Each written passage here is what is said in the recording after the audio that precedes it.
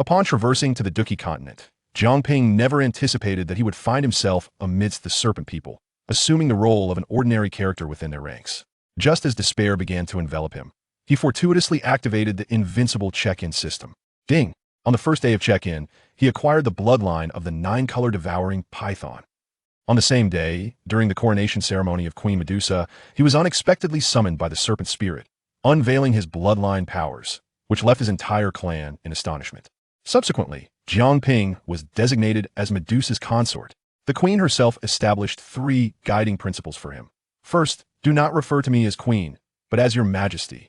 Second, you must always obey my commands. Third, you can never leave my side. Jiang Ping too established 2 principles. First, whatever the queen asserts is correct. Second, if there's a differing opinion, please default to the first rule. Chapter 1. The Awakening of the Nine-Colored Devouring Python's Power. What manner of continent is this Doma? A dignified Dou Emperor still rides a horse. Mighty Dou Emperor ahead. Dare you dismount for a duel?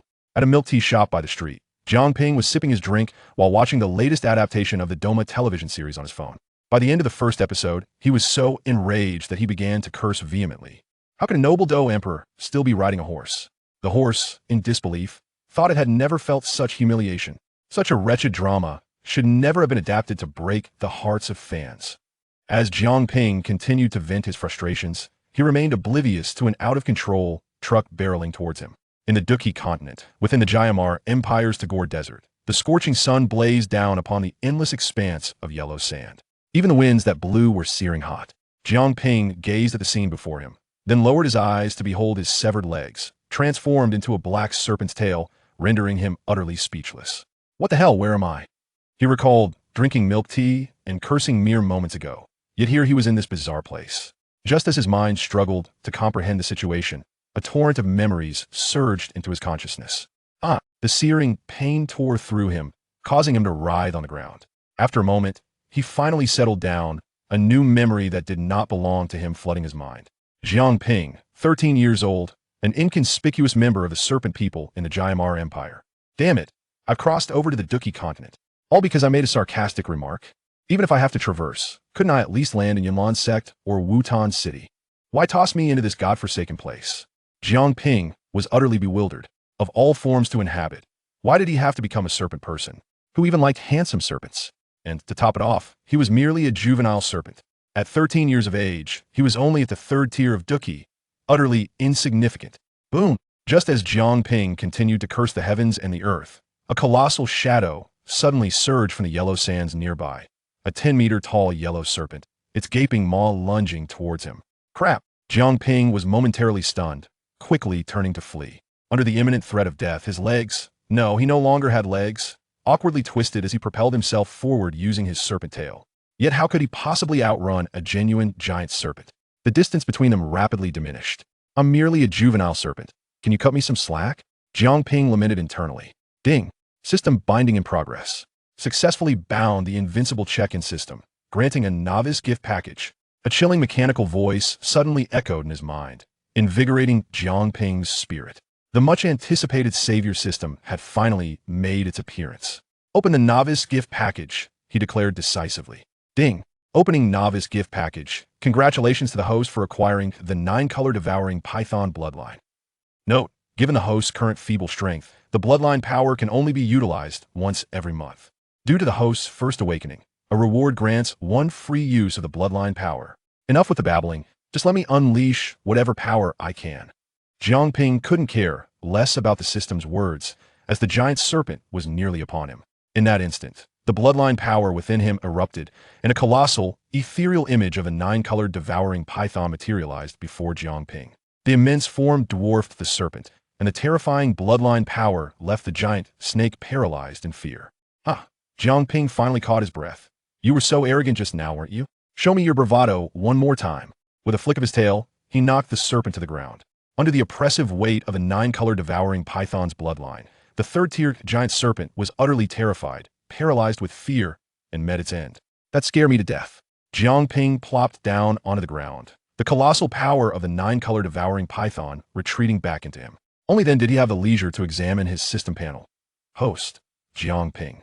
Age, 13. Cultivation, 3rd tier Dou Qi. Race, Serpent People, Devouring Python Clan. Bloodline Power, Nine-Colored Devouring Python.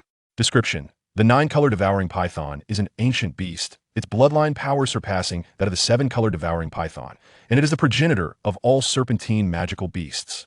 I never expected to possess the Nine-Colored Devouring Python. This isn't too shabby at all. Jiang Ping felt a momentary sense of relief, but suddenly an overwhelming wave of weakness washed over him, as if his very essence had been drained. Darkness enveloped him, and he collapsed. Just before succumbing to complete unconsciousness, Jiang Ping seemed to hear someone calling out, "Jiang Ping." It sounded like a man's voice. In a haze, Jiang Ping sensed that he was being carried forward by someone. His palm rested against the person's front, and this familiar beginning jolted his dazed consciousness, instantly reviving his spirit. The individual being grasped spoke. "Hey, what are you doing?" The voice belonged to a male. Jiang Ping, on the brink of death, sat up abruptly, his eyes flying open to reveal a round, chubby face before him. Moreover, it was a boy's face. What the heck? Jiang Ping sprang up as if he had encountered a ghost. "Jiang Ping, what on earth are you doing? Surely your brain hasn't been dried out by the sun," the chubby boy remarked. Jiang Ping finally discerned the identity of this person, who was not as terrifying as he had imagined. He was merely a chubby boy of around 14 or 15, fair-skinned, and significantly larger than him in stature. Hua Xiaoquan, Jiang Ping's sole friend in his previous life. Although the earlier pinch had provided Jiang Ping with material for a nightmare, his memories indicated that Hua Xiaoquan was his best friend, the one who rescued him from the desert. "I can tell you must be stunned with fear. Stop sitting there like a fool. The Queen's ceremony is about to commence, and we must hurry back to avoid missing it," Hua Xiaoquan urged, pulling Jiang Ping along as they swiftly made their way toward the magnificent royal city ahead. Queen Medusa? A fragment of memory surfaced in Jiang Ping's mind. Today marked the official coronation of Queen Medusa, the most grandiose day for the entire serpent people, a day he absolutely could not miss. Queen Medusa. It seems that transforming into a serpent isn't such a misfortune after all. The image of the queen's breathtaking beauty flooded Jiang Ping's mind, igniting a surge of excitement within him as he hurriedly followed Hua Xiaoquan into the royal city. The coronation ceremony was already teeming with people at its center. Thanks to his smaller stature, Jiang Ping successfully squeezed his way to the front. Although Hua Xiaoquan was significantly larger than him, he too struggled to push through the crowd. On the elevated platform, vibrant flowers and lanterns adorned the festive atmosphere. The royal guard maintained security around the area. Extending from the palace to the steps of the high platform was a red carpet, upon which Queen Medusa, guided by her maidens, approached slowly. Chapter 2. The Queen Medusa's personal tutelage. Amidst the collective gaze of the crowd, an enchanting silhouette gradually emerged before all. The upper body was adorned with a golden, strapless corset, which failed to confine the exquisite curvature of her bosom. A resplendent gown accentuated her graceful figure, while a purple serpentine tail swayed languorously beneath the hem, exuding an untamed beauty. Medusa, the queen, her mere presence incited a cacophony of adulation. "Queen! Queen!" Amidst the fervent cheers, Queen Medusa swayed her tail and elegantly ascended the dais. A captivating smile gradually graced her stunning visage, and her unparalleled allure drove the spectators into a frenzy. Jiang Ping found himself momentarily entranced, captivated by her every expression, the gentle arch of her brows, and the mesmerizing curve of her form, her chest, her tail. Exquisite, utterly breathtaking. "Queen, I adore you." Suddenly, a deep roar pierced the air, startling Jiang Ping from his reverie. He turned swiftly to find Hua Xiaoquan, his companion, flushed with excitement, vociferously joining the others in their exuberance. Jiang Ping felt a wave of exasperation wash over him. Could one not exhibit a modicum of restraint? "Silence!"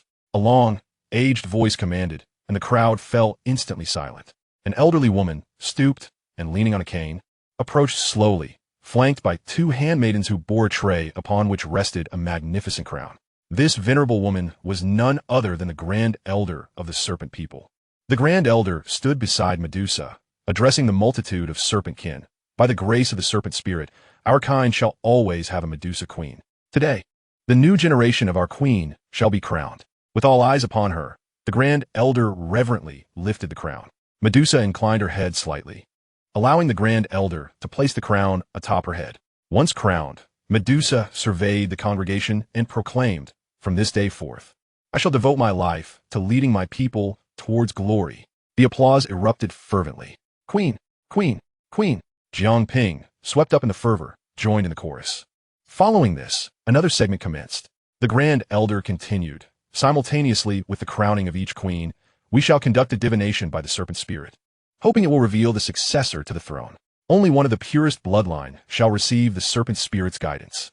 The Grand Elder slowly raised both hands, and at the side of the dais stood two colossal serpent statues, their eyes glowing with radiance.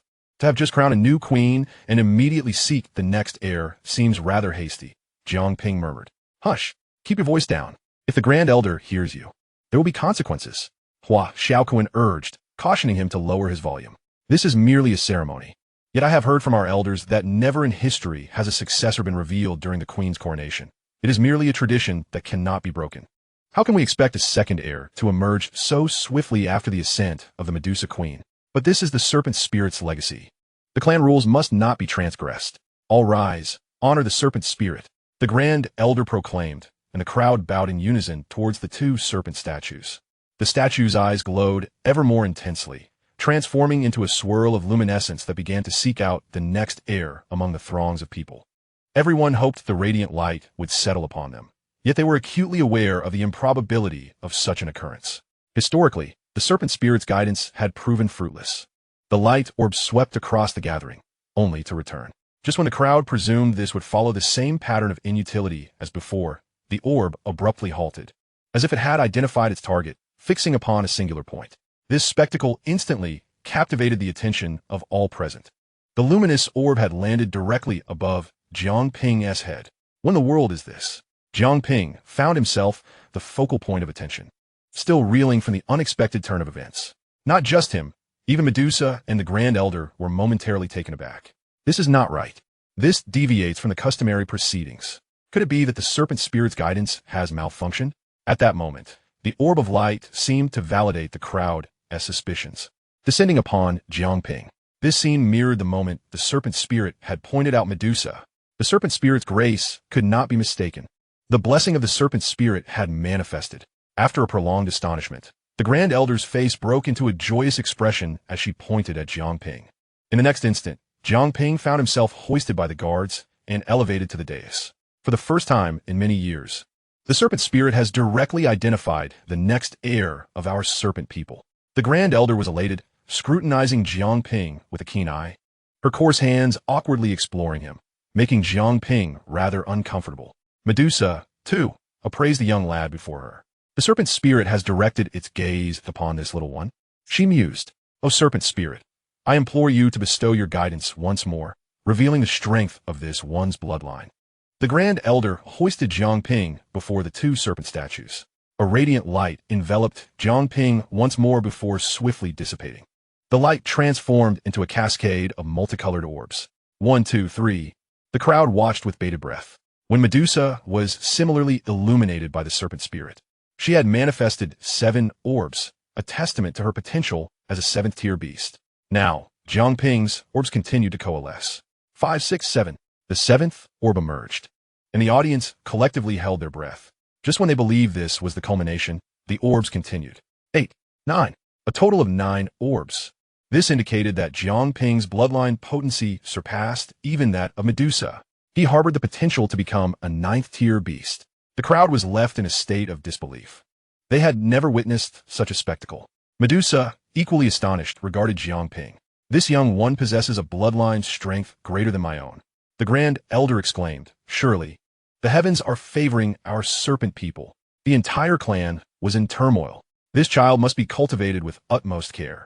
He is the future of our serpent people. The Grand Elder solemnly grasped Jiang Ping's hand, addressing the assembly. Caught off guard, she had yet to devise a plan for Jiang Ping. Nevertheless, he was undeniably the hope of their serpent people. Indeed, the crowd responded in unison. This was all too surreal. Today was meant to be the coronation of Medusa. Yet the Serpent Spirit had also revealed a future for the serpent people. Gazing at Jiang Ping, Medusa's lips curled into a sultry smile as she declared, Grand Elder, since he is the future of our serpent people, allow me to personally guide his tutelage. Chapter 3. The Queen's Young Consort. Since he is the future of our serpent people, let me take it upon myself to instruct him. Medusa's lips curved into an alluring smile as she reached out her delicate hand, gently lifting Jiang Ping's chin, reminiscent of an emperor selecting a consort. Greetings, my queen. Jiang Ping greeted with a smile. Although he stood before the fearsome Medusa queen, The power bestowed upon him by the bloodline of the Nine-Colored Devouring Python instilled him with a sense of courage. He even took a moment to feel the queen's hand, which was both cold and soft. Medusa raised an eyebrow, suddenly intrigued by this young lad who displayed no fear in her presence. Since the queen was willing, it was certainly a positive sign.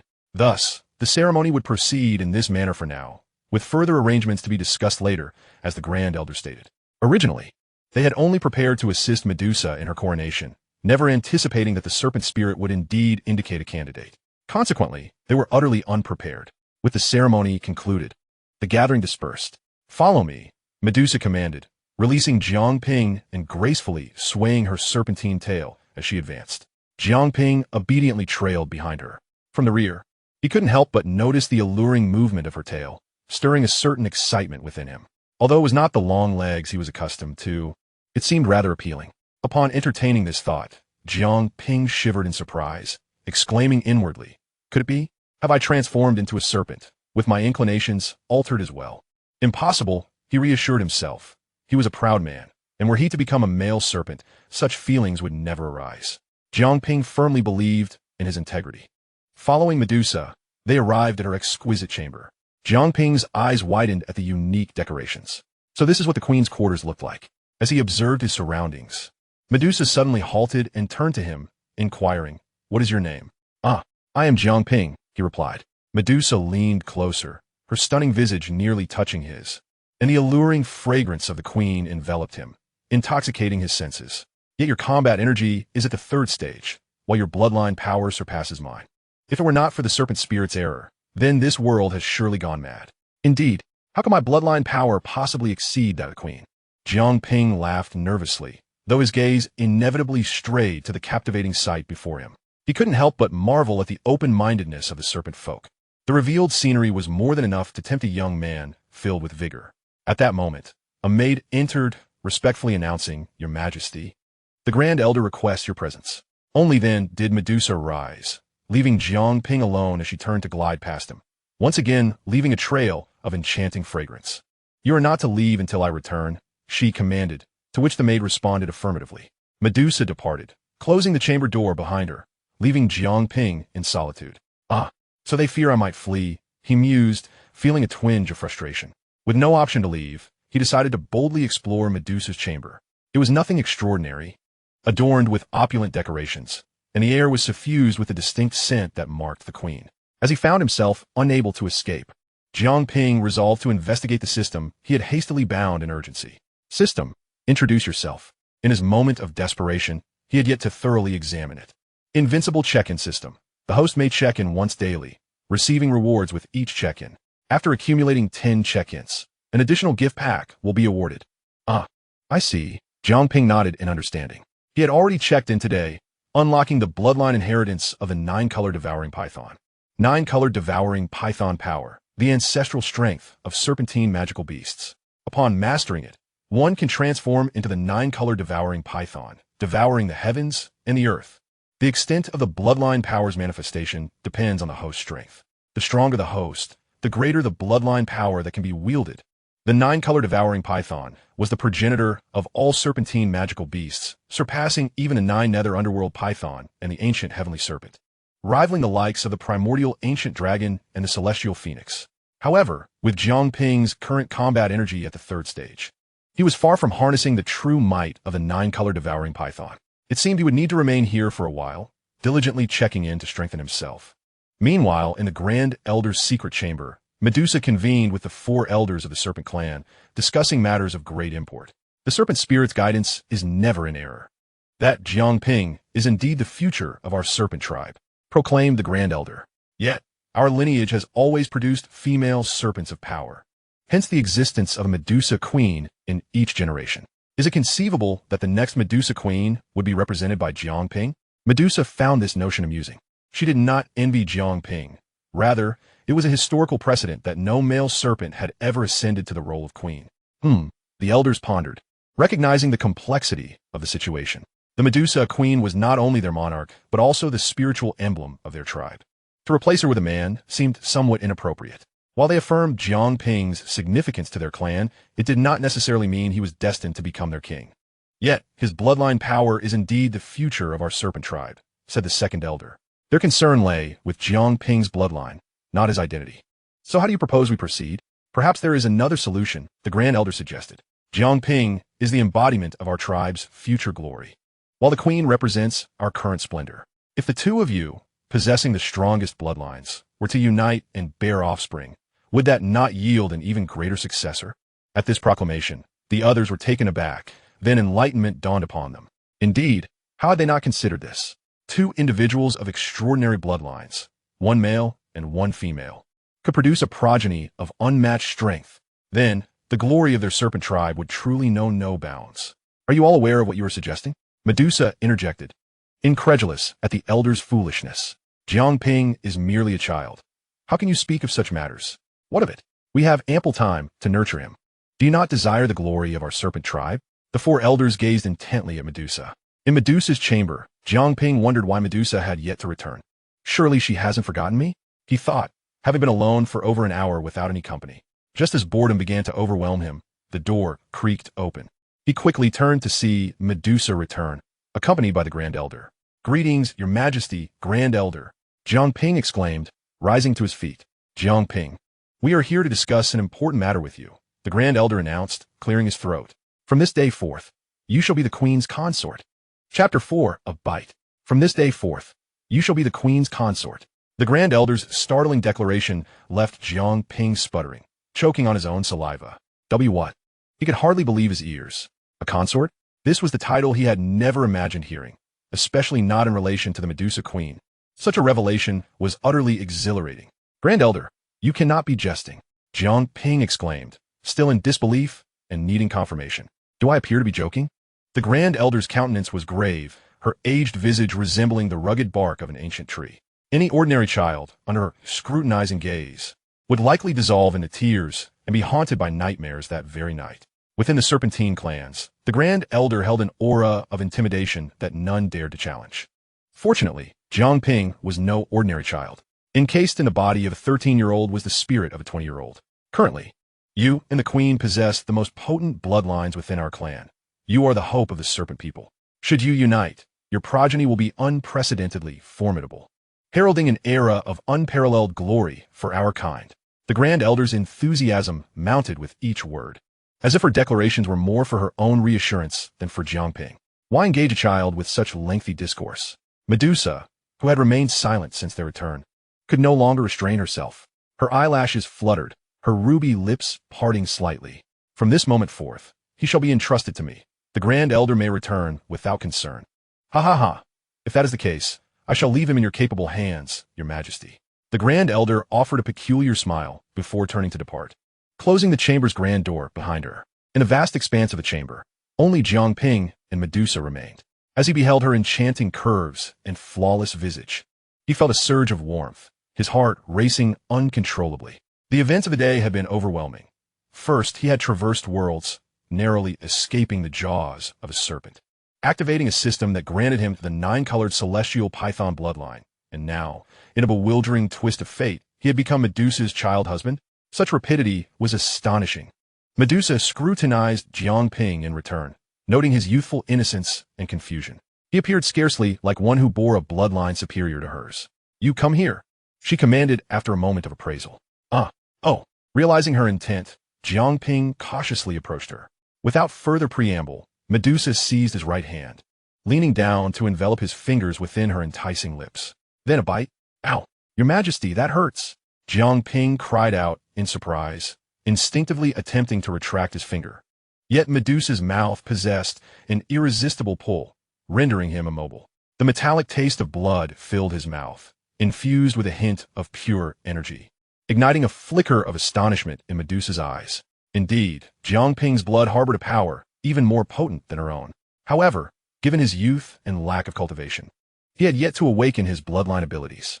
Once fully awakened, he would likely surpass her. The serpent spirit's guidance had proven accurate. After confirming the authenticity of Jiang Ping's bloodline, Medusa finally released him. He swiftly withdrew his finger, now marked with a small bite wound, a trickle of blood mingling with the essence of her lips. From this day forth, you shall reside with me. Having already made arrangements with the Grand Elder, Medusa would not renege on her word. She had declared Jiang Ping her child husband, and thus he would receive the privileges that accompanied such a title. That seems rather inappropriate. Jiang Ping's expression reflected his discomfort as his gaze drifted to Medusa's grand bed. On his very first day in this new world, he was expected to share a bed with Medusa. Was this not moving too swiftly? He was still just a child. Medusa, however, paid no heed to his hesitation and called out to the door, "Shao Qi." The chamber door swung open once more, revealing a young serpent maid, around 15 or 16, clad in simple white garments, her features delicate and refined. She was Medusa's personal attendant, Shao Qi. Upon reaching Medusa, Shao Qi bowed respectfully. "Your Majesty, how may I serve you?" "Have the adjoining side hall prepared for Jiang Ping to reside in," Medusa instructed. "What? The side hall?" Jiang Ping was taken aback. Had it not been indicated that he could stay here? Why was he being directed to the side hall? "Your Majesty," Jiang Ping began weakly, only to be met with Medusa's indifferent gaze. The words died on his lips. Very well, this was reality. Although he was to be a child husband, he was not yet worthy of sharing the same room as Medusa. Not until he awakened his bloodline powers. "Young master, please follow me," Shao Qi said respectfully to Jiang Ping. The outside world remained oblivious to Jiang Ping's new status as Medusa's child husband. Yet, as the one chosen by the serpent spirit, his standing among the serpent people had silently ascended to a new echelon. "All right," nodding, Jiang Ping relinquished his dream of sharing a bed with Medusa and obediently followed Shao Qi to the side hall adjacent to Medusa's chamber. Shao Qi worked swiftly. Within half an hour, the side hall had been prepared, furnished with a complete set of new furniture, including a grand bed and other essentials. "Young master, this will henceforth be your residence. Should you require anything, please do not hesitate to ask," Shao Qi stated with utmost respect. "Nothing for now, thank you," Jiang Ping replied, feeling quite satisfied. How could he not be? Though it was merely a room, it was no less than 100 square meters. Did the serpent people have an affinity for such spacious quarters?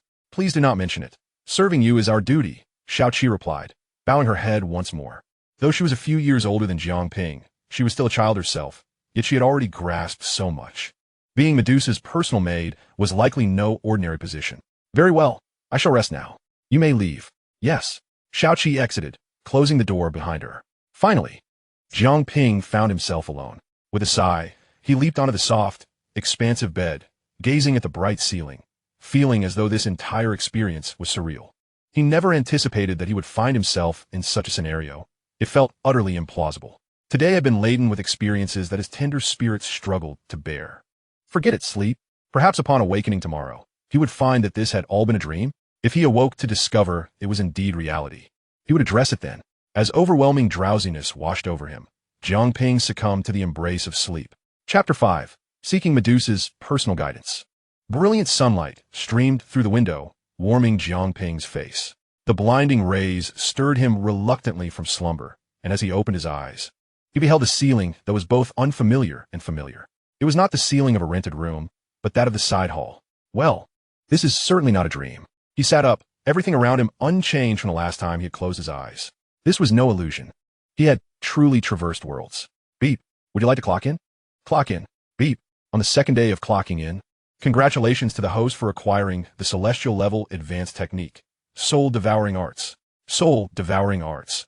A Celestial Level Advanced Technique that encompasses myriad bloodlines, maximizing the potential of bloodline powers and allowing for evolution through the consumption of other magical beast bloodline powers. Note: cannot consume bloodline powers of the same race. The soul-devouring arts seemed promising, Jiang Ping murmured softly. To evolve, one must devour the bloodline power of other magical beasts.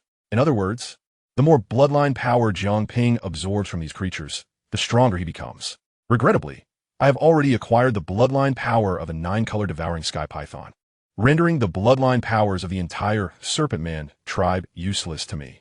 At present, this soul-devouring technique has not manifested its direct effects. However, should the day come when he can consume bloodlines from magical beasts akin to the celestial demon phoenix or the ancient void dragon, he would soar to new heights. For now, it is prudent to remain grounded. Besides the ability to devour bloodlines, the soul-devouring technique can also maximize the activation of bloodline power. Without hesitation, Jiang Ping sat cross-legged, silently operating the soul-devouring technique, beginning his cultivation. Though it was his first attempt, he navigated it with the ease of someone who had practiced countless times before. An hour later, a low, muffled sound resonated. Boom. Suddenly, A powerful aura erupted from Jiang Ping's body. He had broken through. Ding! Nine-Colored Devouring Python's power activated 1. Congratulations, host, on successfully breaking through to the 5th stage of Dou Qi. Astonishing. Had he truly achieved a breakthrough so swiftly? It seemed cultivation was not as arduous as he had imagined. Rising to his feet, he stretched his limbs, feeling significantly lighter. Transitioning from the 3rd stage to the 5th stage of Dou Qi was an impressive feat in such a short span. The soul-devouring technique could indeed stimulate the bloodline power within him, but this stimulation must not exceed the limits of his body. Given Jiang Ping's current physical condition, he had already reached the pinnacle of his capabilities. To further awaken his power, he needed to enhance his physical attributes. Knock, knock. A voice called from outside. Lord Jiang Ping, it is time to rise. It was the crisp voice of Shao Qi. Coming. Jiang Ping awkwardly twisted his tail to open the door. Outside, Shao Qi awaited him, and upon seeing Jiang Ping emerge, she respectfully announced, My lord, the Grand Elder and the Queen are already waiting for you in the Great Hall. Please follow me. Waiting for me? Why was I not informed earlier? Jiang Ping felt a bit perplexed, yet with Shao Qi's attentive assistance, he completed his morning routine. He discarded his tattered garments in favor of a luxurious white brocade robe, instantly elevating his demeanor. At such a tender age, he appeared both handsome and dashing. Let's proceed, he declared. The Great Hall of the Serpent Man tribe served as a venue for serious discussions, typically reserved for elders or leaders. This was Jiang Ping's first visit. Inside the hall, the Queen's throne was situated at the forefront. Medusa reclined languidly against a plush cushion, donning an opulent purple high-collared robe, her bosom elegantly revealing a hint of snow-white skin that captivated the eye. To her right, the 4 Grand Elders occupied their seats, their scrutinizing gazes sending chills down Jiang Ping's spine. I have met the Queen and esteemed elders, he greeted, bowing respectfully and standing at the center of the hall, awaiting their commands. Hearing this, the Grand Elder slowly arose, leaning on a cane, and spoke, Jiang Ping, your status has changed. You are now the future of our Serpent Man tribe. Thus, from today forward, you must embrace transformation. After our discussions, we have devised a series of plans for you.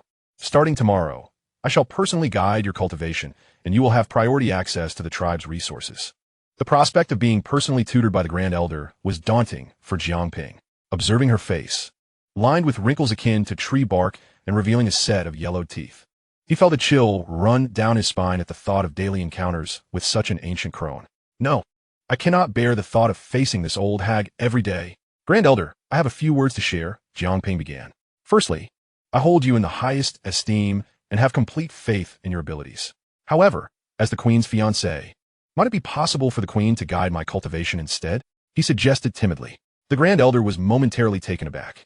She had meticulously arranged everything, assuming Jiang Ping would not object. It was worth noting that no one in the entire Serpent Man tribe had the privilege to receive her direct guidance. If not for the immense significance of Jiang Ping's bloodline power, she would not have offered her assistance. Yet to her surprise, Jiang Ping was now rejecting her carefully laid plans. The Grand Elder, though not angered, pondered for a moment before replying, It is not impossible. But the Queen is often preoccupied with her duties and may not have the time to instruct you. Noticing the Grand Elder's lack of outright rejection, Jiang Ping felt a glimmer of hope and promptly turned to Medusa. Your Majesty, may I request your guidance in my cultivation? Should he train under the Grand Elder, he would lose the opportunity to interact closely with Medusa. Furthermore, since she was his betrothed, how could he not seek her personal tutelage? In her seat, the languid Medusa blinked, her elongated eyes locking onto Jiang Ping, a glimmer of intrigue sparkling within them. With a delicate hand grazing her cheek, she spoke.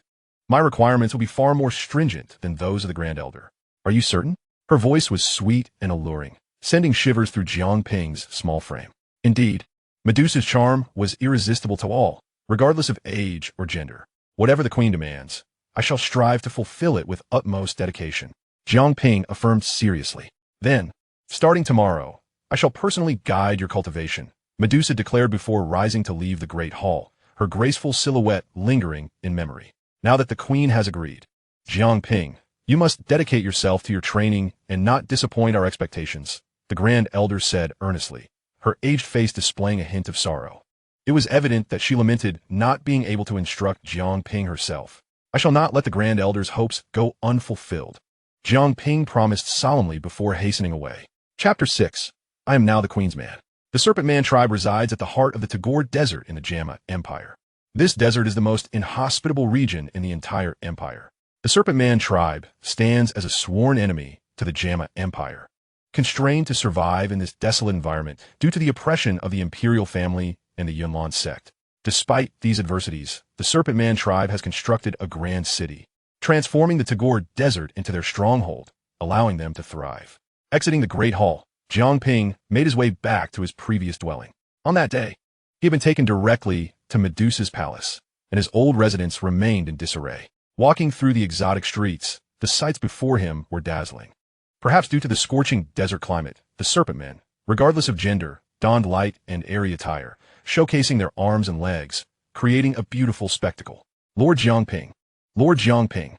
As he passed by, many recognized him and greeted him warmly, their smiles radiant. After all, the Grand Elder had publicly declared Jiang Ping as the future of the tribe, elevating his status almost to that of Queen Medusa herself. Consequently, their attitudes towards Jiang Ping shifted dramatically. Thank you. Thank you, Jiang Ping responded one by one. The sensation of being respected and saluted is rather subtle, and he is still not quite accustomed to it. Jiang Ping's old residence lies in the eastern part of the city, a dwelling of the lowest social standing. Indeed, he was once a member of the lowest echelon of the Serpent Clan. Upon returning home, Jiang Ping spotted a group of boys, around 14 or 15 years old, mercilessly besieging a chubby youth. That chubby youth was none other than Hua Xiaoquan. Hey, stop it! Jiang Ping bellowed, rushing forward to push the assailants aside before hastily helping Hua Xiaoquan to his feet. Kungo, are you all right? I'm fine. My skin is tough and my flesh thick. It doesn't hurt me, Hua Xiaoquan grinned, though blood trickled from the corner of his mouth. Hey, Jiang Ping, you've grown some backbone, huh? Think you can still throw a punch? One of the boys, looking about 15 or 16, expressed his discontent with Jiang Ping's intervention. Huayan, do not overstep your bounds. Jiang Ping glared at him. These individuals were old acquaintances of Jiang Ping, who had frequently bullied him and Hua Xiaoquan, taking advantage of their numbers. Moreover, Huayan and his companions did not reside in this area. They belonged to a higher social class. Huayan's uncle, one of the 8 leaders of the Serpent Clan, was the esteemed Mobas of noble lineage. So what if I do? Did you just meet me today? If you want to stand up for Hua Xiaoquan, I'll take you down too. Huayan's demeanor turned menacing, preparing to strike. His companions hastily restrained him. Yinggu, let it go. Have you forgotten Jiang Ping's current standing? We can't afford to offend him. Who cares about his status? I'm not afraid of him. Huayan retorted. If you dare lay a hand on me, do you think the Grand Elder will protect you? Jiang Ping remained calm and composed. I am now the fiancé of the Queen. If you harm me, do you know the consequences? Even your uncle might not be able to save you. Indeed, Yinggu, we cannot engage him, his companions urged. Huayan's expression shifted, ultimately conceding. While his uncle was Mobas, Jiang Ping's current status was nearly on par with him. Should they resort to violence? It was likely that even his uncle could not shield him. Let us go. Huayan reluctantly tossed his sleeve aside, turning to depart with his companions. Also, Hua Xiaoquan is my friend. Do not think you can bully him in the future. The consequences will be yours to bear. Jiang Ping called out to Huayan's retreating figure. Huayan halted his steps, but said nothing before continuing on his way. Kungu, are you sure you're okay? Jiang Ping scrutinized Hua Xiaoquan once more to ensure he was unharmed. I'm used to it. They're just minor injuries, nothing serious, Hua Xiaoquan replied nonchalantly, patting his round belly. That's good. Rest assured, they should not dare bully us again now that I have a secure standing, Jiang Ping assured. As Hua Xiaoquan was his friend, he naturally wanted to protect him. If Hua Xiaoquan had not carried him back from the outside world previously, he might have perished out there. By the way, Jiang Ping, what brings you back? I thought you had moved into the Queen's palace for good. Hua Xiaoquan suddenly inquired with interest. Tell me, is the palace truly extravagant? I've never set foot inside before. I've returned to gather my belongings. I may be residing in the palace long-term from now on. If you want to see it, help me move my things, and I'll take you in for a glimpse. Jiang Ping patted Hua Xiaoquan on the shoulder. Really? No problem. Let's get to it. Hua Xiaoquan exclaimed excitedly. With his assistance, Jiang Ping quickly packed up his belongings. The two then made their way toward the palace. Ordinarily, someone of Hua Xiaoquan's status would never have the privilege to enter and exit the palace, but with Jiang Ping by his side, they enjoyed unimpeded passage, even receiving unprecedented respect along the way. Is this the palace? It's stunning. Hua Xiaoquan marveled at the resplendent architecture lining the path. Upon reaching Jiang Ping's room, Xiaoqi was already waiting there. Seeing Jiang Ping and his friend laden with bags, Xiaoqi hurried forward. Lord Jiang Ping, what brings you here? Oh, these are my belongings from before. I've moved them all over now, Jiang Ping explained. I'll assist you. Xiao Qi promptly took Jiang Ping's items and began to help him settle in. By the way, Sister Xiao Qi, this is my friend. You should be allowed to enter here from now on, right? Jiang Ping inquired. Since he is your friend, he is certainly welcome. However, as this is the palace, he will need to be reported each time he enters, Xiao Qi clarified. That is fine, as long as he can come in, Hua Xiaoquan nodded eagerly. To him, entering the palace was an unparalleled honor. By the way, dinner time is approaching. According to the rules, outsiders are not allowed to linger in the palace after dinner. Xiao Qi gently informed them. Although she appeared to be around the same age as Hua Xiaoquan, her time spent serving beside Medusa had imparted her with considerable knowledge. Oh, understood. I'll head back soon. Hua Xiaoquan nodded repeatedly. Jiang Ping, I'll take my leave now. Goodbye, he said. Goodbye. Jiang Ping waved to bid farewell. Speaking of dinner, Sister Xiao Qi, I'm hungry. When can we eat? He remarked, patting his stomach, feeling quite famished. The kitchen is already preparing the meal. The queen has requested for you to join her for dinner tonight, Xiao Qi chirped. Ah, dining with the queen? That sounds fine. Chapter 7. Do not call me queen. Refer to me as your majesty. As night fell, the soft glow of lights flickered in Medusa's palace. A 2-meter-long table was laden with a variety of delectable dishes, stretching from one end to the other. Jiang Ping sat at one end, while Medusa occupied the opposite side, a distance of 2 meters between them. Is it really necessary to use such a long table for just the two of us? Jiang Ping felt quite vexed. He had envisioned a romantic, candlelit dinner for two with Medusa, yet the atmosphere, despite the setting, lacked any semblance of romance. Your Majesty, the dishes are ready. We may begin, Xiao Qi announced, overseeing the serving of the food. After her statement, she discreetly retreated, leaving Jiang Ping and Medusa to dine in solitude. Once Xiao Qi exited, Medusa remained motionless, her slender fingers gently tapping the surface of the table, silence enveloping them.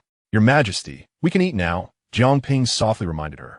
Upon hearing this, Medusa lifted her elongated lavender eyes to gaze at Jiang Ping, her expression seemingly unfriendly.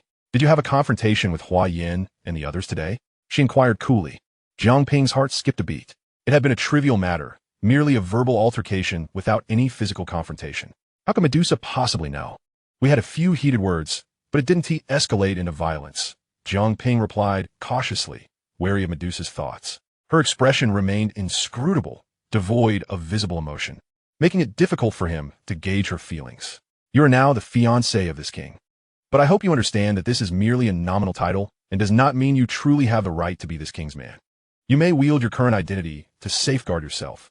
However, I, the king, do not wish to witness you abusing this status to engage in actions detrimental to the serpent folk. Otherwise, a lineage that may not truly flourish could be extinguished without a second thought. Medusa's words sent a shiver down Jiang Ping's spine. This was a warning. Indeed, Medusa was a woman of ruthless resolve, not one to easily trust anyone. At this moment, Jiang Ping had merely been validated for his immense potential. He had yet to truly mature. Such a person, if he were to act against the interests of the serpent folk, could easily find himself in peril. I understand. Your Majesty, Jiang Ping replied, his humility evident. Furthermore, starting tomorrow, I shall personally guide you in your cultivation. Before that, I will lay down 3 rules. First, do not address me as queen. Refer to me as your Majesty. Jiang Ping was momentarily taken aback. You are not yet worthy to call me queen.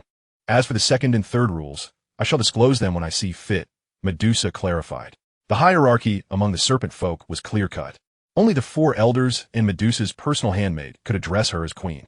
Others, even the 8 leaders, could only refer to her as your Majesty in direct conversation. This was a matter of status, and Jiang Ping was not yet on par with the elders. Yes, your Majesty, he acquiesced. Now let us eat. With a nod, Medusa concluded her initial instruction to Jiang Ping. After their meal, he returned to his chamber, acutely aware that he could only address Medusa as your Majesty. Thus, the prospect of spending the night in her quarters seemed a distant dream. Moreover, her words during dinner had illuminated his current predicament. Although the Grand Elder had granted him this identity, it was not a talisman for survival. If he were to err, Medusa would not hesitate to eliminate him. Truly, she was a woman formidable enough to ascend to the throne of the serpent folk. Yet, one day, I shall compel you to submit to me, Jiang Ping silently vowed. The following day, he received a notification. Ding. 3rd day attendance rewarded with supreme, cleansing elixir. Effect. Upon consumption, it purifies the marrow and invigorates the body. maximizing its potential and significantly enhancing cultivation speed. A remarkable treasure, Jiang Ping thought, his eyes sparkling with delight. However, upon careful reflection, he realized that today marked his first day seeking Medusa's guidance in cultivation, and he could not afford to be tardy. Furthermore, if he were to ingest the elixir now, Medusa would certainly notice. After some contemplation, Jiang Ping resolved to refrain from using the supreme cleansing elixir for the time being and set out to find Medusa. Shao Qi awaited him at the door. "Lord Jiang Ping, please follow me. The queen is already expecting you." Very well. The two traversed the serpentine corridors, crossed the plaza, and ultimately arrived at a dense bamboo grove. This place was a stark contrast to the outside world, filled with lush bamboo, gentle breezes, and the soothing sound of flowing water. In this arid desert region, such an environment felt like a paradise. Emerging from the bamboo grove, they entered a spacious, tranquil plaza, where Medusa awaited. Shao Qi discreetly withdrew, allowing Jiang Ping to approach her alone. "Your Majesty, I have arrived." Medusa, adorned in a resplendent purple robe that accentuated her exquisite figure, appeared as enchanting as ever. Upon hearing him, she turned, her tail swaying as she approached Jiang Ping, scrutinizing him from head to toe. "You have reached the 5th stage of fighting spirit. Have you broken through?" She recalled their first encounter when he had only been at the 3rd stage. The fact that he had advanced 2 stages astonished her. Indeed, it was a fortunate breakthrough. Jiang Ping replied, feigning innocence. "Good, this is befitting of your lineage, but it is still insufficient. Typically, individuals of average talent reach the 6th or 7th stage by the age of 13. Yet, with your exceptional bloodline, you must attain at least the rank of a 1-star fighter at this age." Medusa articulated softly, her lips parting gracefully. "I have only just awakened my bloodline. It requires some time," Jiang Ping expressed, a hint of grievance on his face. He was acutely aware that his current cultivation did not align with his status. Yet he had only awakened 3 days prior. It was unrealistic to catch up so swiftly. "As I stated, my guidance will be considerably rigorous. Therefore, within a month, you must reach the rank of a 1-star fighter." "A month? Is that not too short? You must understand your current status. With your bloodline's power, a month is sufficient." With that, Medusa retrieved 3 scrolls from her storage ring and tossed them to Jiang Ping. "These are the fundamental fighting techniques of our serpent folk. Devote yourself to mastering them." Accepting the scrolls, Jiang Ping scrutinized the bold characters inscribed upon them. Yellow tier basic movement technique, Serpent's extreme swiftness. Yellow tier intermediate technique, Serpent's extreme moonlight. Yellow tier advanced technique, Serpent's extreme shadow. The term yellow tier caused Jiang Ping, who possessed a high tier heavenly technique, to involuntarily twitch his lips. "Is there a problem?" Medusa inquired, casting him a sidelong glance. Jiang Ping hastily shook his head. No. Then, practice diligently here. Should you have any questions, feel free to inquire. In half a month's time, I wish to see you proficient in these 3 techniques. "Yes, Your Majesty." Chapter 8, Divine Purity Glazed Body.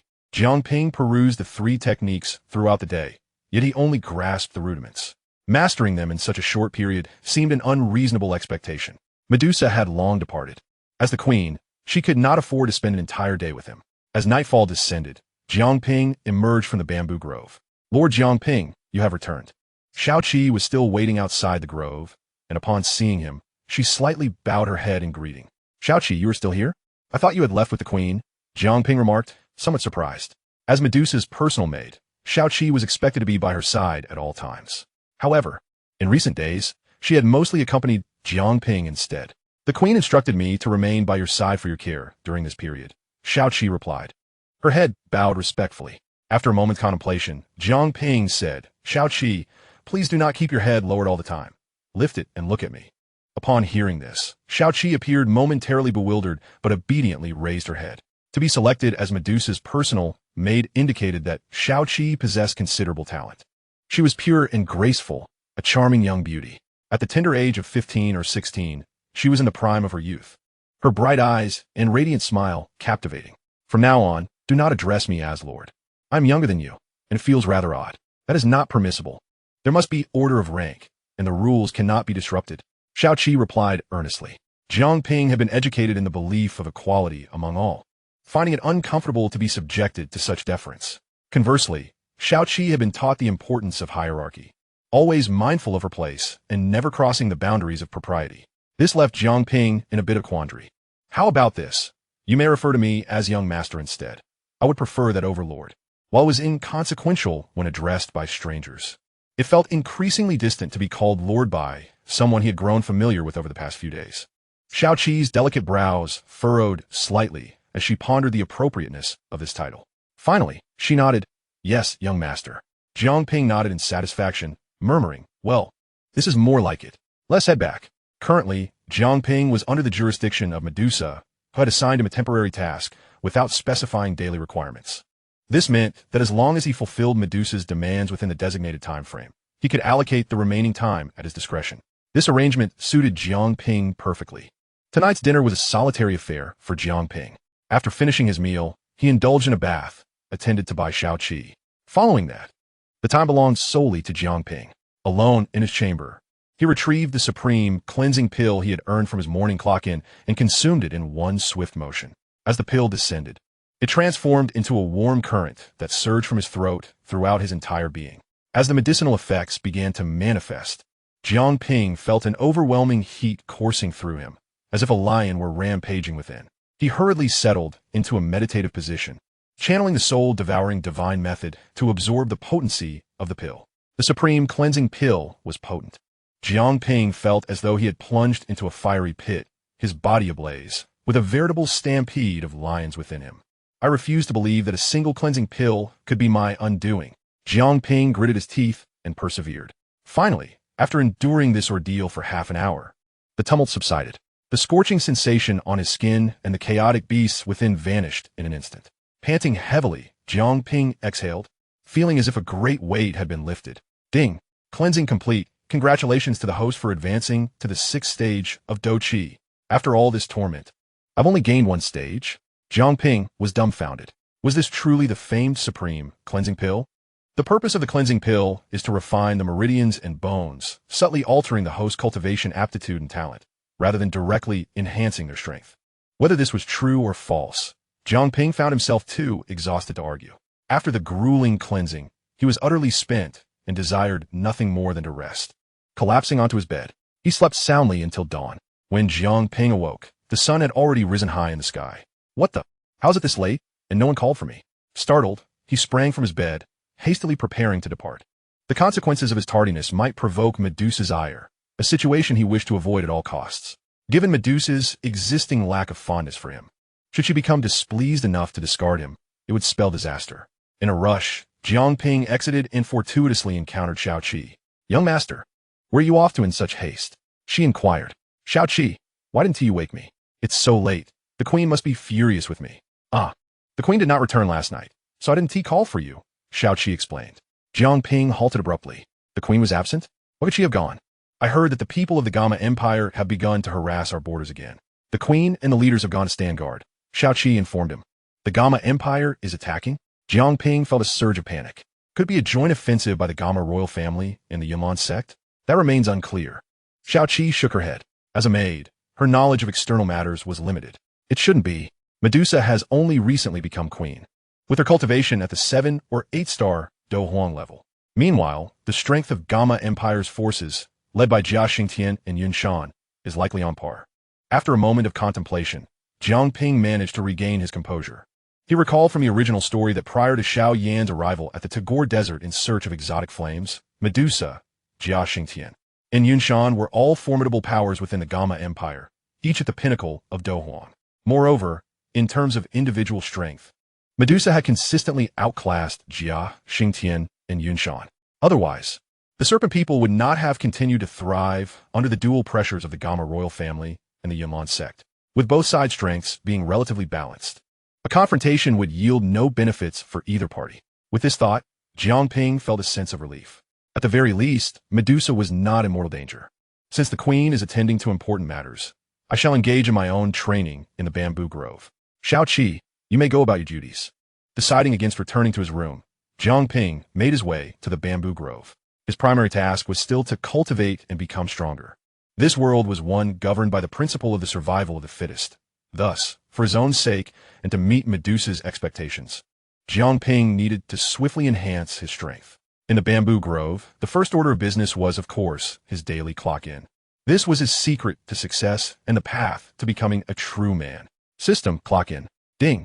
4th day, clocked in. acquired the divine ability of pure dust glazed body. Chapter 9. Queen, please take note. 4th day, clocked in, acquired the divine ability of pure dust glazed body. Pure dust glazed body, a physical divine ability that cleanses impurities and renders one immune to all negative damage. Cultivating this ability greatly enhances physical strength, with each level of cultivation doubling one's physical power. Maximum cultivation limit, unlimited, with automatic daily enhancements. The pure dust glazed body. Jiang Ping's eyes brightened upon hearing the system's description. A physical divine ability that significantly amplifies one's physical strength and provides immunity to negative effects such as poison. Most importantly, this ability required no direct training from Jiang Ping, as it would automatically increase in level each day. If you were to cultivate it to several hundred levels, would that not result in a several hundredfold increase in physical strength? Excellent, excellent. This is truly a remarkable find, Jiang Ping mused with satisfaction. He casually opened his attribute panel to examine it. Host, Jiang Ping. Gender, male, race, sky-devouring python. Cultivation, 6th stage of Dou Qi, bloodline power.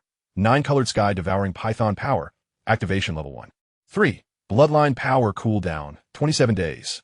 Cultivation method, soul-devouring divine method, divine ability. Pure dust glazed body, level 1. Jiang Ping's keen eyes immediately noted the activation level of his bloodline power, which had risen from its previous level of 1 to 3. It appeared that the cleansing pill had indeed been effective.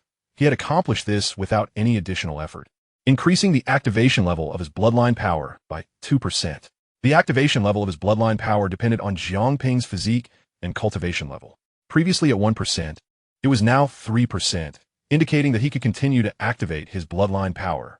Without hesitation, Jiang Ping began his training for the day. Meanwhile, outside the city of the Serpent People, at the edge of the warning line, Medusa and the 8 leaders had gathered. Before them lay a vast oasis, a crucial resource for survival in the desert, providing water for the Serpent People. Every oasis was heavily guarded by the Serpent People. However, the largest oasis, which supplied a quarter of their water resources, had suffered a devastating blow. A massive breach had been blasted open, draining all its water, leaving not a drop behind. Those damned humans, resorting to such despicable tactics. One of the 8 leaders, the serpent woman Yume, was incensed at the situation before her, her stunning visage reflecting her fury. Damn it, I shall gather my men and pillage the border city. Another leader, Yin Ci, unable to contain his anger, shouted that they should take action. Do not place the blame solely on others. We too have erred in our vigilance. Since they dare to do such a thing, they must have laid an ambush, waiting for us to deliver ourselves to them. Let's not act impulsively. The most esteemed and eldest among the 8 leaders, Yin Shi, swiftly intervened to quell Yin Ci's rash intentions. Subsequently, Yin Shi turned to Medusa, addressing her with respect.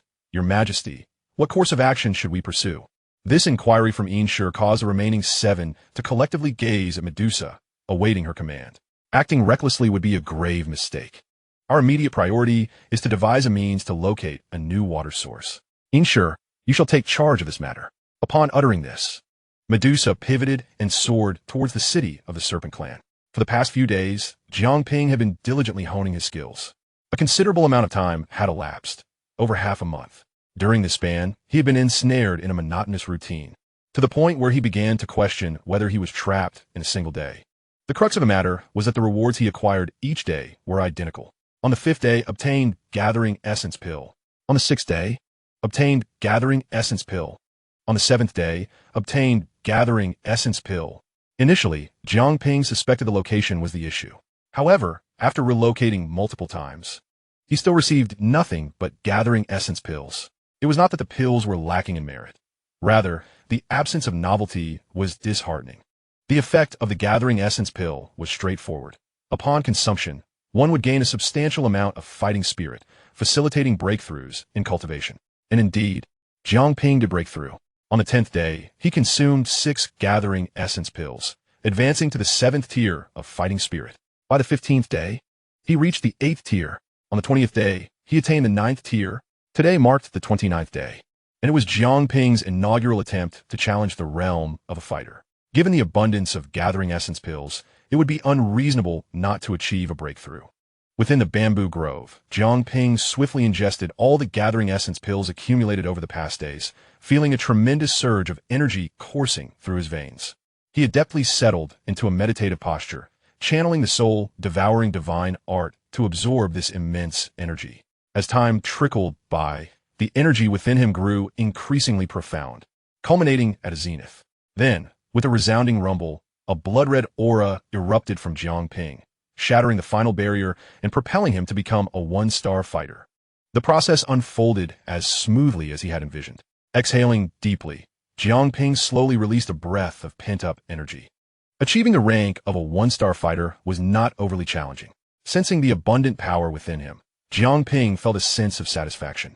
In merely a month, he had advanced from the third tier of fighting spirit to a one-star fighter. This pace might not be deemed invincible, yet few could match it. Excellent. You have successfully achieved the rank of fighter.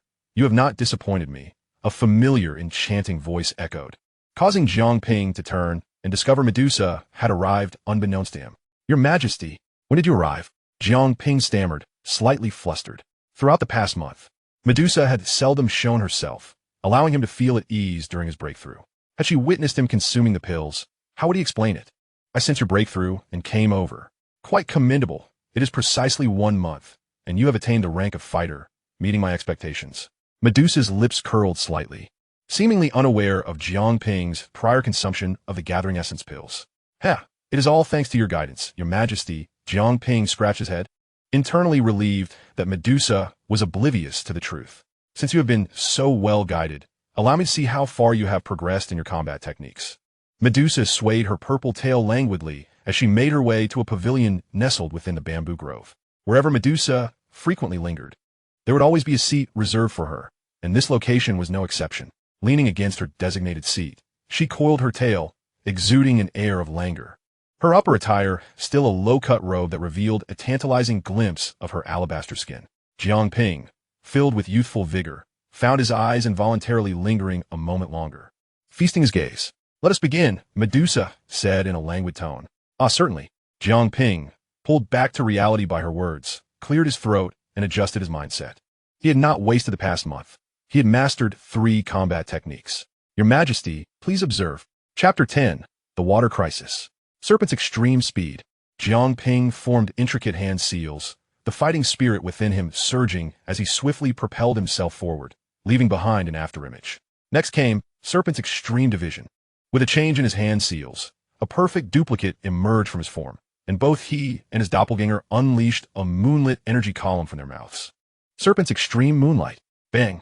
The 2 energy columns collided, stirring a tempest that rustled the surrounding bamboo grove. Thus, Jiang Ping showcased all 3 of his combat techniques. Your Majesty, what do you think? Should be quite commendable, right?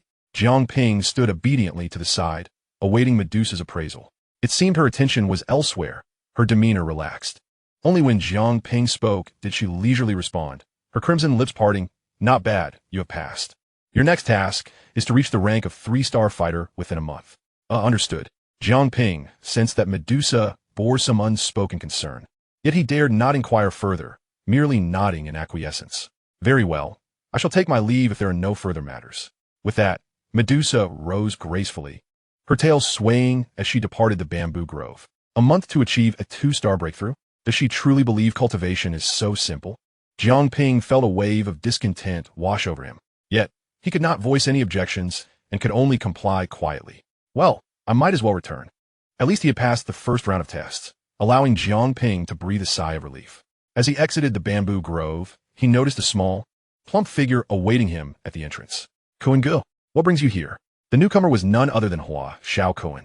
Jiang Ping, you have finally returned. Hua Xiaokuan rushed forward. Come, step inside. Jiang Ping hurriedly opened the door and pulled Hua Xiaokuan inside. Jiang Ping, do you have any water? I am parched. Upon entering, Hua Xiaokuan could no longer contain himself. Jiang Ping then noticed that Hua Xiaokuan appeared somewhat pale, his lips chapped, as if he had not had a drink in quite some time. Yes, indeed. Jiang Ping poured him a glass of water, but before he could release it, Hua Xiaokuan snatched it from his grasp and downed it in one gulp. Jiang Ping was taken aback by this display, quickly pouring another glass for him. Why the rush? No one is competing with you. Yet, Hua Xiaokuan repeated his actions, downing it in a single go. As he still seemed unsatisfied, He seized the water jug from Jiang Ping's hands and drained it in one continuous motion. Finally, he appeared to breathe a little easier. Jiang Ping was utterly astonished. Are you telling me you just ran several laps outside? You look as if you haven't had water for days. You guessed it right. I haven't had a drop to drink in several days, Hua Xiaoquan replied, regaining his composure, his expression tinged with bitterness. Observing his demeanor, it was evident that he was not jesting. Jiang Ping furrowed his brow slightly and inquired, "What is amiss? Has your water tank suffered some misfortune?" "If only it were merely a matter of a broken water tank," Hua Xiaoquan replied with a bitter smile. "The truth is, my tank remains intact, yet we find ourselves without a single drop of water to fill it." Jiang Ping's brow knitted in concern. "What has transpired? Are Hua Yin and his cohorts bothering you again?" He had been preoccupied with his cultivation for the past month and had not checked in on Hua Xiaoquan. If Hua Yin and his companions were exploiting the situation to torment Hua Xiaoquan, Jiang Ping would not let them escape unpunished. Hua Xiaoquan shook his head. "It is not their doing. It is simply that we are out of water. Are you not aware of the severe water shortage plaguing our clan? An oasis has been destroyed, leading to a significant depletion of our water resources." Jiang Ping recalled that he had heard news of a water resource point belonging to the Serpent people being compromised. However, having lived within the confines of Medusa's palace, he had been blissfully insulated from any water scarcity. Now, it was evident that the Serpent people were facing a dire water crisis. "Our area has been without water for several days now. I have not had a drop to drink in 3 or 4 days. Otherwise, I would not have sought you out." After gulping down an entire jug of water, Hua Xiaoquan regained his composure and settled onto a nearby chair. Jiang Ping frowned. "Has no one in the clan made arrangements? Surely, they cannot allow you to suffer from a lack of water indefinitely." Hua Xiaoquan sighed. "It is not that simple. Currently, our water supply has diminished by a quarter, which means a quarter of our people are without water. We are among that unfortunate fraction. In the desert, water is already a scarce commodity. Previously, our water resources were just sufficient to meet our needs. Now, the loss of a quarter of our supply is a devastating blow. No wonder I have noticed the Queen appearing troubled lately. It seems the water crisis remains unresolved." Ultimately, Jiang Ping was still a child, and such matters were not typically conveyed to him. "If you find yourself without water in the future, come to me. I shall share half of my supply with you." After pondering, Jiang Ping concluded that this was the only assistance he could offer Hua Xiaoquan. Yet, he recognized that this would merely be a temporary fix, addressing the symptoms rather than the root of the problem. Hua Xiaoquan shook his head. "Furthermore, this is not solely my predicament. It is a crisis affecting the entire Eastern District. Our entire street is severely lacking in water. If the situation persists, it may lead to dire consequences. In truth, I came today to request a small amount of water from you, and tomorrow we plan to venture out in search of a new water source." "You intend to go out?" "The clan's leaders and elders have not been able to locate any. How do you expect to find it?" Jiang Ping expressed his astonishment. "Even if we may not find it, we must try. Remaining here and perishing from thirst is not an option," Hua Xiaoquan replied, his expression laden with bitterness. Faced with this pressing reality, Jiang Ping's brow tightened in determination. Hua Xiaoquan was his friend. He could not bear to watch him succumb to thirst. "Then I shall accompany you. The more hands, the greater the strength." "You?" Hua Xiaoquan questioned skeptically. "Will Her Majesty permit you to join us?" "For the moment, Her Majesty is too preoccupied to concern herself with me.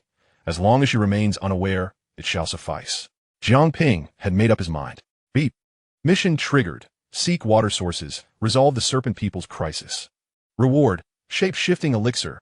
Suddenly, the voice of the system echoed in his mind, invigorating Jiang Ping. "There are missions available?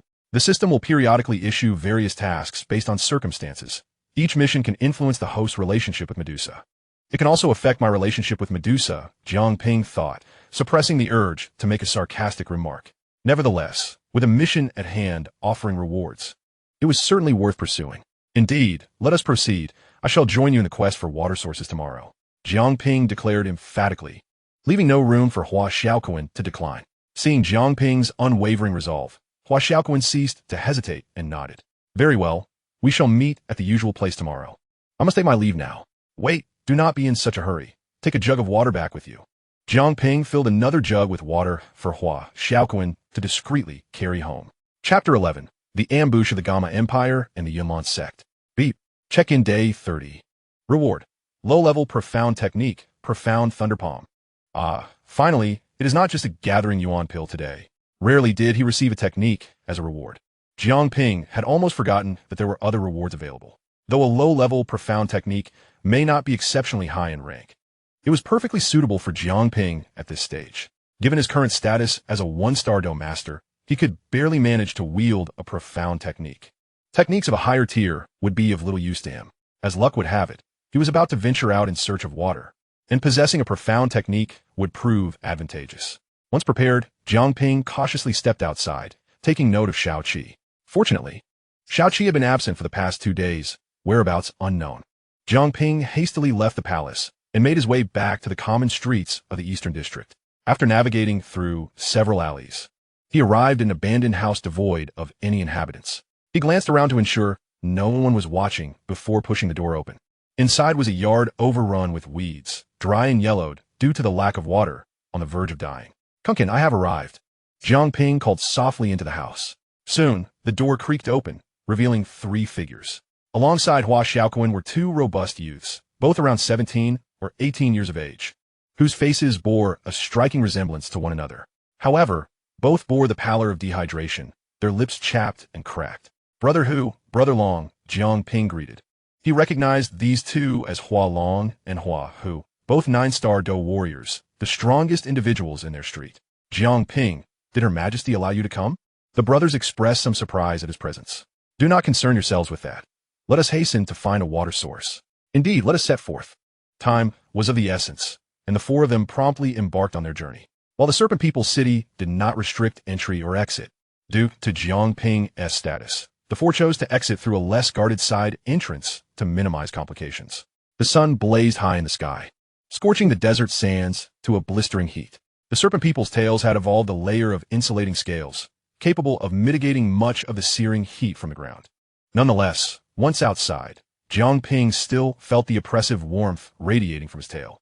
"It is quite uncomfortable to traverse without footwear," he remarked. "Any nearby sources have likely been thoroughly searched. Have you all devised a plan for where to seek water?" Jiang Ping surveyed the vast, unending desert, feeling utterly lost. Locating water in such an arid expanse, even for Serpent People, would prove to be no small feat. "My father was once responsible for surveying water sources and had previously drawn up a map detailing all known water locations in the vicinity." Hua Xiaoquan retrieved a weathered map from his pocket, unfolding it to reveal a simple outline. In the center lay the Serpent People's territory, with potential water sources circled in black ink around it. Several areas were marked with checks, indicating confirmed sources, while others bore crosses, signifying those without water. There were still numerous points devoid of any markings, indicating they had yet to be explored. "Why not send the elders to investigate these areas if you possess a map?" Jiang Ping inquired, astonished by Hua Xiaoquan's possession of such a map. "I conveyed this to them, but they refused to believe me. This map was left behind by my father just before he passed away, and nearly a decade has already elapsed since then. The locations marked upon it may have changed significantly over time. Nevertheless, this map now represents our sole beacon of hope, compelling us to embark on this quest with unwavering resolve." Hua Xiaoquan clutched the edges of the map tightly. "Let us begin our search from the nearest point," he suggested. Hua glanced at the map and indicated the closest location. Jiang Ping also leaned in to observe. Suddenly, he perceived a fleeting vision, as if all the points on the map had begun to float before him. Ding! Mission Assistance Map activated. The host may preview resource points to ascertain the presence of water resources. As the system's voice echoed, a virtual map materialized before Jiang Ping. The points on this map bore a resemblance to those on Hua Xiaoquan's map. The sole distinction was that Jiang Ping could discern which of these resource points actually contained water. "Brother Hu, I believe this point is so close that it must have already been discovered by someone. Let us instead proceed to this location," Jiang Ping proposed, pointing to a spot nearly 40 miles away. "I suspect the likelihood of finding water there is much greater." The system confirmed that this was indeed the only location with water. "What makes you so certain?" Hualong queried in return. The skepticism was not directed at Jiang Ping personally. After all, the boy was merely 13, making it difficult for others to trust his words. "It's instinct, perhaps connected to my awakened bloodline power," Jiang Ping asserted, invoking the power of his lineage, successfully persuading them. "Very well, let us head in that direction." With their objective established, the 4 of them set off immediately. The serpentine beings traversed the desert with a speed surpassing that of ordinary humans, covering the 40 miles in a mere 3 hours. Along the way, they encountered several low-level magical beasts, all of which were easily dispatched by Hua Long and Hua Hu. The more formidable beasts had long since been driven away by the strong among the serpent people. After enduring a lengthy journey, the four finally arrived at the designated point on the map. Here, Jiang Ping discovered two majestic peaks, still towering despite the ravages of wind and sand, which had stripped them of all vegetation. This is the place, Hua Xiaoquan confirmed, checking the map. Without a doubt, the water must be in the valley. Jiang Ping hurried inside, and Hua Xiaoquan and the others immediately followed. The valley was similarly filled with yellow sand, yet it felt significantly cooler, the air no longer scorching. A refreshing breeze greeted them, carrying a hint of moisture. There's water ahead.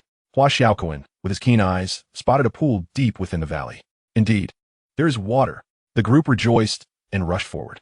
Within the valley lay a sizable pool, crystal clear and inviting. Unable to contain themselves, they approached the edge and drank deeply. Jiang Ping also took several large gulps, the sensation akin to icy water, utterly refreshing. See, my choice was indeed correct. After quenching his thirst, Jiang Ping sat aside, scrutinizing the pool intently. The fact that it remained full in such a desolate place indicated a subterranean source, capable of addressing their immediate needs. As he continued to observe, he suddenly noticed silhouettes reflected on the water surface. People. He swiftly looked up to find. At some point, two rows of individuals had appeared atop the peaks flanking the valley. One group was clad in white garments, adorned with embroidered silver swords representing cloud patterns, while the other comprised a battalion of well-equipped soldiers. Are they from the Gamma Empire and the Yunlan sect? Chapter 12. The serpent people of my clan are not to be provoked. Chapter 13. The Queen's Embrace. Boom. Just as Jiang Ping and the others stepped out of the valley, a tremendous roar erupted behind them. The entire valley collapsed, the resulting shockwave throwing them to the ground. Was this the destructive force of a battle among Dou emperors? It felt as though the devastation rivaled that of a missile strike. Jiang Ping turned to look. In midair, Medusa, Jia Xingtian, and Yun Shan had entered a stalemate, both sides continuously unleashing their Dou Qi. The energies clashed in the air, altering the very colors of the heavens. Disciples of the Yunlan sect formed the cloud smoke formation. Yun Shan suddenly commanded, Imperial troops, prepare the annihilation formation. Jia Xingtian bellowed in response. Instantly, the assembled forces from both sides formed their respective formations, unleashing torrents of terrifying energy that tilted the balance of power. Bang! Medusa's energy faltered, forcefully shattered, and the residual energy struck her with brutal force. Cough! Even Medusa coughed up blood, her delicate form plummeting rapidly from the sky. Jia Xingtian and Yun Shan exchanged a knowing glance, resolutely pursuing their advantage. This was their golden opportunity to vanquish Medusa and deal a heavy blow to the serpent people. Wind's extreme, falling kill. Yun Shan pointed with his sword, sending forth a slender beam of light. Imperial skill, annihilation. Jia Xingtian similarly pointed, releasing a half-meter-wide torrent. The two devastating attacks surged toward Medusa. This is dire. Faced with such formidable assaults, Medusa's expression paled. The serpent people could contend with the Gamma royal family and the Yunlan sect due to their comparable overall strength.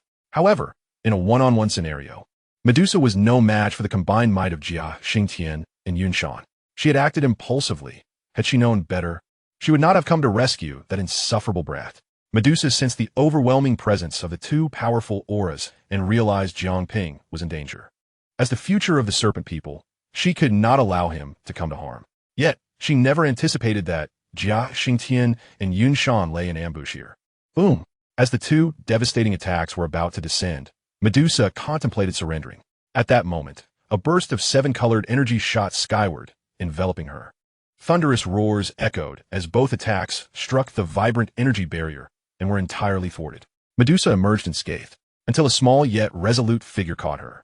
Your Majesty, are you unharmed? Upon hearing this voice, Medusa turned in astonishment to see Jiang Ping, her surprise deepening. Jiang Ping? At this moment, it was Jiang Ping who had saved her. The seven-colored energy emanated continuously from Jiang Ping, coalescing into a colossal, nine-colored, swallowing heaven python sacred image that shielded them both. What is this? Looking up at the immense nine-colored figure, Medusa felt an inexplicable pressure stemming from her bloodline. Jia Xingtian and Yun Shan were equally taken aback, staring intently at Jiang Ping. That child is also a Dou emperor. At this moment, the nine-colored swallowing heaven python sacred image Jiang Ping manifested exuded an aura that matched the Dou emperor level. However, due to his inadequate cultivation, He could only unleash the power of a one-star Dou Emperor. Jiang Ping could only utilize his bloodline power once a month, a means of preserving his life. For Medusa's sake, he had no choice but to reveal it. Your Majesty, do not inquire. Let's first resolve the current predicament. He was already injured, and this surge of bloodline power would not last long in his current condition. Fear not. He is merely a one-star Dou Emperor. Together, we need not fear him. Jia Xingtian declared solemnly. Even with Jiang Ping's addition, they were still merely 2 against 1. The advantage remained on their side. Agreed. Yinshan nodded, a torrent of internal fighting spirit surging forth. Wind of the extreme, setting sun, the imperial technique, inch away. The 2 combatants once again engaged. A magnificent sword aura enveloped in overwhelming combat energy, rushing forth with ferocity. Xinlei Palm. Jiang Ping was compelled to exert his utmost strength, unleashing a palm strike that generated a cacophony of thunder and lightning. Medusa too took action, her deep crimson fighting spirit transforming into a colossal python, roaring as it surged forth. Boom! The clash of their attacks reverberated, shaking the heavens and earth. Although Jiang Ping, having activated his bloodline, possessed strength equivalent to a one-star Dou Emperor, the disparity remained insurmountable. With a resounding boom, both Jiang Ping and Medusa were forced back several paces. The immense Nine-Colored Devouring Sky Python Saint image was obliterated in the explosion. Cough! With the destruction of the Saint image, Jiang Ping coughed up another mouthful of blood. The gap was indeed too vast. Medusa silently shielded him behind her, her expression grave. The current situation remained unclear to them.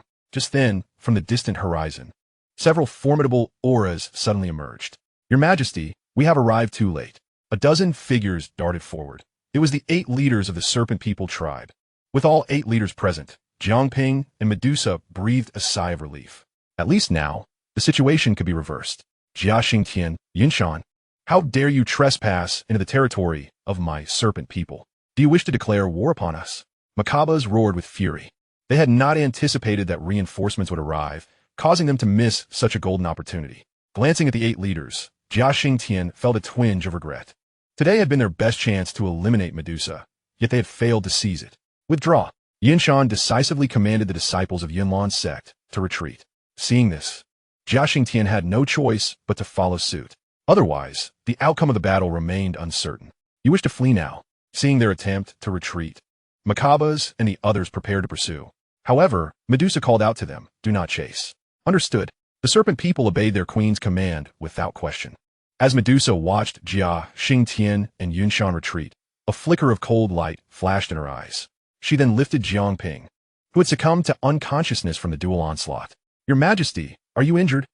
Macabas finally noticed the crimson stain at the corner of Medusa's mouth. More importantly, he observed that Medusa was personally carrying Jiang Ping. Such treatment had never been afforded to anyone in the Serpent People tribe. Your Majesty, allow us to take him. You're injured as well, Macabas earnestly suggested. Yet Medusa did not even spare him a glance, stating, there's a water source in the collapsed valley below, Macabas. Yin-Si, you are responsible for locating it and bringing it back. Yes, you may ensure that those children are also taken back for proper treatment. They were the ones who discovered the water source. Medusa had not forgotten about Hua Xiaoquan and the others, though they had long since fainted. Yes, Yu Mei and the other leaders proceeded to carry the 3. However, only Jiang Ping remained in Medusa's arms. Yu Mei cast a surreptitious glance, feeling astonished. They all knew that Jiang Ping had been singled out, destined to become Medusa's partner. Yet, such public declarations did not guarantee future realities. And Medusa's demeanor had always been rather indifferent. But now, the queen was willing to personally hold Jiang Ping. To be cradled by the queen was indeed the highest honor. Chapter 14. To protect you is my honor. Pain. Jiang Ping felt as though every bone in his body ached, as if he had been enveloped in a blanket and mercilessly trampled. He was compelled to open his eyes, and what greeted him was a strange golden curtain. The blanket covering him was also golden. This was not his room. A subtle yet elegant fragrance lingered in the air, delightful and somewhat familiar. Jiang Ping deduced that he was undoubtedly in a lady's boudoir. Just as he pondered this, he turned and was nearly startled out of his wits. Beside him, asleep in the same bed, was none other than Queen Medusa. Medusa appeared to be in a deep slumber, her once regal countenance now radiating an unusual tranquility and beauty. In this moment, she seemed more approachable. The gentle rise and fall of her proud bosom, along with her slightly parted crimson lips, made Jiang Ping yearn to steal a kiss. I suppose I can be considered her betrothed, right? A kiss from my fiancé can't be considered crime, can it? Jiang Ping's inner thoughts sought to justify his audacious inclinations. However, before he could act, Medusa suddenly stirred, her long lashes fluttering gently before her eyes slowly opened. They locked gazes, and the intensity of her gaze nearly sent Jiang Ping's heart racing out of control. Fortunately, he had not yet mustered the courage to speak. Otherwise, he would have been completely at a loss for how to react. Your Majesty, you are awake, he smiled, greeting her in an attempt to mask his embarrassment. Medusa said nothing, merely rising silently to adjust her slightly disheveled attire. In less than a minute, she regained her usual regal demeanor. Jiang Ping lay there, feeling as if he were under scrutiny. He wished to rise quickly, for he now realized that he was in Medusa's boudoir. He was lying in the queen's bed, yet the pain coursing through his body rendered him momentarily immobile. At last, Medusa looked at him, her red lips parting as she spoke in a voice as soft as silk. If you wish to live, then lie still. Oh, Jiang Ping complied, remaining motionless. Open your mouth, the queen commanded again. Jiang Ping, perplexed but obedient, opened his mouth. Medusa then produced a medicinal pill from an unknown source, delicately pinched between her jade-like fingers, and placed it in Jiang Ping's mouth. The pill melted instantly, and before Jiang Ping could savor its flavor, it transformed into a warm current coursing through his body. The soothing sensation rapidly healed his internal wounds. Jiang Ping distinctly felt the pain subsiding. Feeling better? Medusa's concern was devoid of warmth. Yet, Jiang Ping dared not do anything but nod. Much better. Thank you, Your Majesty. Since you are feeling better, then come down and answer my questions properly. Jiang Ping's heart sank at once. Was she about to interrogate him? Reluctantly, he descended from the bed, standing before Medusa, head slightly bowed, akin to a child who had misbehaved. Perhaps upon witnessing his demeanor, Medusa's expression softened somewhat, her tone becoming gentler as she inquired. First question, why did you recklessly leave the city to venture into such dangerous territory? Recently, our tribe has been severely lacking in water. Many are without it, and we had no choice but to seek a water source. Jiang Ping answered truthfully. I don't know if you are bold or simply fearless, but to dare enter such a place. If I hadn't arrived in time, you might have perished there. Do you understand? Medusa's tone carried an unusual hint of anger. I apologize. Jiang Ping lowered his head in acknowledgement. It is said that when scolded, one should merely admit fault and not retort. Otherwise, one risks a verbal defeat and physical punishment. Medusa had initially been very angry. Observing Jiang Ping's demeanor, the seething anger within her could not be fully unleashed. Thus she managed to suppress it. She continued with her inquiries. For my second question, what is the source of your Dou Huang power? Medusa's elongated, pale purple eyes fixed intently upon Jiang Ping, for this was the information she most yearned to uncover. As anticipated, Jiang Ping was aware that Medusa would undoubtedly pursue this line of questioning. However, he had already crafted a response, and after a brief moment of contemplation, he raised his head and replied, in truth, it is my bloodline power, which allows me to temporarily unleash the strength of a Dou Huang. Yet, the consumption is immense. I can only utilize it once within a month. Furthermore, the more frequently I use it, the greater the toll on my vitality. So I dare not employ it unless in life and death situations. The first half of his statement was genuine, while the latter half was a fabrication of Jiang Ping's own design, merely to instill greater trust in Medusa. After speaking, he regarded her with sincere eyes, and coupled with his youthful visage, he appeared utterly innocuous. Really? Medusa queried, somewhat skeptical. Absolutely. I would never dare to deceive Your Majesty. I swear, Jiang Ping declared, raising his finger in affirmation. Medusa fell silent, neither affirming nor denying her belief. For my third question, does anyone else in your clan know of this power? After a considerable pause, Medusa finally posed the question. I used it once previously, but I'm uncertain if the leaders who arrived later witnessed it. I have inquired with them, and they do not know. Medusa's response was resolute. Since no one else is aware, you must not disclose this matter to a second person. Do you understand? Yes, Jiang Ping replied, though he was perplexed by her insistence. Very well. If there is nothing else, you may return. Ensure that you rest well.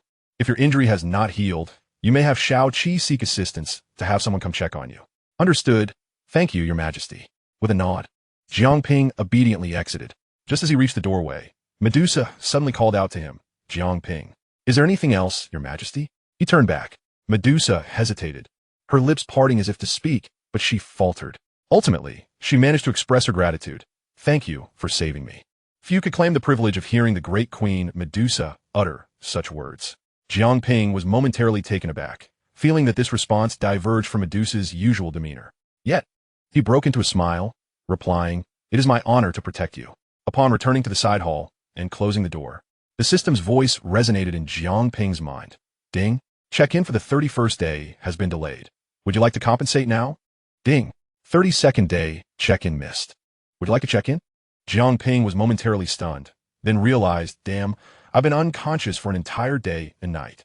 He had thought only a day had passed, yet it was already the second day. He had missed 2 check-ins. Ding. Check-in for the 31st day, awarded Alchemist Qualification Pill. Ding. Check-in for the 32nd day, awarded the Heavenly True Cauldron. Alchemist Qualification Pill.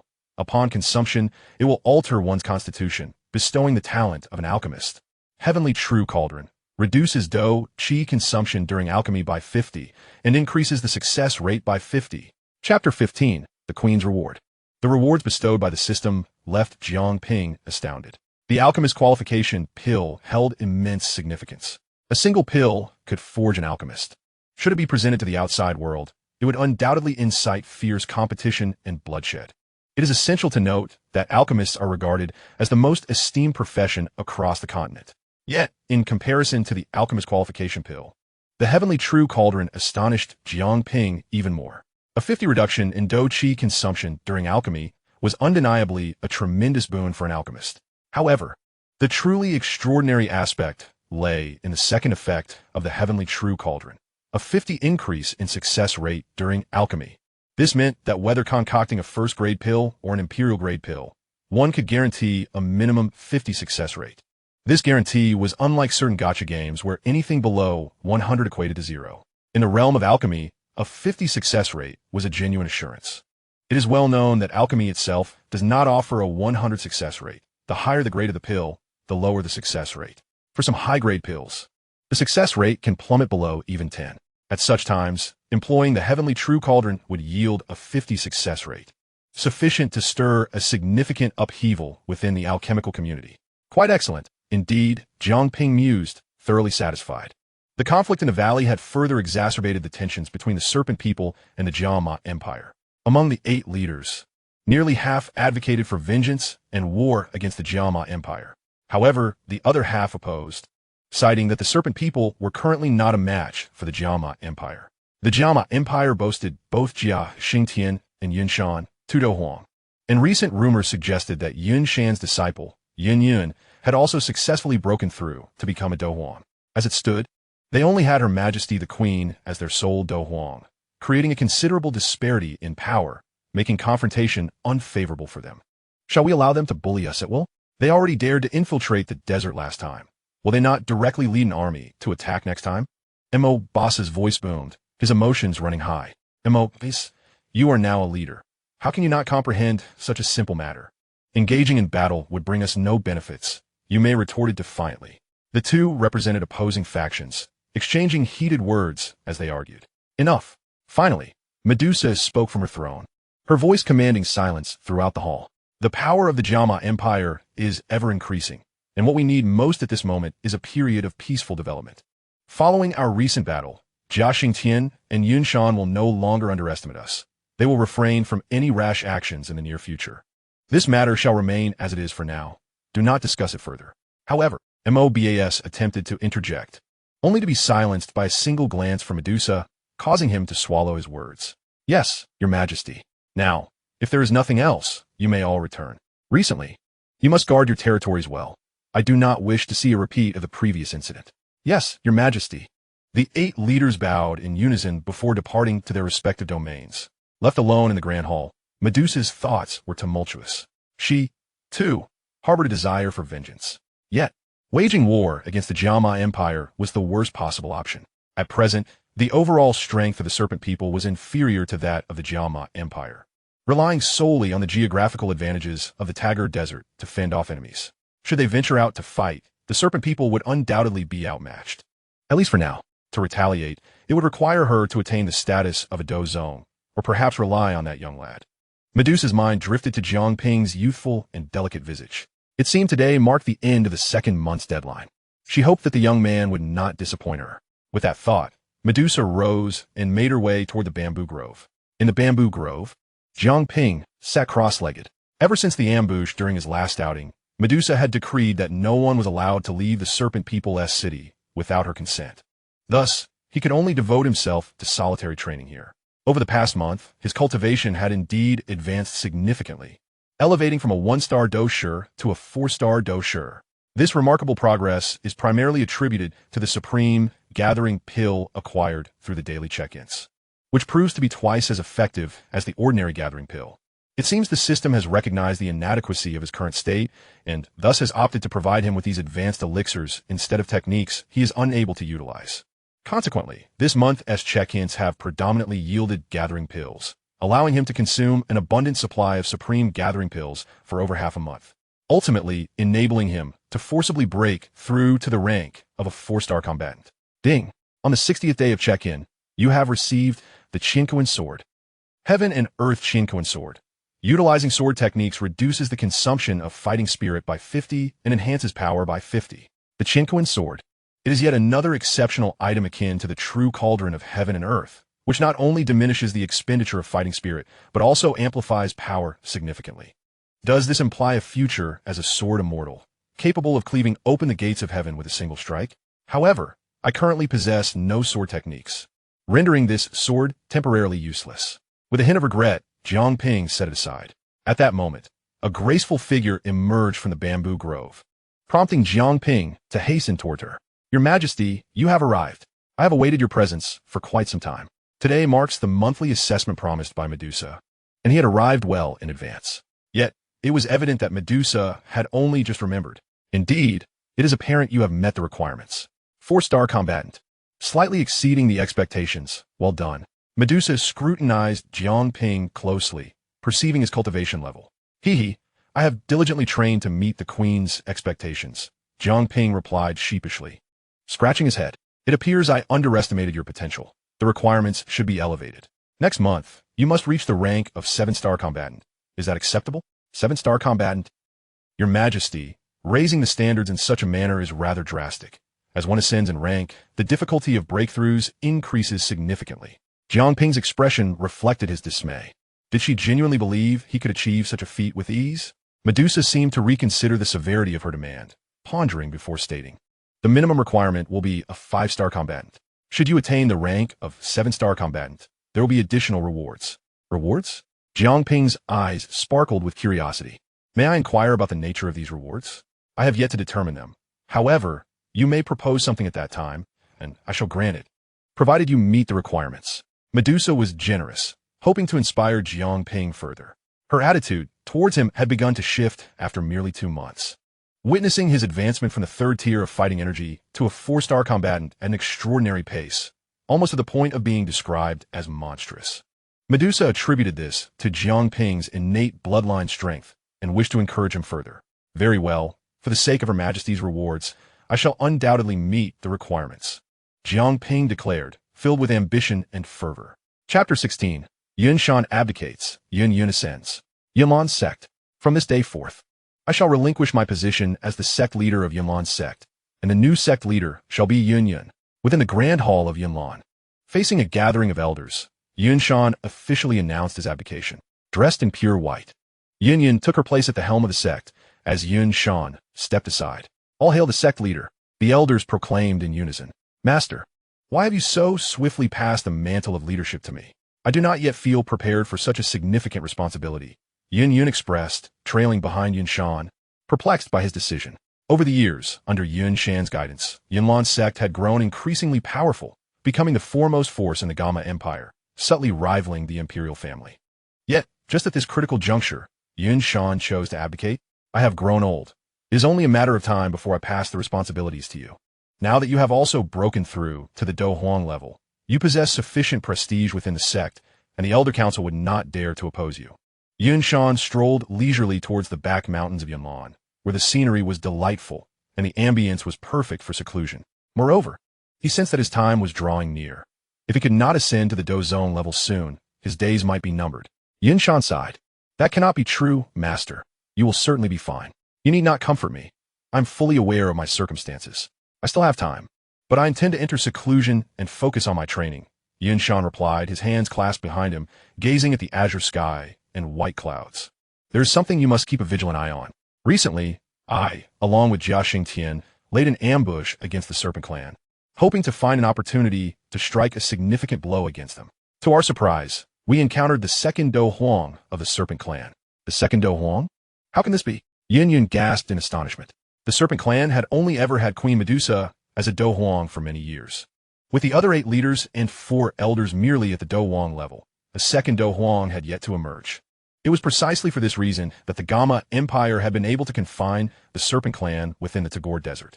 However, if the Serpent Clan were to gain a second Dou Huang, the situation would inevitably change.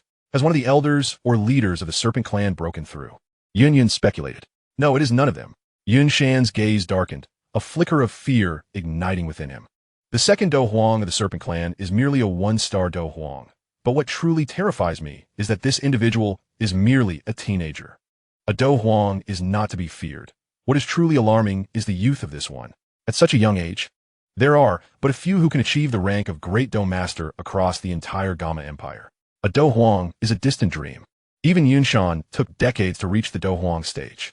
A Dou Huang at such a tender age? How can this be? Yin Yun exclaimed in shock. She had only recently broken through to the Dou Huang level herself. And now, there was someone from the Serpent Clan who was over a decade younger than her who had also achieved this rank.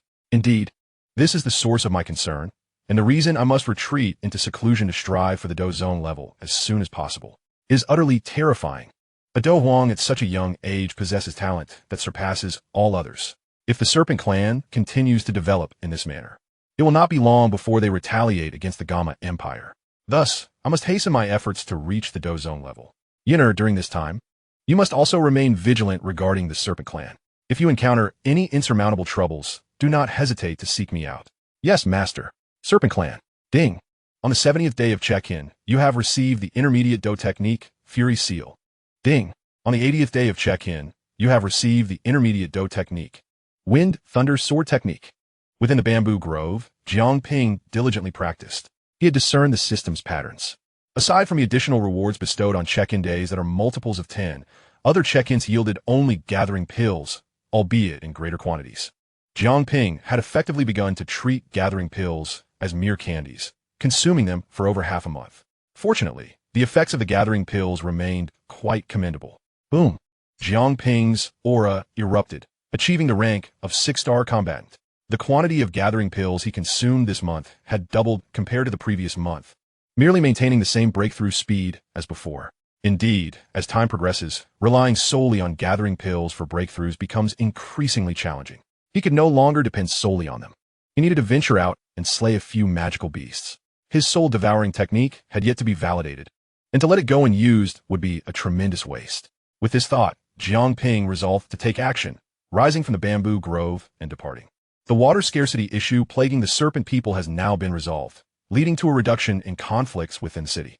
Jiang Ping hastened towards the city gates, only to be halted by the serpent soldiers stationed there, who declared, Lord Jiang Ping, Her Majesty the Queen has decreed that you may not exit the city without her approval. Ever since the last incident, Medusa had insisted that Jiang Ping refrain from leaving the city at will. What Jiang Ping had assumed to be mere words had transformed into a firm edict. After a moment's contemplation, Jiang Ping maintained his composure and replied, I am well aware, for Her Majesty has indeed granted me permission to leave. Such claims are unsubstantiated. How can we ascertain the truth of your words? The soldier retorted, Shall I summon Her Majesty to confirm? Jiang Ping's tone turned icy, causing the soldier to hastily shake his head. No, please, my lord, you may proceed. They were merely following orders and dared not confront Medusa. That is more like it. Jiang Ping strode confidently through the gates. Just as he exited, a voice called out to him from behind, Jiang Ping. Turning around, he was surprised to see Hua Xiaoquan, accompanied by the brothers Hua Long and Hua Hu. Kuan Gu, Long Gu, Hu Gu, are you all heading out as well? Jiang Ping paused to wait for them. Yes, today is our turn to venture forth and hunt magical beasts for training. Are you joining us? The trio of Hua Xiaoquan had effortlessly gained exit without the need for approval. Is that so? And it seems fortuitous that we can go together. Among the serpent people, all individuals possessing cultivation abilities were required to take turns hunting magical beasts at a certain age, honing their skills through life and death combat. The population of the serpent people was significantly smaller than that of the Gamma Empire, necessitating a society where every citizen became a warrior. Every member of the Serpent people must undergo rigorous training from a young age, not merely for the sake of others, but for their own survival. Very well, but Jiang Ping, you likely have no tasks regarding the hunting of magical beasts, do you? Hua Xiaoquan inquired curiously. Given Jiang Ping's current standing, he should be exempt from such arduous duties. Whether or not I have a task, I still need to sharpen my skills, Jiang Ping replied with a smile. All right then, let us proceed together. It is fortuitous to have company. The three welcomed Jiang Ping's inclusion without hesitation. Well, if it isn't a few useless wretches from the East District. Is today your turn to hunt magical beasts? A voice dripped with sarcasm interrupted them. Chapter 17. The Stone Forest Training, Seeking Targets to Devour. If it isn't the so-called useless ones from the East District? As Jiang Ping and his companions stepped beyond the city gates, they were met with derisive laughter. Turning to see the source, they found Hua Yin, flanked by four subordinates. Hua Yin? Hua Xiaoquan's brow furrowed, evidently recalling some unpleasant encounters. Although Hua Yin had not troubled them since Jiang Ping intervened previously, their occasional meetings were always punctuated by Hua Yin's mockery, belittling them as worthless. Hua Yin, despite being of comparable age, possessed a vastly superior talent for cultivation. At merely 16, he had already attained the rank of 5-star fighter, far surpassing Hua Xiaoquan and his companions. Among their peers, few could rival Hua Yin's aptitude. Furthermore, with his uncle being one of the 8 great leaders, MOBS, his innate talent and high status afforded him immense influence within the Serpent people, leaving no one daring to offend him. Before Jiang Ping's arrival, the original owner of this body was often bullied, but things had changed. What a coincidence that you all are also venturing out to hunt magical beasts. I've heard that the Stone Forest has seen an influx of second-tier magical beasts recently. Should you encounter them, I hope you won't return with your tails between your legs. Hua Yin sneered, eliciting cruel laughter from his companions. Hua Xiaoquan and the others were left seething in silence, unable to retort. The disparity in strength and status rendered them powerless. Engaging in conflict would yield no benefit. This fellow's tongue is as foul as ever. I must find an opportunity to silence him for good. Being called useless did not faze Jiang Ping. It was Hua Yan's insufferable demeanor that irritated him, and he resolved to find a way to make him forever mute. Perhaps it is best to let it go. After all, Hua Yan is a 5-star fighter and a prodigy of our clan. We are no match for him, Hua Xiaoquan thought, not daring to contemplate confrontation. Let us hasten to the Stone Forest. Hua Long and Hua, who had long grown accustomed to Hua Yan's taunts, developing a thick skin in the process. The four of them ventured in a different direction. Surrounding the city, magical beasts within 100 miles had mostly been eradicated, with only a few first and second-tier beasts remaining, confined to 2 distinct areas designated for the Serpent people to engage in life-and-death battles. Among them, a vast and towering stone forest lay 10 miles south of the city, dense and expansive. This locale served as a genuine battleground for survival training, harboring at least 20 to 30 different types of first-tier magical beasts. Almost every warrior of the Serpent people had emerged victorious from this very place. Gome, our objective today is to hunt 10 magical beasts. Hua Long skillfully drew a short spear from his back and charged into the stone forest. Xiaoquan, Jiang Ping, given your slightly lower cultivation levels, you may team up. Should you encounter danger, call for us. We will regroup here at the designated time, Hua Hu advised. Understood. Hua Xiaoquan nodded in agreement. Following this, Hua Hu unsheathed his short blade and plunged into the depths of the forest. The brothers had undergone training in the stone forest several times and were well acquainted with its terrain. In contrast, it was only Hua Xiaoquan's second visit, and for Jiang Ping, his very first. Let us proceed, Jiang Ping. With our backs against each other, we are invincible. Charge! Hua Xiaoquan bellowed, unsure if he was bolstering Jiang Ping's confidence or his own, leaving Jiang Ping both amused and exasperated. Let us go. Together, they entered the stone forest. The towering trees of the forest varied in thickness and height, obstructing their line of sight considerably. Jiang Ping and Hua Xiaoquan advanced side by side, focusing their senses on their surroundings. Suddenly, a massive brown-green lizard barreled towards them at great speed. A mid-tier, first-tier magical beast, the desert lizard. Serpent S Extreme Moonlight. Hua Xiaoquan reacted swiftly, unleashing a beam of moon-white light that struck the desert lizard. Boom! Despite Hua Xiaoquan being a 5-star fighter, the desert lizard was renowned for its formidable defense, and the blow merely tickled its hide. Jiang Ping, let us split up. Realizing his initial attack had been ineffective, Hua Xiaoquan immediately devised a new strategy, moving to separate their positions. Serpent S Extreme Swift Shadow. Hua Xiaoquan launched another assault, creating an identical clone that rushed headlong at the desert lizard. With a swift flick of its tail, the desert lizard unleashed a storm of sand that struck like bullets, instantly shattering Hua Xiaoquan's clone. Having achieved nothing, Hua Xiaoquan quickly distanced himself, opting for evasive maneuvers. The desert lizard's aggression was entirely focused on Hua Xiaoquan, oblivious to Jiang Ping's presence. Boom! Thunder rumbled as a fierce bolt of lightning suddenly appeared beside the desert lizard. Just as it turned, it was met with the force of Jiang Ping's palm. Profound thunder palm. A silvery electric glow pulsated within his palm, crashing down upon the head of the desert lizard with a resounding boom. Bang! With a single strike, the desert lizard was obliterated, its blood splattering across the ground. Soul-devouring technique. Seizing the opportunity, Jiang Ping invoked the soul-devouring technique, attempting to absorb the lizard's bloodline power. Target: first-tier desert lizard. Bloodline power: lizard. Bloodline strength: weak. The system swiftly presented information regarding the desert lizard's bloodline, and shortly thereafter, the scant remnants of its bloodline power were fully absorbed by Jiang Ping. The sensation? There was none. The bloodline power of a first-tier magical beast was exceedingly feeble, nearly negligible. Absorbing the bloodline power of this desert lizard merely served to replenish the fighting spirit Jiang Ping had expended while executing the Thunder Palm. In simple terms, it was a fruitless endeavor. Jiang Ping, I must say it's impressive how swiftly you've attained such prowess. Truly, a potent bloodline is formidable, Hua Xiaoquan marveled. Not long ago, Jiang Ping was merely a novice at the third stage of fighting spirit. Now, he could effortlessly breach the defenses of a desert lizard and bring it down. A mere 3 days apart, and you've grown immensely. Do not underestimate me, Jiang Ping replied, discreetly retracting the soul-devouring technique. Let us proceed in search of the next magical beast. Just as they were about to continue their journey, a heart-wrenching scream echoed from the other side. Ah! The piercing wail resounded throughout the stone forest. This is not good. Something has happened to Hua Long.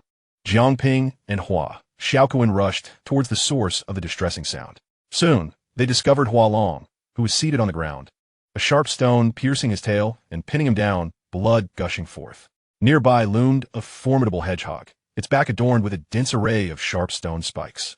A second-tier advanced magical beast, the mountain-piercing hedgehog. Chapter 18. Devouring the mountain-piercing hedgehog, a breakthrough. Yes, a second-tier magical beast, the mountain-piercing hedgehog. Upon recognizing the assailant that had harmed Hua Long, Hua Xiaoquan's expression shifted dramatically. The mountain-piercing hedgehog, a second-tier advanced magical beast, possessed strength on par with that of a 6-star Dome Master. How could such a high-tier beast be present here? First, we must save him. Jiang Ping decisively severed the stone spike that had impaled Hua Long's tail with his bare hands, swiftly dragging him away. At that moment, the mountain-piercing hedgehog launched another attack, shooting forth 2 spikes from its back, aimed directly at Jiang Ping and Hua Xiaoquan's vital points. Serpent's ultimate moonlight. Both Jiang Ping and Hua Xiaoquan unleashed a pair of moonlit beams of energy from their mouths, colliding fiercely with the incoming spikes. Bang!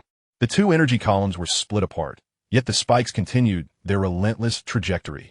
In a critical moment, Hua, who descended from above, wielding a large blade, and with a downward stroke, severed the 2 spikes. Quickly, take Hua Long and go. Hua, who urged, his gaze fixed intently on the mountain-piercing hedgehog. His hand trembled uncontrollably around the blade. Both Hua Hu and Hua Long were 9-star Dome Masters, and they stood no chance against the second-tier mountain-piercing hedgehog. Kunkin, take Hua Long out. I will stay behind to assist Hua Hu. Jiang Ping decisively entrusted Hua Long to Hua Xiaoquan while he prepared to confront the mountain-piercing hedgehog alongside Hua Hu. Whoosh! The mountain-piercing hedgehog launched another volley of spikes. This time 4 in total. Serpent's ultimate swift shadow. Jiang Ping and Hua, who executed their evasive maneuvers almost simultaneously, their bodies darting away from spikes, charging towards the mountain-piercing hedgehog. As they approached, the hedgehog curled into a ball, revealing its sharp spikes, barreling towards them like a spiked projectile. Thunder Palm. Jiang Ping unleashed a blinding electric palm strike, crashing into the mountain-piercing hedgehog. With a deafening roar, the hedgehog's astonishingly high defenses absorbed the impact, continuing its advance. Serpent's ultimate moonlight.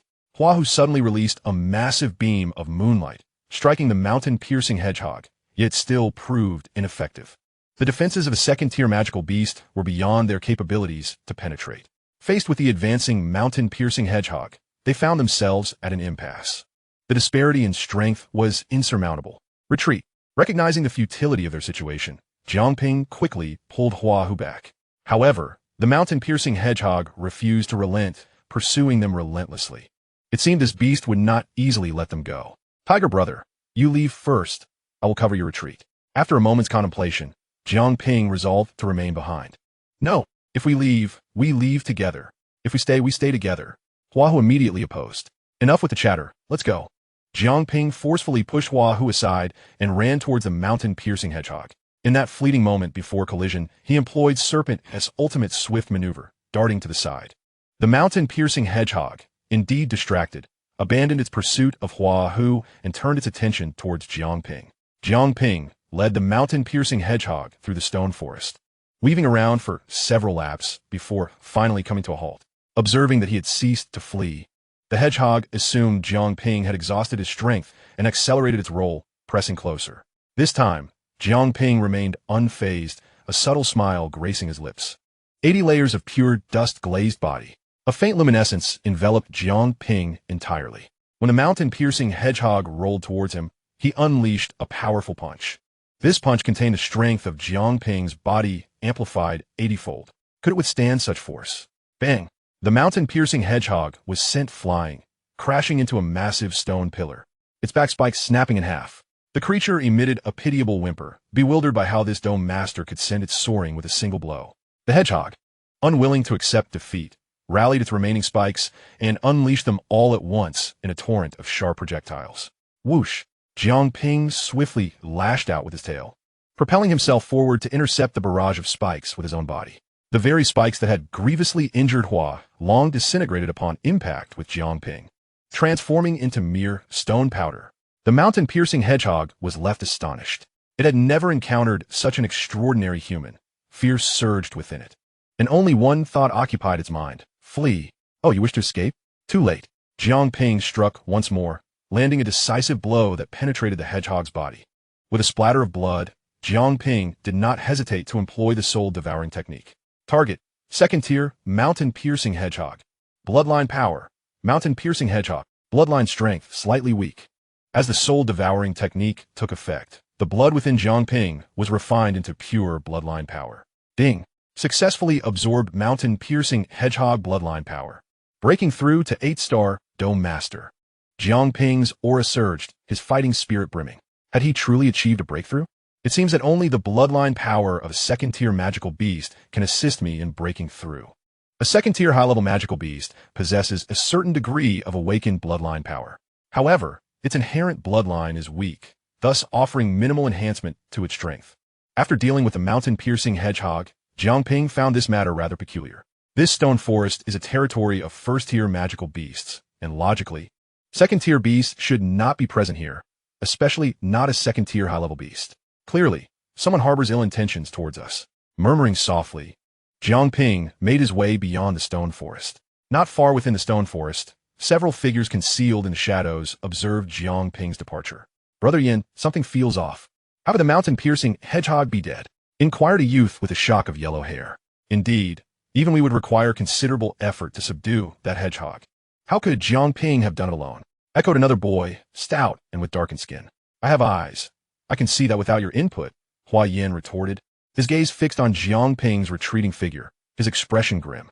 Meanwhile, the sole female among them, a snake person, voiced her concern. Young Master Hua Yin, Jiang Ping is a person close to Her Majesty the Queen. If we act recklessly, what if something truly goes awry? What are you afraid of? We did not lead the mountain-piercing hedgehog here. It merely happened that we couldn't stop it, Hua Yin scoffed. Moreover, while Jiang Ping has demonstrated potential, whether he can awaken his bloodline and truly grow remains uncertain. Why are you all so fearful? In any case, none of you are to speak of today's events. Otherwise, I and my uncle will not let you off lightly. Understood, they quickly nodded. Chapter 19. Continuous Breakthrough, 1-star Dome Master. Outside the stone forest, Hua Xiaoquan and Hua Hu struggled to carry the injured Hua Long placed the little dragon here. Xiaoquan, go fetch help.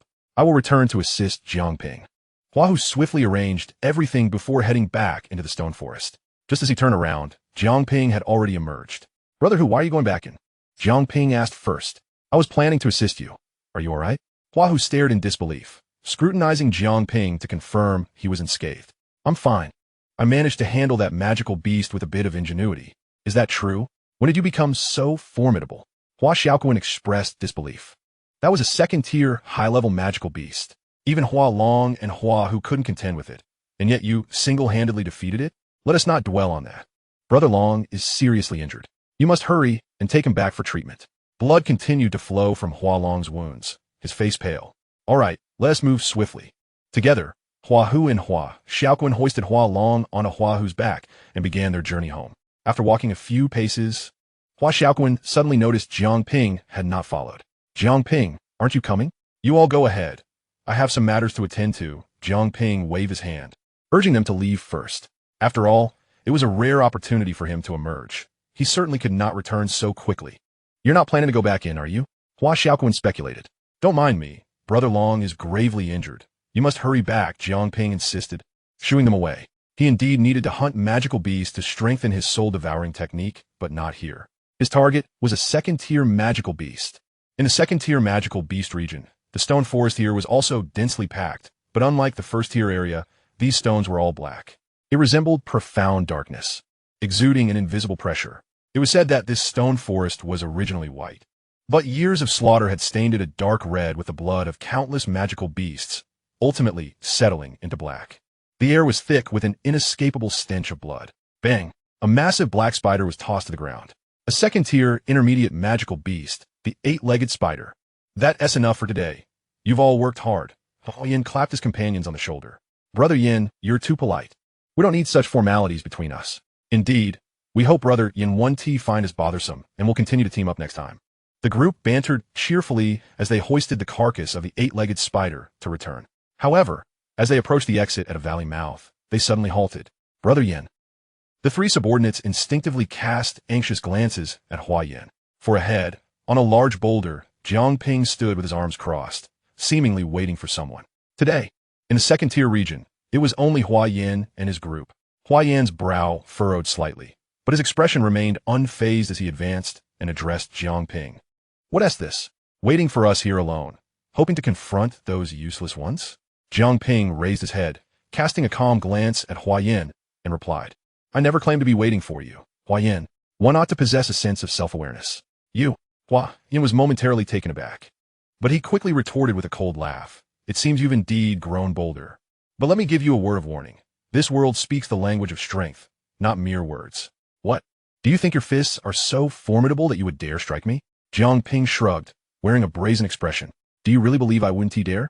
Hua Yin's eyes blazed with barely contained fury as he clenched his fists. He himself did not understand why he was so enraged. Perhaps it was because Jiang Ping had always been subservient and respectful towards him before, and now Jiang Ping stood before him, devoid of that previous deference, even daring to retort, which infuriated Hua Yin greatly. Among the same generation of the snake people, no one had ever dared to defy him. Go ahead and strike. It will be best if you could kill me outright. Otherwise, if you leave me bruised and battered, I wouldn't know how to explain it to Her Majesty when I return tonight.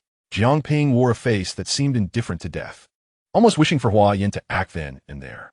Is that all you can do, invoking Her Majesty's name? Hua Yin ground his teeth in frustration. What else? I am the Queen's betrothed. If you have the ability, find yourself a fiancé as esteemed as the Queen. Jiang Ping suddenly felt a surge of audacity. How could a youth of such tender years utter such words? Truly, the world is deteriorating. Hua Yin's finger trembled as he pointed at Jiang Ping. Brother Yin, do not act rashly, urged the stout boy and the one with yellow hair beside him, quickly trying to dissuade him. Do not act rashly, do not act rashly. I know, I don't need your advice. Hua Yin's frustration had no outlet, so he vented on the stout boy and the yellow-haired youth, shoving them aside before swiftly departing. The others dared not voice their anger, hastily following after him. Jiang Ping watched them leave without attempting to stop them. His purpose for being here was never about them. He merely happened upon the opportunity to provoke them. Jiang Ping's true aim lay within the stone forest, among the second-tier magical beasts. It's time for me to stretch my limbs. With that, Jiang Ping proceeded directly into the second-tier magical beast area. Precious magical beasts. Here I come. Target, second-tier, eight-legged spider. Bloodline power, eight-legged spider. Bloodline strength, weak. Target, second-tier, desert turtle. Bloodline power, desert turtle. Bloodline strength, weak. Target, second-tier, desert wolf. Bloodline power, Desert Wolf. Bloodline strength, weak. Within the second rank area. Bolstered by the formidable physical prowess of his 80-fold pure dust-glazed body, Jiang Ping was nearly invincible. Furthermore, most of the magical beasts here were merely intermediate second-rank creatures, lacking the strength of the desert hedgehog, allowing him to dispatch them with ease. In just a brief hour, Jiang Ping had slain 6 second-rank magical beasts. Ding! Absorbed the bloodline power of the 8-legged spider, successfully breaking through to 9-star warrior. Ding! Absorbed the bloodline power of the desert wolf, successfully breaking through to 1-star master. The bloodline power of second-rank magical beasts was rather feeble. However, the essence from 6 of them enabled Jiang Ping to ascend to 1-star master. The unprecedented surge of power coursing through his body left him feeling invigorated. This sensation was far superior to that afforded by the gathering yuan pill. Had he known, he would have come to hunt magical beasts much earlier. Jiang Ping lamented his tardiness in embarking on this endeavor. Had he arrived sooner, he would have already achieved the status of master. As dusk descended, Jiang Ping contemplated and chose not to linger, opting to return. It had indeed been a splendid day. Humming a cheerful tune, he returned to his chamber. Upon opening the door, he was taken aback by the sight that greeted him. Medusa was seated upon his bed. Chapter 20. I wish to witness you transform into a human. Why, Your Majesty? Jiang Ping stammered, awkwardly greeting her, his voice faltering.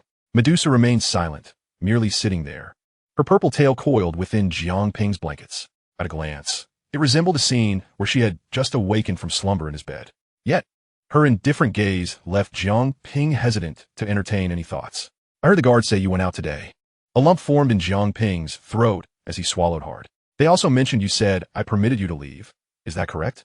The pressure emanating from Medusa's presence rendered Jiang Ping nearly breathless with each word. It's not quite as you think. There are some differences. Jiang Ping's mind raced, desperately seeking an appropriate excuse. However, under Medusa's imposing aura, he found himself at a loss for words. I have proclaimed that you are not to leave without my consent. Have you treated my words as mere whispers in the wind? Medusa narrowed her eyes slightly, a glint of menace flickering within them. She rose gracefully from the bed and approached Jiang Ping, extending her delicate hand to lift his chin. The scene resembled that of an ancient monarch favoring a concubine. However, today, Jiang Ping found himself in the role of the favored one. Just as he thought he would endure a stern reprimand, Medusa spoke softly, 1-star master. What have you done to achieve such rapid advancement? Her voice was gentle, carrying a fragrant warmth that brushed against Jiang Ping's face, tickling him in a most enchanting manner. The atmosphere had reached a crescendo, yet Medusa's words left Jiang Ping momentarily paralyzed. I can't believe you noticed so quickly. I just broke through this afternoon. The last time I saw you, you were merely a 4-star warrior. In less than a month, you have already ascended to master. It seems my initial request for a 5-star warrior was rather modest. Medusa's eyes narrowed, her beautiful face nearly inches from Jiang Ping's. Did you not set a reward for a 7-star warrior, Your Majesty? I have diligently trained and advanced for your sake, all for you. Jiang Ping's expression was earnest. You little rascal, so silver-tongued at such a young age, that is hardly commendable. Medusa's lips parted slightly as she released him, turning toward the door. The reward I promised remains unchanged. Let me know when you have decided what you desire. As Jiang Ping watched Medusa's retreating figure, her purple tail swayed languidly. If only those were long legs instead, he mused. Your Majesty, wait. In an impulsive moment, Jiang Ping called out. What is it? Medusa paused. Glancing back at him, Jiang Ping immediately regretted his impulsiveness, but having spoken, he pressed on. I found a pill and am unsure of its nature. I would like to request your insight. With that, he produced the transformation pill he had received as a reward for completing his task. A pill? Medusa's surprise was evident upon realizing Jiang Ping possessed such an item. Where did you acquire this pill? As she took the pill, she scrutinized it closely. While pills were not a rarity among the serpent folk, Jiang Ping's possession of one was indeed curious. After all, he was not an alchemist. How could he possibly have a pill? I found it, Jiang Ping replied nonchalantly. Medusa examined the transformation pill with great care. Although she was not an alchemist, the rich aroma and hue of this pill surpassed any high-grade pill she had encountered. This was undoubtedly a superior pill. Found it? This is at least a 6th-rank pill. Where did you come across it? Medusa's eyes narrowed suspiciously. Yes, it was on that day when we were ambushed by the Gamma Empire and the Yunlan sect. Jiang Ping replied earnestly. If he had to fabricate a suitable rationale, this was the only plausible explanation. This was a 7th-rank transformation pill, far too advanced for the serpent folk to possess internally. Thus, it could only have been obtained from external sources. Jiang Ping had only interacted with individuals outside the serpent folk on that day of ambush. The two assailants, Jia Xingtian and Yun Shan, were the most powerful and influential figures in the Gamma Empire, so it would not be unreasonable for them to possess such a pill, would it? In essence, this pill could have belonged to either Jia Xingtian or Yun Shan. Medusa's expression conveyed her skepticism. Jiang Ping recognized the flimsy nature of his excuse, yet committed to his act with unwavering conviction, asserting, "It is indeed found. I have no idea why they might have been so careless." He insisted on his story. They would not have such benevolence. Perhaps they intentionally left it behind. I shall take it to our tribe's alchemist to ascertain its true nature. With that, Medusa swiftly departed. Phew! Jiang Ping exhaled in relief. His decision to part with the transformation pill had indeed been impulsive. Yet, he had originally intended to offer it to Medusa. The purpose of the transformation pill was to enable magical beasts to perfectly assume human form. Although Jiang Ping also yearned to revert to human form and possess his own legs, it was evident that he could not do so. Should he suddenly transform into a human, how would he explain it? Would he leave the serpent folk and return to the human cities? Rather than that, it was far preferable to bestow the transformation pill upon Medusa, as he was quite eager to witness her transformation into human form. An hour later, the night had fully descended. Yet Medusa reappeared in Jiang Ping's room, still holding the transformation pill. Jiang Ping, tell me honestly, where did you procure this pill? Medusa inquired, her expression stern. I just consulted our tribe's alchemist, and this is a 7th-rank transformation pill. Within the clan, not a single alchemist possesses the capability to concoct the transformation pill. Even the esteemed Pill King Guhi, renowned throughout the entire Gamma Empire for his unparalleled alchemical prowess, is incapable of such a feat. It must have been stumbled upon, perhaps acquired through purchase, though the specifics elude me. Nonetheless, it is undeniably a found item. Jiang Ping remained steadfast in his assertion, incredulous that Her Majesty the Queen would consider him capable of crafting the transformation pill. He proposed an even more outrageous rationale. Despite Medusa's myriad suspicions, she would never doubt that this transformation pill was indeed concocted by Jiang Ping. A mere 14-year-old boy producing a 7th-grade elixir? Medusa would rather believe that both Jian Tian and Yun Shan had suddenly met their demise than accept that Jiang Ping could create the transformation pill.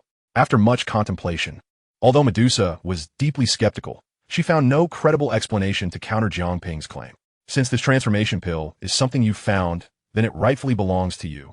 Medusa opened her palm, revealing the coveted pill. The transformation pill stirred her desires, yet she was not inclined to seize it from Jiang Ping. No, I do not require this elixir. It should be returned to Her Majesty the Queen, Jiang Ping replied, shaking his head. For me? Medusa inquired, to which Jiang Ping nodded, extending his hand to grasp her soft, delicate hand, closing her fingers gently, and stated, Your Majesty, I wish to witness your transformation into a human. Chapter 21. Who can resist a pair of long, fair legs? Your Majesty, I wish to witness your transformation into a human. Jiang Ping's expression turned earnest as he closed Medusa's hand. Medusa paused, clearly taken aback by Jiang Ping's unexpected declaration. What is the merit in becoming human? We are the serpent folk. Why should we draw near to those unsightly humans? Why should we aspire to be like them? Medusa spoke softly. What good do humans bring? They oppress other races for their own gain. This behavior disgusted her. Your Majesty, such thoughts should not prevail. Our aim is to better understand them in order to confront them. Knowing oneself and one's enemy is the key to victory in every battle. Only by comprehending the enemy's intentions can we conquer them, Jiang Ping articulated. Knowing oneself and one's enemy. Indeed, you possess considerable knowledge, Medusa remarked, a smile gracing her lips as if she had caught Jiang Ping off guard. Just a smattering of knowledge, Jiang Ping replied bashfully, scratching his head. Very well. Since you have expressed it thus, I shall accept this pill. Medusa set aside her pretenses. In truth, she had long desired it, yet felt too proud to admit it outright. Fortunately, Jiang Ping understood her. The transformation pill, though I have only heard tales of it, I have never personally experienced its effects. Our serpent folk have not had any predecessors to test it, thus I must prepare adequately before consuming this elixir. Indeed, one must be well prepared, she acknowledged. After acquiring the pill, Medusa departed. Jiang Ping remained uncertain whether she truly believed the origins of the transformation pill. However, as she had accepted it, even if her faith was lacking, she would no longer pursue the matter. To call it a bribe would present no issue at all. At last, I have relinquished this pill. Now I can sleep soundly. Jiang Ping stretched lazily, recalling his exhausting hour-long battle with second-tier magical beasts. After enduring Medusa's mental torment upon his return, he felt doubly weary, longing only for a warm bath followed by an uninterrupted slumber until dawn. Young master, the hot water is ready.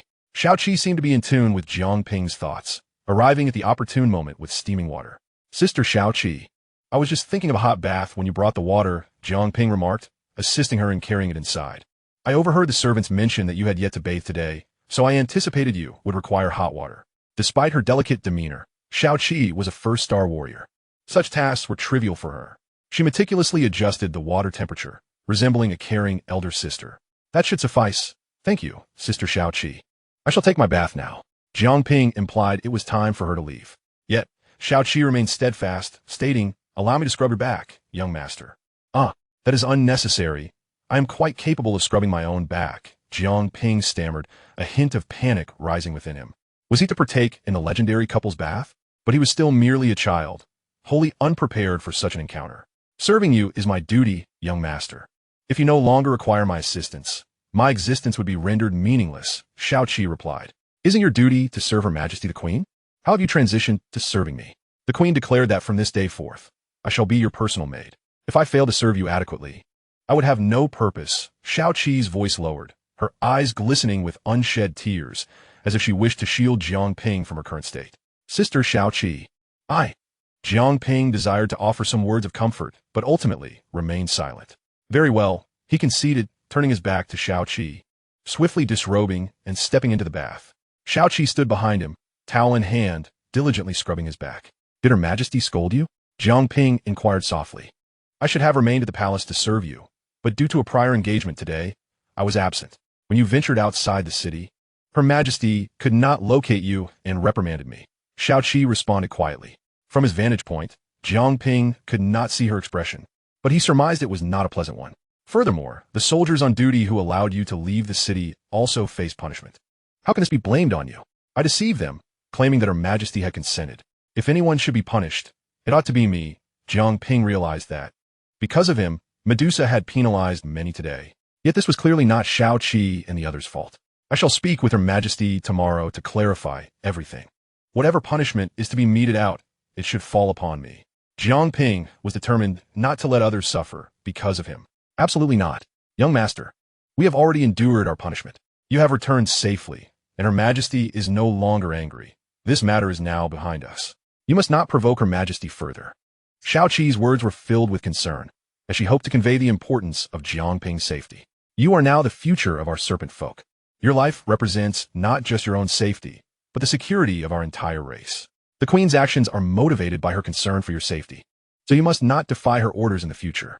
Shao Qi's demeanor was akin to a tender, caring elder sister imparting wisdom to her younger sibling. Sister Shao Qi. I understand, he replied.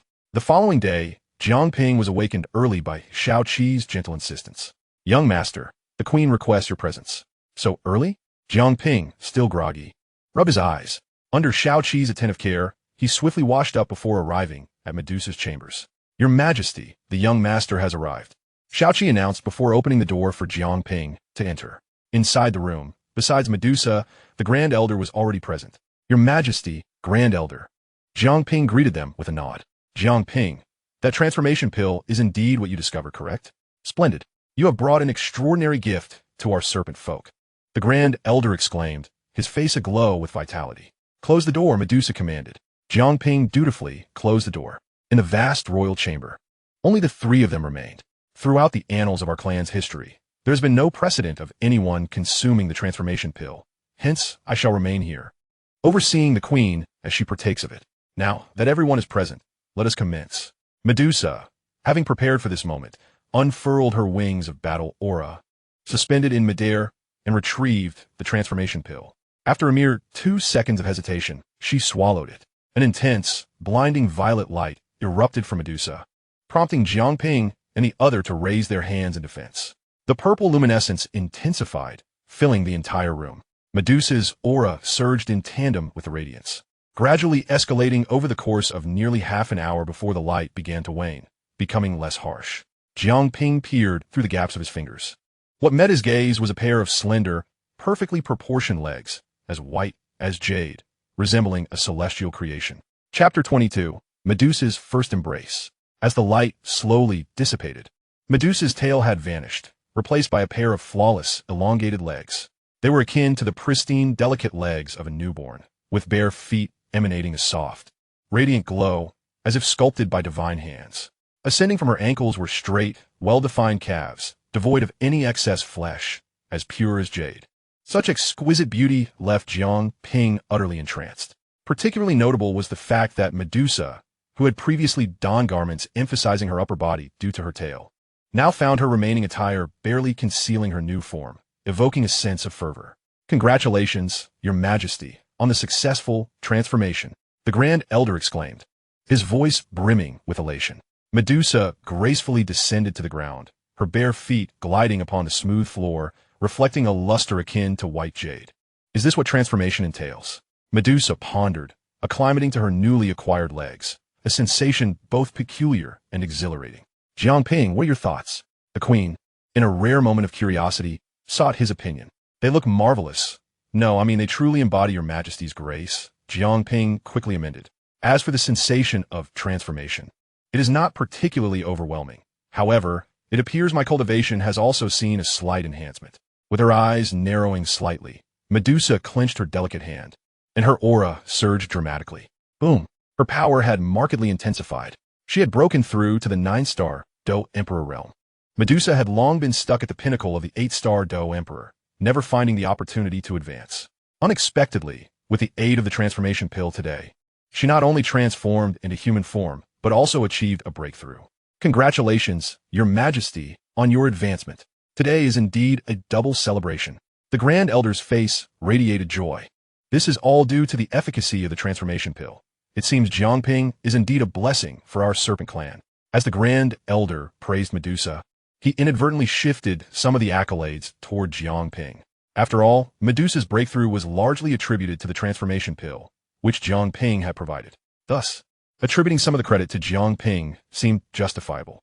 "I still need to consolidate my state. If you have no further matters, you may return," Medusa stated. "Understood." The Grand Elder did not linger and promptly took his leave.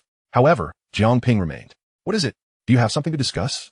Medusa inquired, noticing him still standing there.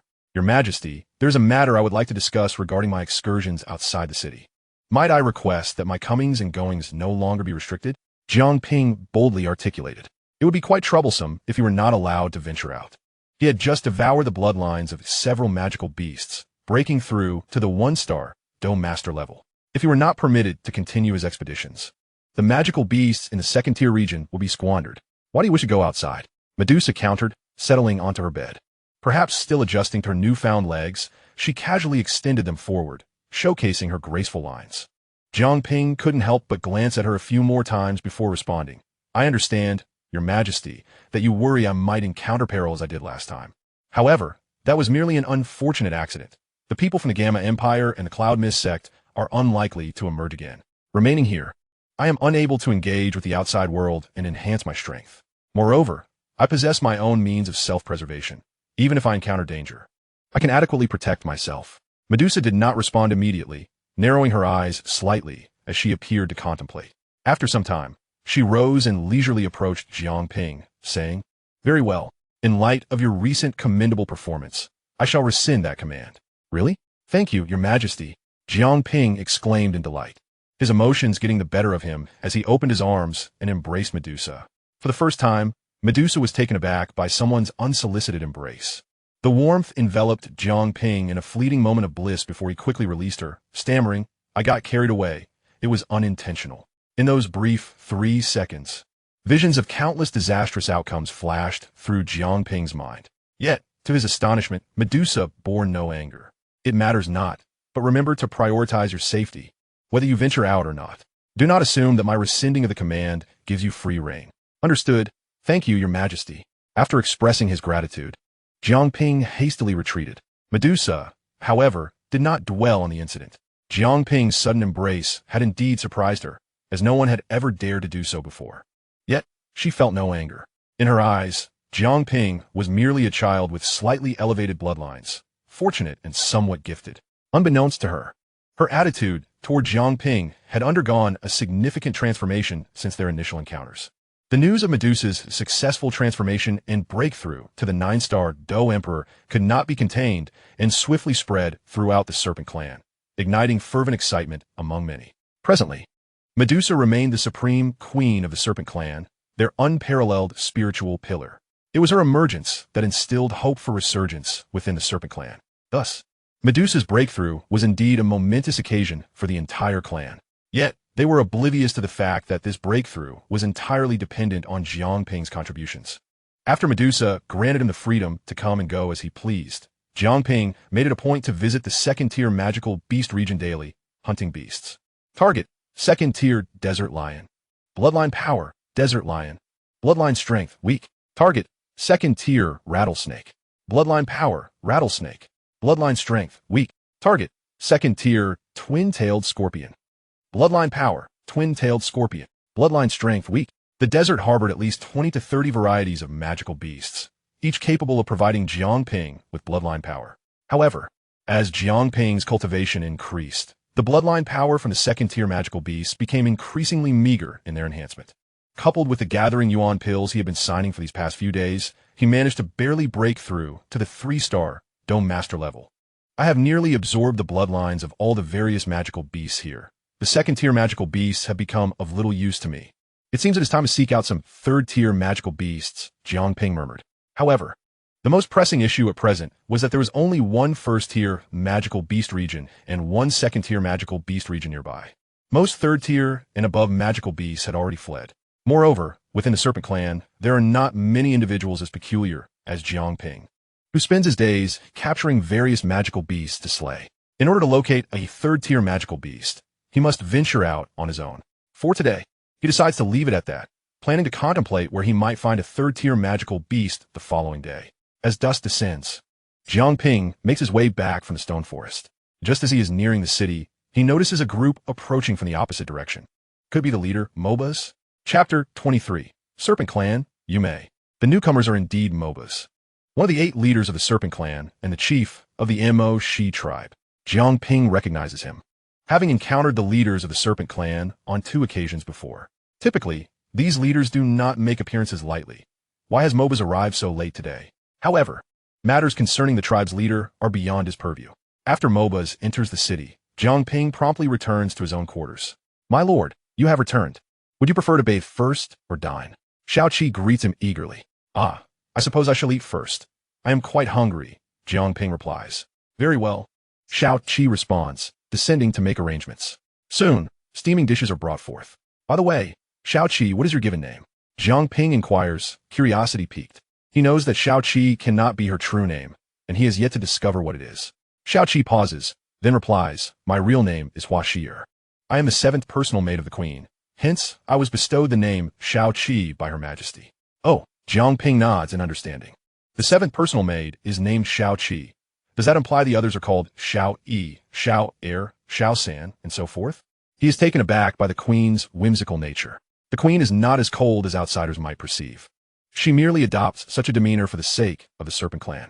As a queen, she must embody a certain aloofness to govern effectively, Xiao Qi whispers. Having served beside Medusa for many years, she is privy to much that outsiders do not know. Thus, even though she has been penalized and separated from Medusa, Xiao Qi harbors no grievances. Is that so? I wonder when Her Majesty will reveal a different side to me.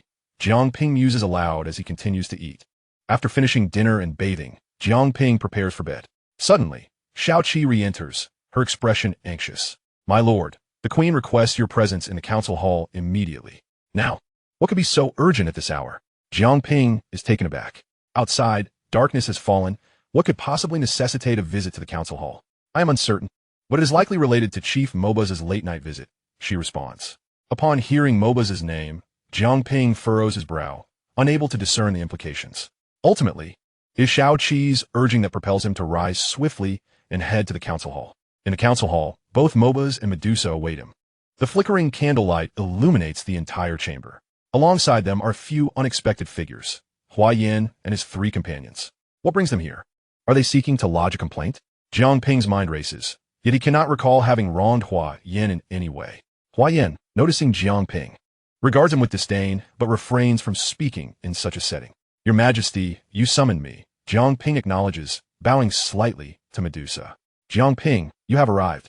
Medusa responds, reclining elegantly upon her throne, her long legs crossed in a manner that suggests she has mastered the art of sitting gracefully since her transformation just days prior. I wonder what your Majesty requires of me. Surely it is not a matter of grievance? A caravan from the Gamma Empire is currently traversing the desert to collect herbs and will pass through the border between the Mo, Shi, and Meishi tribes. This presents an excellent opportunity for practice. Have you not expressed a desire to venture out for some experience? You shall accompany MOBAs on this journey, Medusa declares. Jiang Ping is taken aback. Is this an invitation to pillage? What she refers to as practice involves hunting magical beasts, not robbing them. Yet, with Medusa herself extending the invitation, he finds it difficult to decline. Very well, when shall we depart? MOBAs will provide the details. The robust MOBAs interjects. Time is of the essence. Yume is already keeping watch, so we must hurry back to plan our actions for tomorrow morning. Such urgency. Very well. I shall return to gather my belongings. Jiang Ping responds, astonished. Then let us meet at the E-City Gate in half an hour, MOBAs instructs. Thus, the arrangement is made. Jiang Ping returns to pack his essentials before heading to the E-City Gate. MOBA's visit is primarily to consult Medusa on whether to take action, and only then to take Jiang Ping and a few others for practice, which may indeed be Medusa's intention. However, among these individuals, besides Jiang Ping, are only Hua Yin and his companions, which irks Jiang Ping somewhat. If only he could include Hua Xiaoquan and the others. Have you arrived? Let us board the carriage. MOBAs calls out. A carriage has been prepared at the city gate specifically for those who cannot fly. Inside, Hua Yin and his 3 companions are already seated, leaving only one spot outside for Jiang Ping. To think I would be forced to travel with someone like you is quite displeasing. Hua Yin sneers as Jiang Ping climbs aboard. Likewise, Jiang Ping retorts, his demeanor equally unfriendly. Oh, and by the way, this caravan will involve combat between Dou Wang level experts. I doubt you have witnessed such battles before. I hope you do not soil yourself in fear, Hua Yin mocks. The other 3 join in laughter. Ah, yes, indeed, I have yet to witness such combat, Jiang Ping responds, choosing to ignore them as he leans against the wooden side of the carriage, closing his eyes to rest. The horses pulling the carriage are no ordinary steeds. They are a second-tier, 2-headed horse, among the fastest magical beasts in the desert. After a bumpy ride, they finally come to a halt as dawn breaks. We have arrived. Disembark, MOBA's voice calls from outside. Jiang Ping opens his eyes, quickly assessing his surroundings. They find themselves in a small city, surrounded by tents and watchtowers, vast in scope. This is the Meishi tribe. Follow me, MOBAs instructs, interrupting their thoughts as they hastily follow. Upon entering the Meishi tribe, they arrive at the largest tent. Yume, I have returned, MOBAs announces. As the tent flaps are lifted, a stunningly beautiful woman appears before them. Her figure is voluptuous, her curves seemingly straining against her garments, and her alabaster skin appears almost ethereal, far too pristine for someone who has lived in the desert for years. Below, her enticing waist ignites the imagination and stirs the blood. Hua Yin and his companions gaze at her in rapt attention, unable to tear their eyes away. Jiang Ping, however, remains composed. While Yume possesses an alluring figure and beauty, she pales in comparison to Medusa. Yet, who would ever complain about an abundance of beauty? Jiang Ping allows himself a few more glances, but his interest is purely appreciative, certainly devoid of any ulterior motives. Absolutely not a lecherous thought in mind.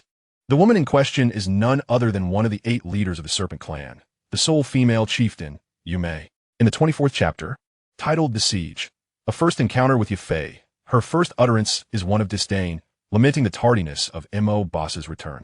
Only after does she notice the presence of Hua Yin and others behind him, her brows arching in mild surprise. Her delicate lips parting as a glimmer of astonishment flickers in her fluid gaze. MOBAS, why have you brought your nephew along? She inquires. It was the Queen's intent to seize this opportunity for them to undergo some training and to witness firsthand the vile nature of humanity from the Jiamar Empire. MOBAS elucidates, giving a hearty pat to Hua Yin, who is entranced by Yume's beauty. Present yourself. Greetings, Chief Yume. Hua Yin, belatedly aware, hastily averts his gaze and nods in salutation. The leaders of the Serpent Clan typically remain entrenched within their own tribes, rarely venturing to others, and their encounters are mostly confined to audiences with Medusa. Although Hua Yin is Mo Boss's nephew, he has only ever glimpsed Yume from a distance, making this close encounter a novel experience. The youth, brimming with vitality, finds it nearly impossible to resist the allure of the mature and enchanting woman. Yu Mei perceives the reactions of Hua Yin and his companions, but is neither angered nor displeased. Rather, she relishes the power of her own beauty to captivate. Upon spotting Jiang Ping, however, she is momentarily startled, her lips slightly parted as she quietly queries, was he also brought at the queen's behest? MOBAS remains silent, merely nodding in affirmation. Clearly, Jiang Ping's identity holds a certain weight in their considerations.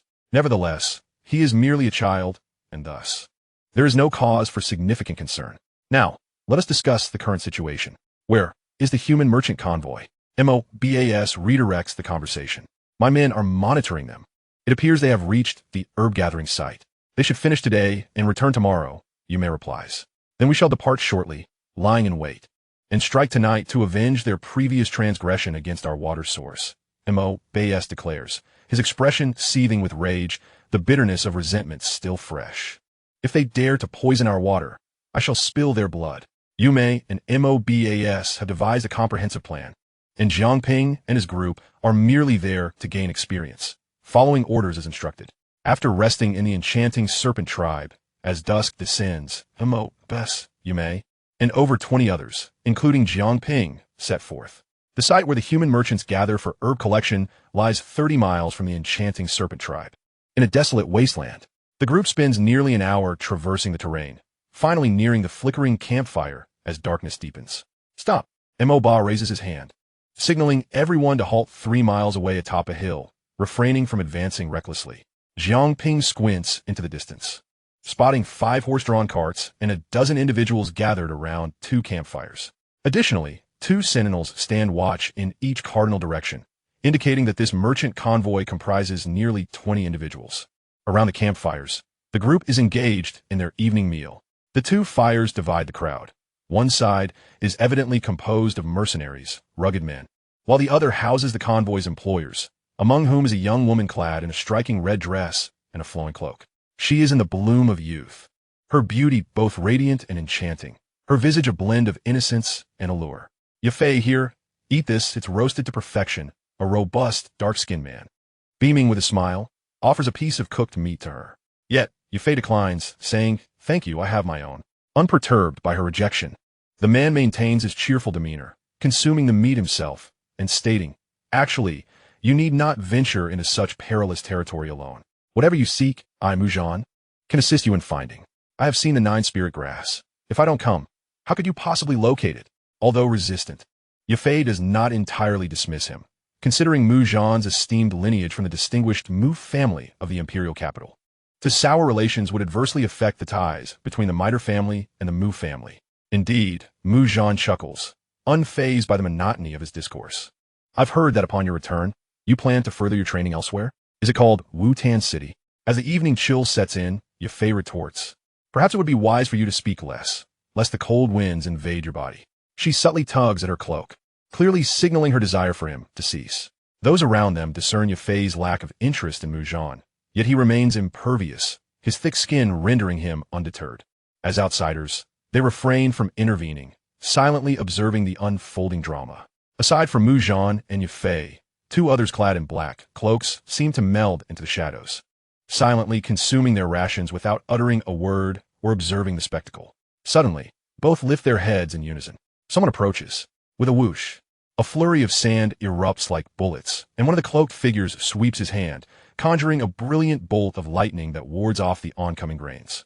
Simultaneously, 2 silhouettes rush forward, the black-cloaked figures springing into action. In an instant, the air crackles with energy as both sides engage in fierce combat. A loud bang erupts as someone unleashes a surge of fighting spirit, scattering the firewood from both campfires, igniting the surrounding area and illuminating the scene, revealing the assailants. To their astonishment, it is none other than Yu Mei, the leader of the enchanting Serpent tribe, and MOBAS, the leader of the MO Serpent tribe, who have arrived. Recognizing the adversaries, one of the cloaked figures, his voice aged and cold, remarks, "I never anticipated that such a modest merchant convoy could summon the Windwalker and Thunderwalker, 2 of the 10 mightiest from the Jaimar Empire." Yu Mei essentially licks her pink lips, her voice sultry as she responds, "How delightful it is to be acknowledged, with their identities laid bare." The two no longer conceal themselves, lifting their hoods to reveal their true visages. Both are aged but formidable figures. One, slender and seemingly ethereal, is the Wind Walker, Feng Li, while the other, robust and powerful, is the Thunder Walker, Lei Na. If not for the signs of age, one would hardly believe them to be elders. Kill. Jiang Ping and his companions, mingling among the serpent soldiers, finally arrive to encircle Ye Fei and the others. Fear not, Ye Fei. I shall protect you, Mu Zhan exclaims, brandishing his long spear and positioning himself defensively behind her. This is our Serpent Clan's territory. How dare you humans intrude? Do not blame us for our ruthlessness. MO/BAS commands, and the battle erupts. In the ensuing chaos, both factions clash with fervor. Aside from Lei Na and the Windwalker, most participants are combat masters, with a few great combat masters but no soul fighters. The Serpent side mirrors this, with Yu Mei and Mo Ba leading a contingent of great combat masters and combat masters. However, they possess a numerical advantage, a result of their meticulous preparations. Jiang Ping blended seamlessly into the crowd and swiftly identified a suitable opponent, Mu Zhan. A 3-star Dome Master, his cultivation level was on par with Jiang Ping's. At this moment, he required an equally matched adversary to solidify the recent strides in his training. Without hesitation, Jiang Ping flicked his tail and darted towards Mu Zhan. A mere serpent man. He should not dare provoke me. Observing Jiang Ping's proactive approach, Mu Zhan's fighting spirit ignited, and he charged forward, brandishing his spear. Allow me to engage with you. With a flourish, Mu Zhan thrust his spear, aiming directly at Jiang Ping's forehead. Jiang Ping drew the Qian sword from his system space. With the sword in hand and a flick of his tail, he deftly evaded the thrust, bringing the sword's tip perilously close to Mu Zhan. Mu Zhan, experienced in combat, immediately retracted his spear, performing a series of intricate maneuvers that forced Jiang Ping back. Ironwood Cold Spear, with a thrust that pushed Jiang Ping away. Mu Zhan seized the opportunity to pursue, his fighting energy coalescing at the spear's tip, emanating a chilling glint, and he lunged at Jiang Ping with remarkable speed. Excellent. Wind Thunder Sword Technique. Jiang Ping gripped the Qian sword tightly, the sword tip quivering as arcs of electricity flickered and azure blades of wind materialized around the sword, transforming into a shrieking torrent of sword energy. Bang! The long spear collided with the sword energy, producing a thunderous sound and a violent shockwave. Both were 3-star Dome Masters. However, Jiang Ping's Wind Thunder Sword Technique, enhanced by the Qian sword, exhibited a 50% increase in power, overpowering Mu Zhan's Dou skill. The residual sword energy struck Mu Zhan heavily, forcing him to stagger back several steps, his chest tightening. Quite impressive. It's been a while since I've encountered someone worthy of my full effort. Wiping the blood from the corner of his mouth, Mu Zhan gripped his spear with both hands, a fierce aura surging forth, instantly elevating his presence to that of a 5-star Dome Master. A secret technique? Jiang Ping raised an eyebrow. The flood dragon emerges from the sea. With a furious shout, Mu Zhan leaped into the air, spear in hand, his body spinning rapidly, reminiscent of a dragon rising from the ocean, his momentum soaring. Wind Thunder Sword Technique. Jiang Ping thrust forth again, wind and thunder raging. This time, even with the Qian sword's enhancement, Jiang Ping's Wind Thunder Sword Technique could only barely match Mu Zhan's prowess, forcing him back a short distance. Relying solely on his cultivation, battling a 5-star Dome Master proved somewhat daunting. Jiang Ping shook his slightly numb arm. You have a secret technique, and so do I. Just as Jiang Ping prepared to activate the pure dust glaze body, a figure surged from behind him, charging directly at Mu Zhan. Bang! The two exchanged a palm strike, both recoiling from the impact. It was none other than Hua Yin. Your pitiful strength is hardly worth embarrassing yourself here. Instead, behold my prowess. Hua Yin shot Jiang Ping a disdainful glance before rushing to engage Mu Zhan. Both Hua Yin and Mu Zhan were 5-star Dome Masters. Yet Mu Zhan's combat experience far eclipsed that of Hua Yin, compounded by his current fully unleashed state, fueled by a roaring fury. At this juncture, Hua Yin charged in, only to be swiftly overwhelmed. Within less than 10 exchanges, Mu Zhan's spear brought Hua Yin crashing to the ground. Damn, how is he so formidable? Hua Yin was bewildered. Mu Zhan, consumed by rage, lifted his spear, ready to strike Hua Yin down. Yin Gu, we VE come to rescue you. Hua Yin's 2 loyal subordinates hastily rushed over, joining the fray against Mu Zhan. However, soon 2 mercenaries arrived to assist Mu Zhan, plunging both parties back into chaotic combat. With no clear victor emerging, Jiang Ping had been performing admirably, but Hua Yan's sudden intervention left him quite speechless. Meanwhile, in the skies above, Yu Mei and Mo Ba Si were locked in a fierce battle with Reina and Feng Li. The clash of Dou Kings erupting into a dazzling display of techniques that lit up the night sky like fireworks. Jiang Ping had no desire to partake in such a high-stakes confrontation. Glancing around, he suddenly noticed a head peeking from behind a nearby rock, observing the chaos. There are still others hiding here? Jiang Ping chuckled, maneuvering around to approach stealthily. Ye Fei, possessing poor cultivation talent, had stumbled onto the path of training but lacked any real combat prowess. The battle between Dou Masters and Grand Dou Masters was beyond her capability. She could only hide in a safe place to avoid being a burden. How could there be so many serpent men here? Ye Fei's heart raced as she fixated on the ongoing conflict. At that moment, she turned around and was startled to find a serpent man, sword in hand, emerging silently from behind her, its blade glinting ominously in the dim moonlight. Startled, Ye Fei let out a cry and instinctively attempted to flee. But Jiang Ping swiftly positioned his sword before her, causing her to halt abruptly. I didn't expect there to be someone else hiding here, remarkably well concealed. Utilizing the hazy moonlight, Jiang Ping discerned that the figure before him was a striking beauty, particularly accentuated by her voluptuous figure, which even her windbreaker could not conceal. In the moonlight, Ye Fei realized that this serpent man was merely a child, with a youthful face, yet harboring an intensity that belied his age. Hence, she cautiously attempted to negotiate, saying, "Can you please not kill me?" Her tone was not one of desperation. It felt more like a proposal. Give me a reason. Jiang Ping was not so heartless. However, as a member of the Serpent Man clan, he could not simply allow her to go free.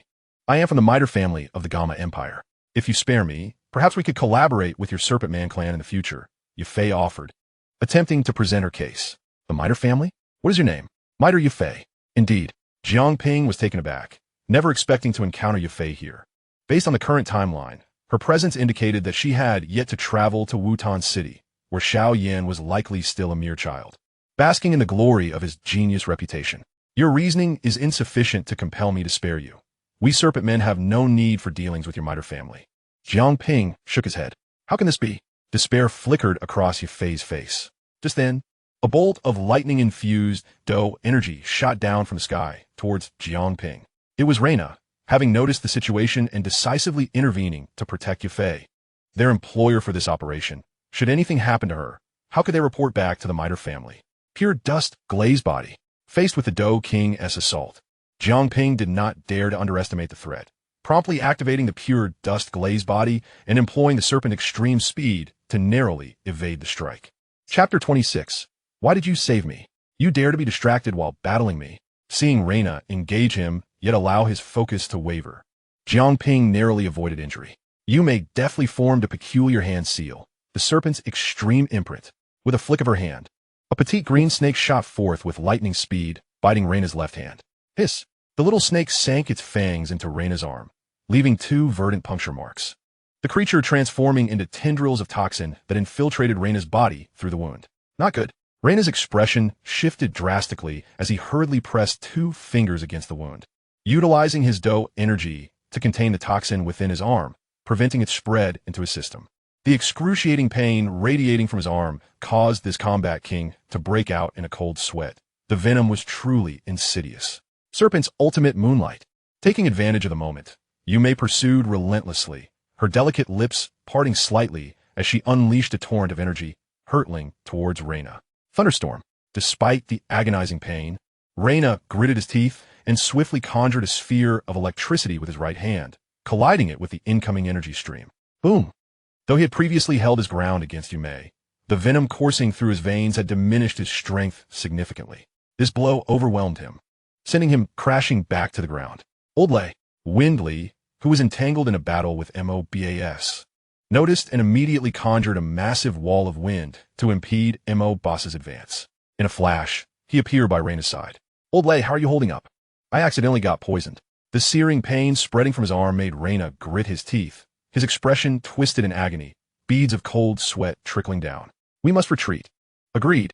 The 2 quickly resolved to withdraw, organizing the others to fall back.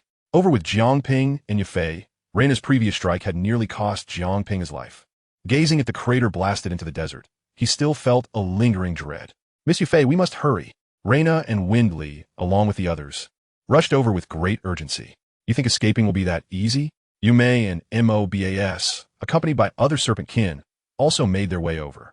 Their collective target was none other than the location where Jiang Ping and Yafei stood. Seeing them all suddenly converge, Yafei was momentarily stunned. This scene was unfamiliar to her. Jiang Ping sees that woman. From the demeanor of Reina and his companions, you may discern that Yafei's identity was undoubtedly significant. Currently, Jiang Ping was the closest to Yafei, making him the prime candidate to capture her as a hostage. Upon hearing this, Jiang Ping quickly grasped the situation and lunged towards Yafei. Winley, think of something, Reina urged anxiously. If Yafei fell into the hands of the serpent kin, it would spell disaster. Winley, equally frantic and drenched in sweat, clenched his jaw. There was no turning back now. He had to take a risk. Suddenly, he halted, biting his tongue, and decisively slammed his palms onto the desert floor. Wind returns to the earth. Whoosh! A tempest erupted, swirling with countless grains of sand, forming colossal azure tornadoes that split the surroundings apart. The sudden gust knocked everyone off their feet, some even being swept away in the raging winds. Before Jiang Ping could reach Yafei, the immense tornado enveloped them both. Has he lost his mind? This will injure our own. Witnessing Wen Li's reckless determination to prevent their capture of Yafei, even Yumei and Mo Ba struggled to unfurl their wings of fighting spirit and escape the tempest. All others, be they serpent kin or humans, were caught up in the massive tornadoes, flung in various directions. Jiang Ping was tossed about in the whirlwind, disoriented and dizzy. Just as he prepared to unleash his bloodline power to break free, the tornado finally hurled him out, crashing heavily into the sand. Damn it! Can it be less brutal? Rubbing his sore backside, Jiang Ping grumbled as he stood up. The surroundings were dim, with only the moon above casting a hazy glow, vaguely illuminating the area. Everyone had vanished. Neither Yumei, Mobas, nor Reina or Windley remained. He was utterly alone. Damn it. So the combat king can throw people around at will? Cursing under his breath, Jiang Ping took a moment to orient himself before choosing a direction to proceed. However, he had barely moved when he caught sight of a shadow lurking behind a massive rock. Without hesitation, he drew his Qian Kuan sword and pointed it forward. Who goes there? Upon closer inspection, he realized that the figure behind the stone was none other than Yafei. The sudden appearance of his sword startled her. Upon recognizing Jiang Ping, her heart raced once more. Why is it you again? Though this lad appeared so young, his face still retaining its youthful innocence. The sword in his hand made her wary. It seems your people failed to rescue you, Jiang Ping observed, relaxing slightly as he lowered his sword. Why aren't you fleeing? He inquired curiously, only then noticing a fresh, bleeding wound on Yafei's abdomen, oozing profusely. Given the disorientation caused by the tornado, how could someone as pampered as Yafei emerge unscathed? Jiang Ping sheathed his sword and cautiously approached, tail swaying gently. Are you going to kill me? Upon his approach, despair filled Yafei. Coupled with the wound on her abdomen, she relinquished any hope of escape. If death is my fate, then so be it. With that thought, she closed her eyes. Yet, the anticipated death did not arrive. Instead, she felt a cool sensation on her wound. Opening her eyes, she saw Jiang Ping sprinkling a medicinal powder on her injury. What are you doing? Yafei instinctively recoiled in fear. She had heard tales of the serpent kin's potent venom. Could Jiang Ping be intent on torturing her with it? Stay still if you want to live, Jiang Ping warned. Then tore a strip from his sleeve, dividing it into two to bind her wound. Yafei was momentarily taken aback, remaining motionless as he tended to her injury. After completing the task, Jiang Ping sat down beside her to rest, determining that it was wise to pause until dawn to avoid getting lost in the night. Why are you saving me? After a moment's hesitation, Yafei finally inquired cautiously. She suddenly felt that this serpent boy, much younger than her, was not the ruthless, savage creature, as rumored. To her, he seemed quite extraordinary. Don't ask. If you annoy me, I might just regret it and kill you, Jiang Ping replied. Oh. Though it was a threatening remark, Yafei felt an inexplicable sense of comfort from it. Chapter 27. A night with Yafei. The desert night was frigid, the cold wind howling like vengeful spirits lamenting their unquiet souls. It was not merely the chill of the wind, but the mournful sounds that chilled the heart.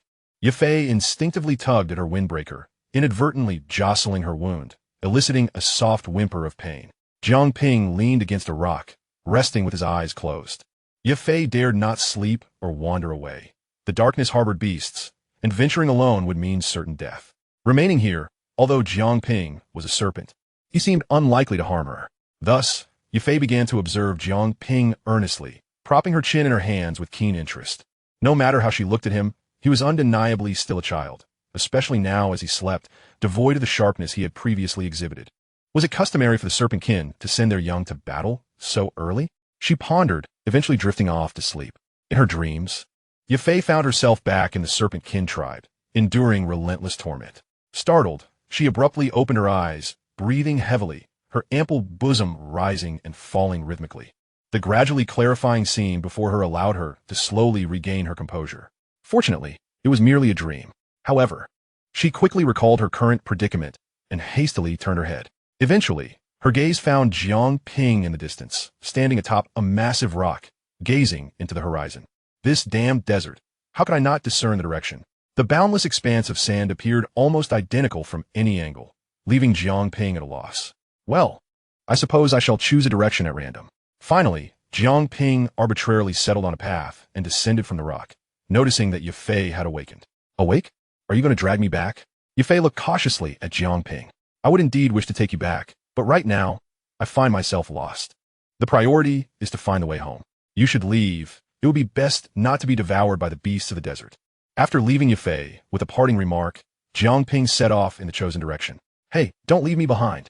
Yafei panicked and hurriedly got up to follow Jiang Ping. Why are you following me? I do not know the way. A hint of embarrassment tinted Yafei's lovely face. But indeed, she was utterly unfamiliar with the route. What does your lack of direction have to do with me? You are a good person. Could you possibly lead me out? Yafei timidly inquired, her fair hands entwined nervously.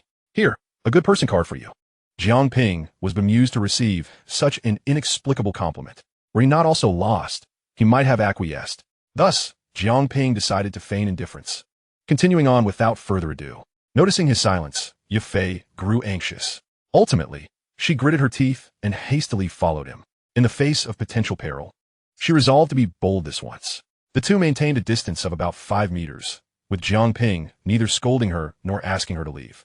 His thoughts were solely focused on finding an exit as quickly as possible. As they ventured further, Yafei's stamina began to wane, her pace gradually slowing. Coupled with her injuries, even with Jiang Ping's application of medicine, her condition remained grave, her delicate face paling. Moreover, the endurance of the Serpent Man in the desert far surpassed that of a human. Yet she could not afford to stop. If she fell behind Jiang Ping, she would truly be lost in this desert forever. Thus, she clenched her teeth, determined to persevere. Suddenly, Jiang Ping halted ahead. Yafei froze for a fraction of a second, nearly failing to stop in time. I'm tired, Jiang Ping declared, moving to sit behind a nearby boulder. The sun had barely risen, casting a shadow behind the stone. Yafei stood there in a daze for several seconds before realizing that Jiang Ping had paused to rest for her sake. Warmth filled her heart at the thought, and her attitude towards Jiang Ping shifted once more. She hurried to join him behind the rock and sat down to rest. Thank you, she murmured softly. Jiang Ping glanced at her in confusion, not responding, instead drawing patterns in the sand with his finger. Based on my previous speed, I advanced swiftly for about an hour, covering roughly 2 kilometers. Last night, I was caught in a tornado for about a minute. Although it was a man-made tornado, the wind speed seemed relatively low, at most tossing me about 3 to 4 kilometers. The desert is flat, allowing for a far-reaching view, even if I Haven-T return to the spot from last night. If I am heading in the right direction, I should be able to see some remnants of battle. Yet now, there is nothing ahead, and Jiang Ping sees no signs of conflict. Realizing this, he felt a wave of frustration. Why couldn't his luck be a bit better? Forget it. I'll try another direction. Dusting off the sand from his clothes, Jiang Ping set off anew. Observing him depart, Yafei quickly rose to follow, for now. He was her only support. Suddenly, as they emerged from behind a rock, a plume of yellow sand erupted from the ground nearby. A colossal python burst forth. The serpent's body, colored like the surrounding sands, was robust, measuring 1 meter in diameter and extending over 10 meters in length. Target: Third Order Sand Sea Serpent. Bloodline Power: Sand Sea Serpent. Bloodline Strength: Average. A Third Order Magical Beast. Jiang Ping's eyes lit up.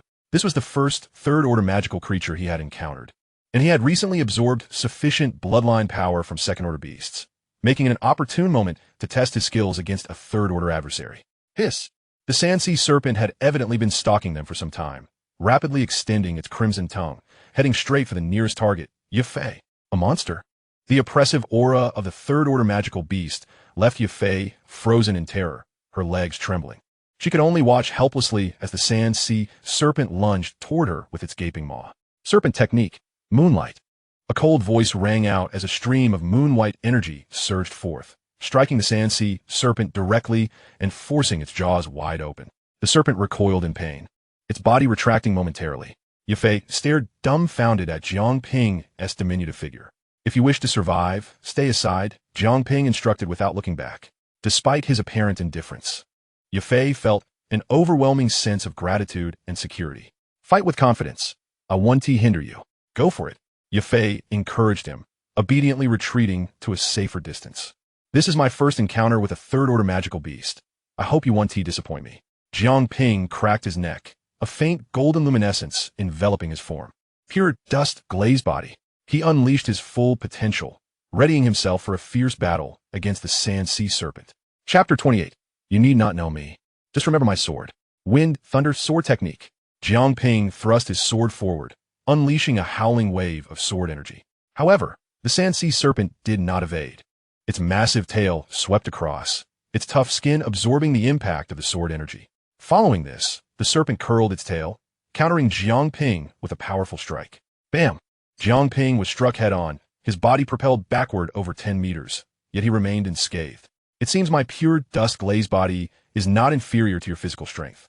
With an enhancement of over 80 times, Jiang Ping's physical prowess was now formidable enough to withstand the sand sea serpent's assault.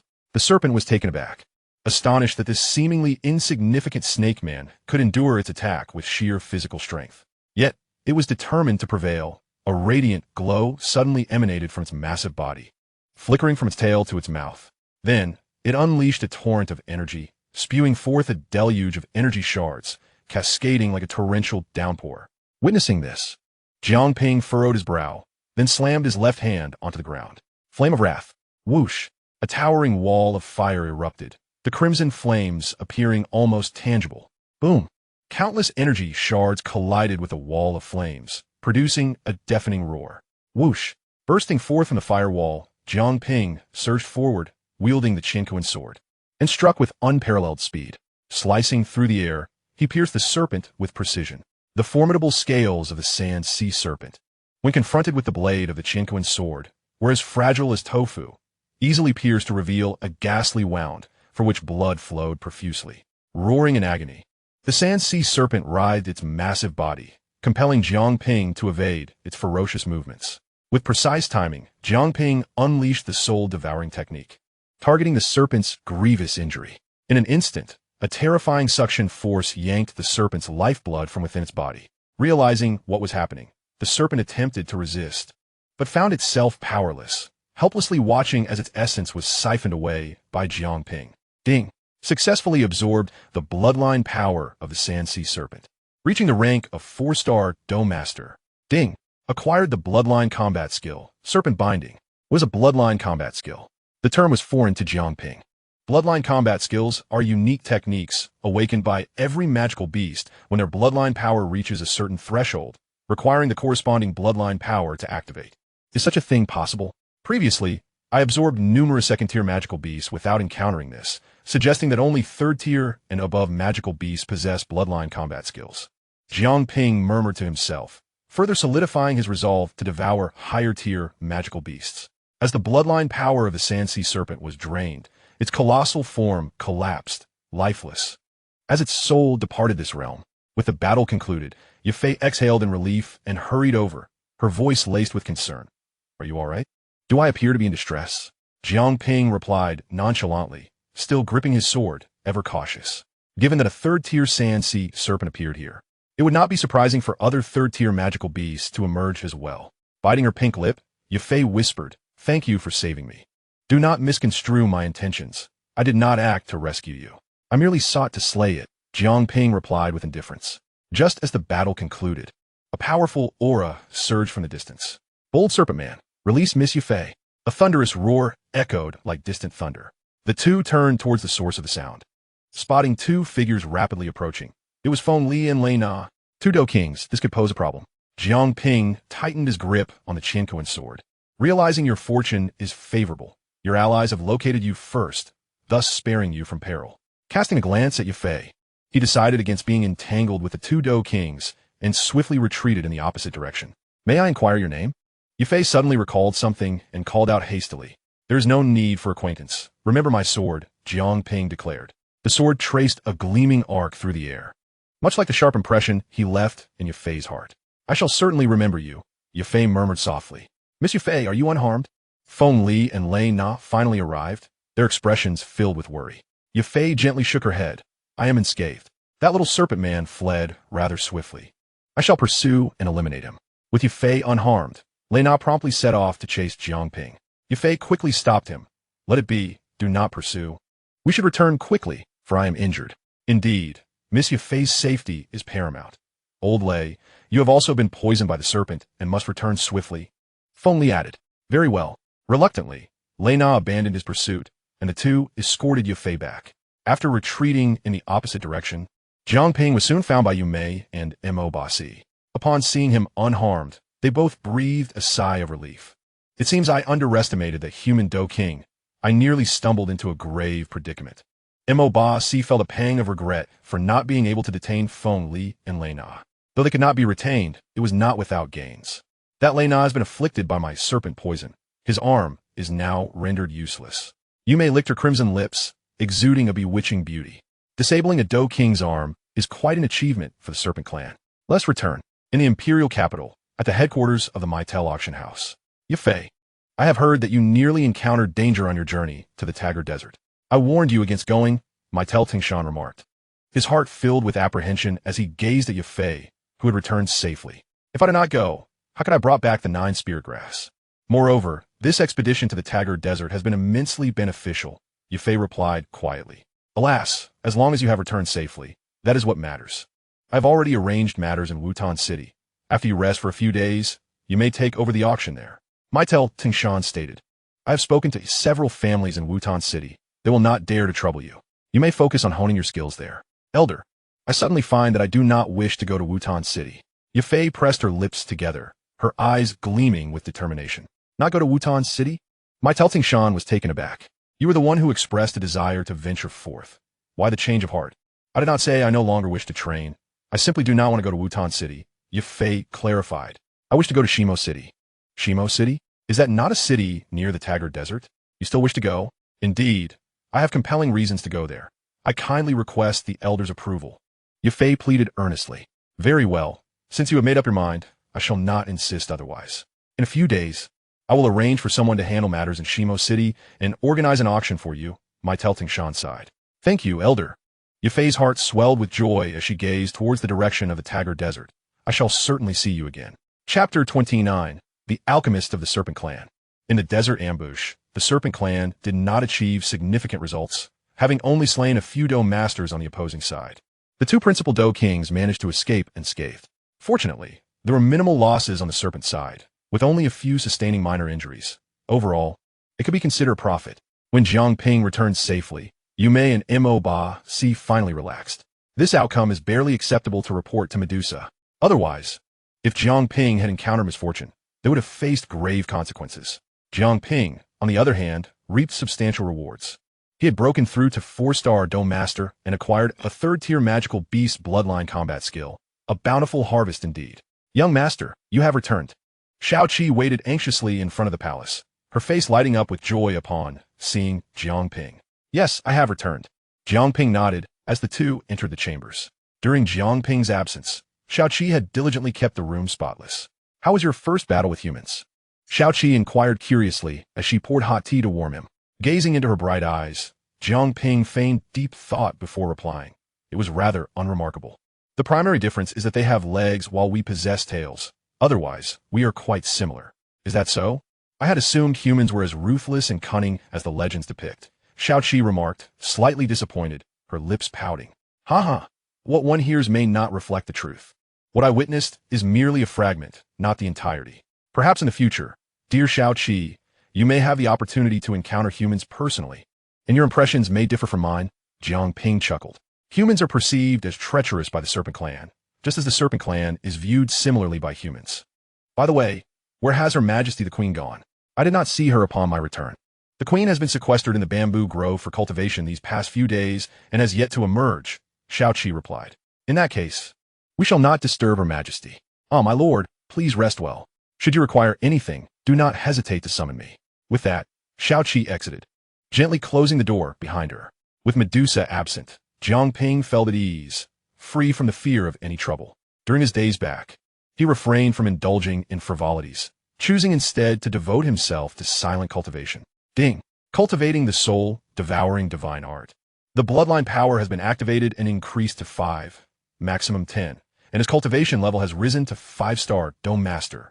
Apart from absorbing the bloodline powers of other magical beasts, Jiang Ping's innate 9-color, swallowing python strength remained the most formidable. Upon reaching the Dome Master level, the cap on his bloodline power activation also ascended, allowing the soul, devouring divine art, to further activate his bloodline strength.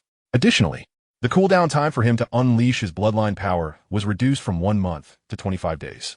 This meant he could unleash the power of a Dou Emperor every 25 days.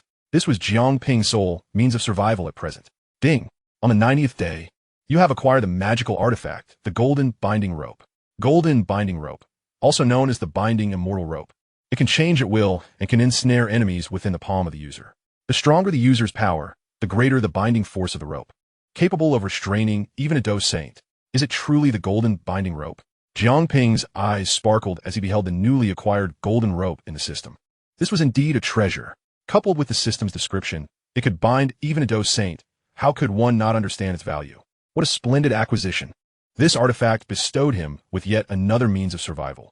With the Golden Binding Rope, he could at least contend with Dou Kings and Dou Emperors without having to unleash his bloodline power.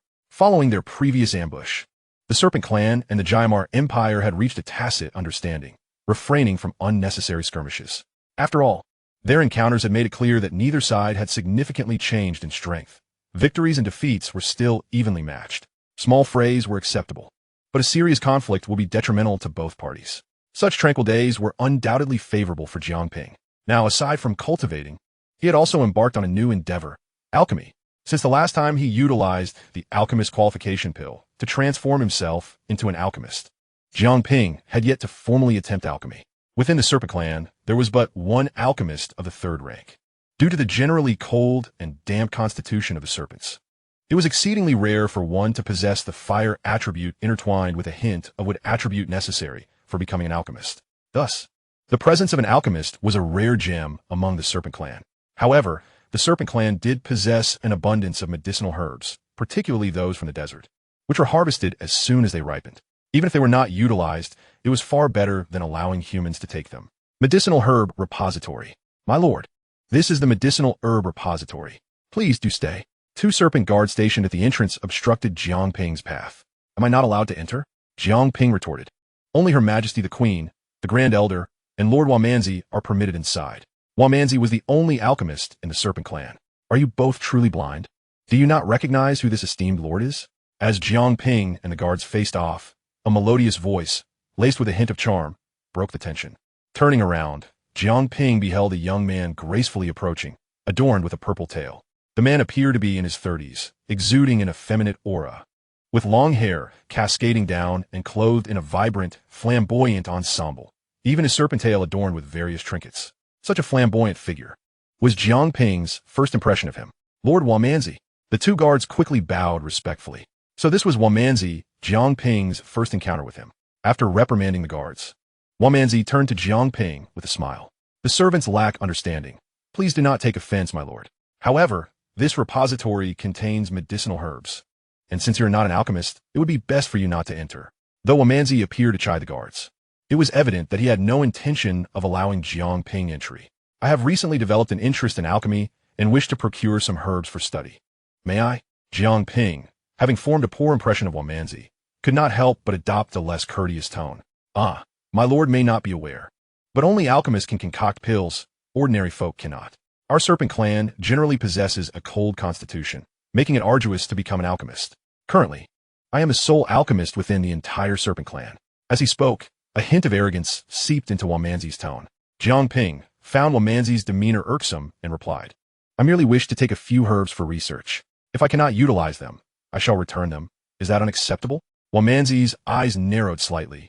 Finding the young man before him, dubbed the betrothed of Queen Medusa by the elder, insufferably presumptuous. What right did this oblivious child have to demand such?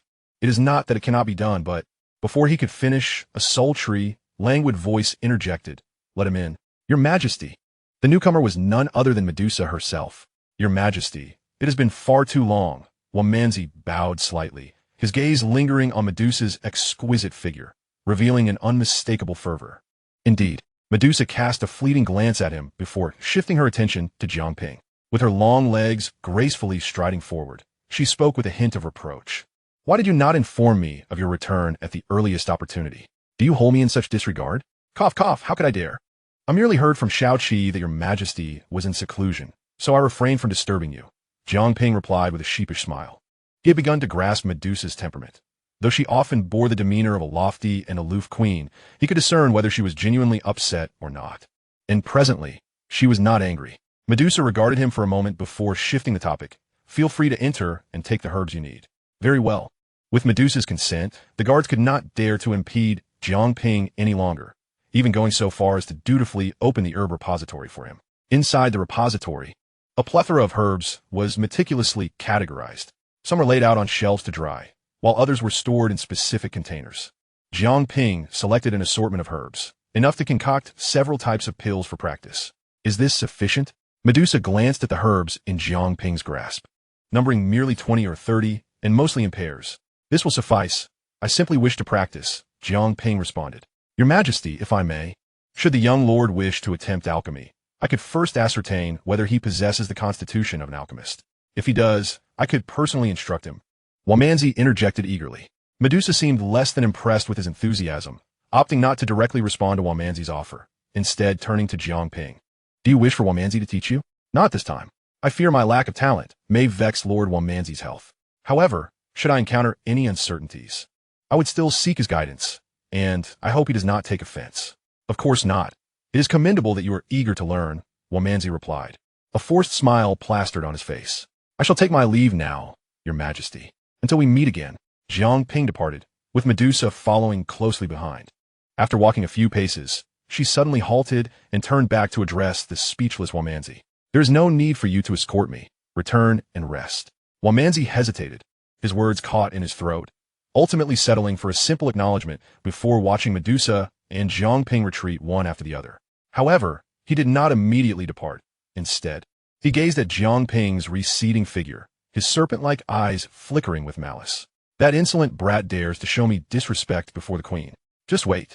As the only alchemist of the serpent people, and a third-tier one at that, Wamansy held an exceedingly significant position within the tribe. There was a time when even the Grand Elder and Medusa regarded him with great respect. The reason was simple. He was the sole alchemist of the serpent people. Even as a third-tier alchemist, his contributions were irreplaceable. Many useful second- and third-tier elixirs relied on his expertise. Thus, Medusa had always shown him considerable respect within the clan. Yet this time, she had treated him with such indifference for the first time, all because of Jiang Ping, a mere inexperienced youth. Don't think that you can act with impunity just because you have the queen's favor. Not everyone can become an alchemist. The queen is mine.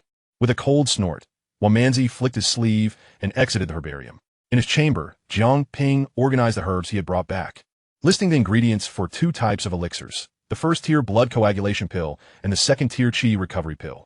Can you concoct elixirs? Medusa entered the room, observing Jiang Ping as he skillfully handled the herbs.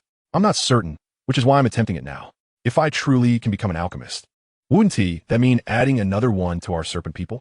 Jiang Ping looked at Medusa. With so many members of the serpent people, only Wamansy has emerged as an alchemist.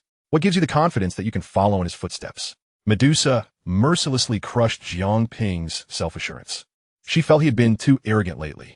While she acknowledged that Jiang Ping's cultivation had progressed rapidly and his talent was exceptional. Indeed, he could be called a genius. Rapid advancement did not equate to becoming an alchemist. Being an alchemist was not something one could simply choose to be. But what if I succeed? Jiang Ping gazed intently at Medusa. His unwavering confidence momentarily took her aback. After a pause, she pursed her lips and replied, If you succeed, then you've succeeded. What more do you desire? Jiang Ping chuckled, Your Majesty. Do you remember a month ago when you said that if I reached the rank of 7-star fighter, you would grant me a request? I still have not made that request. So, therefore, if I succeed in concocting elixirs this time, you shall grant me another request. What do you say? Medusa tightened her crimson lips, her bright eyes sizing up Jiang Ping, curious about the mischief he might be plotting. However, Jiang Ping wore an innocent expression that betrayed nothing of his thoughts. After a considerable pause, Medusa finally nodded. Very well, I accept your terms. If you truly become the second alchemist of the Serpent People, it is not unreasonable to grant your request. Agreed, but you must not renege on this promise. Now, please, Your Majesty, step outside and await my good news. An alchemist must not be disturbed while concocting. Jiang Ping stated earnestly. You're not even an alchemist yet, and you've already adopted the mannerisms of one? Medusa shot him a playful glare, yet ultimately relented. Fine, I will wait outside and see what kind of elixirs you can produce. With that, Medusa sauntered away, her graceful legs carrying her out of Jiang Ping's room. Once he confirmed the door was securely closed, Jiang Ping meticulously reviewed the herbs once more before retrieving the Grand Celestial True Cauldron from his system space. The Celestial True Cauldron reduced the required energy for alchemy by 50% and additionally increased the success rate by 50%. This was Jiang Ping's greatest assurance in his alchemical endeavors. Since I am a first-tier alchemist, I shall begin with first-tier elixirs. After contemplating the alchemical process briefly, Jiang Ping began channeling his energy into the Celestial True Cauldron, transforming it into a gentle flame. He then cast one type of herb into the cauldron. Almost effortlessly, the cauldron guided his energy flames to refine the herb, and within mere seconds, it was effortlessly transformed into powder. That was fast. Jiang Ping was astonished. He felt he hadn't even put in much effort before the herb was ready. He quickly added the remaining herbs into the Celestial True Cauldron, and once again, each was refined within mere seconds. Next came the true alchemical process, wherein all the refined herbs would be combined in the cauldron, energizing them to merge. This step was the most critical and also the most prone to failure. As it was Jiang Ping's first attempt at alchemy, he anticipated the possibility of failure and remained on high alert, unwilling to let his guard down. However, within the Celestial True Cauldron, under the cauldron's flames, the herbs began to merge into a singular, rounded elixir, a delicate fragrance wafting through the room. Is this really done? Jiang Ping stared in disbelief, momentarily unable to comprehend the swift completion of the process. He hadn't even begun to exert himself or experience the thrill of alchemy, and yet it was finished? The Celestial True Cauldron significantly diminished the enjoyment of the alchemical process. It was akin to a rice cooker. One merely needed to place the rice inside, add some sausages and cured meat, plug it in, and await a delicious meal. The Celestial True Cauldron was the rice cooker. The various herbs were the ingredients, and Jiang Ping was merely responsible for the power supply. This suited Jiang Ping well, as it simplified the complex task, allowing him time for other pursuits. Ding! Alchemy experience gained, 100. Required experience for second-tier alchemist, 1,000. Alchemy can also yield experience to level up my alchemical skills. Jiang Ping raised an eyebrow, holding the elixir in his hand for a closer inspection.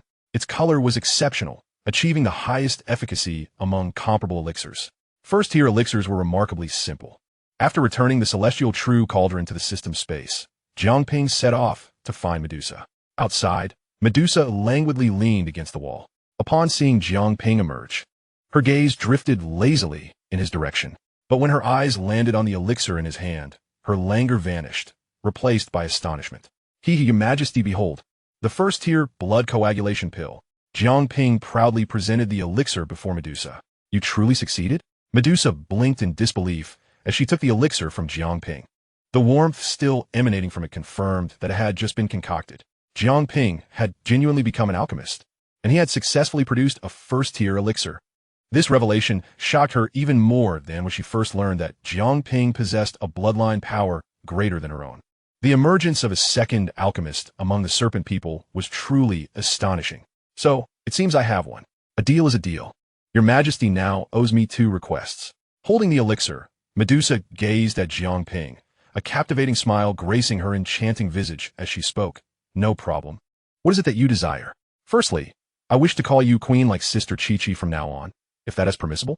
The title Your Majesty felt rather distant. Upon hearing Jiang Ping's initial request, Medusa paused momentarily. Was this it? Such a trivial request squandered? Very well, you still have one more request. Jiang Ping pondered deeply. Yet at that moment, he could not conceive of a worthy demand. Any overly audacious request would surely be declined by Medusa. I still haven't thought of my second request. I will mention it once I have. That one do. If you don't state it today, you shall not have another opportunity. Medusa asserted. Why is that? You can't be so unreasonable, Jiang Ping retorted. If you can't come up with something, I can offer you a reward, consider it a compensation. Would you like it? Medusa's lips pursed slightly, a playful smirk dancing at the corners of her mouth. What reward? I'm not someone who can be easily satisfied with just anything, Jiang Ping clarified, for he was not easily persuaded. Medusa remained silent, stepping closer and leaning slightly forward, her warm crimson lips gently brushing against Jiang Ping's forehead in a fleeting kiss. Like a dragonfly skimming the water, it touched and then departed. You are the first to receive the Queen's kiss. You should feel honored, she teased with a delicate laugh before retreating to her chamber, leaving a bewildered Jiang Ping in her wake. Hey, if there has to be a kiss, it should be me who initiates it, Jiang Ping lamented inwardly, vexed that he hadn't been bolder. It seemed his aspirations were still too modest. Nevertheless, this marked a promising beginning. Touching his forehead where she had kissed him, Jiang Ping smiled. News of Jiang Ping's alchemical prowess and his ability to successfully concoct first-grade elixirs swiftly spread throughout the serpent folk tribe, igniting a fervor. The Grand Elder exuberantly proclaimed Jiang Ping as the savior bestowed upon their tribe, their very future. Concurrently, the Grand Elder announced that the medicinal herb repository was officially open to Jiang Ping, heralding the emergence of a second alchemist among the serpent folk. A momentous occasion indeed. Yet, while some rejoiced, others were dismayed. Bang! Inside a chamber, Wamanzi swept all the cups off the table with a fierce slap, the servants outside trembling in fear, not daring to make a sound. A mere child had truly become an alchemist.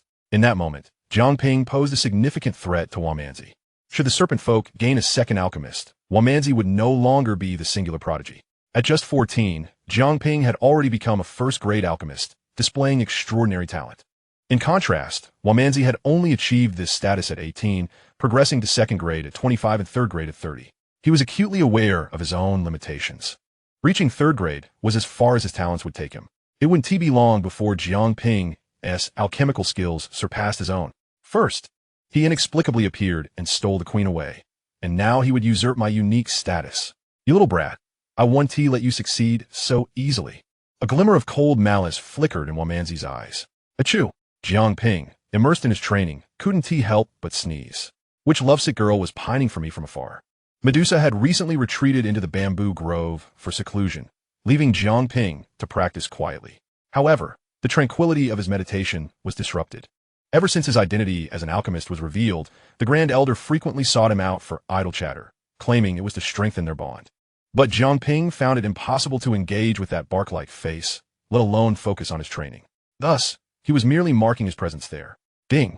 Checked in on the 100th day, awarded the art of creation. Art of creation. Simulate the genesis of the heavens and earth, comprehend the mysteries of the universe. Novices may use the art of creation to alter their own or others' appearances, creating illusions indistinguishable from reality. Mastery allows one to reshape the cosmos, reversing yin and yang, altering the very fabric of existence. Chapter 32, Wamanzi's Machination. The art of creation?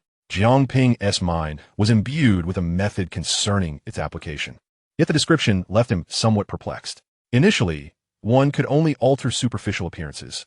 Only upon mastering it could one reverse yin and yang and manipulate the cosmos. Could this allow me to change my own appearance? Tentatively, Jiang Ping attempted to simulate the principles of the art of creation in his mind. He opened his palm, and within it materialized a black and white taiji symbol, representing the duality of creation. Yin and yang, the genesis of all life, respond to the motion of my heart. He silently chanted the incantation, raising the taiji symbol in his palm and sweeping it downward. Jiang Ping watched in awe as his tail gradually disappeared, transforming into a pair of legs, precisely as he envisioned. Is it successful? He flexed his legs, a sensation he had long missed. Yet, this art of creation did not truly allow him to transform into human form. It was akin to a temporary metamorphosis, set to revert after a certain duration. Presently, this alteration could only last for about an hour. To achieve a genuine and permanent transformation into human form required true creative power, far beyond the rudimentary grasp Jiang Ping currently possessed. Could also alter other objects? Noticing a fruit on the table, he casually picked up an apple and silently activated the creative force. In an instant, the apple morphed into a pear. Taking a bite, he realized the taste and texture remained that of an apple. It seemed his current mastery of the art of creation only allowed for superficial changes, unable to alter the essence within. Jiang Ping gradually grasped the application of this art. With his present capabilities, it could only serve as a mere illusion until he attained true mastery, at which point he could genuinely alter the yin and yang, defying the natural order. In the bamboo grove, Medusa sat cross-legged, surrounded by ethereal purple serpent apparitions, exuding an aura of imminent transformation. Yet, no matter her efforts, she could not reach the fabled threshold of Dou Qi. Was she truly destined to follow the ancient texts and seek the mystical flames? Medusa murmured, burdened with the weight of her tribe's future. Being merely a Dou Huang was insufficient. Only by attaining the legendary Dou Qi strength could she empower the serpent folk to escape their current plight. However, reaching Dou Qi was no trivial feat. She had attempted various methods, but continuously failed to grasp that elusive opportunity, unable to touch the threshold of Dou Qi. Now, she was left with one final recourse, the mystical flames. According to the ancient texts of the serpent folk, to break through the final shackles, one must adopt a strategy of placing oneself in peril to achieve rebirth. The mystical flames were the key. These flames, being the essence of the world's purest yang, were almost anathema to the serpent folk's cold, shadowy nature. However, if the serpent folk could endure the flames and rise from the ashes, there existed a glimmer of hope for renewal. Perhaps it was only through the mystical flames that salvation lay. Her gaze, once hesitant, gradually transformed into resolute determination. Departing from the bamboo grove, Medusa made her way back towards the palace. She had intended to check on Jiang Ping, curious to see if this mischievous boy had prepared any surprises for her during her retreat.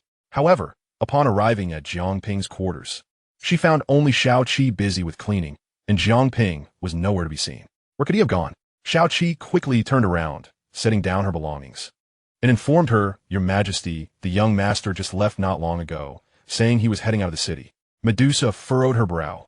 Out of the city again? What could he possibly be doing? Can't this little rascal remain still for even a moment? Shao Qi continued. The young master mentioned that since you were in seclusion in the bamboo grove, he had no place to train, so he ventured out to seek magical beasts for practice. It seemed he was indeed restless. With Jiang Ping absent, Medusa chose not to linger any longer and turned back towards her own chamber.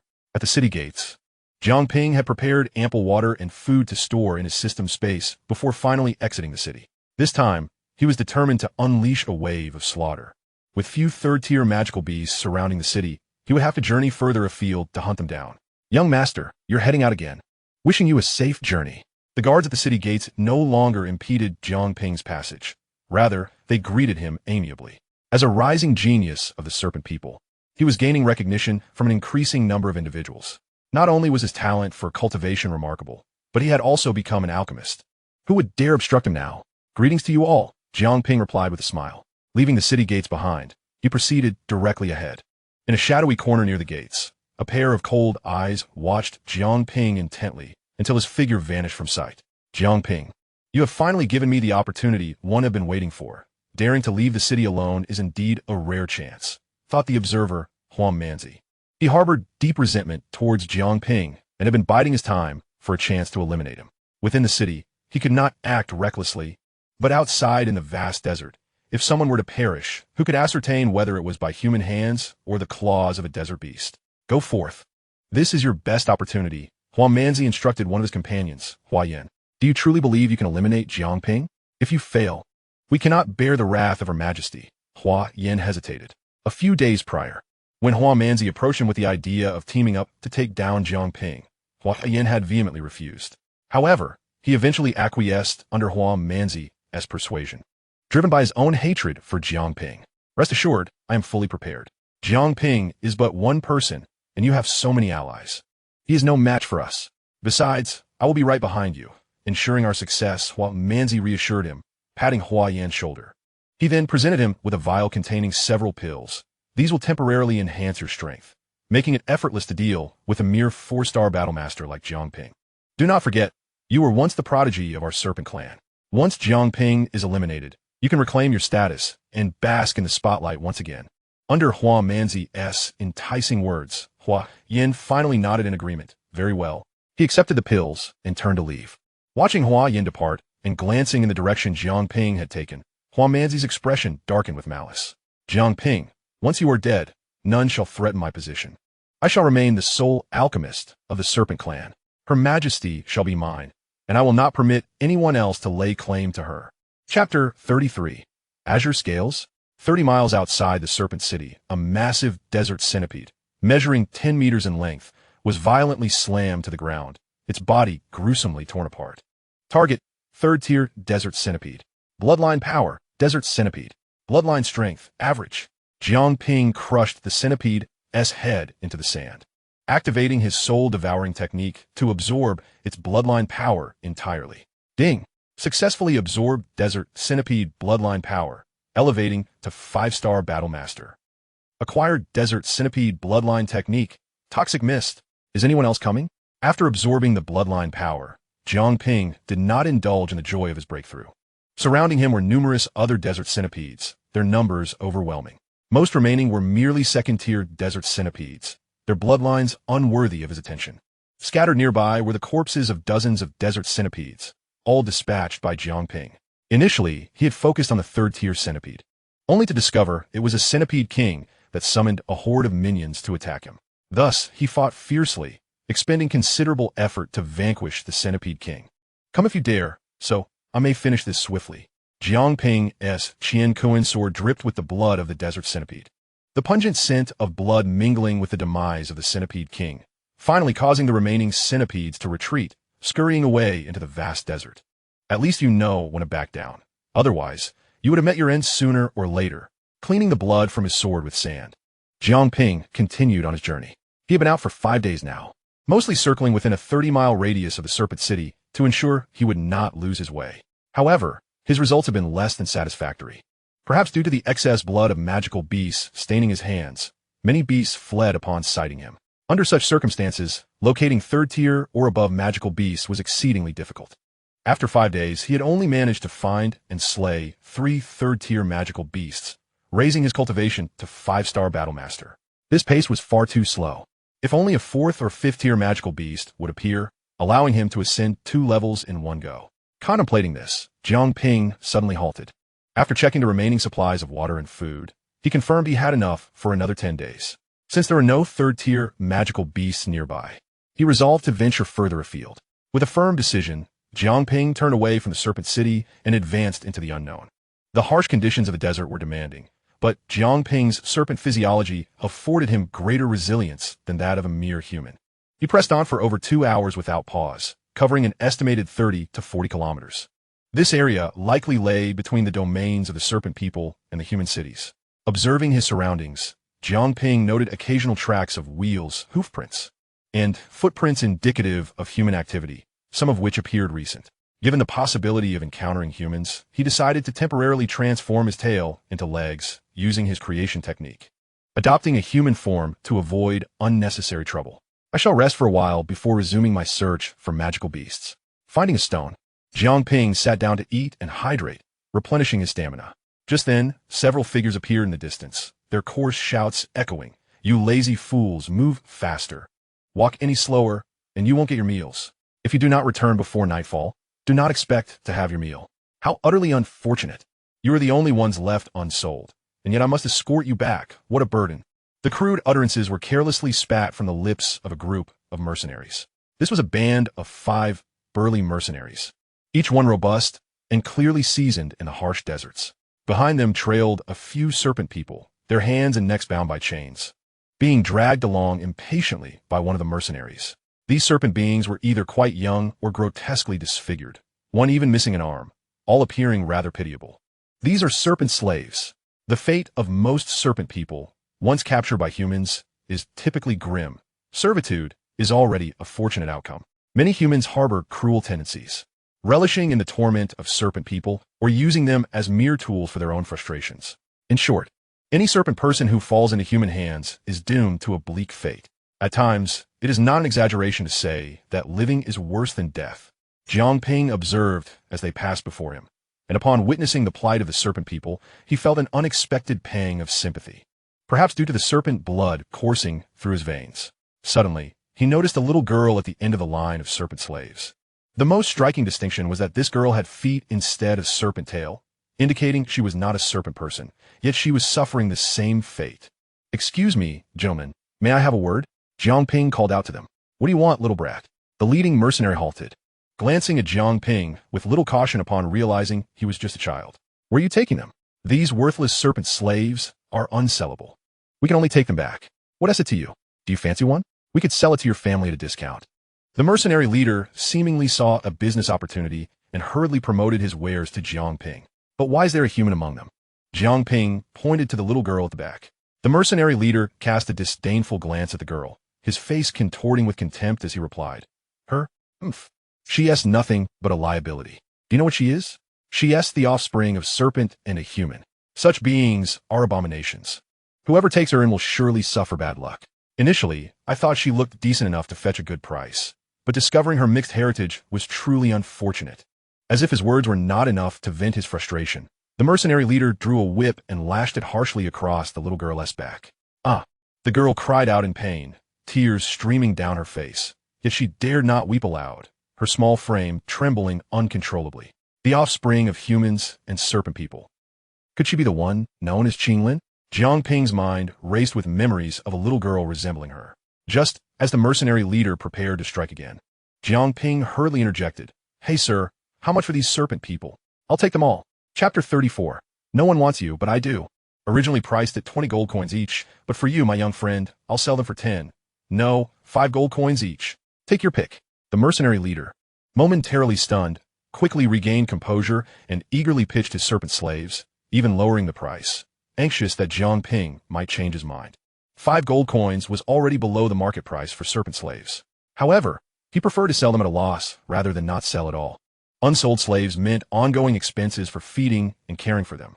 Thus, he was willing to sell a low price, as long as someone was interested. There are 7 of them in total. I'll take them all, Jiang Ping declared grandly. All of them? Ha ha ha. Young master, you are quite generous. 7 means 35 gold coins, a bargain indeed. The mercenary leader's expression brightened at Jiang Ping's unexpected purchase, laughing heartily. Let's round it to 30 coins. And they're all yours.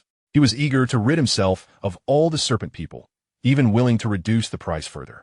All right, Jiang Ping patted his pocket, only to confront a disheartening realization. He had no money. During his time with the serpent people, his status meant he never needed currency, making him almost forget that this world operated on monetary exchange. However, though he lacked gold coins, he could offer something of equivalent value. I don't have any gold, but I can trade you a first-grade blood condensing pill. How does that sound? Jiang Ping produced a jade vial from his robe and poured out a single pill. He had crafted quite a few potions recently, and though they were of low grade, he had them with him. He never anticipated they would come in handy. A first-grade blood condensing pill. All eyes widened in astonishment, fixated on the smooth pill resting in Jiang Ping's palm. Enough. You can take these serpent people. The mercenary leader, fearing Jiang Ping would change his mind, hastily grabbed the pill and handed over the chains. One first-grade pill was worth far more than these unwanted serpent slaves. In a bizarre twist, several unsold serpent beings were bartered for a single blood-condensing pill. A remarkable profit indeed. With the transaction completed, the mercenary leader urged, We'll take our leave then. He hurriedly pulled his companions away, fearful that Jiang Ping might reconsider. Not far from their departure, one of them leaned in and whispered to the mercenary leader, Boss, I just saw that kid's vial. There must be several more pills in there worth a fortune. What are you implying? The mercenary leader shot him a glance. The group understood each other perfectly. Seizing the chains, Jiang Ping approached the little girl at the end of the line and inquired, What is your name? The girl instinctively recoiled, clearly frightened from the beating. However, as she noticed Jiang Ping was not like those men and appeared quite young, without a menacing demeanor, she hesitantly replied, I'm Xiao. Xiao Xin. Before she could finish, panic washed over her as she suddenly shouted, Look out!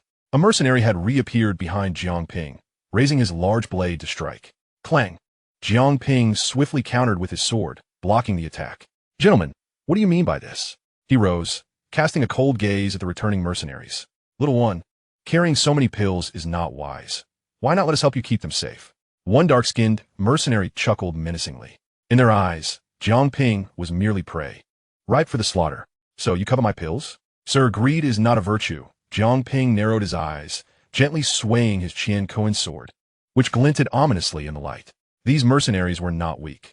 3 were 3-star fighters, 1 a 4-star, and a leader was a formidable 7-star fighter.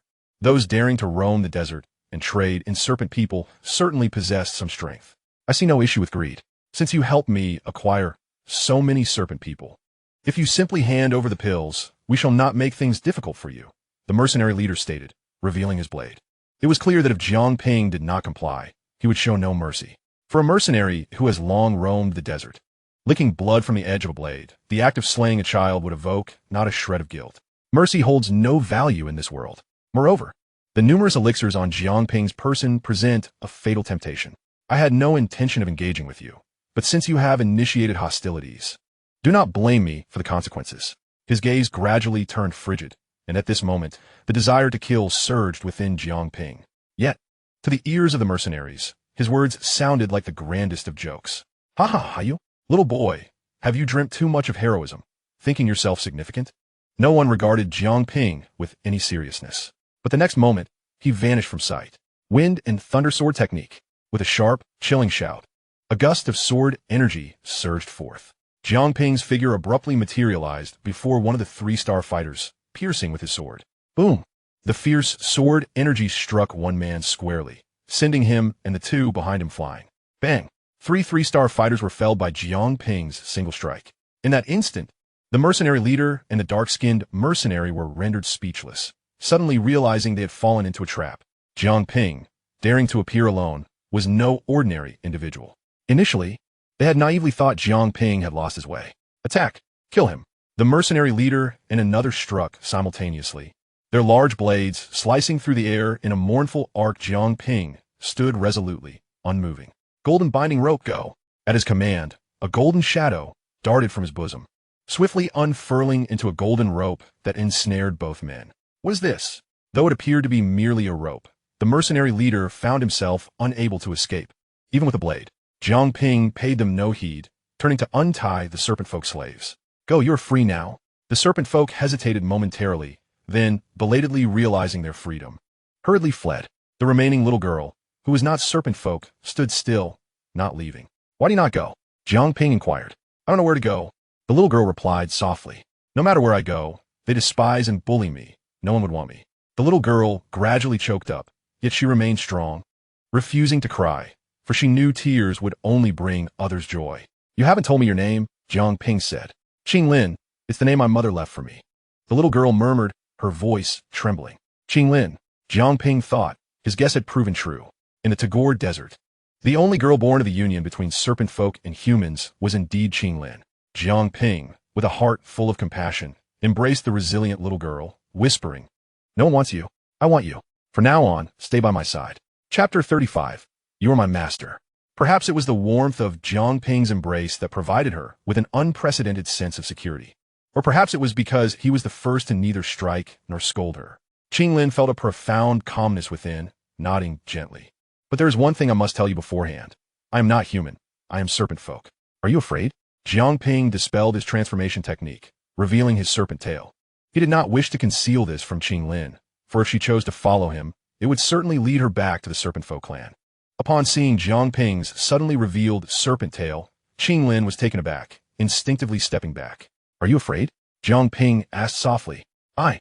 Qing Lin faltered, unsure how to respond, lowering her head and murmuring, Qing Lin is not afraid.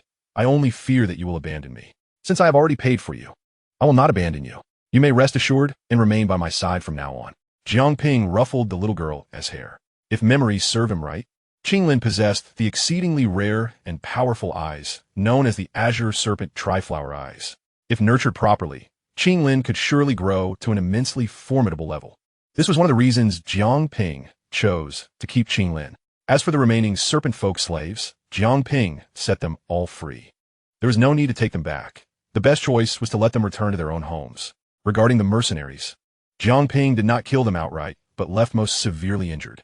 Having desires is not inherently a flaw, but regrettably, your strength was insufficient, and your audacity led you to strike a hard wall. Consider this a lesson. Henceforth, you will likely refrain from such actions. Jiang Ping spared their lives, but did not release them unscathed. Instead, he shattered several of their major meridians.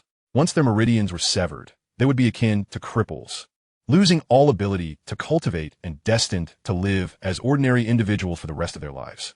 Having completed this, Jiang Ping departed with Qing Lin. With Qing Lin by his side, he could no longer seek out third-tier magical beasts and decided to return for the time being. Master, where are we headed now? As they traversed the boundless desert, Qinglin felt a pang of fear. She had heard tales of many ferocious magical beasts that would devour humans. We are returning to the city of our Serpent Folk clan. Jiang Ping was aware that Qinglin could not travel as swiftly, so he deliberately slowed his pace to allow her to keep up. Oh, Qinglin nodded, obediently following Jiang Ping. She was uncertain if she would be shunned by the Serpent Folk upon her return, just as she had been bullied and scorned in human cities. As a being born of both Serpent Folk and humans, she was an outcast in both realms, unaccepted by either. Qinglin was well aware of this, and had prepared herself for abandonment. Yet, the concern Jiang Ping showed her allowed her to momentarily forget the impending hardships, immersing herself in this rare happiness. For her, being treated as a normal person was a blessing. After walking for roughly an hour, Jiang Ping chose to rest. This distance posed no challenge for him. However, Qinglin was not so fortunate. After an hour of walking, she was already panting, her dirty little face devoid of sweat, having evaporated in the heat. Her lips were pale and cracked, yet she uttered not a word, silently gritting her teeth to endure. Let's take a break. Jiang Ping found shade behind a rocky outcrop and handed Qinglin a water flask. Drink some water. Staring at the flask presented to her, Qinglin hesitated for a moment before shaking her head. Qinglin does not need it. Qinglin is not thirsty. I command you to drink, Jiang Ping ordered. Though it was a command, Qinglin, for the first time, felt no fear. She cautiously accepted the flask with both hands, opened the lid, took a small sip, and returned it to Jiang Ping. Thank you, master. Observing her only slightly moistened lips, Jiang Ping furrowed his brow. I told you to drink water, not just take a sip. Now drink several large gulps. What had this little girl endured to become so timid and cautious? And from now on, do not call me master. Just refer to me as young master. The term master feels rather peculiar. Qinglin, having sipped some water, quickly shook her head and said, It is a rule that cannot be transgressed. If you, my master, do not wish for me to address you as such, it would imply that you no longer want me. Where did this rule originate? There is no such notion in my presence, she pleaded. I implore you, do not insist on this. I have no intention of overstepping my bounds. Qinglin even bowed her head and knelt. All right, let me master then, but please rise. Jiang Ping hastily assisted her to her feet.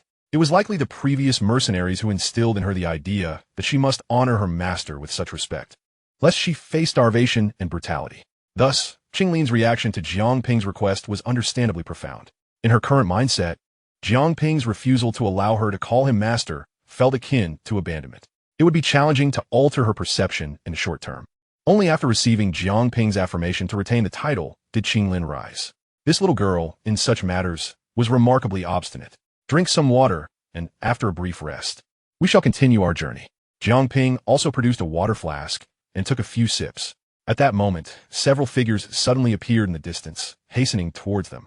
Both individuals immediately became vigilant, with Qinglin instinctively retreating behind Jiang Ping.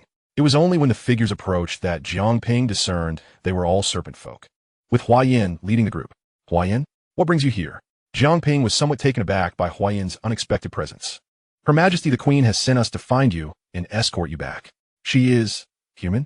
Upon noticing Qinglin behind Jiang Ping, Huayan's expression shifted dramatically as he exclaimed, Impudent human, you dare to hold our kind hostage? Enough, she is my slave, not a hostage. Do not frighten my companion. Jiang Ping asserted, shielding Qinglin behind him.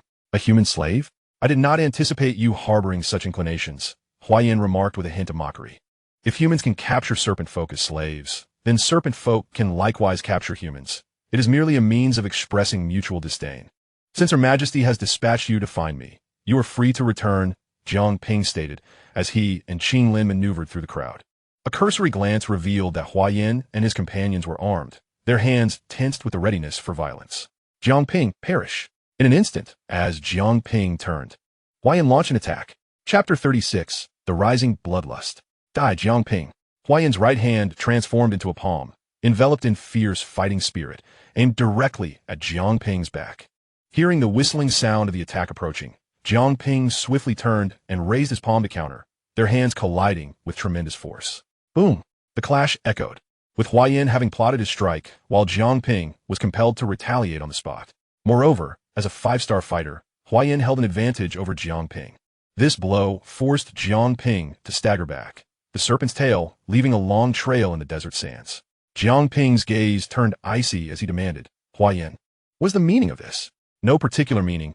I merely wish for you to die here, Huayan replied, his fingers playing with a sinister grin spreading across his face.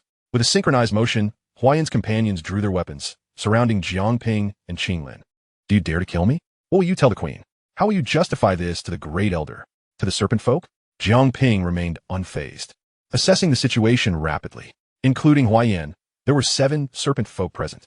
Aside from Huayan, who was a 5-star fighter, 4 others were also 5-star fighters. One was a 6-star fighter, and another was a 7-star fighter. Furthermore, these 6 were not ordinary individuals. Each wore black veils, their gazes sharp as eagle eyes. More importantly, they exuded a faint scent of blood, their murderous intent palpable, indicating they were indeed soldiers of the serpent folk. This arrangement of strength was not something just anyone could command, even among the serpent folk. Although Huayan was the nephew of Mobuz, his status was merely nominal, lacking any real authority to command others. Unless, of course, Huayan had the backing of someone more powerful. Since we dare to act, we shall ensure the queen remains oblivious, and once you are dead, who is to say who is responsible for your demise? Huayan sneered. How fortuitous it is to have a human here. Should you die, we can easily pin the blame on them. Thus, you shall obediently meet your end. Huayan commanded with a wave of his hand. Now, seize and kill them both. Instantly, the remaining 6 lunged toward Jiang Ping with lethal intent, their murderous aura unmistakable. Jiang Ping decisively slammed his palm onto the ground. Fiery wrath. Boom! Fiery columns erupted from the earth, coalescing into 4 walls of flame that encased Jiang Ping and Qinglin. Yet, the 6 did not hesitate before the flames. They resolutely raised their blades, unleashing a fierce fighting spirit that crashed against the firewalls. Bang! The wall of flame shattered, sending up a cloud of yellow sand. 2 figures emerged from the dust, Jiang Ping clutching Qinglin. Get back! Jiang Ping thrust Qinglin away, facing the 6 formidable fighters alone. The gleaming blades shimmered in the sunlight, embodying a cold intent to kill. It appears you are indeed intent on killing me. Do not blame me for being merciless, Jiang Ping declared, drawing forth the Qian sword, steadfast against the oncoming 6. Let me see if you possess the capability. He opened his mouth wide, expelling a surge of purple mist that rapidly enveloped him.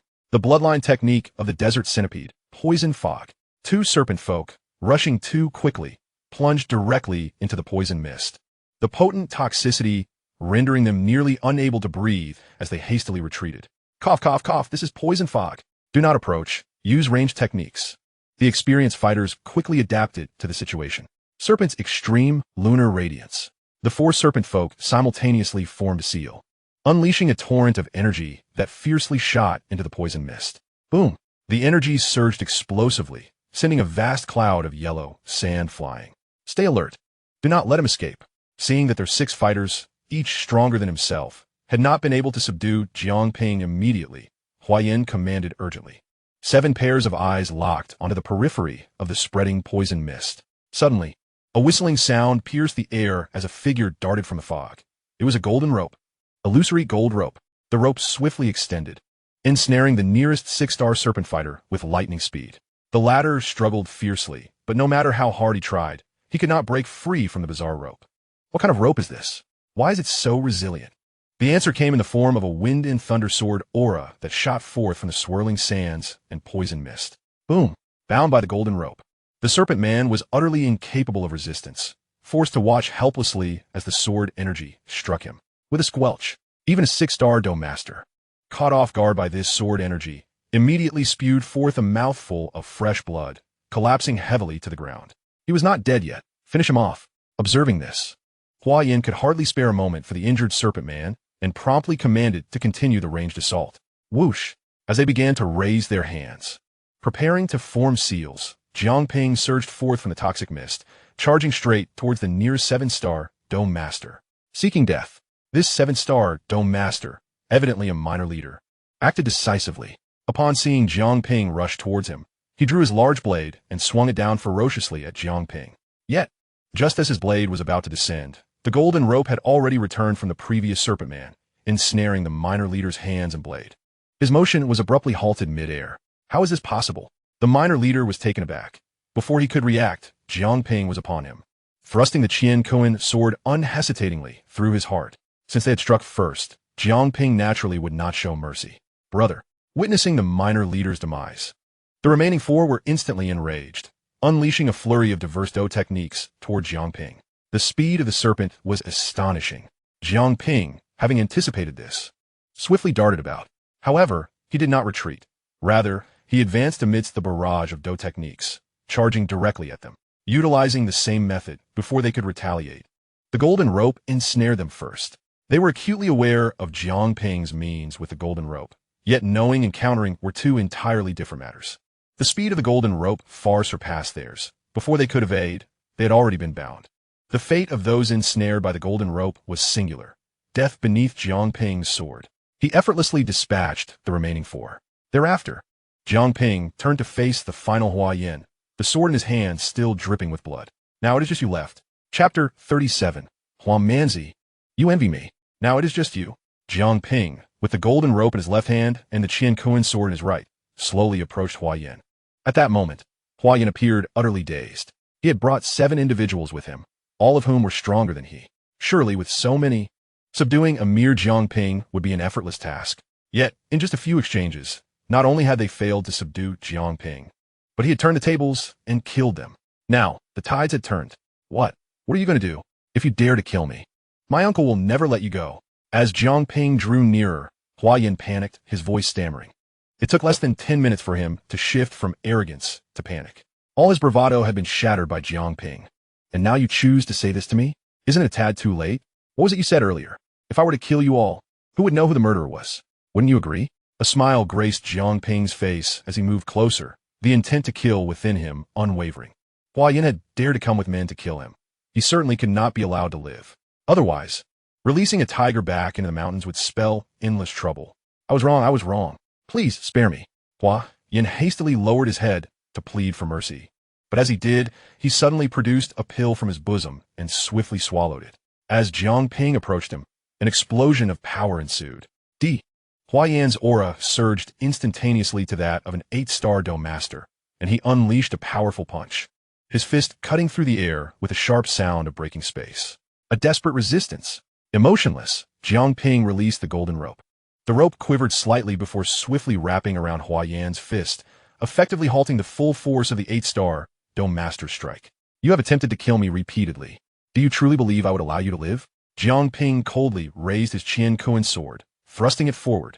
At that moment, a rapid sound of piercing air approached, a fierce wave of Dou Qi hurtling towards Jiang Ping at breakneck speed. A profound sense of danger compelled Jiang Ping to retreat decisively, simultaneously retracting the golden rope as a precaution. Boom! The incoming Dou Qi struck the ground, creating a colossal crater in the desert. This power was undeniably beyond that of a mere Dou master. It seems the true mastermind has finally revealed themselves. Retreating back to Qing Lin's side, Jiang Ping narrowed his eyes slightly and gazed ahead. Jiang Ping, as a fellow member of the Serpent Clan, how do you justify the ruthless slaughter of your own kin? This heinous crime, how will you explain it? A soft, sinister voice echoed as several figures swiftly appeared before Huayan. It was none other than Huamanzi, along with a new group of serpent soldiers. Upon seeing Huamanzi, Jiang Ping's eyes narrowed slightly as he remarked, Lord Huamanzi, so it was you orchestrating Huayan from the shadows. I had wondered how someone like him dared to harbor murderous intent towards me. Yet, he failed to comprehend why Huamanzi would seek to kill him. Upon reflection, he had only met Huamanzi once, their conversation scarcely exceeding 10 words. Why would Huamanzi want him dead? Certainly, if it were not for me, would he have dared to act? Huamanzi openly admitted this, even casting a glance at Huayan. Continuing to speak, yet what I did not anticipate was your considerable prowess. Not even 7 Dou masters could subdue you. It seems there is merit to Her Majesty's interest in you. Jiang Ping shrugged, opting for silence. However, Huamanzi's delicate features suddenly twisted into a grotesque expression. Fierce and terrifying. Why does the Queen favor you over me? My strength surpasses yours. My alchemical skills eclipse yours. My contributions to the Serpent Clan exceed yours.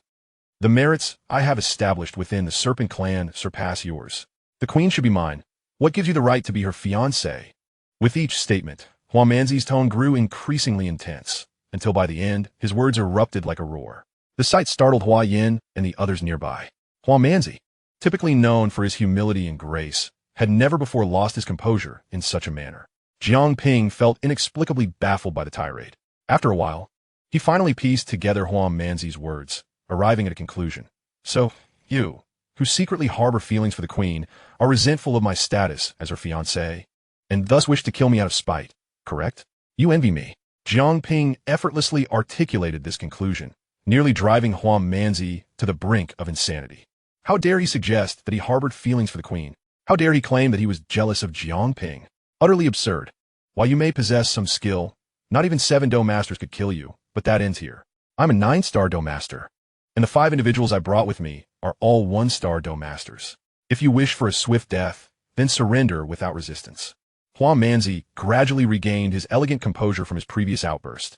From the very beginning, he had anticipated that Hua Yin and his group might fail, so he had not placed all his hopes on them. The individuals he brought, along with himself, were his ultimate trump card. Huang Manzi's standing within the Serpent Clan is not solely attributed to his status as a 3rd-tier alchemist, but also due to his formidable prowess as a 9-star Grandmaster, which places him among the elite of the entire Serpent Clan.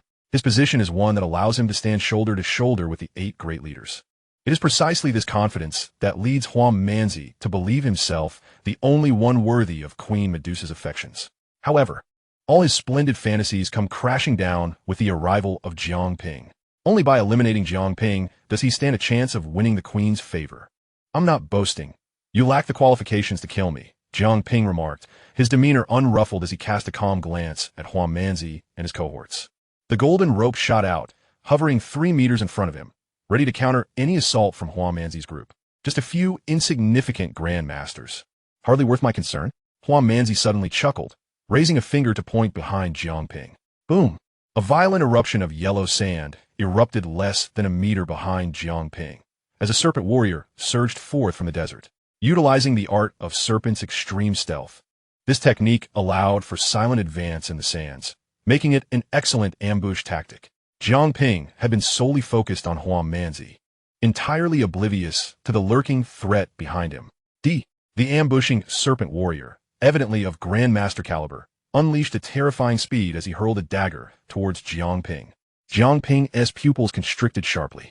At this distance, there was no time to evade. Master, be careful. In a moment of bravery, Qing Lin leaped in front of Jiang Ping. Thud! The dagger sank deep into Qing Lin's abdomen, the hidden force propelling both her and Jiang Ping away.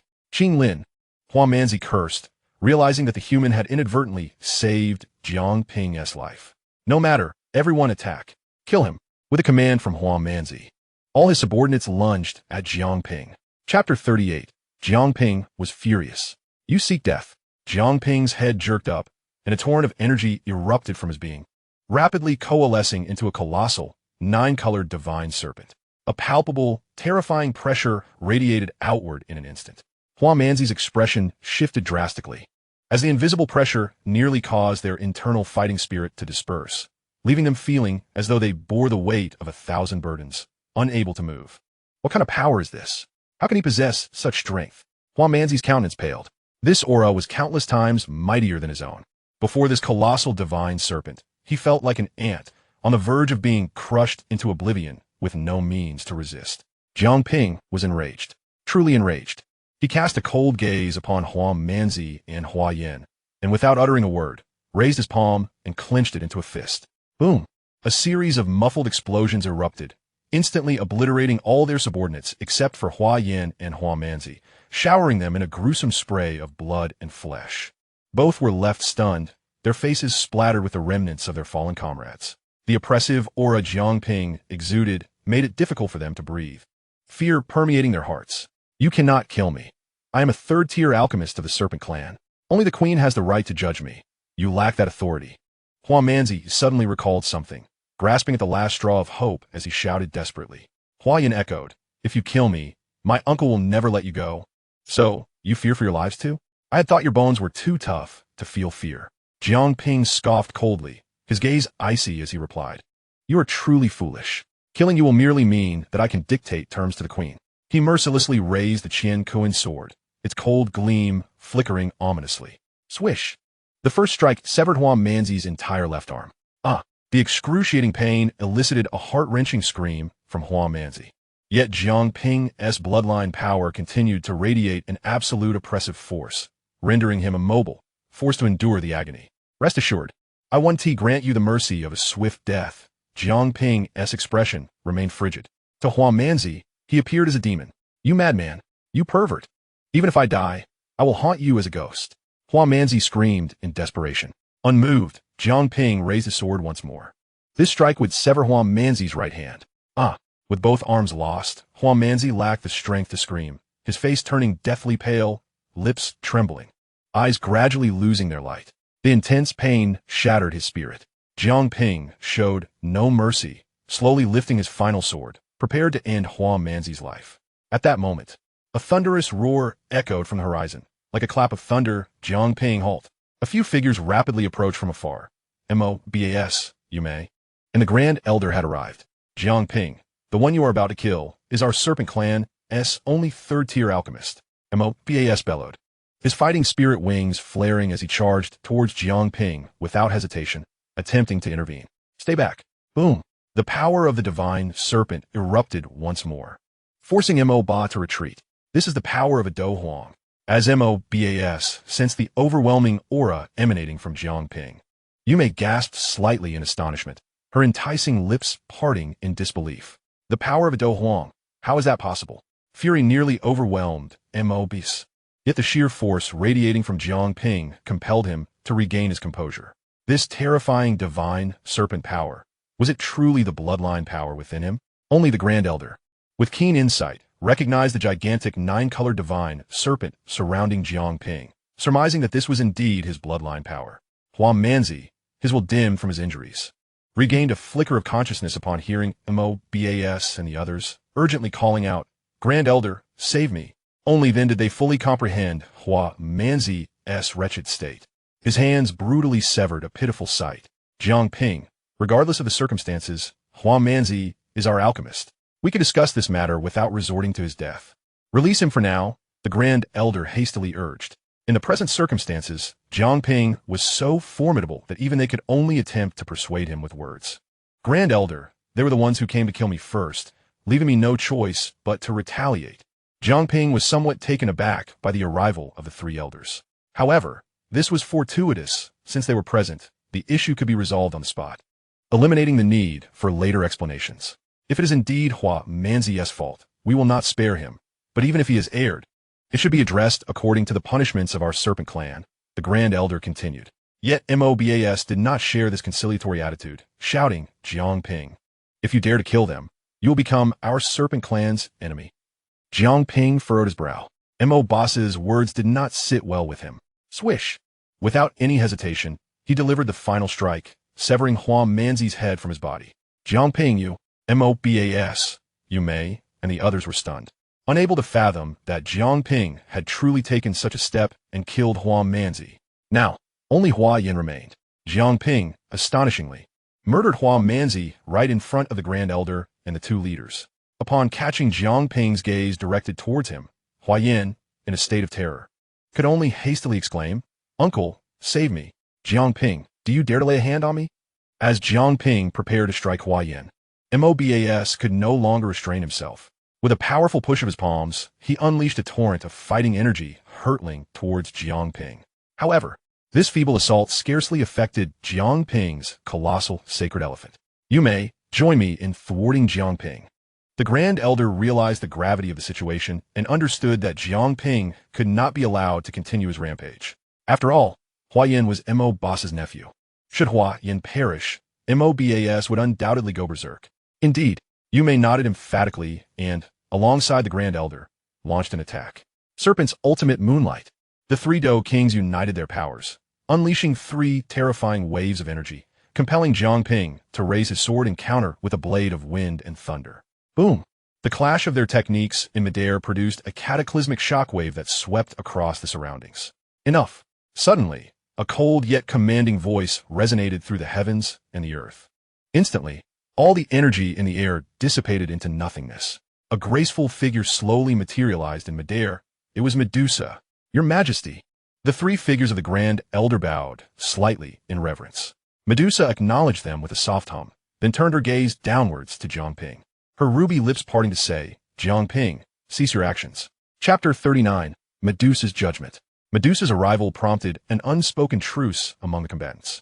Jiang Ping merely cast a glance at Medusa before turning to assess the injured Qing Lin. A dagger had been plunged deep into Qing Lin's abdomen. Jiang Ping, swift and precise, extracted the dagger with haste, then sprinkled a healing powder upon the wound, staunching the bleeding at a visibly rapid pace. Gently cradling Qing Lin's head, he produced a pill for her to consume. Qing Lin, take this pill. At that moment, Qing Lin was in a semi-conscious state. Yet she still managed to ingest the pill. Jiang Ping then carefully offered her a sip of water to aid in the absorption of the medicine's potency. Your Majesty, we cannot resolve today's incident. It requires your direct intervention. With the conflict quelled, Mo Ba entrusted all matters to Medusa. Jiang Ping had slain numerous clansmen, and with Hua Manzi dead, he still intended to eliminate Hua Yan. Medusa surveyed the grim scene, observing Hua Manzi's lifeless body and the vast pool of blood that stained the yellow sands. Such a devastating occurrence had only ever transpired in battles between the Serpent Clan and humans, never due to internal clan disputes. I am already aware of the general circumstances.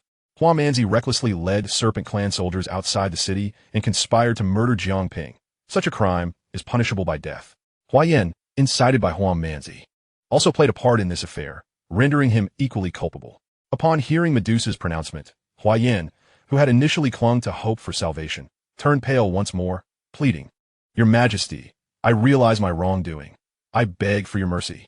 He repeatedly bowed, creating a small crater in the sand. Mo.Bs remained silent, fists clenched tightly, refraining from voicing any pleas. He had stated that Medusa would handle the matter, thus he would not utter a single word in defense. Death may be avoided, but the living must face consequences. Medusa's expression remained impassive as she casually cast a surge of fighting energy towards Hua Yan. Hua Yan staggered back, spewing a mouthful of blood before collapsing unconscious. His meridians were severed, and he would never again be able to cultivate. Mobas. Take him back to your Mo snake tribe. Let him live as an ordinary person, Medusa declared coolly. Thank you, Your Majesty, for sparing his life. Mo Boss's tightly clenched fists gradually relaxed as he bowed deeply in gratitude. This matter ends here. Do any of you have objections? Medusa scanned the surroundings, finding no dissent. In truth, her resolution was the most just. However, neither the Grand Elder nor Mo-Kes dared to act with such decisiveness. The identities of Hua Yan, Hua Manzi, and Jiang Ping were too exceptional. Any rash handling could easily lead to complications. Moreover, allowing Medusa to adjudicate ensured that no one would contest her verdict. After Medusa's ruling, Jiang Ping remained silent, cradling Qing Lin as he made his way back to the Serpent Clan city. Medusa, having noticed the human girl in his arms, paused momentarily, then quietly inquired, She is human? I purchased her, and she saved my life, Jiang Ping replied succinctly before continuing on his path. Medusa did not press further, watching him depart before turning back to the Grand Elder and the others. Clean this place up. Yes, Your Majesty. Young master, she is. Upon seeing Jiang Ping return with a human girl, Shaoqi looked on in confusion. Her name is Qing Lin. She will be living here from now on. So you must get along well with her, Jiang Ping instructed.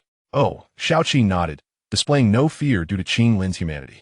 Not all serpent folk opposed or feared humans. Some had never interacted with them and held only vague hearsay about them, leaving their impressions thin. Shaoqi was one such case. Is she injured? It was only then that Shaoqi noticed the blood staining Qing Lin's form, her eyes widening in shock. Yes, she was injured while saving me. Without Qing Lin, Jiang Ping might not have died, but he certainly would not have fared well. They had saved one another, an act of mutual salvation. I see. Then I must thank her properly, Shaoqi said earnestly regarding the young girl. Qing Lin's injuries were not life-threatening, and with Jiang Ping having administered the finest healing medicine, she would recover in no time. The incident involving Hua Manzi's attempt on Jiang Ping's life was effectively suppressed, with no other members of the Serpent Clan aware of it. Hua Yan's meridians had been severed, rendering him a cripple, and he was taken back to the Mo snake tribe by Mo-Bes, likely never to set foot in the royal city again. The most significant impact on the royal city was the loss of Hua Manzi, leaving the Serpent Clan bereft of a third-rank alchemist, a considerable blow. The Grand Elder publicly announced that Hua Manzi had perished in an unfortunate accident while foraging for herbs, and the entire clan mourned. The loss of a third-rank alchemist was a grave setback for the Serpent Clan. However, there was no remedy. The event had transpired, and they could only accept it. In the bamboo grove, Medusa sat in a pavilion, immersed in tranquil meditation. It was only when Jiang Ping arrived that she gradually opened her eyes. Feeling better? At that moment, Medusa's usual aloofness had faded, revealing a rare glimmer of concern in her gaze. Jiang Ping grinned. Why would I say such a thing? I'm not in a bad mood at all. Medusa shot him an exasperated look. However, seeing Jiang Ping's demeanor was satisfactory, she felt reassured and remarked, I never anticipated Huang Manzi would act so recklessly, endangering you in the process. Fortunately, you emerged unscathed. But tell me, had I not arrived in time, would you have clashed with MOBAS and the others? She fixed her gaze intently on Jiang Ping. We had already engaged in combat, Jiang Ping replied earnestly. Medusa rolled her eyes at him. Was this fellow incapable of grasping the nuances of conversation? In conclusion, the fault of this matter does not lie with you. So let it pass. However, there is one responsibility you must shoulder. Did you not just assert that the blame does not rest with me? Why then should I be held accountable? Jiang Ping exclaimed. Indeed, it is not your error, but Wamanzi was originally our Snake Clan's alchemist, bearing significant responsibilities. Now that he has perished, you have become the sole alchemist within the clan. Thus, you must undertake this grave duty. Therefore, starting today, you may freely utilize the medicinal materials in the clan's apothecary, while also assuming the weighty task of alchemy. Medusa's tone brooked no dissent. Yet, I am merely a humble first-tier alchemist. Even the smallest mosquito is still meat. Being a first-tier alchemist is far superior to being none at all. Very well. Jiang Ping feigned indignation, yet inwardly he was overjoyed. Being entrusted with the apothecary was a boon he could hardly desire more. He was in dire need of copious medicinal materials to concoct elixirs, thereby gaining experience and honing his alchemical skills. Chapter 40. Soothe the azure scale and assumed the role of alchemist. Qinglin had been in a coma for 2 days and nights before finally regaining consciousness. Where am I? Observing the unfamiliar ceiling, Qinglin felt a surge of anxiety. You are awake? A melodious voice chimed in. Following the sound, Qinglin beheld a fair, youthful girl, several years her senior. My name is Xiaoqi. I heard from the young master that your name is Qinglin, correct? Xiaoqi smiled gently, her voice soft and soothing, akin to that of a caring elder sister. Yes, Qinglin, nestled in a corner, timidly clutched her blanket, her eyes filled with trepidation and fear. She noticed the serpentine tail beneath Xiaoqi, yet did not panic, for she had already learned that Jiang Ping was also of the serpent folk. However, being in such an alien environment, devoid of familiar faces, left the young Qinglin still frightened.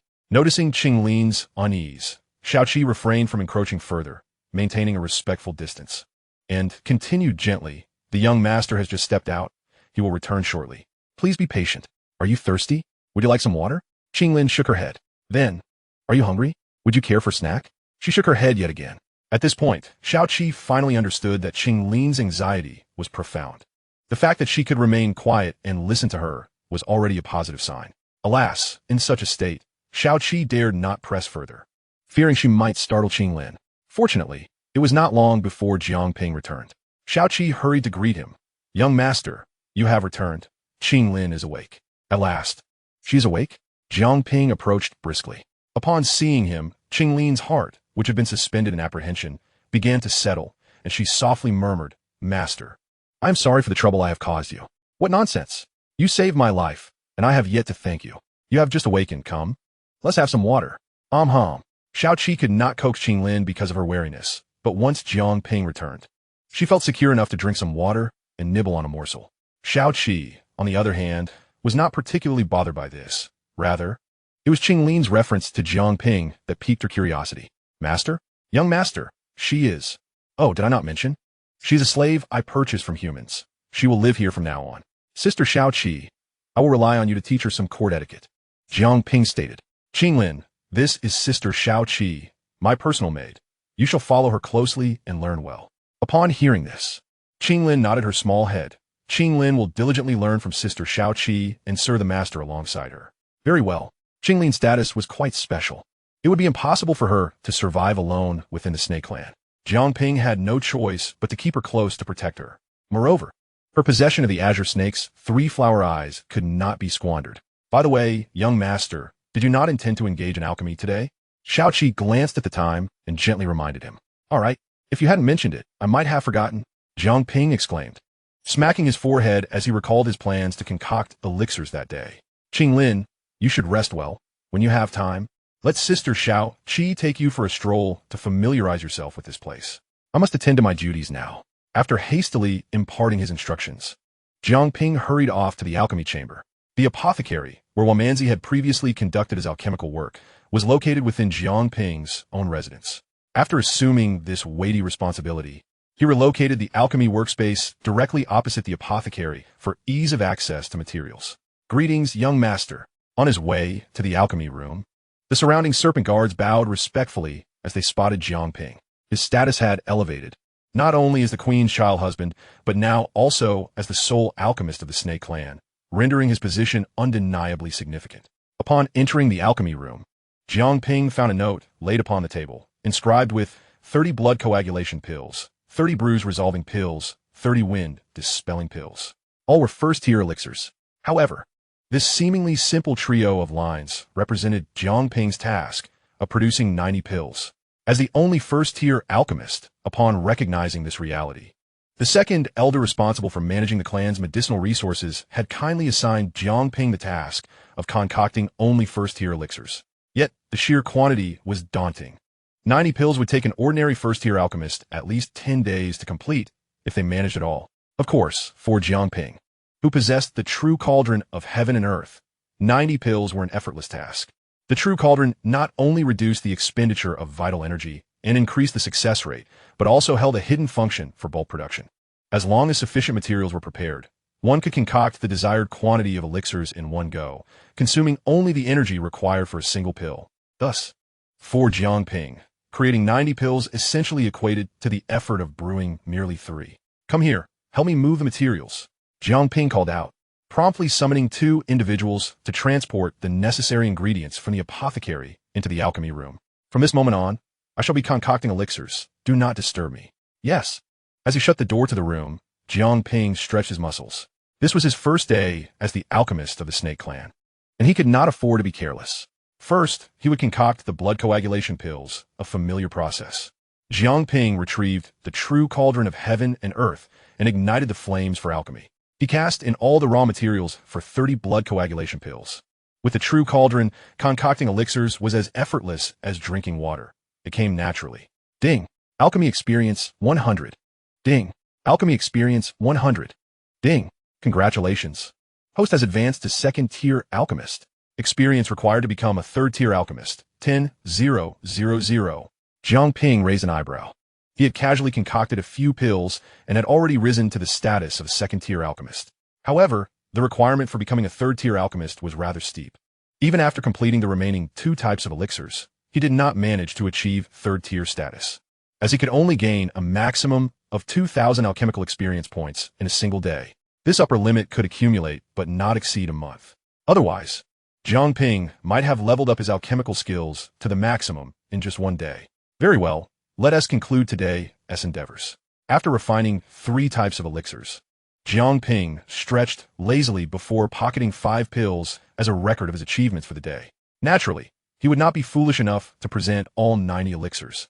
Setting aside the absurdity of completing 90 elixirs in a single day, Jiang Ping was keenly aware that presenting such a quantity today would likely result in tomorrow's task being inflated to 900 or even 9,000. It is wise to learn the art of prudent idleness. Chapter 41. The Queen emerges from her bath. Ding. Checked in for the 150th day. Earning the Advanced Xian Rank Combat Technique, 3 Pure Swords. Ding. Checked in for the 200th day. Earning the Advanced Xian Rank Flight Combat Technique, Tai Huang Wings. Ding. Checked in for the 300th day. Earning the Primary Earth Rank Movement Technique, 3000 Thunder. Ding. Successfully absorbed the 3rd-tier bloodline power of the 100-section snake, breaking through to 6-star Dou Qi.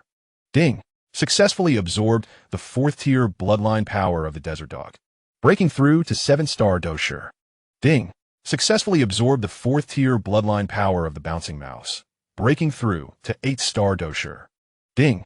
Successfully absorbed the 4th-tier bloodline power of the lungfish, breaking through to 9-star Dou Qi. In recent months, the serpent people have experienced a remarkable tranquility, devoid of significant events. Jiang Ping, too, has found himself rather unoccupied. Although he has taken on the esteemed role of the sole alchemist for the serpent people, it has been manageable for him. Moreover, through incessant alchemical practice, he has rapidly accumulated experience, elevating his skills to that of a 4th-tier alchemist within mere months. Of course, he publicly claims to be a 2nd-tier alchemist. After all, it is far more advantageous to engage in a bit of strategic idleness.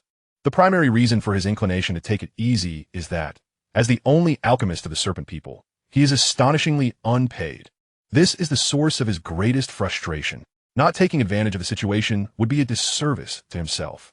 Master, the hot water is ready for your bath. After months of training, Qinglin has now become quite adept at attending to Jiang Ping's needs. Furthermore, within the Serpent people, no one ostracizes or bullies her due to her background. In fact, some even treat her with courtesy. For Qinglin, this lifestyle is something she never dared to dream of. All right, Jiang Ping sprang up and made his way to the bathing chamber, beginning to loosen his garments. The young girl beside him blushed, quickly turning her back. Only when she heard Jiang Ping entering the bath did she dare to turn back, approaching him from behind to assist with his backwash. This was Qinglin's duty. Being still quite young, there were many things she could not yet do, so she was limited to these simpler tasks. The gentle caress of her hands on Jiang Ping's back was immensely pleasurable. Leaning against the tub, Jiang Ping closed his eyes, relishing the delightful sensation. After his bath, Shaoqi promptly delivered dinner, seamlessly continuing the service. Having lived here for nearly a year, Jiang Ping had grown accustomed to this pampered existence. One word, delightful. Two words, exceedingly delightful. Indeed, those of higher status know how to truly enjoy life. Post-dinner, Jiang Ping intended to head to the bamboo grove for some cultivation. Recently, he had hit a bottleneck in his training, stuck at 9-star Dou Qi. He had explored the outskirts of the royal city extensively, having absorbed all varieties of third-tier magical beasts. However, fourth-tier magical beasts were exceedingly rare.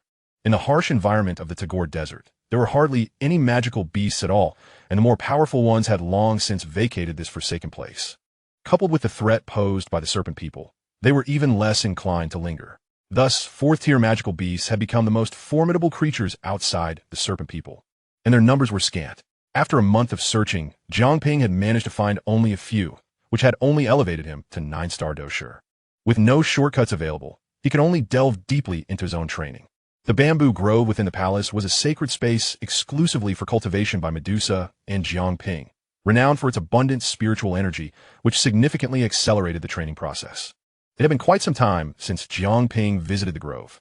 The night air in the bamboo grove felt particularly tranquil, with an almost chilling breeze emanating from within, causing Jiang Ping to shiver involuntarily. This evening felt rather cold. As he ventured deeper into the grove, the chill intensified. Jiang Ping soon sensed something amiss.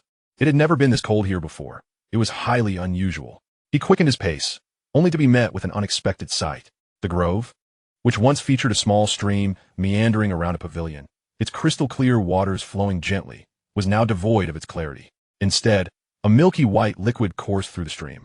The bone-chilling cold emanated from this milky substance, transforming the area into a veritable ice house. What is happening? I've only been away for a little over a month. How has it changed so drastically? The oppressive cold compelled Jiang Ping to channel his Dou Qi to fend off the icy grip. Could this be the ice spirit cold spring?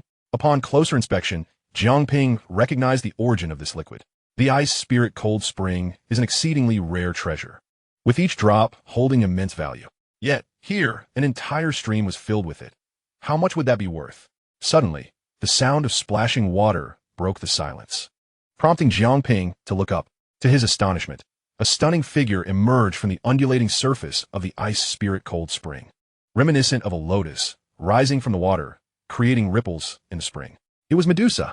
At that moment, she was bathing in the milky white liquid, the spring gliding down her flowing tresses, pooling delicately in the contours of her exquisite collarbone. Her already delicate skin, enveloped in the ice spirit cold spring, appeared even more tender, akin to a freshly shelled egg, evoking an irresistible urge to take a bite.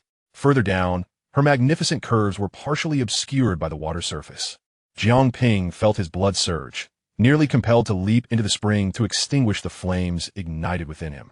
Turn around this instant, or I shall gouge out your eyes. Medusa's elegant brows knitted together in disapproval at Jiang Ping's unabashed gaze, her voice icy and commanding.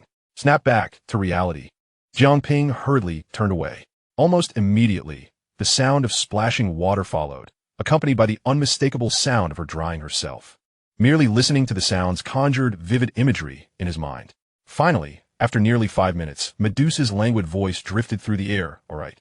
At her words, Jiang Ping turned back. Medusa had donned a purple silk nightgown, tantalizingly draped and enhancing her allure.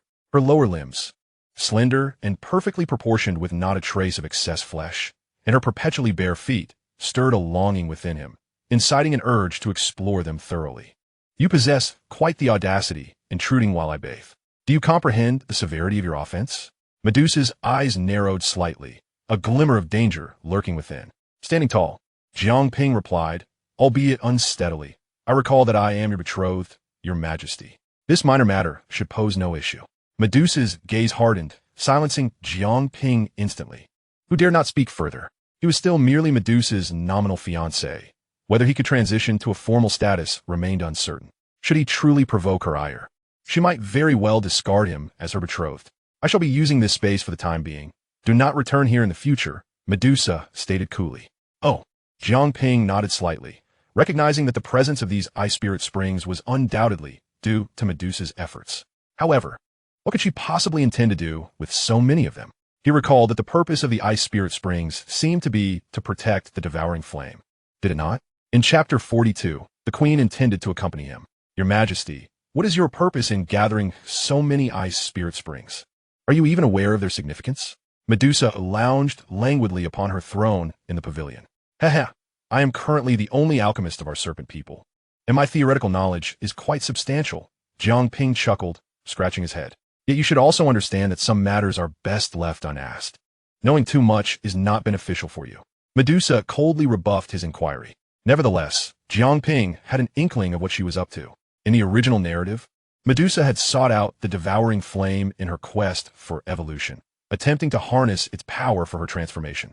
Unfortunately, while she succeeded in evolving, she fell into a brief period of weakness, during which the soul of the 7-colored devouring python gained the upper hand, and she was subsequently taken by Xiao Yin as a pet. Judging by the number of ice spirit springs she had prepared, it seemed Medusa had indeed resolved to utilize the devouring flame to aid her evolution, and she likely had already discovered a lead on its whereabouts. However, given her recent activities, it seemed she had yet to finalize the location of the flame. Since Medusa was unwilling to disclose anything further, Jiang Ping refrained from pressing her any further. By the way, Your Majesty, there is something I wish to discuss with you. We are seriously lacking in low-grade medicinal materials in the apothecary. Relying solely on gathering is far from sufficient. Therefore, I wish to visit a human city to procure some supplies. Jiang Ping shifted the topic. Over the past half year, he had been solely crafting low-tier pills, resulting in a significant shortage of basic medicinal materials. You intend to venture into a human city? Are you aware of how our serpent people are treated there? Medusa narrowed her eyes slightly, seemingly warning Jiang Ping. That gaze unmistakably conveyed that he ought to abandon such an idea. However, Jiang Ping had already devised his reasoning and replied, I understand your concerns, Your Majesty, but you need not worry, for with a casual wave. He employed his transformation technique to change his serpent tail into human legs. At that moment, he appeared almost indistinguishable from any ordinary human. How did you manage that? Have you consumed a transformation pill? Medusa's immediate reaction was to assume Jiang Ping had also ingested such a pill. Only the transformation pill could grant a serpent without the strength of a Dou Zong a complete human form. No, it is merely an illusion. Others will see me as human, but in reality, my tail remains, and I cannot truly become human. Jiang Ping clarified, dispelling the transformation to revert to his original form of a human upper body and serpent tail. His mastery of the transformation technique had indeed improved significantly, but he was still far from achieving a complete human form. With his current skill, he could only manage to transform an apple into a pear, an actual transformation, rather than a superficial alteration. At this stage, he had merely grasped the fundamentals of the transformation technique. It seems you possess quite a few tricks up your sleeve. Your desire to procure medicinal materials from the human city is not out of the question. However, currently, there is no one in the clan who can accompany you. That's all right. I can go alone, Jiang Ping quickly asserted, fearing Medusa would refuse. I am now a 9-star Dou Shi, with my bloodline power unleashed. I can contend with Dou Huang-level experts, sufficient for self-protection. Medusa pondered for a moment. No, when those two old geezers, Jia Xingtian and Yunshan, ambushed you. Many witnessed it. Should you be recognized, it is highly likely you would face fatal consequences. Even if I were to encounter Jia Xingtian and Yunshan, while I may not be able to defeat them, I could at least escape, Jiang Ping replied confidently. In addition to his bloodline power, he possessed the golden rope. which could also be utilized against Dou Huang. Even if both Jia Xingtian and Yin Shan were to attack simultaneously, he still had the strength to fight back. No, we cannot take that risk. Medusa firmly maintained her stance, just as Jiang Ping believed she would not permit him to go. Medusa surprised him with her next statement. This king shall accompany you.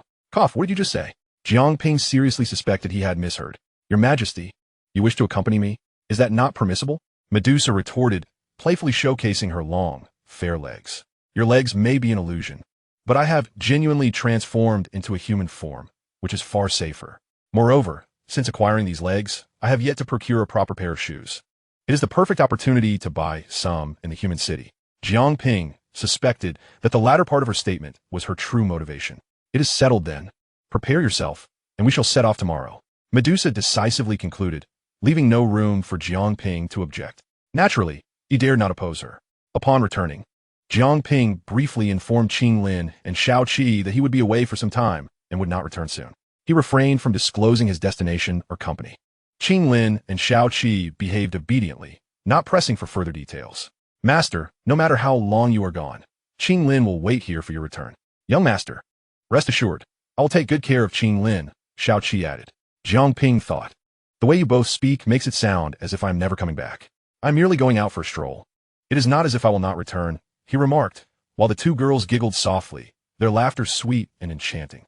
The following day, Jiang Ping rose early. However, Medusa was even earlier. After enjoying breakfast with the assistance of Shao Qi and Qing Lin, Jiang Ping made his way to a carriage waiting in front of the palace. Come aboard, the queen's voice called from within the carriage. Jiang Ping swiftly lifted the door curtain and entered. The carriage was spacious enough to accommodate a bed, and Medusa had indeed transformed it into such. The interior was suffused with the unique fragrance that emanated from her.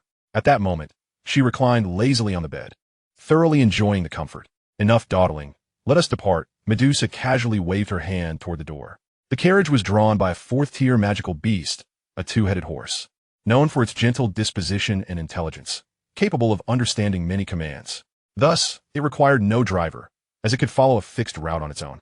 This was also Medusa's exclusive mount. Jiang Ping found a seat, but the carriage was so spacious that no matter where he sat, he could still distinctly catch a whiff of the queen's fragrance. Well, at least this journey shall not be dull, he mused. As it was Medusa's personal mount, many recognized it along the way, bowing respectfully and hailing, Your Majesty. The guards at the city gate dared not obstruct them, even offering the highest military salute to bid farewell to Medusa as she exited the city. The carriage sped forth, heading towards the desert. Chapter 43, Stone Desert City. Stone Desert City, located in the eastern part of the Jiamai Empire, is the city closest to the Tagore Desert. It is a bustling city, with a significant portion of its inhabitants having dealt with the serpent people, some even engaging in the slave trade of serpent people as their livelihood. The carriage that Jiang Ping and Medusa were riding in approached from the direction of the Tagore Desert, naturally attracting the attention and scrutiny of the city guards upon entering. Halt! Those inside, disembark and submit to inspection. Two guards crossed their spears to block the carriage's path. Jiang Ping hurriedly alighted, now in human form. He was not afraid of being questioned. Gentlemen, we are merely humans seeking entry into the city. However, his words did not convince them. Noticing that one person remained inside the carriage, the guards barked, "You inside, come down at once for inspection." Yet, Medusa remained unfazed. Seeing this, the guards prepared to pull back the curtain. Jiang Ping felt a pang of anxiety. Trouble before even entering the city? If those two angered Medusa, the entire Stone Desert City could face devastation. Just then a booming voice rang out, "What are you doing?" A middle-aged man clad in general's armor strode forward, delivering a slap to each of the guards to halt their actions. Are you blind? Do you not see that this is the mount of a fourth-tier magical beast? The two-headed horse. Fourth-tier magical beast. Most onlookers had never heard of a two-headed horse before, but they were well aware of what a fourth-tier magical beast entailed. To dare use a fourth-tier magical beast as a steed, who could be in that carriage, possessing such formidable prowess, regardless of the identity of those inside? The audacity to use a fourth-tier magical beast as a mount was not something they could afford to provoke. My apologies, esteemed sir. My subordinates lack discernment. You may proceed. After reprimanding his men, the middle-aged man immediately donned a sycophantic smile and addressed Jiang Ping. He understood better than anyone the terrifying status and power of someone who could ride a fourth-tier magical beast. The consequences of offending them were beyond what they could bear. Thank you. With the situation defused, Jiang Ping felt a wave of relief as he led the two-headed horse into Stone Desert City. Stone Desert City was a true human settlement, bustling with ordinary people. This scene stirred a sense of nostalgia within Jiang Ping. It had been a long time since he had engaged with human society. "Your Majesty, shall we find a place to settle?" No sooner had he spoken than a gust of wind blew open the door curtain, and Medusa had already dismounted, striding toward another street with a light remark. "You can secure the carriage and attend to your matters. I shall explore on my own." Jiang Ping was taken aback for a moment. It seemed Medusa was no stranger to this place, moving about with such ease. She had claimed to accompany him for his safety, yet she was off shopping alone. Grumbling to himself, Jiang Ping found an inn and instructed the staff to watch over the carriage before embarking on his task. In human cities, one could find an abundance of various medicinal herbs. Alchemical pills were the most vital and widely circulated commodities across the continent. As the most fundamental of materials, they were naturally in plentiful supply. Stone Desert City had a street dedicated to the trade of herbs and pills. The aroma of various medicines lingered in the air, refreshing and inviting. Jiang Ping plunged into the bustling marketplace, intent on purchasing a wide array of low-tier herbs, and he aimed to acquire them in substantial quantities. Prior to his arrival, he had secured 10 million gold coins from the Second Elder as funding for this venture.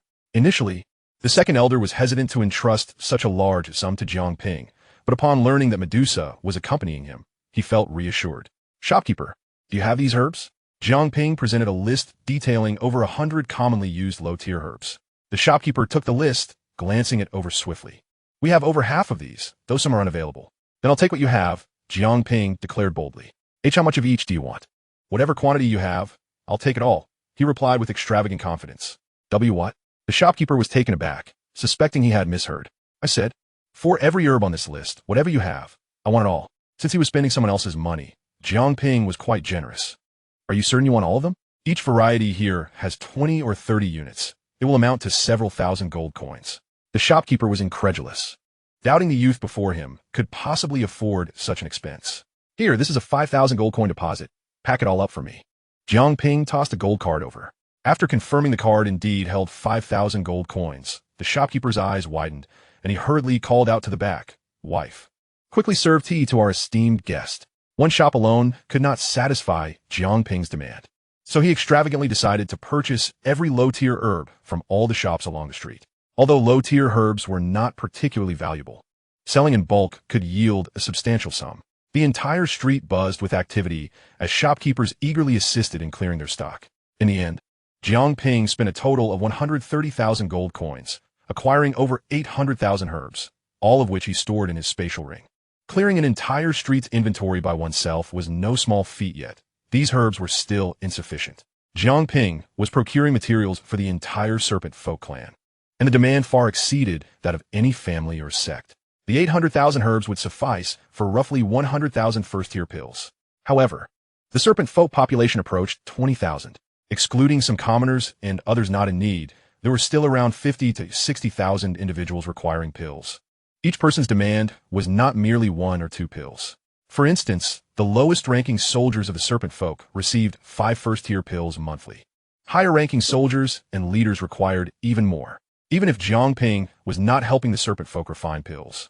His alchemical skills necessitated a vast quantity of herbs to gain experience and level up. Therefore, the 800,000 herbs were still far from enough. Yet, having exhausted the entire street's inventory, even if they could source supplies from other cities, it would take 3 to 5 days for them to return. Jiang Ping could not afford to wait that long. "If my lord urgently requires a large quantity of herbs, there is another place we can check," suggested one shopkeeper. "Where might that be?" The Mitre Auction House. Chapter 44. The Mitre Auction House. Reunion with Yafei. The Mitre Auction House. Jiang Ping recalled that Stone Desert City should not have a Mitre Auction House, given its proximity to the Tagore Desert and the instability of the Serpent Folk City. The highly esteemed Mitre Auction House would likely avoid such a location. Indeed, if you require a significant amount of herbs, the Mitre Auction House is probably the only establishment in all of Stone Desert City capable of gathering such a large quantity in a short time, the shopkeeper explained. "Understood. Thank you, shopkeeper." With the shopkeepers bidding him a warm farewell, Jiang Ping departed from the herb street. The Mitre Auction House was indeed worth a visit. After careful consideration, in order to enhance his alchemical skills, Jiang Ping resolved to pay a visit. Otherwise, Carrying such a substantial sum without spending it might lead to the second elder withholding his budget in the future.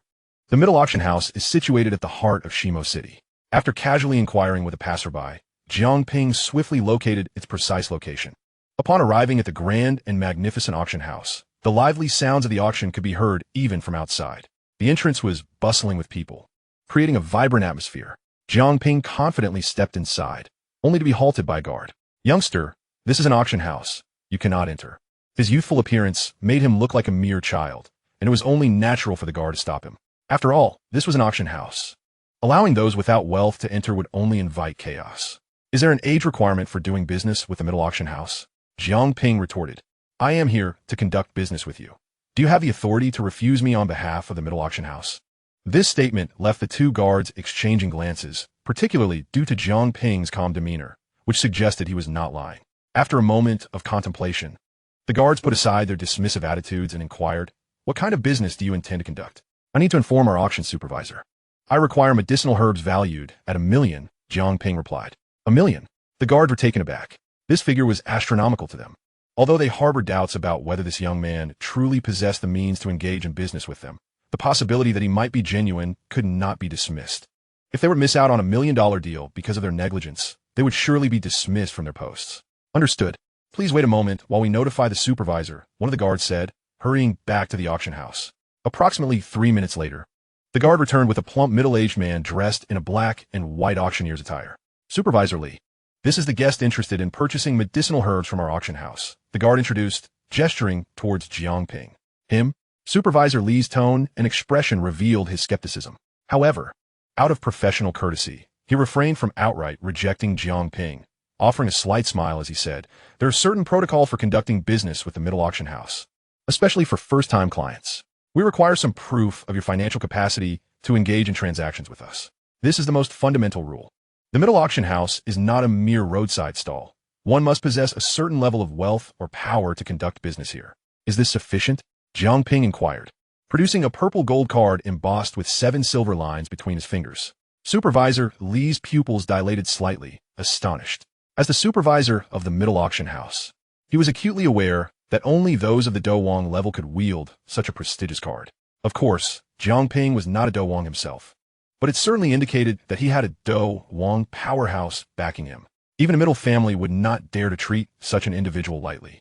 After a brief mental deliberation, Supervisor Lee regarded Jiang Ping as a scion of some prominent family. "Is this qualification acceptable?" Jiang Ping pressed once more. "Ah, it is indeed sufficient. Young master, please follow me," Supervisor Lee replied with a smile, promptly inviting Jiang Ping into the auction house. "May I be so bold as to ask your esteemed surname?"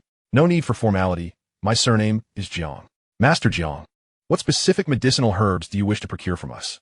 Supervisor Lee inquired, leading Jiang Ping to the reception room and personally pouring him a cup of hot tea.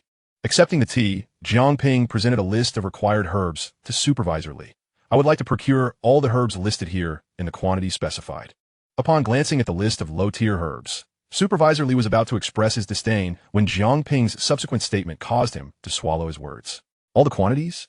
While the herbs were indeed of a lower grade, the sheer volume would significantly alter their value. "Yes," Jiang Ping affirmed calmly, taking a sip of the tea, which had a slightly bitter taste. Receiving confirmation, Supervisor Lee quickly considered the situation and said, "Master Jiang, we need to verify our exact inventory. But if you wish to procure all, the total cost may exceed 2 million. Money is not an issue." "Excellent. Please wait here for a moment while I arrange everything." Supervisor Lee exclaimed excitedly as he exited. If he could successfully close a deal worth 2 million, his commission would be substantial. Jiang Ping remained unperturbed by the man's enthusiasm, quietly awaiting the outcome. If he could acquire this batch of medicinal herbs valued at 2 million, it would surely suffice for the Serpent Clan for a considerable time. Soon, within 15 minutes, Supervisor Lee returned, brimming with excitement. "Master Jiang, we have completed the inventory check for the herbs you requested, and I have noted the quantity for each item clearly." He presented a detailed list with a total amount at the bottom of 267,000. "The total price for this batch of herbs is 267,000, but I will round it down and charge you 260,000. Along with a mid-tier storage ring, which will contain all the herbs," Supervisor Lee announced, producing an exquisite storage ring. After confirming the herbs were indeed inside, Jiang Ping promptly transferred the corresponding sum from his purple gold card. Thank you, Master Jiang. Please have a safe journey. Supervisor Li was almost beaming with delight. Completing such a significant transaction so effortlessly was indeed a windfall. There's no need to see me off, Jiang Ping replied, opening the door to exit the reception room. Just as he stepped outside, he was met by a stunning woman clad in a red qipao, her beauty captivating and her figure elegantly curvaceous. Jiang Ping paused for a moment, not due to her beauty, but because he recognized her. Yafei. What was she doing here? At this point in time, she should have been honing her skills in Wutan City. How could she possibly be in Shimo City?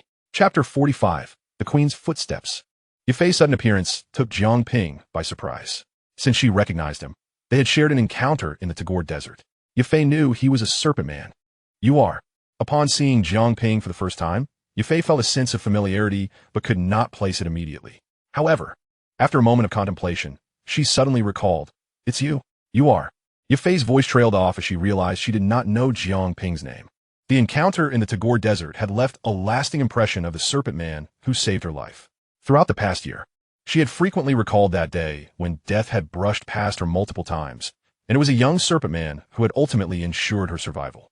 That face was etched deeply in her memory. In her desire to see Jiang Ping again, she had even chosen to forego her journey to Wutan City and instead ventured to the harsh environment of Shimo City. Until today, by a stroke of luck, she had once more laid eyes on that familiar visage from her memories. I apologize for interrupting your thoughts, but you may have mistaken me for someone else. Jiang Ping feigned calmness, though his mind was already formulating a strategy. Observing the situation, Supervisor Li promptly stepped forward to introduce them. Allow me to present the esteemed young Master Jiang. This is our auction house's chief auctioneer, Miss Yafei, who also serves as the head of our event. Miss Yafei, this is young Master Jiang, with whom we have just completed a transaction involving 260,000 in medicinal materials. Greetings, Miss Yafei. It is a pleasure to meet you, Jiang Ping greeted with poise. You do not remember me? We have met before, and you even saved me. I believe you might be mistaken, Miss Yafei. This is our first encounter. I have never rescued you, Jiang Ping replied with a subtle smile. How could that be? I remember vividly back in the Tagore Desert, I was attacked by the Serpent People. Yafei's words abruptly halted. The moment she mentioned the Serpent People, she noticed that beneath Jiang Ping was not a serpentine tail, but rather two perfectly human feet.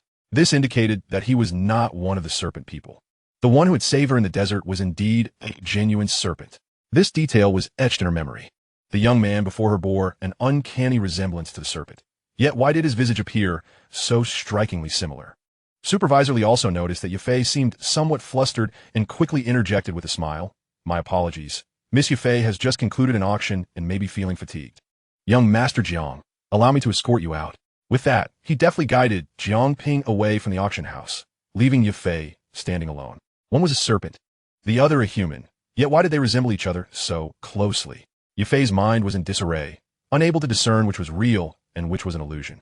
Upon exiting the auction house, Jiang Ping exhaled a sigh of relief. Thankfully, in his current state, he was not a serpent. Even if Yafei recognized his face, it would be impossible for her to connect him, a human, with a serpent in such a short time. He had not anticipated encountering Yafei here. He would need to exercise greater caution in the future. As a serpent in a human city, exposure was perilous. Fortunately, he had procured all the necessary medicinal materials and no longer needed to visit the middle auction house. Now that he had acquired what he needed, it was time to rendezvous with the queen. Finding someone in this vast city posed a significant challenge. However, Jiang Ping swiftly located Medusa in a shoe store. It was not due to any special method on his part, but rather because Medusa's presence attracted a throng of onlookers, predominantly men, who were eager to catch a glimpse of her beauty. In Stone Desert City, there was no shortage of exuberantly bold women. Yet, none could compare to Medusa's enchanting and ethereal allure. Her noble demeanor captivated the hearts of nearly every man present. Naturally, amidst such a crowd, none dared to approach her. For not long ago, a 9-star fighter had attempted to engage her, only to be reduced to a puddle of blood by Medusa's swift strike. Since that incident, no one had dared come too close, opting instead to admire her from distance. Jiang Ping soon spotted her, initially fearing that her identity had been recognized due to the gathering around her. However, seeing her composed demeanor within the store reassured him. The crowd remained oblivious to the fact that she was the queen of the serpent folk. Your Majesty, what brings you here? Jiang Ping hastened towards her, lowering his voice. Do I need to explain my actions to you? Medusa glanced at him. And you, have you completed your purchases? Yes, all done. Then stay here with me. Medusa replied naturally. At that moment, the store's owner hurriedly descended from the second floor, presenting a pair of shoes to Medusa. Miss, here are the shoes you requested. Please see if they fit. The shoes were a striking red, adorned with crystal embellishments, quite exquisite. Put them on for me, Medusa instructed. Yet, her command was directed not at the owner, but at Jiang Ping. Jiang Ping was momentarily taken aback. What do you refuse? Medusa's tone conveyed her displeasure at his hesitation. Of course not. With the queen's request, how could I dare to refuse?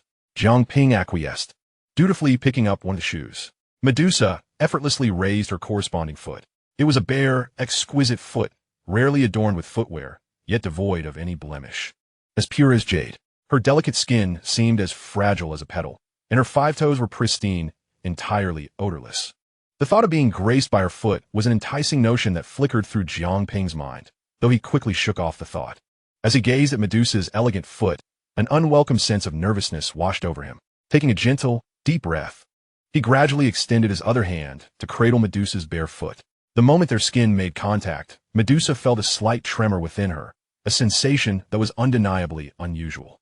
Yet it should not be so. In the palace, her servant Xiaoqi often assisted her with dressing, and she had grown accustomed to being attended to.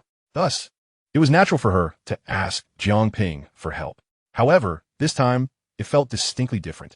Jiang Ping's touch exuded an inexplicable warmth that coursed through her, reaching her very heart. As he supported Medusa's foot, the delicate sensation stirred something within Jiang Ping. He dared to lift his gaze slightly, tracing the smooth lines of her legs, equally resplendent as jade, a feast for the eyes. Yet, as he ventured further up, he hesitated to look. Bowing his head, he gently placed the shoe onto Medusa's foot, fastening it with care. Then, he naturally grasped her other foot. As he did so, Medusa instinctively reacted, attempting to withdraw her foot, but Jiang Ping held her firmly. Your Majesty, is something amiss? And no, nothing at all. Suppressing the peculiar sensations within her, Medusa urged herself to relax and allowed Jiang Ping to continue assisting her. Jiang Ping, in turn, relished the experience of adorning the queen's foot.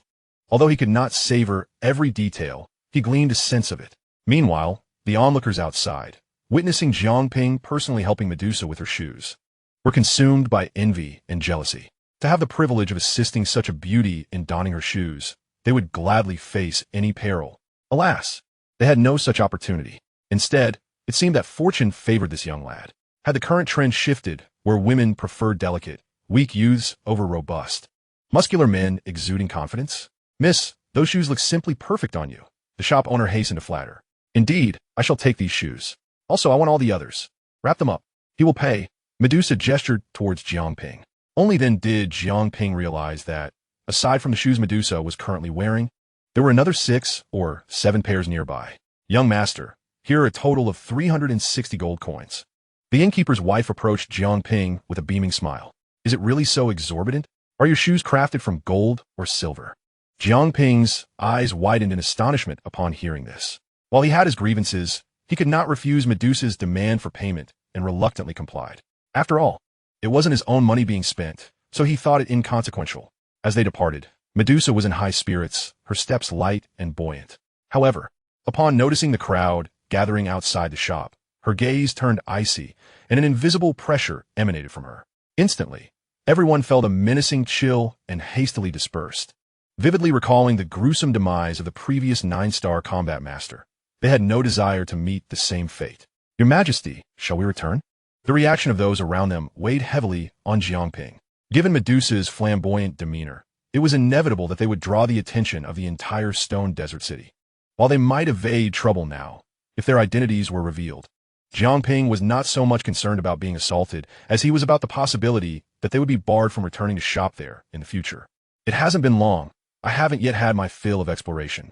Medusa, intrigued by her rare outing, was reluctant to head back so soon.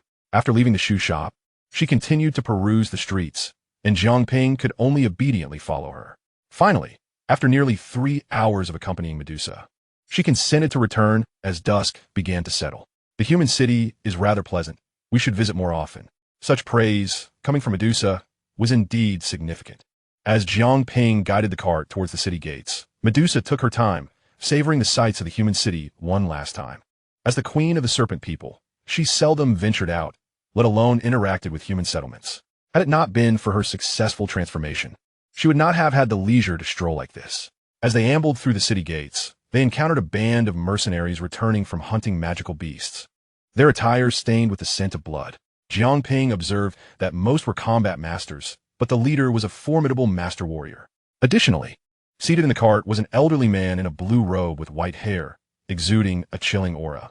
The old man coincidentally glanced their way, and upon seeing Medusa, his pupils constricted in alarm. In an instant, he leaped from the cart, ice coalescing in his hand to form a spear, aimed directly at Medusa. The sudden turn of events stunned everyone, leaving them bewildered by the old man's reaction. Medusa, however, merely smiled coyly upon recognizing him. Ice Emperor Hebedong. Hebedong? Jiang Ping gasped, reevaluating the elderly figure before him. He had not expected to encounter Hebedong here and was caught completely off guard. Hebedong remained silent, fixated on Medusa, his grip on the icy spear unwavering. This woman had personally reduced him from a combat emperor to a mere spirit fighter, a shadow that lingered in his mind. Was she here to claim his life today? Rest assured, I am not here to seek you out. Medusa seemed to read Hebedong's thoughts. Her laughter light as she strolled past him. Jiang Ping hastened to follow, while Hebedong did not attack, maintaining his stance with the spear poised.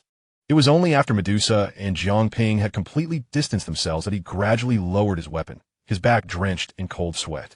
The mere presence of that woman in this location was astonishing. Furthermore, she had successfully transformed. Had she reached the realm of a combat sage? A harrowing thought flashed through Hebedong's mind, leaving him in a tumult of emotions. Clearly, he could no longer afford to remain in Stone Desert City. The defeat he suffered in their previous encounter had left an indelible fear within him regarding Medusa. Remarkably, she had not even needed to lift a finger. Her mere aura was enough to deter him from confrontation. If she had truly ascended to the realm of a combat sage, she would be an even more terrifying force. Hebedong wasted no time, hastening into the depths of Stone Desert City. Your Majesty, is that the legendary Ice Emperor Hebedong? Once outside the city, Jiang Ping inquired while maneuvering the cart.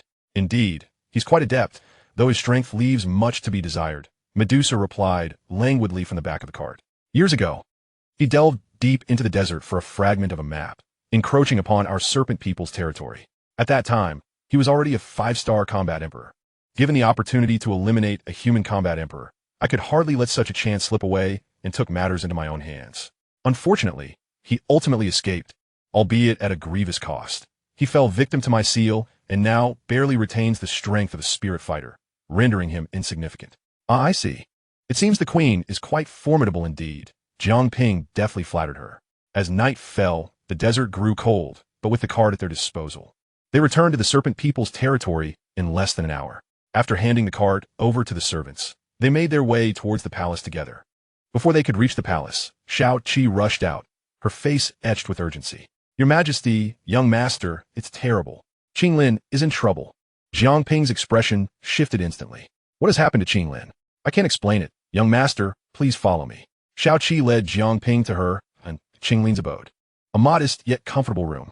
On the bed, Qinglin lay unconscious, her eyes shut, brow furrowed, and lips pale, seemingly enduring tremendous agony. Jiang Ping's gaze dropped slightly, and he was met with a shocking sight. Qinglin's exposed skin was covered in vibrant green scales.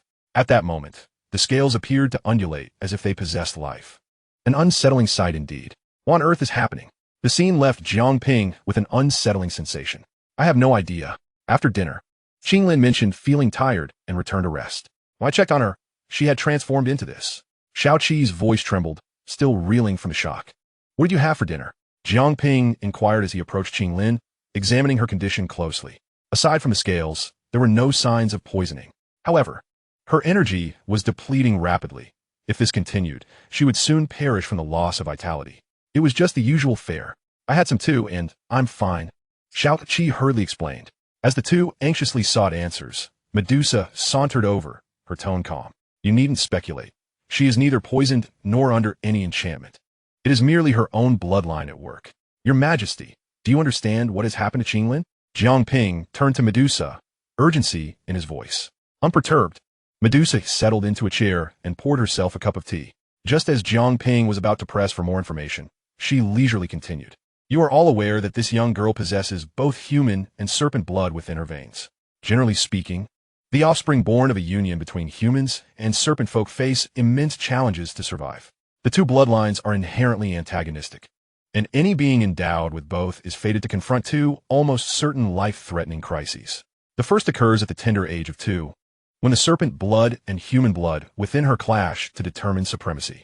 This internal struggle can be fatal for a fragile child, whose delicate form cannot withstand such overwhelming forces. I am uncertain how this little girl managed to endure, perhaps through sheer luck or the assistance of a capable ally. The second crisis arises at the age of 12, when the serpent and human blood once again vie for dominance to ascertain who shall claim ownership of her body. This struggle of bloodline power is insurmountable unless one achieves the rank of a grandmaster. Thus, the child's path to cultivation is fraught with peril. Medusa explained the condition of Qinglin with a tone of nonchalance, yet Jiang Ping's heart grew increasingly heavy. It meant that within Qinglin, the serpent blood and human blood were locked in a fierce contest. Given her frail state, Qinglin could not endure this force, rendering her unconscious and placing her life in jeopardy. Was there truly no solution? The offspring of humans and serpent folk are already regarded as abominations, and the majority do not survive. Do you think anyone would dedicate themselves to studying such a phenomenon? Medusa's demeanor was one of indifference. Even she harbored little fondness for such anomalies. Humans and serpent folk are mortal enemies, unable to tolerate the existence of one who possesses the blood of the other. Medusa's willingness to allow Qinglin to remain was not merely out of pity, but rather due to the fact that she had saved Jiang Ping. Otherwise, why would she have done so? Jiang Ping felt despair wash over him. As he gazed at the anguished face of Qinglin upon the bed, his heart ached in sympathy. He could not bear to witness her suffer to the point of death. Yet, it was not as if there were no options at all. Perhaps sensing Jiang Ping's helplessness and despondency, Medusa spoke again. What options? Jiang Ping immediately turned his gaze towards her, observing the scales that adorned the girl's body. It was evident that her serpent blood had gained the upper hand, suppressing the human blood. However, the serpent blood was excessively violent, and rather than ceasing its aggression after subduing the human blood, it continued to invade her body, siphoning away her vitality. If we could suppress the serpent blood within her, she might survive for a while longer, Medusa stated. Suppress the serpent blood within her? Jiang Ping murmured, his mind racing. What could achieve such suppression? The most effective solution would likely be a medicinal pill. Yet, as he rapidly considered the possibilities, he found himself unable to recall any relevant recipes or elixirs. If the use of medicinal pills was not feasible, then he must contemplate alternative solutions. However, what other methods could there be to suppress the power of the bloodline? Would it not suffice to possess a bloodline of greater potency than the serpent blood within Qinglin? Little Seven interjected suddenly. Her words illuminated Jiang Ping's mind, clearing the fog of uncertainty. Indeed, to suppress the serpent blood within her, all that was required was a bloodline of superior quality. When considering advanced serpent bloodlines, what could possibly compete with a Nine-Colored Devouring Python? Without hesitation, Jiang Ping bit his fingertip, drawing forth a droplet of his own essence, which he then allowed to fall into Qinglin's mouth. Though it was but a few drops, the effect was substantial, almost instantaneous. In the presence of Jiang Ping's superior bloodline power, Qinglin's serpent blood was swiftly subdued. The scales that had been in constant motion ceased their shifting and gradually receded. Her breathing became steadier, and the pallor of her face visibly brightened. The furrowed brow that had been tightly knitted finally began to relax. Seeing this, Jiang Ping exhaled a breath of relief. Do not rejoice too swiftly. This is merely a temporary reprieve. It addresses only the symptoms, not the root cause. If a time comes when her human blood prevails over the serpent blood, your blood will be ineffective, and that will signal her demise, Medusa cautioned. Then before the next crisis arises, we must find a solution, Jiang Ping declared resolutely, gazing at the now calmer Qinglin. Medusa regarded him silently for a moment before turning and exiting the room. Your Highness, allow me to escort you back, Little Seven said, eager to accompany Medusa now that Qinglin was out of danger.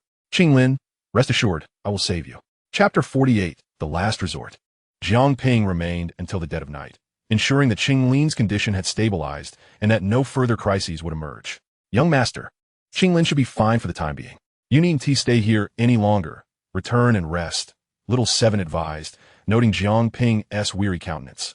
You've just returned from a long journey with the Queen and have been here watching over her. You'll exhaust yourself if you continue like this. I shall return if anything arises, Jiang Ping conceded, realizing that his presence was no longer necessary. Qinglin's condition had stabilized, and staying here served little purpose. Moreover, the most pressing matter was to discover a genuine solution to the bloodline dilemma afflicting Qinglin. Upon returning to his chamber, Jiang Ping meticulously scoured the system's repository for any relevant medicinal formulas. Alas, he found no pertinent information. It seemed that using medicinal pills would not yield results. After much contemplation, his thoughts became muddled, and ultimately he decided to take a brief respite. The following day, Jiang Ping awoke later than usual. The first thing on his mind was to check on Qinglin's condition. As he opened the door, he was greeted by the sight of two young maidens standing before him. It was none other than little Seven and Qinglin. "Master, you're awake. I shall prepare your wash right away," Qinglin exclaimed.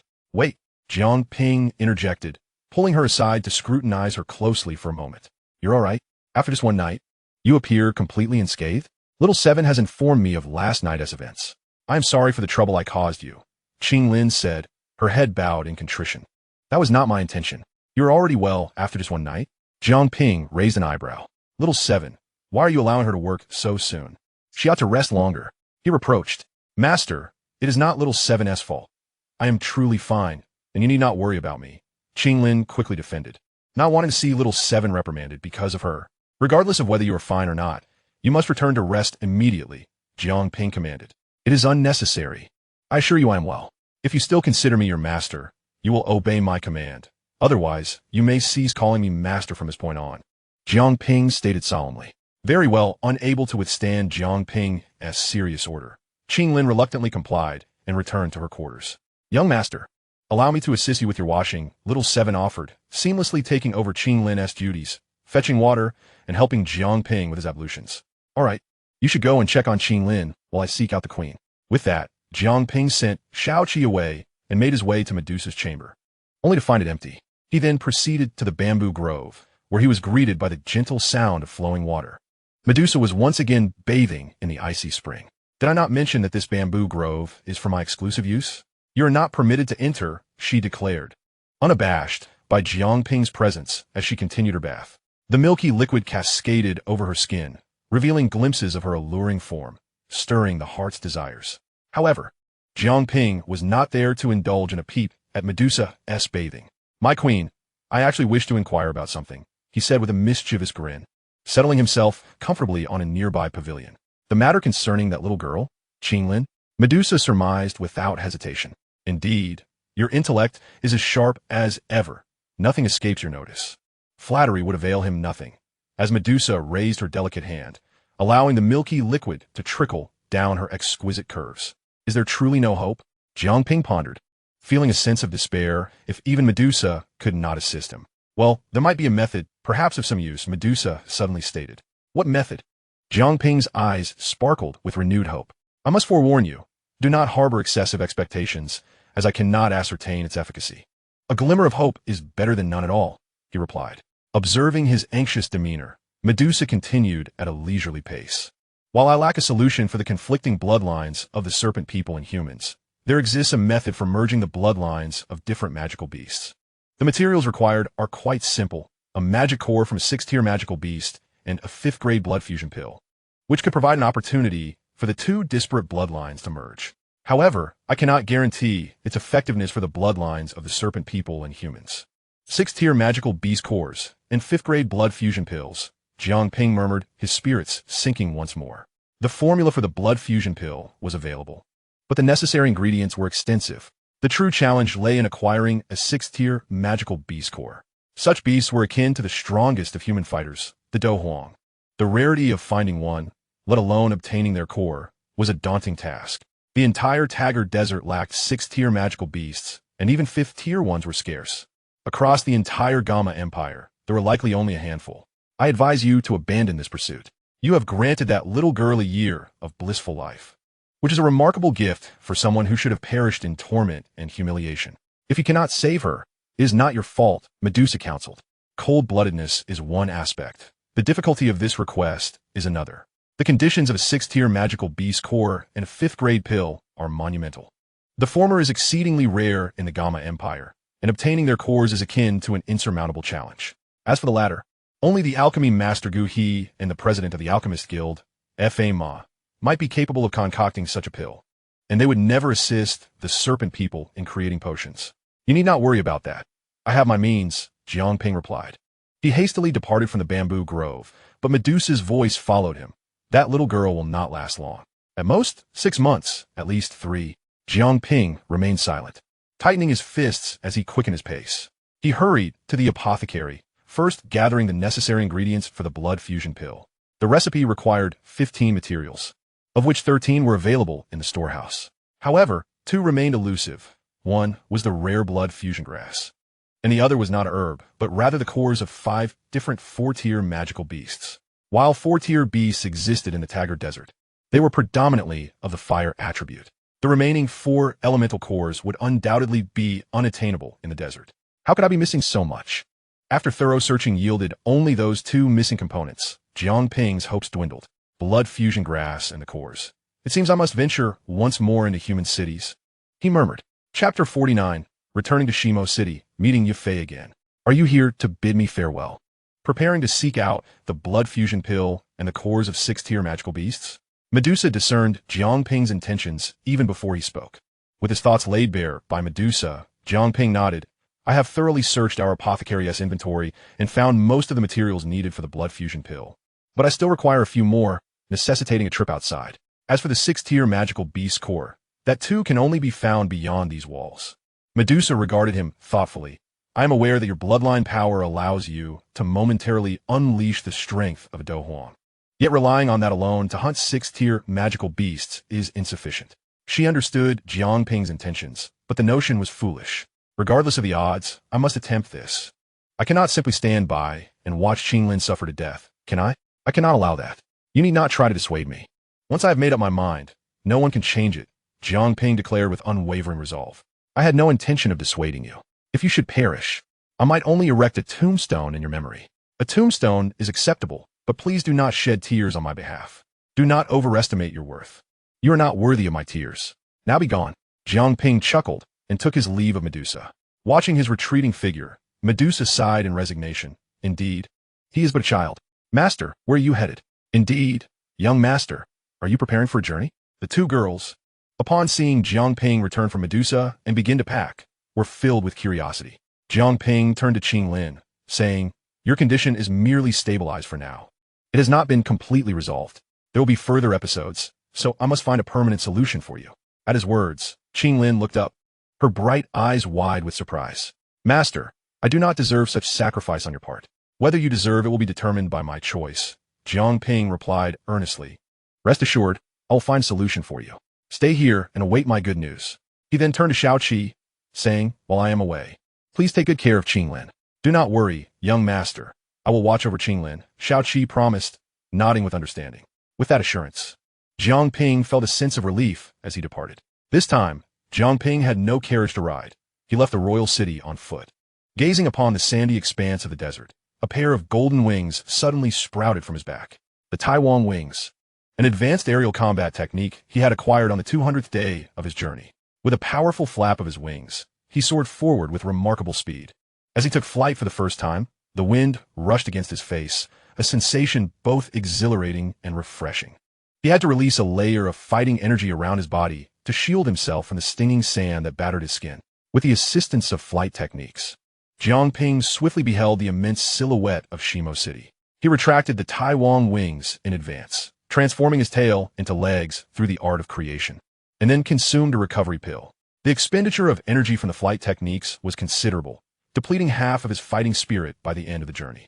Upon arriving once more at Shimo City and gazing at the familiar streets, Jiang Ping made his way directly to the Maitel auction house. The ingredients necessary for refining the blood fusion pill, namely the blood fusion herb and the magic cores of 4th-tier magical beasts, were exceedingly rare, typically not found in ordinary shops. As the largest auction house in the Gamma Empire, Maitel's resources and manpower spanned the entire nation, making it a place where one could uncover leads on all sorts of peculiar items. Only at Maitel Auction House could one possibly find both the blood fusion herb and the magic cores of 4th-tier beasts. Upon arriving at the entrance of the Maitel Auction House, the 2 guards immediately recognized him, hurrying forward with ingratiating smiles. Young master, you have returned. Yes. I wish to see Supervisor Li, he replied. Of course, Please follow me inside, one of the guards said promptly. This time, the guard led Jiang Ping directly to the same reception room as before. Please wait a moment. I will summon Supervisor Li immediately. The guard hurriedly departed. Jiang Ping sat quietly, lightly tapping his fingers on the table. Before long, someone entered. Young Master Jiang, I apologize for the wait. The voice was melodious and clear. To his surprise, it was not Supervisor Li, but Yafei. A moment of astonishment flickered in Jiang Ping's heart upon seeing her. He had not expected her presence. Nevertheless, he managed to smile. Miss Yafei, it is quite a bother for you to come personally. Supervisor Li is quite occupied and cannot spare the time. Furthermore, as you are our esteemed guest, I could not afford to be remiss, she explained. After their last encounter, Supervisor Li had informed her of the likely presence of a Dou Wang-level expert behind Jiang Ping, necessitating utmost attention. Of course, even without that reason, Yafei would have come personally, for it was Jiang Ping. Gazing at his youthful, yet familiar face, she felt an undeniable connection to the man who had once saved her in the desert. As for why he had been a serpent man then, but was human now, she could not fathom. Yet her intuition insisted that these two beings were indeed one and the same. Then I must trouble you, Miss Yafei. Due to his status, Jiang Ping preferred to limit his interactions with her. Yet now, he found himself compelled to engage. How may we assist you on this visit, young Master Jiang? Yafei maintained her smile, having evolved over the past year from the naive girl she once was into a capable auction house manager. I seek to procure some items, Jiang Ping stated. What items may you require, young Master Jiang? Do not hesitate to specify, she encouraged. I am in search of a blood fusion herb and 4 magic cores of 4th-tier magical beasts, each of a different attribute, excluding fire, Jiang Ping articulated. Upon hearing this, Yafei's brow furrowed slightly. After a moment of contemplation, she responded, these materials present a challenge. I am uncertain about the blood fusion herb and will need to investigate. As for the 4 different attribute cores, we unfortunately do not possess them. Our stock primarily consists of fire attribute cores due to our proximity to the desert. Jiang Ping felt a twinge of disappointment at her words. This outcome was expected, yet he had hoped for an unforeseen stroke of luck. I will have someone check for the blood fusion herb. Regarding the magic cores, if you truly require them, I could attempt to source them from our other branches of my auction house, though it will take some time, she proposed. How long would it take to transfer them from elsewhere? Jiang Ping pondered. 4th-tier magic cores are typically found only in larger cities. The worst-case scenario would be to source them from the imperial capital, which would take at least half a month at the quickest, Yafei mused. Half a month Jiang Ping considered the lengthy duration, which surpassed his expectations. Noticing his hesitation, Yafei continued, if this timeline seems too lengthy, young Master Jiang could accompany me to the imperial capital, where we could transact directly at our Mitel headquarters, thereby circumventing the application process and saving some time. Jiang Ping remained non-committal. His intention had been to avoid excessive contact with Yafei, yet circumstances compelled him otherwise. At that moment, the guard Yafei had dispatched to check on the blood fusion herb returned, reporting, Miss, we do not have the blood fusion herb in stock. The warehouse staff informed me that the herb requires a cold environment to thrive, making it difficult to preserve, let alone cultivate. Not all. Jiang Ping felt a wave of disappointment wash over him. He had not anticipated that even the Mitel auction house would lack both the blood fusion herb and the 4th-tier magic cores. The difficulty of gathering these materials was proving to be greater than he had envisioned. Do not lose heart, young Master Jiang, though we do not have them here. The Mitel headquarters in the imperial capital boasts the richest resource chain in the entire Gamma Empire. We shall certainly assist you in locating both the 4th-tier magic cores and the blood fusion herb, Yafei assured him. It seemed she was subtly encouraging Jiang Ping to journey to the Mitel auction house in the imperial capital. However, the imperial capital was fraught with peril, housing both the Yunlan sect and the Gamma royal family. Very well, I shall visit your headquarters in the imperial capital, Jiang Ping resolved after much contemplation. The safety of Qinglin was at stake, and he had no choice but to proceed. Time was of the essence. Acquiring the blood fusion herb and the 4th-tier magic cores directly was the best course of action, even if it meant taking risks. Once he secured these items, he would face the more significant challenge ahead. The magic core of a 6th-tier magical beast awaited him. Upon hearing his decision, Yafei's face lit up with joy. Thank you for your trust, young Master Jiang. Alan, quickly arrange for a flying magical beast to transport us to the imperial capital. Yes. Her subordinate responded promptly and hurried off. Please wait a moment, young Master Jiang. I shall change into appropriate attire, and we shall depart shortly. Yafei, clad in a fitted cheongsam that accentuated her graceful figure, recognized the attire was more suitable for an auction than for a journey to the capital. Jiang Ping nodded silently. After a brief interval, Yafei returned, now dressed in a flowing red skirt with a coat draped over it. The ensemble exuded a sense of purity and elegance, contrasting with her previous attire. "Young Master Jiang, I apologize for the wait. Shall we?" Yafei smiled gently. "Indeed," he replied. And together, they proceeded to a courtyard where a massive, flying magical beast awaited them. This second-tier flying beast, a thick-winged bird, was a most cost-effective choice in the Gamma Empire. Its expansive back could easily accommodate a wooden house, originally intended for transporting goods, but now repurposed for passengers. As the two individuals ascended to the chamber atop the colossal feathered beast, it shook its wings and gradually took flight, swiftly heading towards the imperial capital. The room was spacious enough to accommodate a dozen people, but with only the two present, it felt rather vast and empty. The journey to the imperial capital would likely take 5 days, and all they needed to do was wait in tranquility. The chamber was even furnished with a tea table, where Yafei personally brewed a pot of hot tea for Jiang Ping, her movements exuding elegance and charm. After accepting the tea and taking a sip, Jiang Ping remained silent, lost in contemplation regarding the matters that lay ahead. With a blood fusion herb and a 4th-tier magic core in hand, he was now only a step away from acquiring the magic core of a 6th-tier magical beast. However, he recalled that within the entire Gamma Empire, there seemed to be only one wild 6th-tier beast, the Amethyst-Winged Lion King. The thought of potentially having to seek out the Amethyst-Winged Lion King filled Jiang Ping with a profound sense of dread. It was indeed a formidable challenge. Noticing Jiang Ping's deep contemplation, Yafei continued to scrutinize him intently. No matter how one looked at it, he was undeniably the same person. "Young Master Jiang," she suddenly called softly. You are a serpent person, aren't you?" After a moment of internal struggle, Yafei finally voiced her question, unable to suppress her curiosity any longer. If she did not receive an answer, she felt she might suffocate in silence. Upon hearing her words, Jiang Ping was slightly taken aback, yet he smiled and replied, "Miss Yafei, are you jesting? How could I possibly be a serpent person?" Though a year had passed since their fateful encounter in the desert, the memory remained vivid in his mind. While he was puzzled as to why she had transformed from a serpent person into a human, he was certain he could not be mistaken. Yafei gazed steadfastly at Jiang Ping, her expression betraying no hint of doubt. She was resolute in her belief that the person before her was indeed the young man who had saved her. "I understand your feelings, Miss Yafei, but I believe you have mistaken me for someone else," Jiang Ping replied. "You saved me. You are my savior. Why would you refuse to acknowledge that?" Yafei pressed, her determination unwavering. Faced with her relentless questioning, Jiang Ping narrowed his eyes slightly and said, "What benefit would it bring you if I were to admit it? Do you truly believe that because I saved you once, I would not kill you now?" Seeing Jiang Ping finally concede, a smile broke across Yafei's face. "If I were to perish at your hands, I would consider it a repayment of the life you once saved, and I would have no regrets. Knowing too much will serve you no good.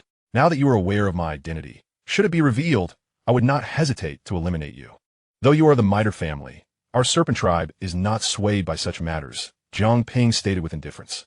"Rest assured, I would never disclose your identity," Yafei said, unable to conceal her joy.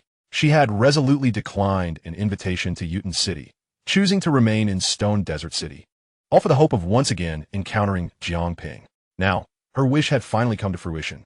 "I will certainly assist you in finding the 4th-tier magic core and the blood fusion herb. This is merely a standard transaction, to be conducted within reasonable limits." Jiang Ping took a seat by the window, gazing at the swiftly passing scenery outside. From the endless yellow sands, the landscape gradually transitioned to desolate plains, eventually revealing patches of verdant greenery. This was the first time he had witnessed the natural beauty of this world beyond the desert. After 5 days of flight, the imperial capital finally came into view before them. Chapter 51. Disrespect me, and I shall tear your mouth apart. The sacred city of Gamma, the imperial capital of the Gamma Empire. Here congregated the foremost sect of the Gamma Empire, the Yunlan sect, the Gamma royal family, and the 4 great families, making it the most prosperous and vibrant city in the entire Gamma Empire. The feathered beast glided gracefully over the capital, and Jiang Ping looked down upon the bustling metropolis from above. Majestic architecture, throngs of people filling the streets, all radiated an aura of prosperity. Eventually, the feathered beast descended into the headquarters of the Miter auction house, landing in a square designated for the parking of flying magical beasts. Several flying magical beasts were already resting there, utilized by the Miter auction house for the transportation of goods. Only the most precious items warranted such transport, as even the Mitre family lacked the financial means to establish a flying merchant fleet that spanned the entire Gamma Empire. "Welcome, young Master Jiang, please disembark," a voice called out as the two descended from the back of the flying beast. Jiang Ping surveyed his surroundings. The headquarters of the Mitre auction house exuded grandeur, adorned with unique insignias.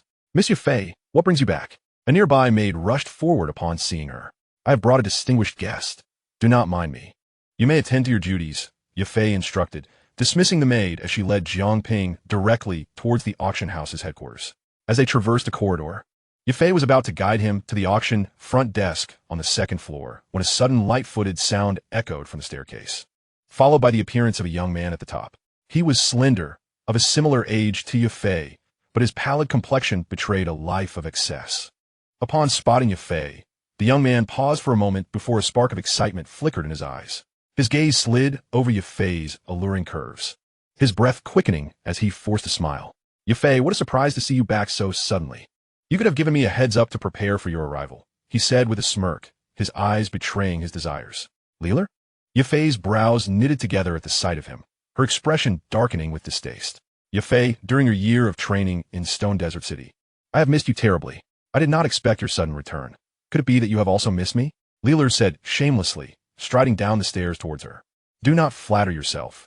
I would be more than happy to never see you again," Yafei declared, her disdain for Leeler unmistakable. Yet he seemed unfazed, still wearing a grin as he replied, "Yafei, you know I have always held affection for you. If you were to become my woman, you could remain in the family and would no longer be sent away for training. Thank you for your kind offer. But even if I had to train outside for the rest of my life, I would never submit to a person like you just to stay within the family," Yafei retorted with revulsion. Leeler, undeterred by her scorn, relished the feeling of being insulted yet unchallenged. "Furthermore, please step aside. I have brought a distinguished guest today, and I do not wish for us to lose a valuable patron because of you," Yafei said coldly. Leeler might have been willing to engage in a battle of wits with her, but his priority was to assist Jiang Ping in gathering the necessary materials. Only then did Leeler notice Jiang Ping standing behind Yafei. However, upon realizing that he was merely a boy in his teens, he scoffed disdainfully. "Yafei, if you wish to find an excuse to rid yourself of me, at least choose a more credible one." "Him? A distinguished guest? Ha! Leeler, I advise you to temper your tongue. Do not underestimate him. Despite his youth, he has the backing of a Dou Wang-level powerhouse. If you offend such a figure, no one will be able to protect you," Yafei remarked coldly, invoking the might of Jiang Ping's support. The mention of a Dou Wang-level powerhouse indeed stirred a flicker of apprehension within Leeler. However, he quickly dismissed the notion. "Yafei, what kind of Dou Wang-level powerhouse could you possibly befriend in a backwater place like Stone Desert City? Do not attempt to deceive me." Upon witnessing his persistent disbelief, Yafei furrowed her brows in discontent. Nevertheless, she refrained from further explanation and grasped Jiang Ping's hand, determined to ascend the stairs forcibly. However, Lei Lu, noticing Yafei's audacity in holding Jiang Ping's hand, immediately expressed his displeasure, blocking their path and mocking, "Yafei, I pondered your reluctance towards me, only to discover you favor this juvenile, who hasn't even matured yet. Can his frail physique truly satisfy your desires?" The crude remarks ignited a flame of shame and anger within Yafei. Unable to contain himself any longer, Jiang Ping interjected, "Lei Lu, if I recall correctly, I have no intention of involving myself in your family's affairs. Yet I hope your internal conflicts do not impede my dealings with the middle auction house. Moreover, I am pressed for time, so I trust Master Lei Lu will not delay me further. Lastly, I would appreciate a modicum of respect from you. Otherwise, I may just be compelled to tear your mouth apart and knock out your teeth, one by one." Jiang Ping spoke with an unsettling calmness. The first two statements sounded courteous, but the last one incited a furious rage within Lei Lu. "What do you think you are, daring to speak to me in such a manner? I see now, you are merely the little wretch brought back by Yafei." Upon hearing Lei Li's words, Jiang Ping's brows knitted in displeasure. With a flick of his fingers, a slender stream of fighting spirit shot forth, striking Lei Li's front teeth with precision. Crack! Lei Li's two front teeth shattered painfully. "How dare you lay a hand on me?" Lei Lu roared, erupting with a torrent of fighting spirit.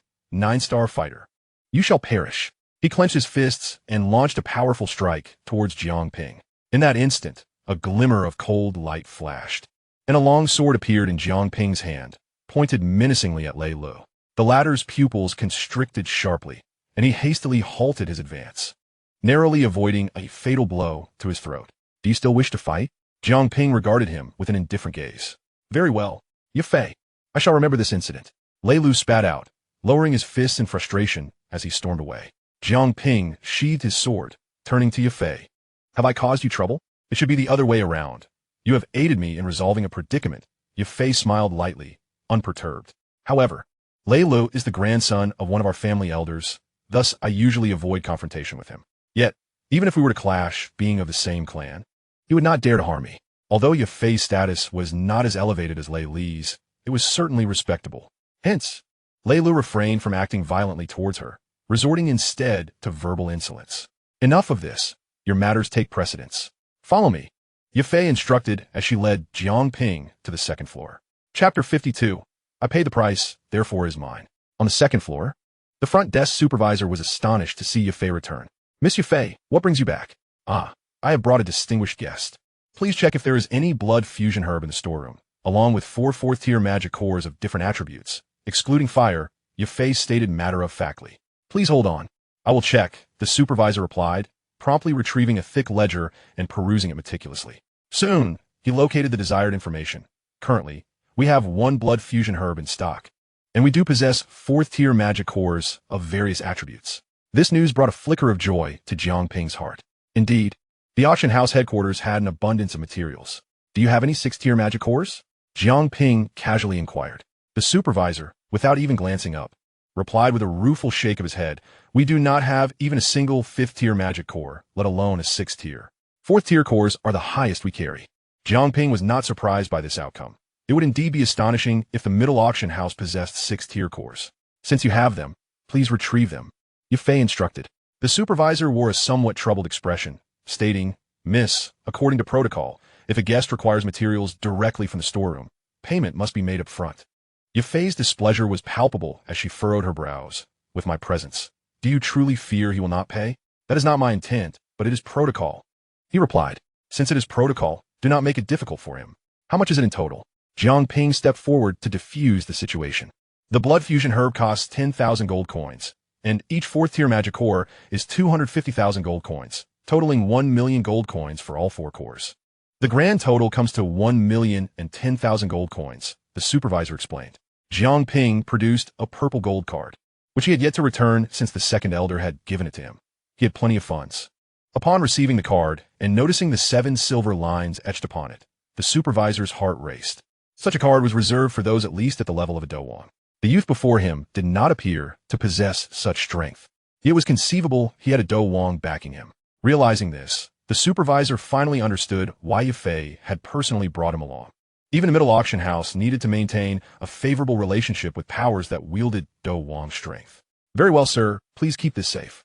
After deducting the corresponding amount from the purple gold card, the supervisor respectfully returned it to Jiang Ping. Let us rest here for a moment, Ye Fei suggested as she took Jiang Ping to a nearby reception room, where a maid brought in some refreshments and tea. Ye Fei then personally poured tea for him, her every movement revealing a perfect silhouette that was captivating. Observing her, Jiang Ping pursed his lips and remarked, this is likely the last time I shall enjoy tea poured by Miss Ye Fei herself. Ye Fei's delicate hands trembled slightly as she completed pouring the tea, smiling. As long as you wish to drink, you may come find me any time, and I shall brew tea for you personally. Jiang Ping smiled silently, quietly savoring the tea while awaiting the next development. Before long, a maid entered, announcing, Miss Ye Fei, young master, the materials have arrived. Upon hearing this, the two rose and stepped outside. On the front desk lay 5 boxes, 1 large and 4 small. Inside the large box was a blood fusion herb, its crimson hue reminiscent of flowing blood, while the 4 smaller boxes contained 4th-tier magic cores, each exuding a faint yet ferocious energy. Is this the blood fusion herb? Jiang Ping's heart raced with excitement. With these materials at hand, he had enough to concoct the blood fusion elixir. Just as he prepared to gather the materials, a sharp voice suddenly echoed from outside. Those materials cannot be given to him. As the voice fell, a group of people rushed in with fervor. Leading them was an elderly man in a striking robe, his countenance twisted with fury. Beside him, Lei Lu glared at Jiang Ping with malicious intent. Li Hua, what are you waiting for? Collect those materials. The old man bellowed once more. The supervisor hesitated for a moment. Although he was unsure why the old man insisted on this course, he had no choice but to comply and began to retrieve the blood fusion herb and magic cores. However, Jiang Ping stepped forward to protect the materials. You brat, do you intend to steal from the middle auction house? The old man demanded coldly. To be precise, I have already paid you, so these materials now belong to me, not to the middle auction house, Jiang Ping replied calmly. Beside her, Yafei's delicate face darkened, suppressing the fury within her as she spoke. Elder Liu, what do you mean by this? Is it customary to reclaim items sold to clients? Are you not slapping our auction house in the face? In response to her accusation, Liu disdainfully snorted. I am far more familiar with the auction house's rules than you. Yafei, as the head of the Shimo City branch, you have no authority to directly draw from the headquarters inventory. Such actions require my consent as an elder. To date, you have failed to submit any application to me. Your appropriation of these materials is thus a violation of protocol, granting me the right to reclaim them.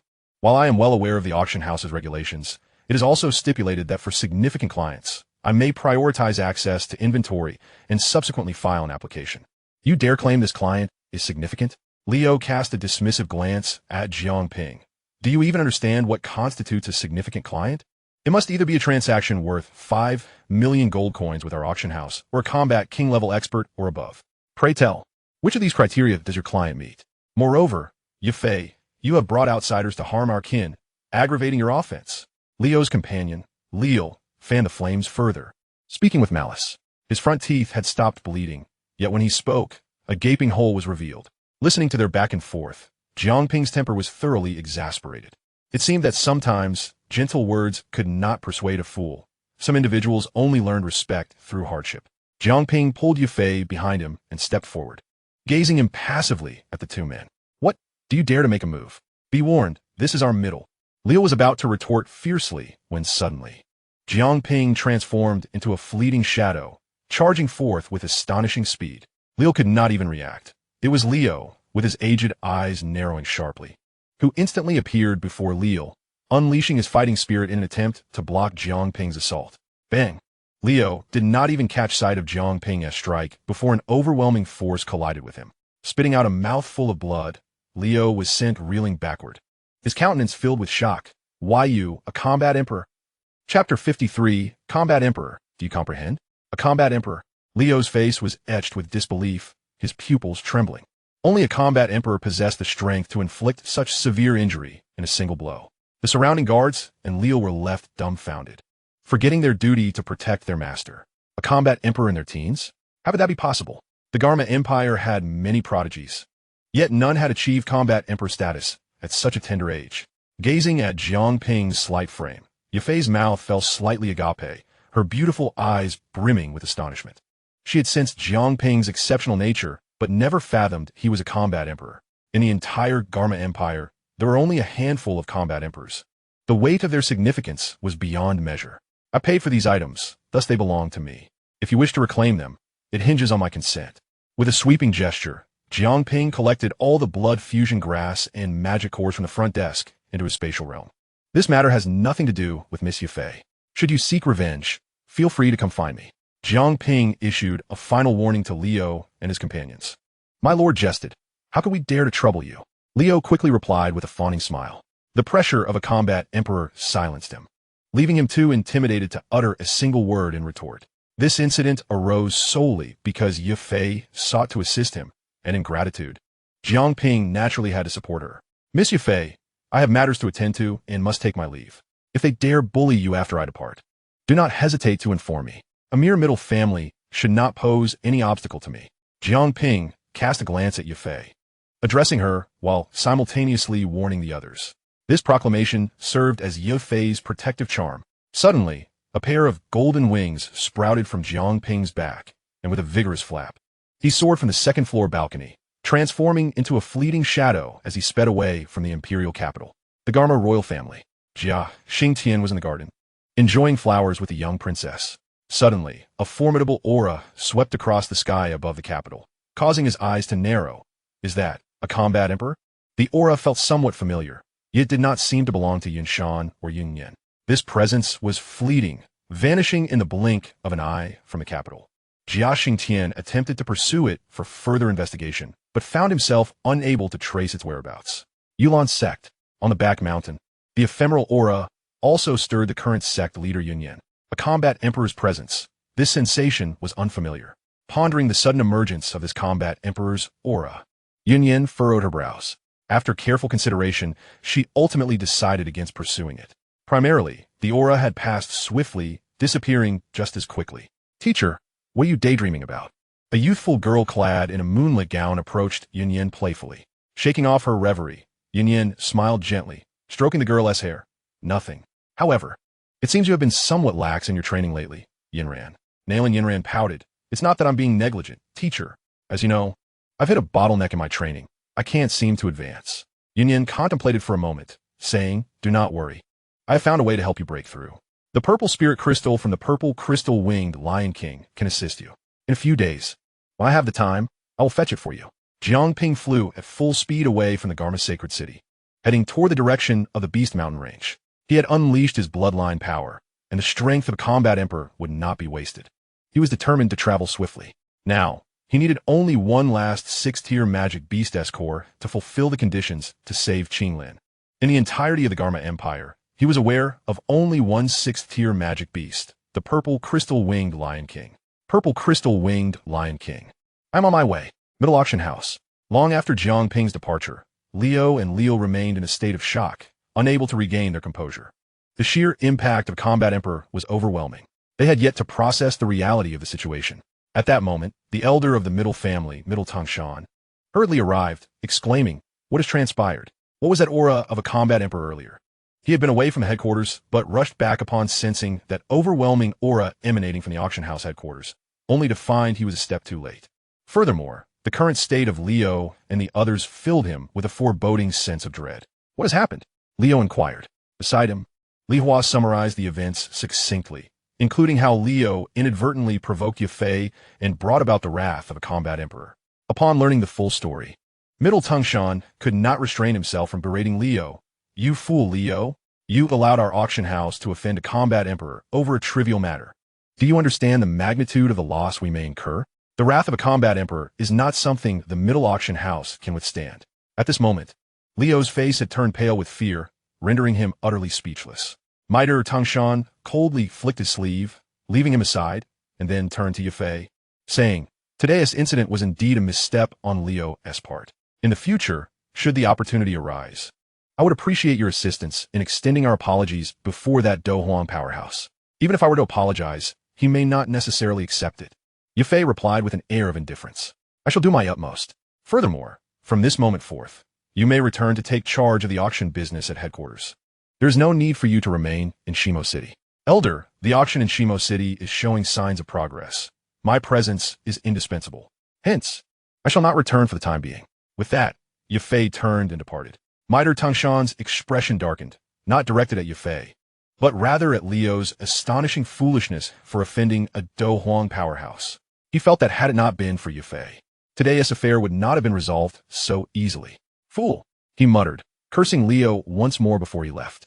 Jiang Ping maintained his Do Huang state while flying for several hours, but eventually had to slow down as his bloodline power was depleted.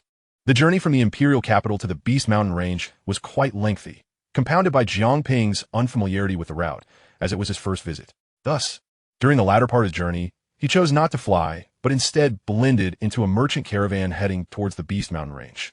After traveling with the caravan for 5 or 6 days, enduring a bumpy ride, they finally approached the Beast Mountain Range. At last, they had arrived. Jiang Ping stretched his limbs and strode forth, a small town gradually coming into view. At the entrance of the town stood a massive stone tablet inscribed with 3 large characters. Qingshan Town. Chapter 54. The Little Medical Sage. Qingshan Town, a small settlement nestled at the foot of the Beast Mountain Range, primarily relied on hunting the beasts within the mountains and trading medicinal herbs for its livelihood. The streets were lined with shops selling medicinal herbs and monster cores, and mercenaries gathered in small groups, awaiting assignments. As Jiang Ping walked along the cobbled paths, his gaze swiftly scanned his surroundings, flitting over the animated mercenaries. His presence drew the attention of a few, but it was short-lived. Although Qingshan Town was modest in size, it benefited from a steady supply of monster cores and herbs, attracting numerous merchant caravans that periodically visited to procure goods. Some individuals even ventured to conduct their business independently, so the town paid little heed to the unfamiliar face of Jiang Ping. After a cursory exploration to familiarize himself with the vicinity, Jiang Ping found an inn where he could temporarily reside. His bloodline power had only recently erupted and required time to cool down. He needed to wait until he regained his strength before seeking the Amethyst-Winged Lion King. I recall that the Beast Mountain Range harbors not only the Amethyst-Winged Lion King, but also several 5th-tier beasts, not to mention the 3rd and 4th-tier ones. Although I can handle the Amethyst-Winged Lion King with my bloodline power and various trump cards, should it ally with other 5th-tier beasts, I would face considerable trouble. After a moment of contemplation, Jiang Ping concluded that a comprehensive plan was necessary. Otherwise, if he were to slay the Amethyst-Winged Lion King and fail to escape, it would be an immense loss. After further reflection, Jiang Ping decided that procuring some elixirs to enhance his abilities would be the most prudent approach. As an alchemist, it would be remiss not to consume a few pills during a battle. With his decision made, Jiang Ping rose and departed the inn. He had not prepared any elixirs, nor did he possess any medicinal materials. He needed to purchase some herbs to concoct potions. Qingshan Town was abundant with shops selling medicinal materials. After wandering for a while, he soon located the largest establishment in Qingshan Town, Wanyaozhai. If memory serves me correctly, ISNT, the little medical sage, also associated with this place. Confirming the shop's name, Jiang Ping stepped inside. Upon entering Wanyaozhai, Jiang Ping discovered it was nearly packed with people, yet surprisingly quiet. The majority present were mercenaries selecting herbs, but their attention was fixated not on the materials, but rather on a young woman clad in white behind the counter. She appeared to be around 16 or 17, dressed in an elegant pale white gown, exuding an ethereal grace. While her beauty may not have been striking, she was undeniably a rare gem. More importantly, she radiated an aura of purity and kindness, a stark contrast to the alluring women outside, making her a unique sight amidst the rough-and-tumble mercenaries of Qingshan Town. The patrons in the shop, ostensibly there to select herbs, were in truth there for the little medical sage. Naturally, they felt reluctant to linger without making a purchase. So after browsing, they would buy something trivial before departing with reluctance. Such popularity, Jiang Ping mused, opting not to join the throng, but instead meticulously selected the herbs he required at the counter. After 10 minutes, he had chosen around 50 varieties of herbs. Hello. A shop attendant immediately approached, ready to tally the cost. In front of the counter, Jiang Ping caught sight of the little medical sage diligently preparing medicinal powders, her tranquil and lovely visage bringing a sense of calm to those who beheld her. Such a pure and kind-hearted girl was indeed a breath of fresh air in Qingshan Town. Hello, the total is 578 gold coins. The attendant calculated the amount. Nodding, Jiang Ping paid and gathered his herbs, preparing to leave. At that moment, a commotion erupted outside. Make way. Little medical sage, help. A group of mercenaries rushed in carrying an injured comrade on a stretcher. The injured man was a mercenary, his face ashen. His right arm had been viciously bitten off by some beast, leaving a grotesque wound. The injury was crudely bandaged with strips of cloth, yet blood continued to pour out, staining the floor. The gruesome scene prompted the patrons to part and clear a path. Upon hearing the cries, the little medical sage glanced up and promptly grabbed a medical kit, darting outside. Jiang Ping stepped aside slightly as she swiftly passed before him, a few strands of hair brushing against him, eliciting a tingling sensation. Everyone make way. The atmosphere was grim, but the little medical sage remained composed, skillfully opening her medical kit and crouching in front of the stretcher, carefully unwrapping the cloth and bandages from the man's wound. He must have been bitten by a creature with exceptionally sharp teeth. The injury was ghastly and blood gushed forth. This was the first time the little medical sage encountered such a severe wound, and her delicate brows furrowed slightly. Unflustered, she first took out a bottle of disinfectant from her kit and rinsed the wound, then retrieved a vial of her homemade hemostatic powder, pouring it over the injury.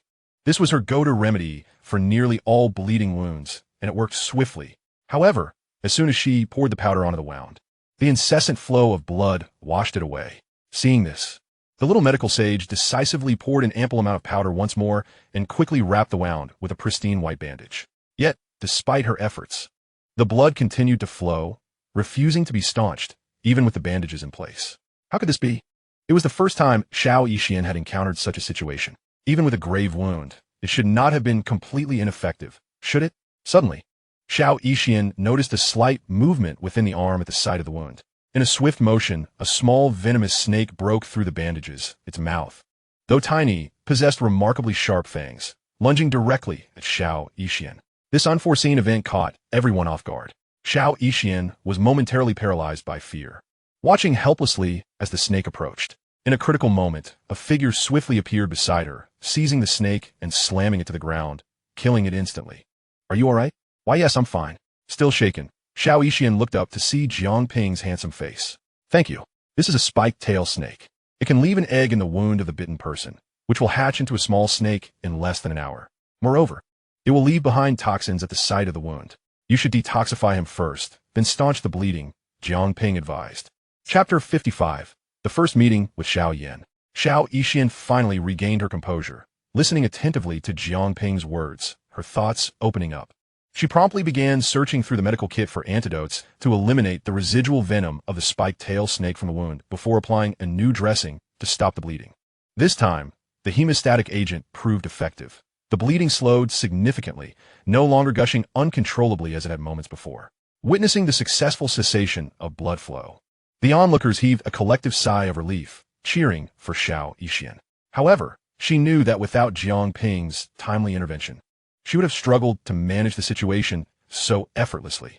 Thank you for your invaluable help. Gradually rising, Xiao Yixian wiped the beads of perspiration from her forehead and expressed her gratitude to Jiang Ping. No need for thanks. It was a mere trifling effort. With that, Jiang Ping turned and departed from the Wan Yao pharmacy. His reaction left Xiao Yixian somewhat surprised. In Qingshan town, anyone would seize the opportunity to converse with her, eager to share endless words. Yet, Jiang Ping displayed no such inclination. Rather than feeling disappointed, Xiao Yixian found herself intrigued by him. Particularly after his swift actions and timely suggestions during the crisis, her curiosity about him deepened. Upon returning to her inn, Xiao Yixian secured her room and instructed the attendant not to disturb her. Jiang Ping began refining pills. The medicinal materials at Wan Yao Pharmacy were somewhat limited, primarily consisting of mid to low-grade herbs, restricting him to concocting only third and fourth-tier elixirs. After meticulously sorting through the materials, he decided on the specific pills to create: the third-tier soft bone pill, the third-tier misty obscuration pill, and the fourth-tier tiger spirit pill, perfectly fitting his needs. The soft bone pill and the misty obscuration pill were designed to incapacitate foes. The former would render enemies weak, while the latter would disorient their minds, serving as effective auxiliary measures. The tiger spirit pill, on the other hand, was for Jiang Ping's personal use, providing a temporary boost to his prowess. With these 3 elixirs, coupled with his bloodline power, he would have ample strength to confront the amethyst-winged Lion King. Subsequently, Jiang Ping commenced the pill refinement process. With the heavenly true cauldron at his disposal, pill-making had never posed a challenge for him. In less than half an hour, he successfully produced 2 third-tier pills and 1 fourth-tier pill. Everything was in place. He merely awaited the cooling process. His bloodline power would require 5 days to cool down, meaning he would need to remain here for 5 days before he could venture into the Beast Mountain range to seek the amethyst-winged Lion King. Thus, he resolved to spend the next 5 days idly. As twilight descended, Jiang Ping simply climbed into bed to sleep. The following morning, he was awoken by the commotion outside.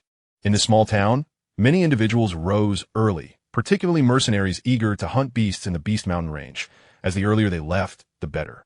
Since beasts also rested at night, they were often just awakening in the early hours, presenting a lower level of danger. Striking at this time could yield significant rewards. Some even rose at dawn solely to venture into the Beast Mountain range to hunt. Consequently, the town buzzed with activity from early morning onward. If one was unaccustomed to such a lively rhythm, they would easily be roused from slumber. Jiang Ping was a prime example. The early bird catches the worm, but the early worm gets eaten, he grumbled as he reluctantly rose. With 5 days ahead of him, he decided to take this opportunity to familiarize himself with the Beast Mountain range. Resolute in his decision, Jiang Ping quickly washed up, had breakfast at the inn, and set off toward the Beast Mountain range. In Qingshan town, entering the Beast Mountain range typically required forming teams. This was especially critical for those of lesser strength, who needed to find a robust mercenary group to ensure their safety. Moreover, the Beast Mountain range harbored terrifying beasts of the 5th and 6th ranks, making it imperative that only those of Dou Huang's strength venture into its depths. Even a Dou Huang would hesitate to risk entering alone. After some contemplation, Jiang Ping decided he too would seek a team to accompany him. Currently, devoid of his bloodline power, he was merely an ordinary 9-star Dome Master, hardly formidable against the backdrop of the Beast Mountain range. Upon reaching the mercenary gathering spot, Jiang Ping observed numerous mercenaries forming teams. The mercenaries in Qingshan town fell into 3 categories. The first comprised disciplined and cohesive groups the strongest among them.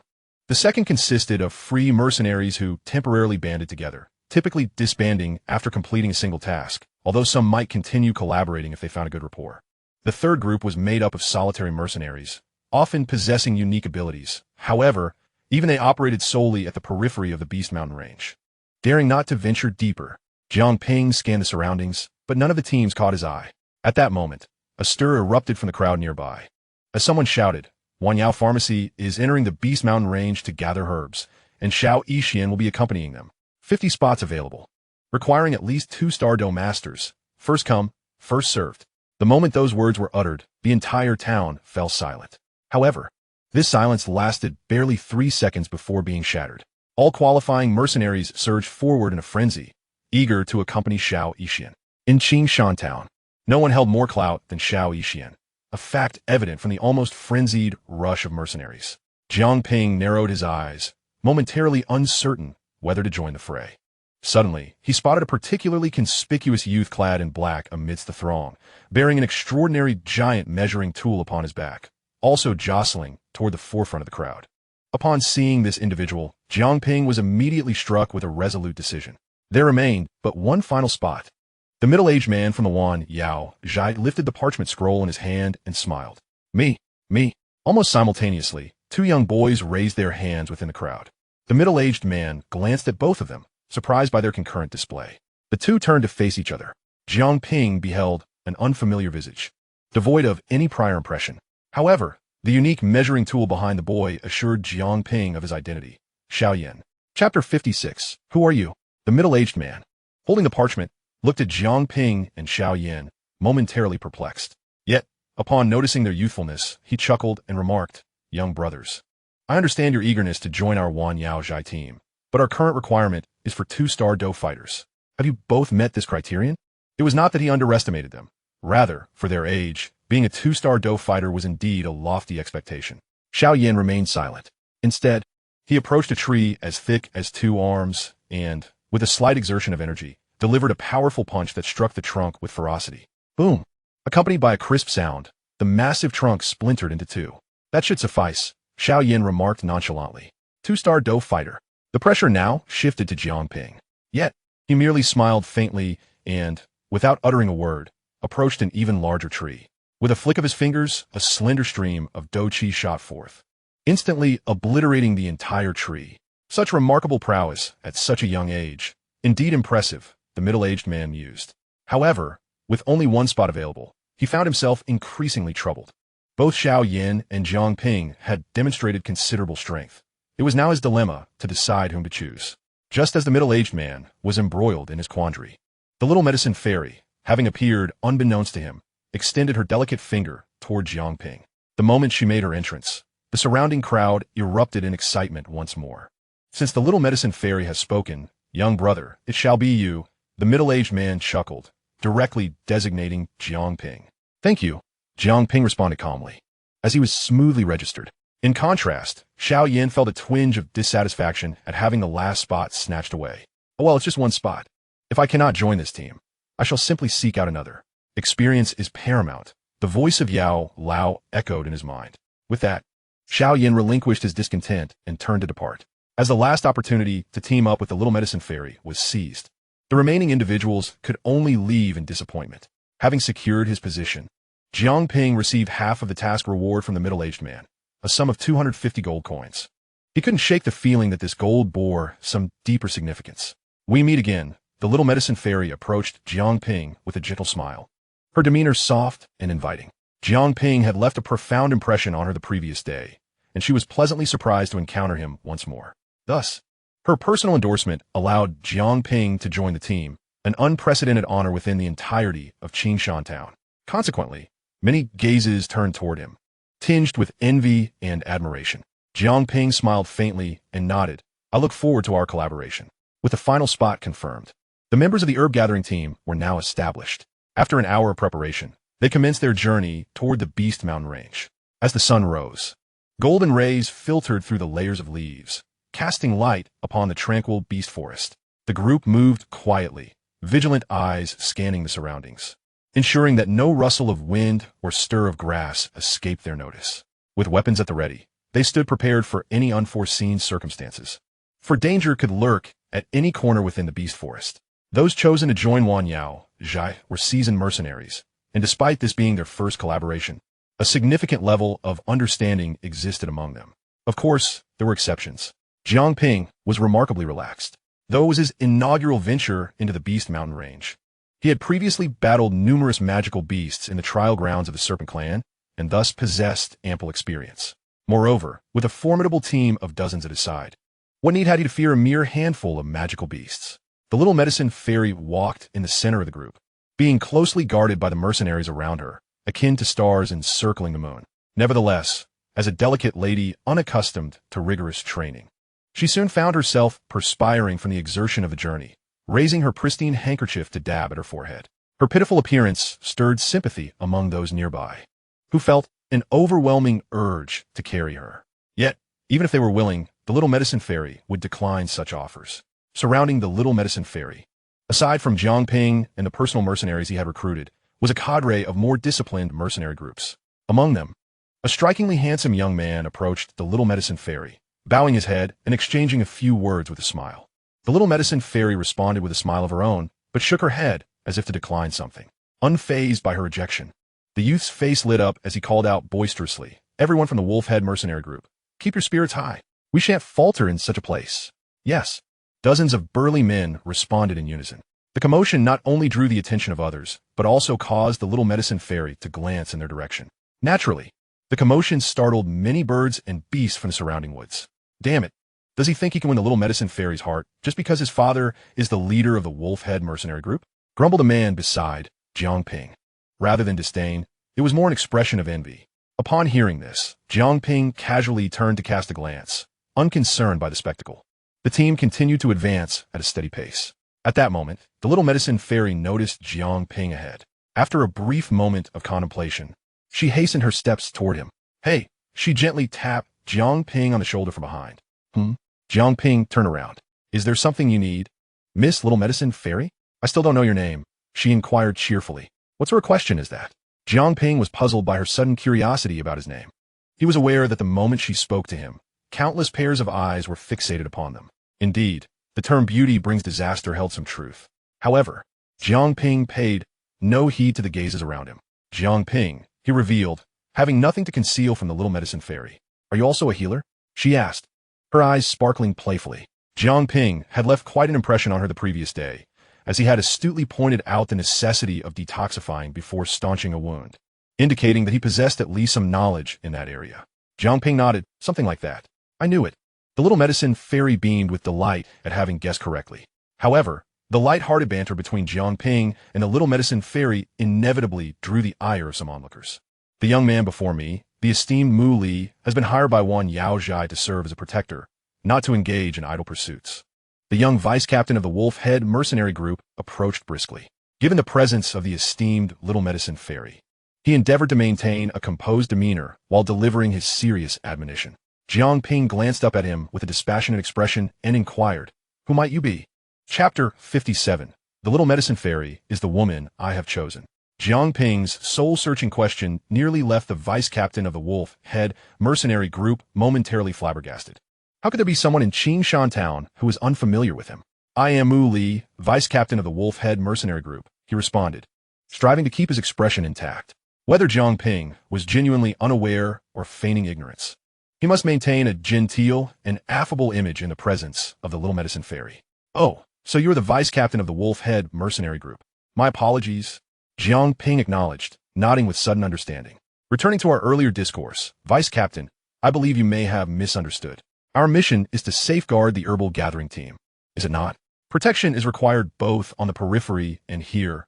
What distinguishes the two?" Mu Li was just beginning to think that Jiang Ping had come to his senses when the latter's unexpected remarks left him momentarily stunned. Was this brash youth attempting to usurp his position? How audacious it was for someone to dare approach the little medicine fairy, to curry favor in his presence.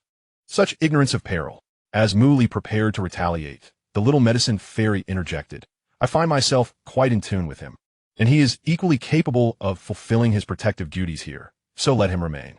Mu Li was utterly bewildered. The little medicine fairy was actually defending Jiang Ping. Moreover, she chose to advocate for another rather than him, the vice captain of the Wolf-Head mercenary group? Mu Li's demeanor soured. Since the little medicine fairy had spoken thus, he glared at Jiang Ping, his eyes flashing with a ruthless glint. Vice Captain, rest assured. Having already received half of the remuneration for this task, I shall exert every effort to protect the little medicine fairy as long as the mission continues, Jiang Ping replied, unperturbed by Mu Li's veiled threat. At his words, a deep, cold light flickered in Mu Li's eyes once more, but he remained silent, sweeping his robe and departing. Jiang Ping regarded him with disdain. Such individuals are solely possessive of those they covet, unwilling to allow any others to encroach. If the little medicine fairy were indeed his woman, Jiang Ping would not intervene. However, it was abundantly clear that Mu Li held an interest in her, while she had no affection for him whatsoever. Coupled with his earlier remarks, Jiang Ping found him increasingly irksome. Let him depart? On the contrary, he would not comply. Are you not from Qingshan town? The little medicine fairy suddenly inquired. Why do you say that? Because I have never encountered you before. And given your audacity to speak to Mu Li in such a manner, it is evident you are not from Qingshan town, she articulated her reasoning. Indeed, I am not from Qingshan town, hence I owe no deference to such individuals. I do not grant him any consideration, Jiang Ping replied nonchalantly. Were Mu Li's tone more amiable, perhaps Jiang Ping might have shown him some respect. The little medicine fairy smiled, choosing to remain silent. After a brief respite, the group finally halted to take a break. Let's take a moment to rest, everyone. You have worked hard, she announced. Upon hearing her words, all immediately ceased their activities and responded enthusiastically, not at all burdensome. This herbal gathering team belonged to Wan Yaozhai, and although half of the mercenaries were from the Wolf-Head mercenary group, the little medicine fairy still wielded the highest authority among them.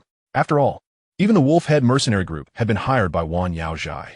Once the team settled for rest, Jiang Ping, understanding the situation, chose not to linger beside the little medicine fairy, instead retreating to a secluded area to rest. Offending Mu Li was one matter, but incurring the wrath of the entire team would be an entirely different scenario. Jiang Ping, my friend, while the little medicine fairy may hold you in high regard, and you possess commendable talent at such a young age, I must advise you to maintain a respectful distance from her. This is not out of jealousy, but rather concern for your safety, a burly man who shared Jiang Ping's company cautioned. You may not be aware, but Mu Li is the vice captain of the Wolf-Head mercenary group, one of the three major mercenary factions in Qingshan town. Offending him is not a wise decision. Jiang Ping smiled slightly, feeling a modicum of goodwill towards the burly man. Thank you for your counsel, Brother Chu Kuang. I shall be mindful. No sooner had they exchanged words than Hong Lai approached with several companions, looking down at Jiang Ping as he sat on the ground. Hey you, come here with the vice captain. Upon witnessing Mu Li's imposing presence, Brother Chu Kuang hurriedly interjected. Vice Captain Mu Li, it was Jiang Ping's lack of understanding earlier. I have already reprimanded him, and he will no longer intrude upon your affairs. None of your concern. Be quiet, or you will never have the chance to speak again. Mu Li shot a cold glance at Chu Kuang. Chu Kuang attempted to say more, but Jiang Ping halted him. Brother Chu Kuang, this is not your affair. Allow me to handle it. Rising to his feet, Jiang Ping scanned the camp of Wan Yaozhai and noted the absence of the little medicine fairy. No wonder Mu Li had come seeking him. Let us see what concerns Vice Captain Mu Li wishes to address, he declared. Observing Jiang Ping's demeanor, Mu Li scoffed and, flanked by several men, led Jiang Ping into a secluded grove. All eyes were upon them. A sense of mourning for Jiang Ping filled the hearts of those present. In light of Mu Li's status, none dared to offend him. Furthermore, half of the team comprised members of the Wolf-Head mercenary group, which dissuaded anyone from intervening on Jiang Ping's behalf, leaving them to silently pray for his well-being. As Jiang Ping followed Mu Li's group into the hidden grove, Mu Li suddenly turned without warning, his right fist raised to deliver a blow to Jiang Ping's face. However, Jiang Ping had anticipated the move. With a swift motion, he evaded the punch and positioned himself several meters away. The vice captain of the Wolf-Head mercenary group resorts to ambush tactics. Will this not tarnish your reputation? Jiang Ping quipped, his tongue as sharp as ever. The failed ambush left Mu Li feeling humiliated, and he attempted to mask his discomfort with feigned calmness. His gaze fierce as he declared, I am now explicitly informing you that the little medicine fairy is the woman I have chosen. Keep your distance from her, otherwise, no one in Qingshan town dares to oppose the Wolf-Head mercenary group. A farce. Your chosen woman has no relevance to me. I could just as easily claim that the little medicine fairy is my chosen woman. So keep your distance. Jiang Ping scoffed. His retort darkened Mu Li's expression. and he waved his hand dismissively. It appears you are intent on courting punishment. Bring them. What are you doing? Chapter 58. Is it not permissible for me to step out for a moment? Just as Mu Li's subordinates prepare to strike Jiang Ping, the little medicine fairy suddenly emerged from the thicket, her eyes wide with surprise. Upon catching sight of the little medical sage, Mu Li and his subordinates immediately ceased their actions, donning cheerful expressions instead. Oh, it's nothing. We were merely engaging in a friendly exchange and sparring with young brother Jiang Ping, he declared. Isn't that right, young brother Jiang Ping? After speaking, Mu Li cast a jovial glance toward Jiang Ping, yet beneath the surface of his gaze lay a flicker of malice and threat. Indeed, the young commander simply wished to spar with me. As for whether it is truly friendly, I cannot say. Jiang Ping regarded him with an indifferent glance before boldly walking back past Mu Li. The latter seethed internally, his teeth grinding in frustration. Yet he dared not unleash his wrath in the presence of the little medical sage, resorting to mentally cursing Jiang Ping 1,000 times over. Did you get into a dispute with him again? The little medical sage inquired softly. Not at all, as I mentioned, it was merely a friendly spar. Jiang Ping replied with a serene expression. Recognizing that she could glean nothing further from him, the little medical sage hastily departed. Upon seeing Jiang Ping emerge and scathe alongside the little medical sage, Chu Kuang and the others were taken aback.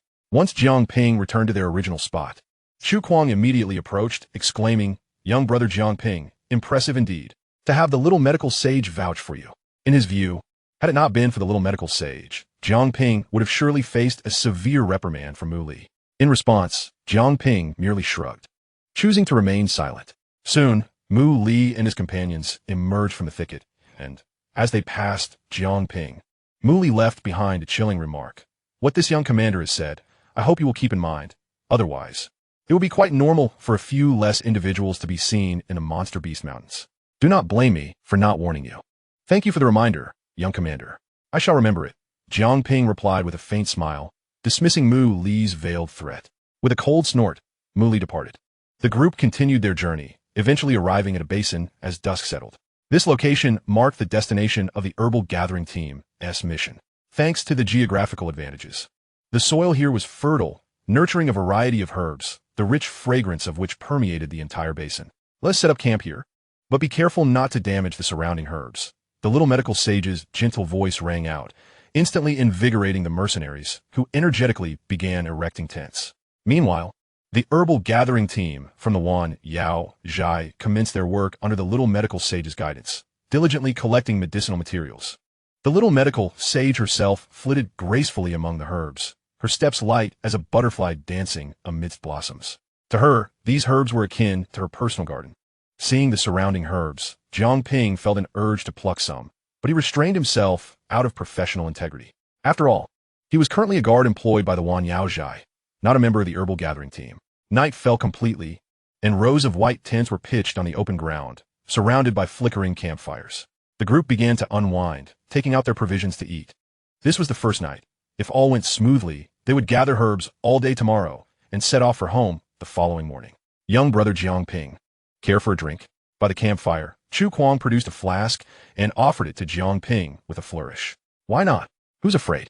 Jiang Ping replied, taking the flask and gulping down a hearty swig.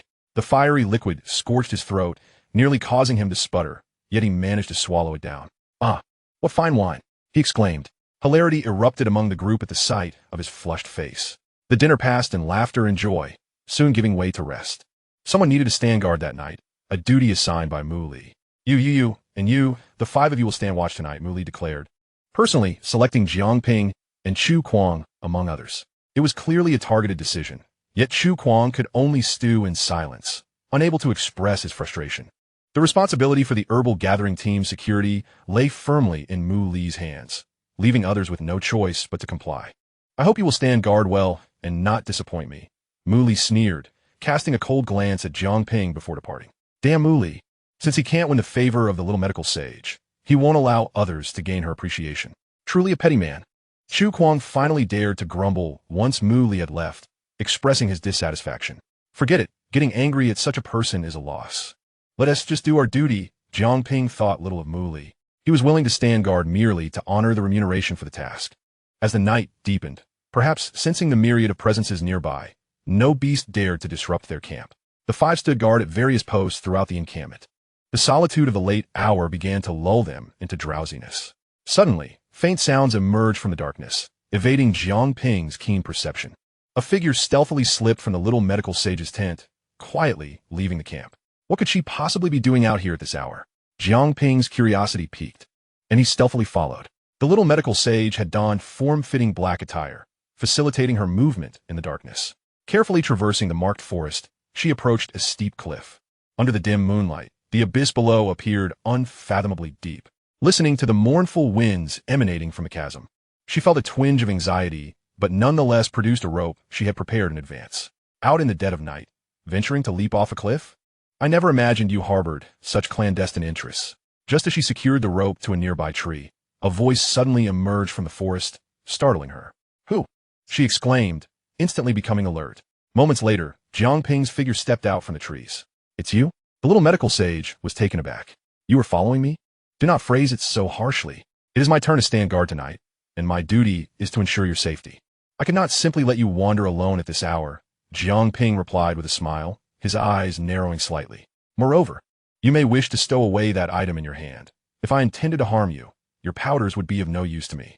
At his words, the little medical sage graciously revealed her concealed hand, which clutched a pouch of powder. The monster beast forest is perilous. I need some means of self-defense, she stated. Jiang Ping chose not to expose her intentions further, instead asking, you are aware of the dangers outside, yet you still venture out alone? What is your purpose? After a moment of hesitation, the little medical sage's face flushed crimson as she stammered. I merely stepped out to relieve myself. Chapter 59. The little medical sage being bullied. Is it so unreasonable to step out to relieve myself? The little medical sage's cheeks burned as she uttered those words. To relieve yourself, you require such a distant location? Jiang Ping retorted. Moreover, I see you have prepared a rope. Were you planning to descend the cliff? Is there something down there? Jiang Ping's eyes narrowed slightly. The little medical sage shook her head vigorously. In no way. There is absolutely nothing down there. If there is nothing below, then what is the purpose of this rope? Following the rope, Jiang Ping approached the cliff's edge and peered down. By the faint moonlight and guided by the rope, he discerned the outline of a concealed cave hidden among the foliage at the rope's end. Ah, so there's a cave. I thought as much. As Jiang Ping turned around, the little physician suddenly raised her delicate hand, scattering a pouch of medicinal powder into the air, which landed squarely on his face. Bah! Jiang Ping swiftly flicked his robe sleeves and stepped back a few paces, his expression darkening slightly. You launch a sneak attack on me? Don't blame me. If you must blame someone, blame yourself for being so meddlesome and wanting to see what lies beneath, bringing this upon yourself. Despite her delicate appearance, the little physician possessed her own unique methods, including a specially concocted sedative that would incapacitate an ordinary person. How could you repay my trust with such a betrayal? Jiang Ping's voice was laced with disappointment. Rest assured, I will not expose you. When we return, you may continue as the protector of the herb-gathering team and receive your deserved remuneration. The little physician was filled with confidence. However, as time passed, she began to feel that something was amiss. Jiang Ping had directly inhaled her sedative, yet he had not succumbed. By all accounts, her concoction should have incapacitated a grown man within a minute, regardless of his prowess as a fighter. Yet, Jiang Ping's current demeanor did not resemble that of someone under the influence of sedative at all. Do you truly believe that mere powder could subdue me?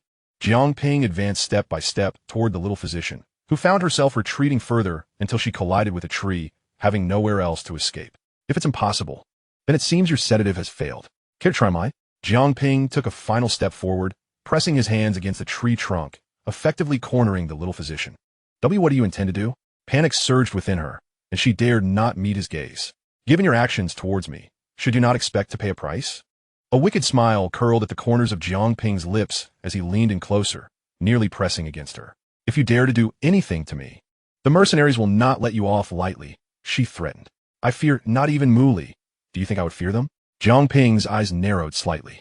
What lies within that cave at the cliff's edge? There is nothing down there, and you're standing too close. The breath emanating from him quickened the little physician's heartbeat, and she instinctively thrust her hands forward to push him away. Unexpectedly, Jiang Ping seized her slender wrist and pinned it against the tree, pressing his body down upon her. Their bodies were inextricably close.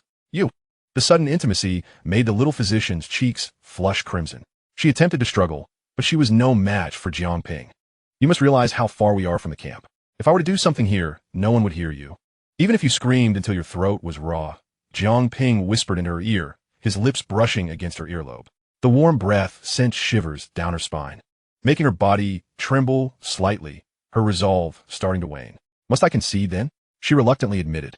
Below, there is indeed a cave containing treasures. Treasures? It must be a cave left by an elder. I discovered it on my last visit, yet had no opportunity to explore it. That is why I came secretly this time, to investigate. You possess no cultivation at all, yet you dare to sneak out alone? Did you truly believe your meager sedatives could protect you? Jiang Ping's eyes narrowed as he pondered whether the woman was audacious or merely naive. But the magical beasts were driven away by you during the day. What is there to fear? And could you please release me? For the first time, the little physician found herself in such close proximity to a man, her heart a tumult of embarrassment and anger.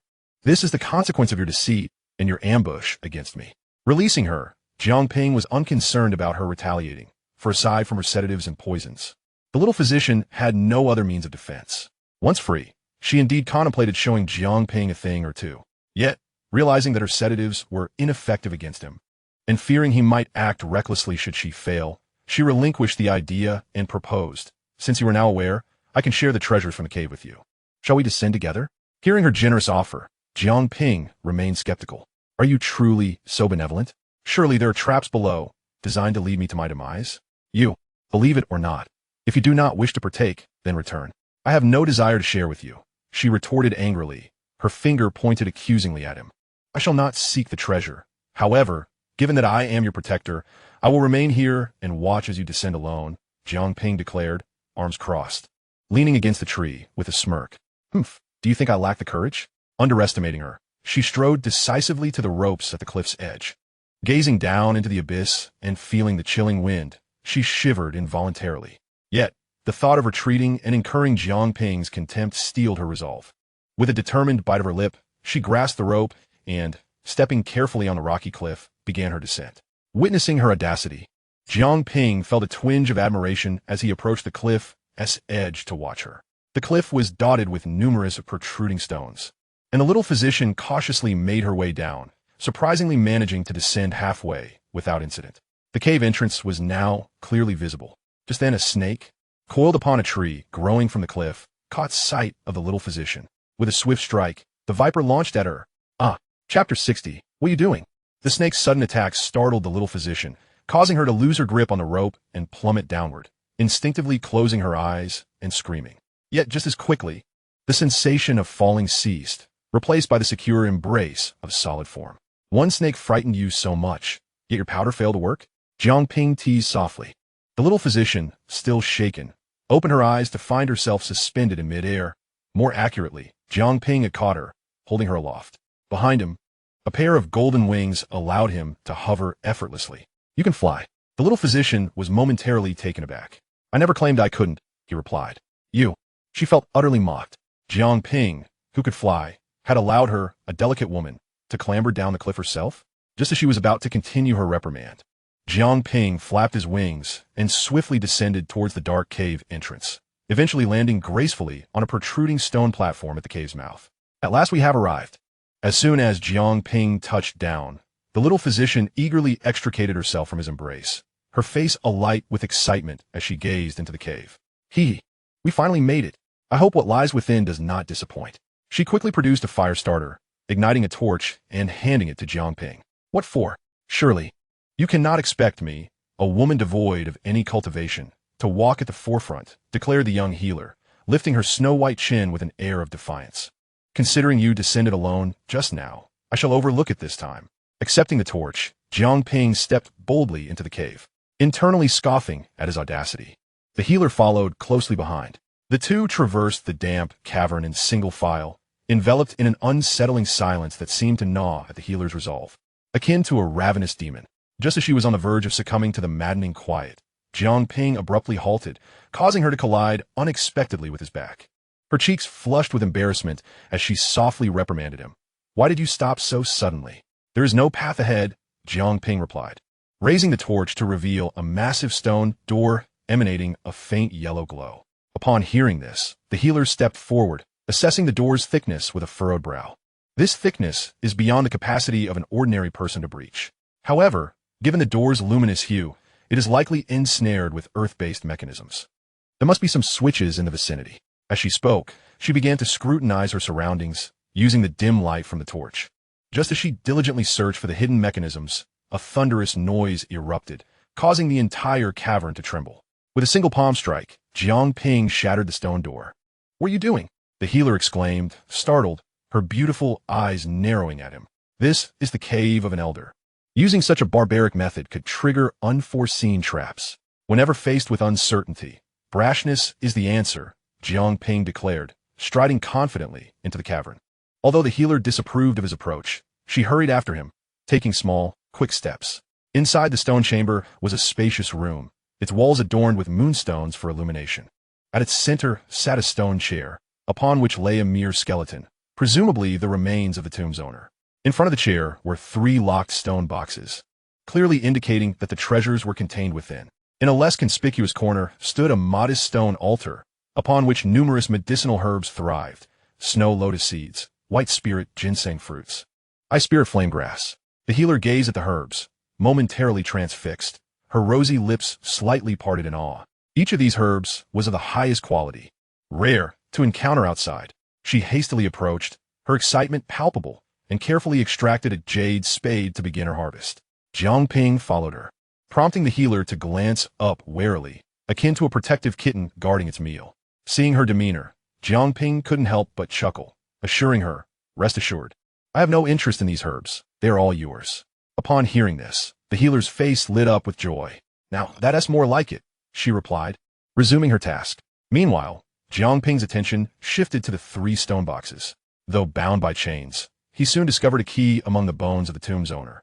After several attempts at arrangement, he successfully unlocked all 3 boxes. Inside were scrolls: Advanced Flight Technique Eagle's Wing, 7-Colored Poison Manual, and Advanced Soundwave Technique Roar of a Lion.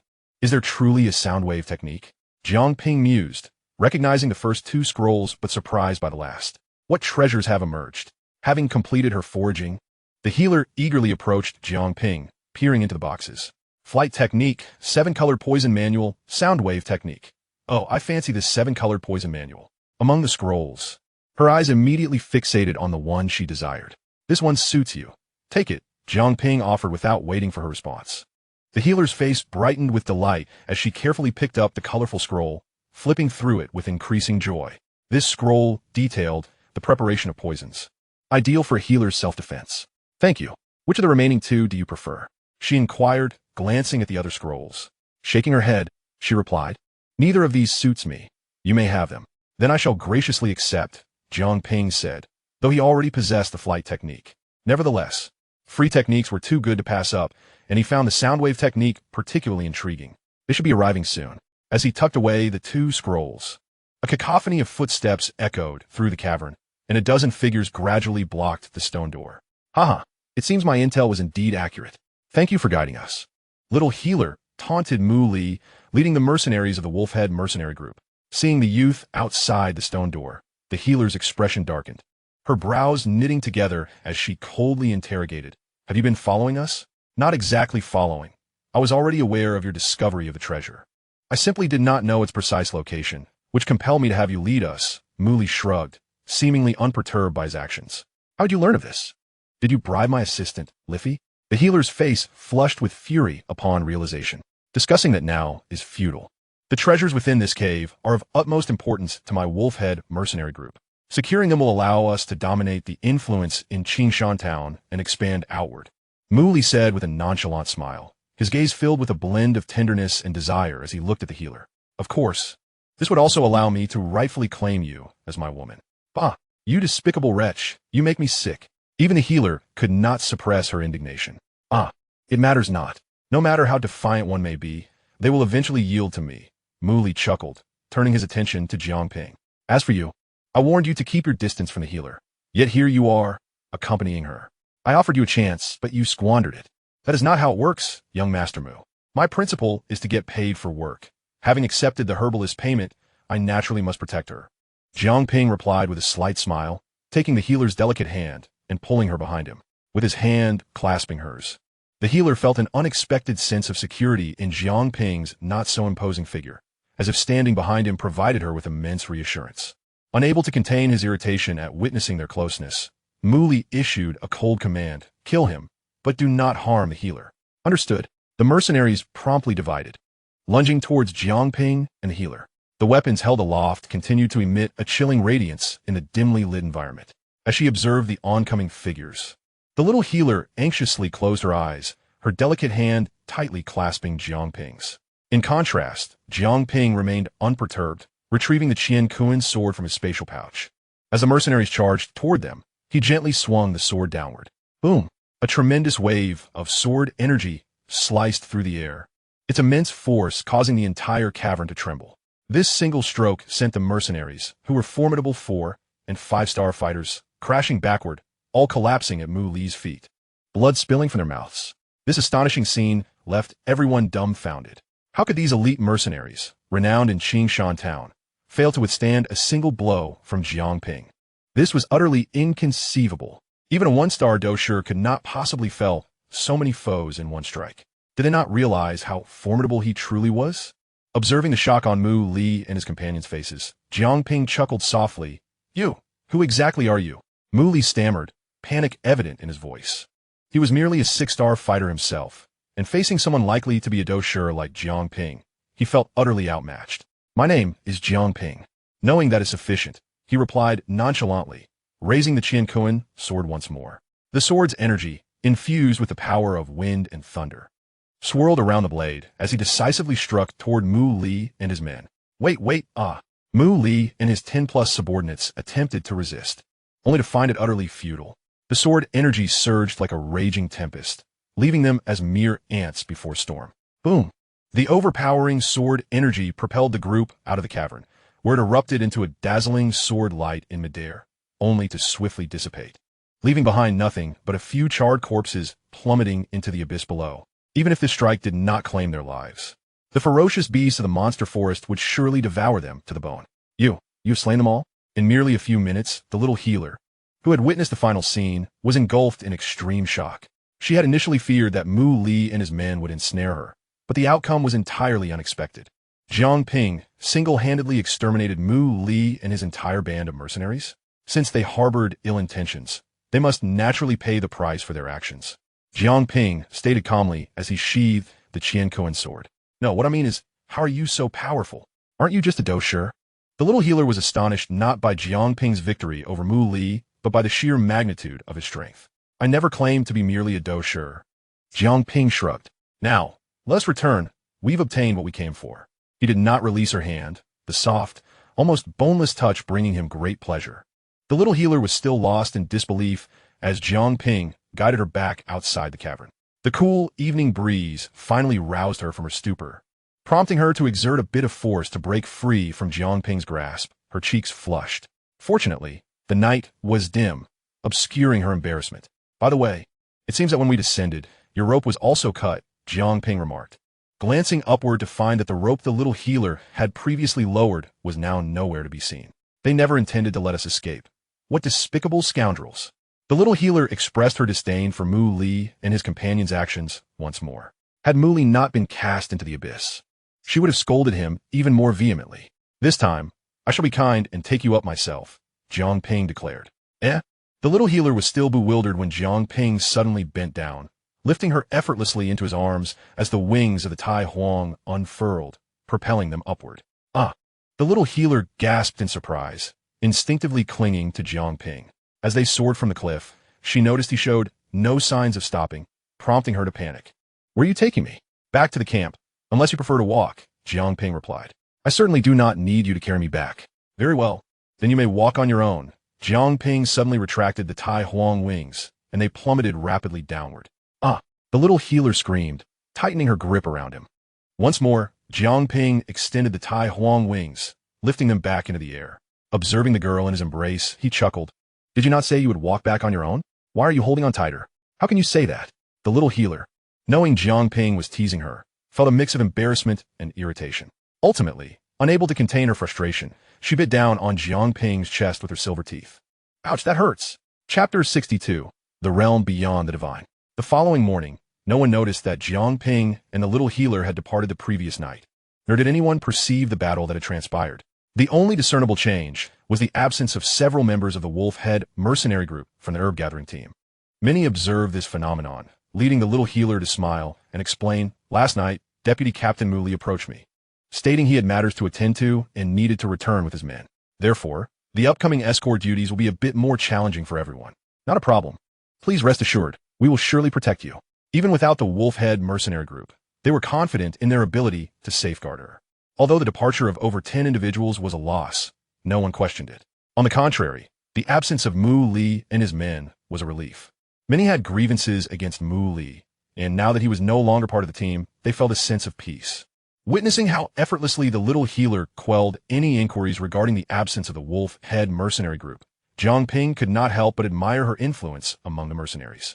With Mu Li and his cohorts gone, the atmosphere within the group improved significantly. The herb-gathering team continued their work while the escort team maintained their vigilance. After completing their herb gathering, the team began their journey back. While everyone welcomed the absence of Mu Li and his companions, the reduced numbers also added a layer of pressure on the return trip.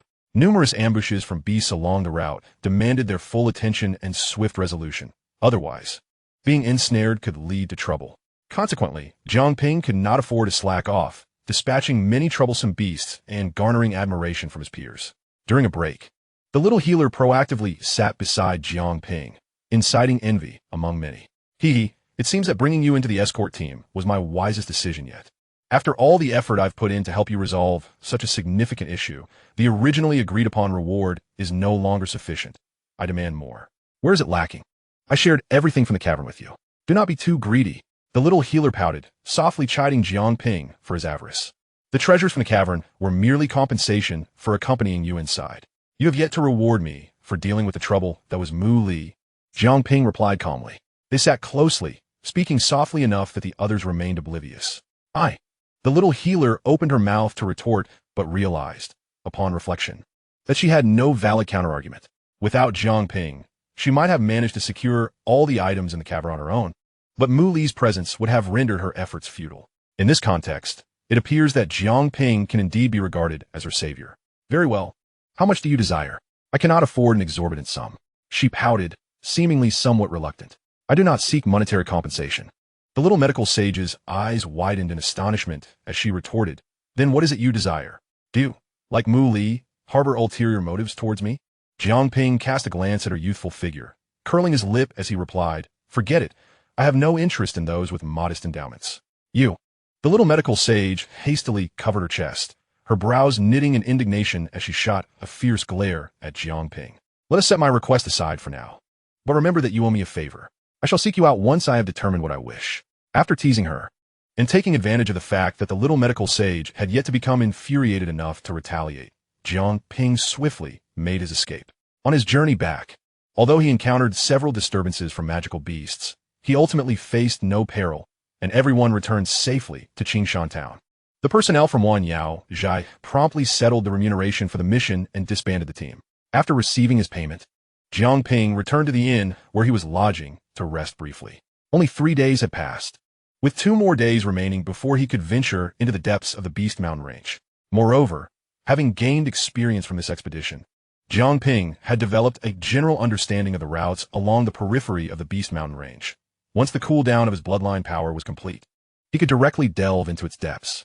In the remaining 2 days, Jiang Ping did not remain idle. He took out the 2 scrolls he had obtained from the cave. The first was a high-level flight combat skill, Eagle's Wing. Flight skills are exceedingly rare, allowing individuals below the rank of fighter to soar freely. Although flight skills do not compare to true martial energy wings, they offer significant advantages to those beneath the fighter rank. Unfortunately, Jiang Ping already possessed the Tai Huang Wing, which was of the same rank as the Eagle's Wing. Thus he deemed it unnecessary to make a switch. He decided to keep it for the time being. Stowing away the flight skill, Jiang Ping unfurled the second scroll, revealing the high-level sound wave combat skill, Roar of the Savage Lion. Now, this was a true treasure. Sound wave skills, like flight skills, are also exceedingly rare. Strictly speaking, sound wave techniques are not as common among humans, as most are typically wielded by magical beasts, making human sound wave skills quite scarce. Roar of the Savage Lion emulates the ferocity of a lion, its sound like thunder, its force like a rainbow, capable of instilling fear and captivating the soul. The most formidable aspect of sound wave skills, and the most troublesome for enemies, is their ability to assault the soul. Unless one is an alchemist, the average person's soul power, once severely impacted by sound wave technique, can lead to disastrous consequences. Thus, let's first cultivate this roar of the savage lion. With the system's refinement, practicing combat skills had never posed a challenge for Jiang Ping. Even if the technique wasn't a system reward, he could still utilize the system for processing. In just a little over a day, he mastered the roar of the savage lion. Such a pace of learning would prompt anyone who witnessed it to exclaim in astonishment. After a day of cultivation, he took a day to rest. The 2 days flew by in an instant. Ding! Checked in on the 400th day, received the divine ability Void Beyond the Aperture.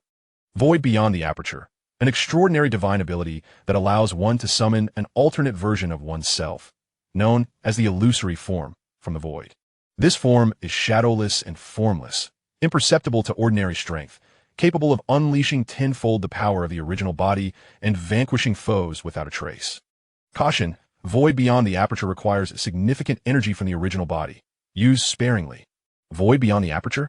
Upon scrutinizing the system's description, Jiang Ping grasped the nature of this divine ability. It was indeed formidable. Despite its considerable energy cost, the summoned illusory form could exert tenfold the power of the original body. Given this singular advantage, Void Beyond the Aperture could serve as Jiang Ping's ultimate trump card. How fortuitous that it seemed to have anticipated my quest for the amethyst-winged Lion King and bestowed upon me such a boon in advance. With Void Beyond the Aperture, Jiang Ping felt emboldened. He sprang from his bed and hastily descended the stairs. Just as he was about to enter the Beast Mountain range, a commotion erupted from the direction of Wanyaozhai, drawing the attention of the entire town of Qingshan. It seemed the little medical sage was once again making her rounds. Shrugging, Jiang Ping had no intention of joining the fray. At that moment, a few mercenaries rushed past, discussing, "This is dire. I've heard Mu Li is dead, and now the entire Wolfhead mercenary corps has surrounded Wanyaozhai," demanding an explanation from the little medical sage. Upon hearing the mention of the Wolfhead mercenary corps, Jiang Ping's brow furrowed. After a moment's hesitation, he decided to follow the mercenaries to Wanyaozhai.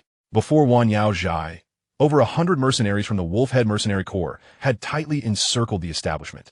Weapons in hand, the atmosphere charged with tension. Inside, Manager Yao and the little medical sage were present, observing the formidable display from the Wolfhead mercenary corps. Manager Yao remained unfazed, instead smiling slightly as he inquired, "Mu Shi, you've brought so many brothers here, so early. Is there a significant business matter you wish to discuss with us at Wanyaozhai?" Mu Shi, the leader of the Wolfhead mercenary corps, glared at Manager Yao and the little medical sage, his voice cold and demanding. "Manager Yao, I have brought a considerable number of men today. Let us dispense with the pleasantries. My son Mu Li is dead, and your Wanyaozhai must provide me with an explanation." Mu Li is dead? The revelation stunned many in the crowd. Mu Li was the deputy leader of the Wolfhead mercenary corps. Despite his brash and overbearing demeanor, few dared to risk incurring the wrath of the Wolfhead mercenary corps by killing him. "Mu Shi, there must be some misunderstanding here. Mu Li's death has no bearing on Wanyaozhai," Manager Yao replied, fully aware of the gravity of the situation, but unwilling to acknowledge something he did not comprehend. "Humph. Mu Li was invited to serve as a guard for your Wanyaozhai's herb-gathering team a few days ago and ventured into the Beast Mountain range with you. However, your herb-gathering team returned, yet Mu Li and the others did not. The little medical sage claimed they had urgent matters and left early. Yet a day passed without any sign of them. Thus, I sent men into the Beast Mountain forest to search, only to discover several corpses." Mu Shi's fury was palpable as he thrust his spear toward the little medical sage, his voice icy as he demanded, "What explanation do you have for this matter?" Faced with Mu Shi's aggressive demeanor, the little medical sage, though feeling a twinge of anxiety, maintained her composure as she replied, "How would I know? There are so many of them, all powerful, and I am merely a weak woman without any cultivation. How could I possibly have harmed them?" Upon hearing her words, the surrounding mercenaries rallied in support of the little medical sage, asserting, "Indeed, the little medical sage is so kind-hearted. How could she have harmed Mu Li? Mu Shi, you must thoroughly investigate the matter and not falsely accuse our little medical sage." It must be said that the little medical sage enjoyed immense popularity in Qingshan town, and even when confronted by the entire Wolfhead mercenary corps, many stood by her side.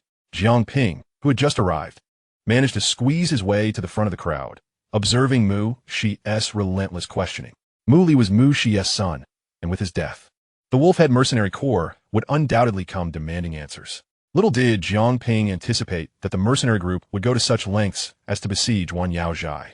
Little medical sage, I know you are well liked in Qingshan town, but do not assume I come without evidence to confront you. You believed that casting Mu Li and his companions off the cliff would seal their fate, yet you failed to consider that one among them survived the fall. When we arrived, he uttered the truth with his last breath. The truth is that you, in collusion with someone named Jiang Ping, conspired to murder them. Mu Shi's countenance darkened with fury, nearly erupting in a roar. Today, I, Mu Shi, declare that Xiao Yixian is my nemesis for the death of my son. Whoever dares to assist her shall face my wrath. His thunderous proclamation reverberated through the streets, rendering the crowd speechless.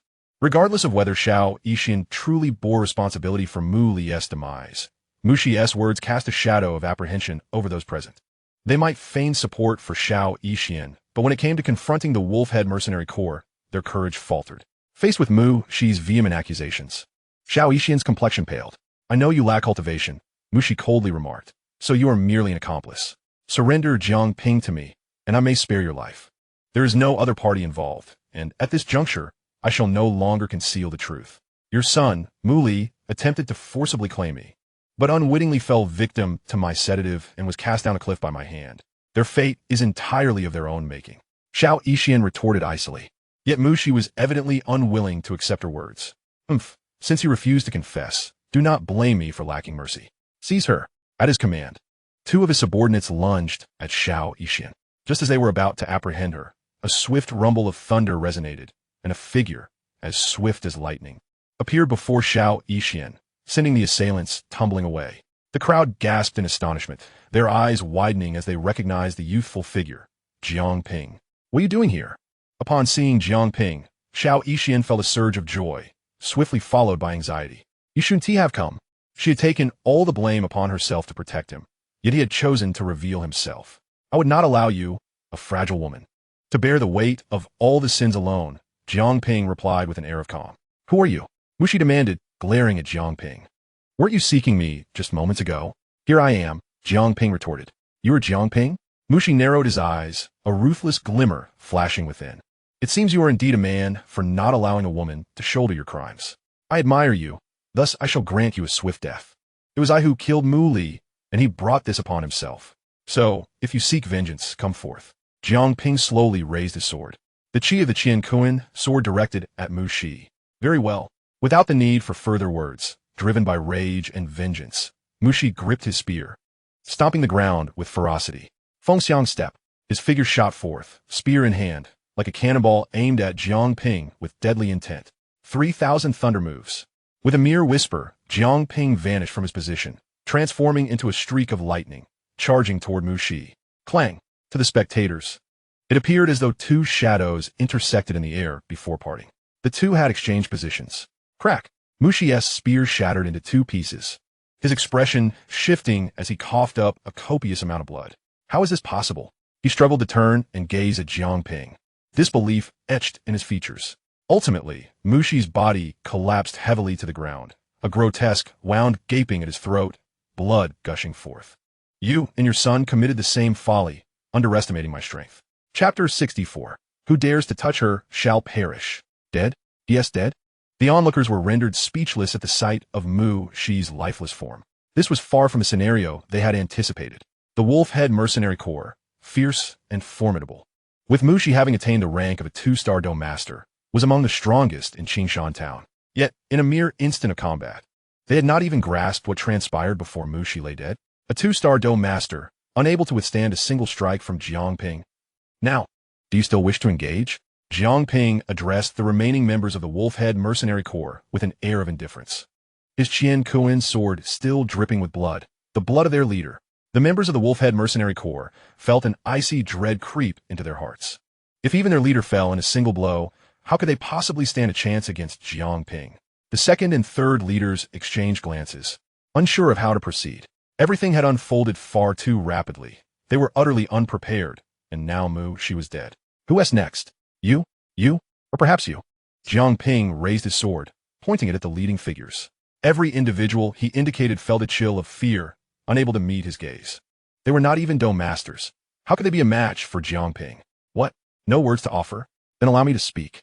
Mu Li and Mu Shi, both were slain by my hand. If you seek vengeance for your leader and deputy, do not hesitate to come for me. I'm always ready.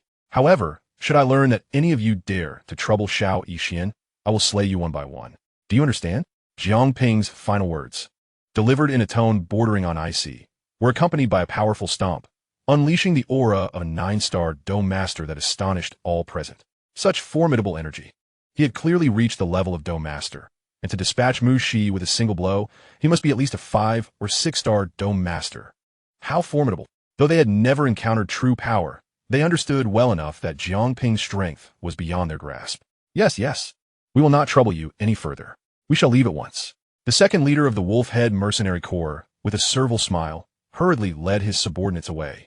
Their pride shattered. With their leader slain, Mu Shi was of no further use to them. They had witnessed Jiang Ping's might. Seeking further conflict would only invite disaster. They had no desire to lose their lives in vain. As the Wolf-Head Mercenary Corps departed in disgrace, the spectators felt as if they were in a dream. It was simply surreal. The once mighty Wolf-Head Mercenary Corps, one of the 3 major mercenary groups in Qingshan town, had been utterly subdued by a mere youth. Their leader slain without so much as a protest. It was truly fantastical. All right. If there is nothing further, everyone disperse. As the Wolf-Head Mercenary Corps retreated, Manager Yao called out to the onlookers to clear the area. I saved you once again. Have you considered how you will repay me? Turning back to Shao Yixian, Jiang Ping grinned. What do you mean save me again? You should share this burden with me. Shao Yixian pouted, clearly displeased with Jiang Ping's words. While it was true he had saved her, the trouble had originated from their joint actions, so his assistance was only natural. Now that Mu Shi is dead, the Wolf-Head Mercenary Corps should think twice before troubling you again. I must take my leave. Jiang Ping glanced toward the Beast Mountain range, his expression growing solemn. He still has a significant matter to attend to. Where are you going? Upon hearing his intention to depart, the little healer hurriedly looked up and instinctively inquired, What? Do you find it hard to part with me? Seeing her expression, Jiang Ping could not resist teasing her further. Who would miss you? Don't flatter yourself. The little healer promptly retorted, though a faint blush crept onto her delicate features. I am heading to the Monster Beast Mountain range. Would you care to join me? Upon realizing that Jiang Ping was merely venturing to the Monster Beast Mountain range, the little healer felt a wave of relief wash over her and huffed, saying, Who would want to accompany you? You'd best be cautious on your own. Otherwise, you might end up half dead and in need of my rescue. Rest assured, I won't trouble you for help. I'm off now. With a smile, Jiang Ping waved his hand and turned to leave. The little healer watched his figure vanish down the street, a peculiar joy blossoming in her heart, transforming into a smile as she murmured to herself, Regardless, since you're going to the Monster Beast Mountain range, you'll surely return. I need not fear not seeing you again. The Monster Beast Mountain range. Jiang Ping ventured deeper into the heart of the mountain range alone. Initially, on the outskirts, he encountered a few others, but as he delved deeper, he found himself increasingly isolated. Concurrently, the monsters he faced transitioned from first and second tiers to gradually encountering third-tier beasts. Fortunately, having battled third-tier beasts in the desert, he found the ones he encountered now manageable. After 3 days of advancing, Jiang Ping felt he had reached the depths of the Monster Beast Mountain range. The surrounding monsters were predominantly third tier, with some even fourth tier. Even he dared not act recklessly. Should he be surrounded, it would spell significant trouble. Before locating the Amethyst-Winged Lion King, he needed to conserve his strength as much as possible. Otherwise, all his efforts would be in vain. Finally, while Jiang Ping searched for the whereabouts of the Amethyst-Winged Lion King, he discovered its lair on the 5th day. The Amethyst-Winged Lion King lay at the entrance, its massive form and formidable aura unmistakably signaling its position as the sovereign of the Monster Beast Mountain range. A 6th-tier beast, the only one of its kind in the entire mountain range. It was time to take action. Stretching his neck to loosen his muscles, Jiang Ping prepared to engage in battle with the Amethyst-Winged Lion King. However, before he could warm up, the great beast suddenly opened its enormous eyes, exuding the fierce aura of a 6th-tier monster, instantly permeating much of the forest. Had he been discovered? Just as Jiang Ping feared he had been detected. The Amethyst-Winged Lion King did not come towards him. Instead, it soared into the sky. At that moment, a second aura of a Dou Huang appeared above. Human, this is not a place for you to tread. The roar of the Amethyst-Winged Lion King reverberated through the skies. Opposite the lion was a woman clad in a simple gown, her figure curvaceous, exuding an elegant grace, truly beautiful. The current leader of the Yunlan sect, Yun Yun, Chapter 65. Yun Yun versus Amethyst-Winged Lion King. Yun Yun, upon seeing the beautiful woman facing the Amethyst-Winged Lion King, Jiang Ping needed no further contemplation to recognize her as the current leader of the Yunlin sect. Yun Yun. Very well, it appears I cannot escape this process. So let her engage the Amethyst-Winged Lion King first. While the clam and the heron fight, I shall be the fisherman. Jiang Ping had initially prepared for a grand confrontation. Now that Yun Yun had arrived, he would let her wear down the Amethyst-Winged Lion King before he swooped in to reap the rewards. Perfect. Human woman, you should not be here. You disturb my rest. In the sky, the Amethyst-Winged Lion King spoke with the authority befitting its status as the sovereign of the Monster Beast Mountain Range. I come seeking to negotiate a transaction with the Lion King, Yun Yun replied softly. Given that her opponent was a fearsome, sixth-tier beast, she did not adopt a particularly aggressive tone. Oh, what transaction? I wish to borrow the Lion King's Amethyst Spirit Crystal.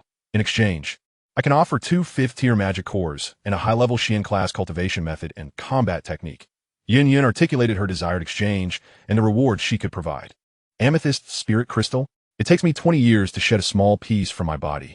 And you wish to barter it for mere 5th-tier magic cores and a Xian-class technique? The Amethyst-Winged Lion King scoffed. If you desire the Amethyst Spirit Crystal, bring me a transformation pill in exchange. Upon hearing the lion's exorbitant demand, Yun Yun's delicate brows furrowed slightly. I believe no one in the entire Gamma Empire can concoct a transformation pill, as it requires a 7th-tier alchemist. Then leave. The Amethyst-Winged Lion King retorted bluntly, offering Yun Yun no face whatsoever. Although she was also a Dou Huang, this was the Monster Beast Mountain Range, the domain of the Amethyst-Winged Lion King. It seems that a transaction with the Lion King is off the table today. If so, I shall have no choice but to take it by force. Yun Yun slowly raised her longsword, pointing it at the Amethyst-Winged Lion King. Humans are all alike. Since you are prepared to battle me, be ready to fall here. The Amethyst-Winged Lion King replied coldly. Yun Yun ceased her words. With a gentle sweep of her longsword before her, she summoned a vast, deep azure windblade, intertwining into a colossal wall of wind blades that surged towards the Amethyst-Winged Lion King. Seeing this, the Amethyst-Winged Lion King was not to be outdone. It roared, and its entire body ignited in a surge of purple flames, transforming into a massive fiery tornado that shot skyward. The fiery tornado and the wall of wind blades collided with a thunderous roar, and for a moment, the entire world seemed to fall silent. Following that, a tremendous explosion reverberated through the heavens and the earth, unleashing a terrifying energy that snapped nearby trees in half. Whoosh! As the fiery tornado and the wall of wind blades lingered in the air, Yun Yun made her move again, transforming into a gentle breeze, longsword in hand, lunging towards the Amethyst-Winged Lion King. Clang, clang, clang. The tip of her sword left faint white marks upon the lion's crystalline body, failing to breach its defenses. Paying no heed to Yun Yun's assault, the Amethyst-Winged Lion King snorted disdainfully, suddenly opening its mouth and unleashing a torrent of purple flames that split into vicious fire serpents, racing towards Yun Yun. Seeing this, Yun Yun swiftly retreated, simultaneously illuminating her long sword with radiant brilliance, unleashing a fierce sword strike, wind blade massacre. With a single stroke, she unleashed several colossal sword energies, cleaving through the fire serpents entirely. The two combatants exchanged blows, neither gaining the upper hand, resulting in an intense stalemate. The Amethyst-Winged Lion King's advantage lay in its astonishing defense. Conventional attacks struggled to penetrate the purple crystal exterior of its body, and Yun Yun's sword energies mostly left inconsequential scratches on it. Conversely, Yun Yun's agility allowed her to deftly evade the lion's assaults. At this rate, neither would emerge victorious. It was time to get serious. This delay could not continue. Jiang Ping observed from the thicket, anxiously awaiting his opportunity. However, with the way Yun Yun and the Amethyst-Winged Lion King were merely exchanging minor blows, when would this reach a conclusion? The battle raged on for a full hour, with neither side yielding an inch. Human, you have worn down my already limited patience. The Amethyst-Winged Lion King's voice dripped with anger. I merely seek to borrow the Amethyst Spirit Crystal. Should the Lion King be willing to exchange, I shall depart immediately, Yun Yun replied, her grip on the longsword unwavering. Such delusions. Since you insist on this course of action, do not blame this king for being ungracious. With these words, The crystalline body of the amethyst-winged Lion King suddenly radiated a dazzling light, painting half the sky in a resplendent purple hue, exuding an overwhelming aura. Feeling the terrifying surge of battle aura emanating from the amethyst-winged Lion King, Yun gripped her longsword tightly, her own battle aura surging towards the blade. Amethyst Seal. As the energy reached its zenith, the amethyst-winged Lion King let out a furious roar, unleashing a colossal, deep purple beam of light that shot forth like lightning towards Yun. At that moment, Yun was also prepared, with a swift change of stance.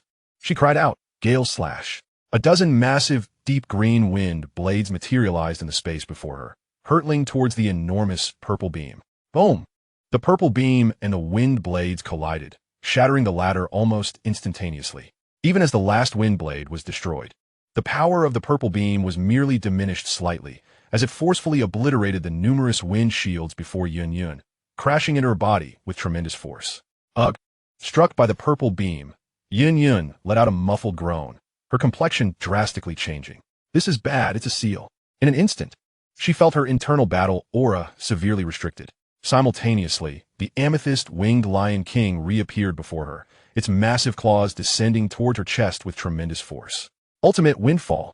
At the critical moment, Yun summoned her last vestiges of strength, unleashing a thin but terrifying beam of light from her longsword, which pierced through the amethyst-winged Lion King's singular horn. Boom! The Lion King's claw simultaneously struck her chest, leaving a gruesome wound. Unable to contain herself, Yun coughed up a mouthful of blood, enduring the excruciating pain as her figure flickered rapidly, attempting to flee. Just then, 3 figures soared up from behind her, blocking her escape. They were the 3 fifth-tier magical beasts of the monster beast mountain. Yun's face turned deathly pale. Under normal circumstances, she would not have regarded these 3 fifth-tier beasts with any concern, but now, under the seal of the amethyst-winged Lion King, she could barely hold on. Did you think that after offending this king, you could depart so easily? The amethyst-winged Lion King scoffed coldly, unhesitatingly flying towards Yun, intent on ending her life. At that instant, 3 sword energies descended from the heavens, the 3 pure sword. Chapter 66, Amethyst-Winged Lion King? Merely a jester. The 3 pure sword.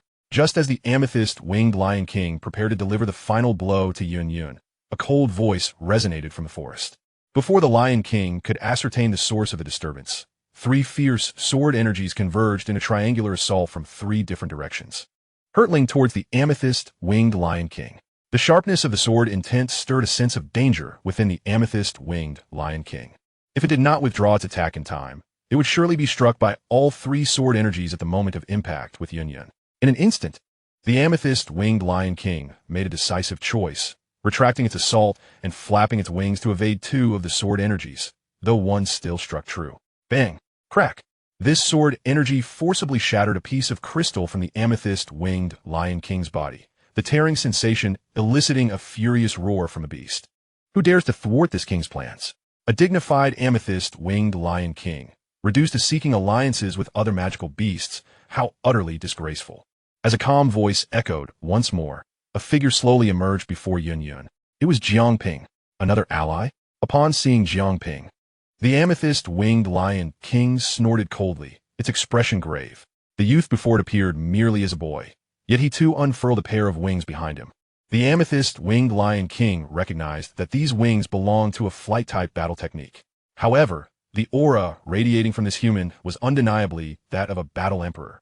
This was beyond doubt, compelling the amethyst-winged Lion King to regard Jiang Ping with utmost seriousness. Moreover, had it not been for its timely evasion, the 3 sword energies would have dealt it considerable trouble. Yun, battling through the pain in her chest, gazed at the figure before her in astonishment. When did the Gamma Empire produce such a young battle emperor? His aura seems reminiscent of the battle emperor's presence I sensed in the sect that day. Yun murmured softly, furrowing her brow. Under the seal of the amethyst-winged Lion King, and after being struck by its claw, she was nearly incapacitated, relying solely on a tree for support as she gasped for breath. Her only hope now rested upon this enigmatic battle emperor. You too wish to seize my amethyst spirit crystal? The amethyst-winged Lion King bellowed. I have no interest in your amethyst spirit crystal, but your life intrigues me greatly. Jiang Ping replied calmly, raising his Qian Kuan sword and pointing it at the amethyst-winged Lion King. If you seek my life, you must prove your strength. With a cold snort, the amethyst-winged Lion King launched an attack, raising its paw to unleash a fierce gust of wind towards Jiang Ping. 3,000 thunderous movements. Jiang Ping uttered softly, his feet dancing upon the currents of lightning, and in an instant, he vanished from his position. The amethyst-winged Lion King's attack missed, a profound sense of crisis surging within it. Wind and thunder sword technique. As the words echoed behind him, a blade of sword energy, imbued with the power of wind and thunder, struck fiercely against the amethyst-winged Lion King. Clash! A crisp sound reverberated throughout the surroundings as the sword energy struck the Lion King's spine, cleaving a massive fissure in the purple crystal upon its back. How swift his movements are! Yun watched in awe as Jiang Ping executed the 3,000 thunderous movements, her heart filled with astonishment. She herself practiced a wind-based movement technique, ranking among the top 3 in speed within the Gamma Empire. Yet the lightning movement technique displayed by the youth surpassed even her wind shadow flicker. Who is this boy? Roar! The searing pain from the strike sent the amethyst-winged Lion King into a furious roar. You have provoked my wrath, human. And what if I have? How much strength do you still possess to contend with me? Jiang Ping replied indifferently. After battling with Yun, the amethyst-winged Lion King's battle aura had already been nearly depleted. Confronted by a fully powered Jiang Ping, it was at a distinct disadvantage. Do not underestimate this king. In response to Jiang Ping's provocation, the amethyst-winged Lion King unleashed the dominance of the ruler of the Monster Beast Mountain, its entire body glowing with resplendent purple light. Before exhaling a torrent of majestic purple flames, purple fire, such formidable power still remains, truly worthy of being the sovereign of the Monster Beast Mountain. As the inferno surged towards him, Jiang Ping's expression turned grave, his battle aura surging within him, coalescing upon the Qian Kuan sword to cleave forth a colossal white sword energy. Puffed. The immense sword energy struck the purple flames, parting them like the eastern sea meeting the divine needle. The tumultuous purple fire cleaved apart and dispersed to either side. Accursed human, witnessing its attack thwarted, the amethyst-winged Lion King seethed with anger. As Jiang Ping had stated earlier, after the fierce battle with Yun, its battle aura had dwindled significantly. It seems that I can only harness the remaining fighting spirit for one final effort. With a resolute determination in his heart, the amethyst-winged Lion King unleashed the entirety of its remaining energy, coalescing it into a colossal violet beam that soared into the heavens. Be careful. That is its sealing technique. Upon witnessing this familiar scene, Yun urgently called out to Jiang Ping.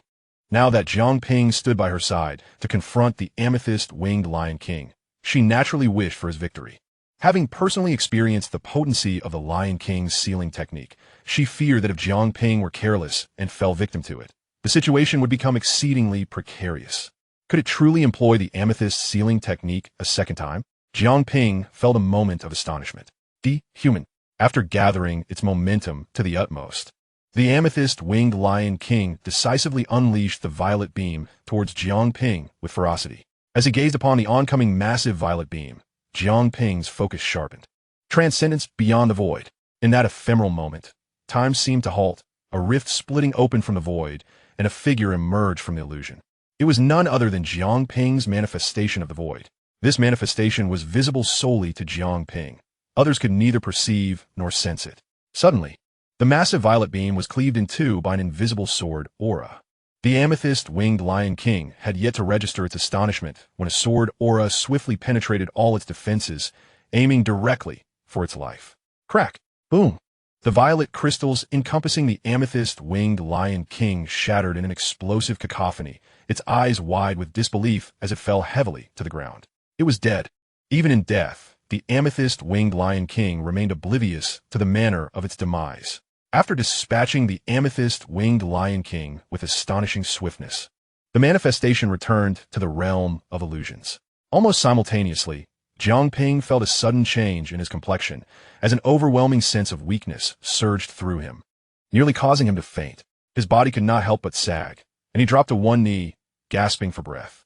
Chapter 67. Now that you have seen my form, you must take responsibility.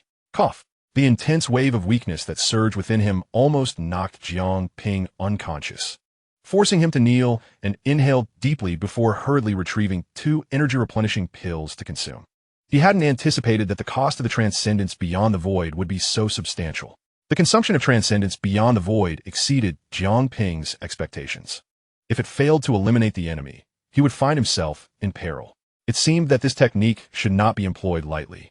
It must either be avoided altogether or utilized with the intent to annihilate the foe. Jiang Ping murmured to himself. Fortunately, in this instance, the technique had successfully dispatched the amethyst-winged Lion King.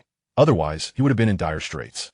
After consuming the 2 energy-replenishing pills to restore some fighting spirit, Jiang Ping slowly rose to his feet and cast his gaze toward the 3 fifth-tier magical beasts hovering above. Now, only the 3 of you remain. Will you fight, or will you retreat? Upon hearing his words, the 3 fifth-tier magical beasts exchanged glances, and without further ado, they slinked away in disarray. If even the amethyst-winged Lion King could not withstand Jiang Ping, the 3 fifth-tier magical beasts were even less formidable. Wise individuals recognize the times and act accordingly. It is wise to withdraw when necessary. As the battle drew to a close, Yun struggled to offer a formal bow to Jiang Ping. I am Yun, the sect master of the Yunlan sect. I sincerely thank you for your assistance. Faced with another Dou Huang powerhouse, Yun concealed her identity. After all, the Dou Huang experts of the Jiama Empire were well known. Jiang Ping turned to glance at Yun, struck by her exquisite beauty and the noble yet unpretentious aura she exuded, though he had long been aware of her stunning appearance. Witnessing it up close was even more captivating. It was but a trivial matter, and I had intended to confront the amethyst-winged Lion King regardless. So there's no need for thanks. Speaking nonchalantly, Jiang Ping did not engage in further conversation with Yun. His primary concern was to acquire the magical core of the amethyst-winged Lion King. Jiang Ping swiftly approached the fallen amethyst-winged Lion King, and after a thorough search, he finally located a smooth, magical core radiating a violet glow nestled within its skull. Is this the magical core of the 6th-tier amethyst-winged Lion King? Observing the core carefully, Jiang Ping could even sense the formidable fire attribute energy contained within it.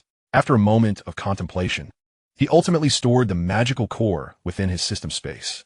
With this, he had gathered all the materials required to assist Qin Lin in resolving her bloodline conflict. Naturally, he would not overlook the remaining bloodline of the amethyst-winged Lion King. Target: 6th-tier amethyst-winged Lion King. Bloodline power: amethyst-winged Lion King. Bloodline strength: strong. Jiang Ping resolutely activated the devouring spirit technique, absorbing the bloodline power of the amethyst-winged Lion King into his body. Ding! Successfully devoured the bloodline power of the amethyst-winged Lion King, breaking through to the 5-star Great Dome Master. Ding! Acquired the amethyst-winged Lion King bloodline technique. Amethyst sealing technique. The bloodline power of the amethyst-winged Lion King propelled Jiang Ping from a 9-star Dome Master to a 5-star Great Dome Master. Moreover, he had also obtained the amethyst sealing technique. Now you can be said to have died with purpose. Jiang Ping felt a sense of satisfaction. The only aspect he found somewhat disappointing was that the bloodline power of a 6th-tier magical beast only elevated him a few stars. If it had allowed him to directly ascend to Douling, that would have been splendid. Of course, such expectations were somewhat unrealistic. Cultivation and bloodline power are not entirely commensurate. The bloodline power possessed by the amethyst-winged Lion King constituted merely a fraction of its Dou Huang cultivation. That Jiang Ping could break through to 5-star Great Dome Master was already commendable. Mission accomplished. Time to wrap up. Clapping his hands, Jiang Ping prepared to depart. However, upon turning back, he noticed that Yun, who had been leaning against a tree, had inexplicably lost consciousness and collapsed to the ground. If he were to disregard her in such a state, it would not be long before some magical beast would come along and tear her to shreds. TSK. She couldn't even hold on. Well, who said I wasn't a good person? I suppose I shall save you this once. Jiang Ping hurried over, lifted Yun into his arms, and departed the scene.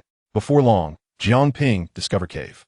Throughout his journey, he moved slowly and did not conceal his presence. Following the battle with the amethyst-winged Lion King, all the magical beasts deep within a mountain range had witnessed his prowess. Thus, even if every magical beast were aware of his whereabouts, none would dare approach him. After all, if even the amethyst-winged Lion King had been vanquished, no creature, no matter how arrogant, would gamble with its life. Inside the cave, after settling Yun down, Jiang Ping took a moment to rest. The transcendence beyond the void had not only depleted a significant amount of his fighting spirit, but had also severely drained his spiritual power, necessitating a proper rest for recovery. It was fortuitous that he had found a place to recuperate. However, Yin Yun's injuries were grave. Having fallen victim to the amethyst-winged Lion King's sealing technique and subsequently receiving a claw strike, a ghastly wound marred her chest, profusely bleeding. Sigh. One must see a task through to the end.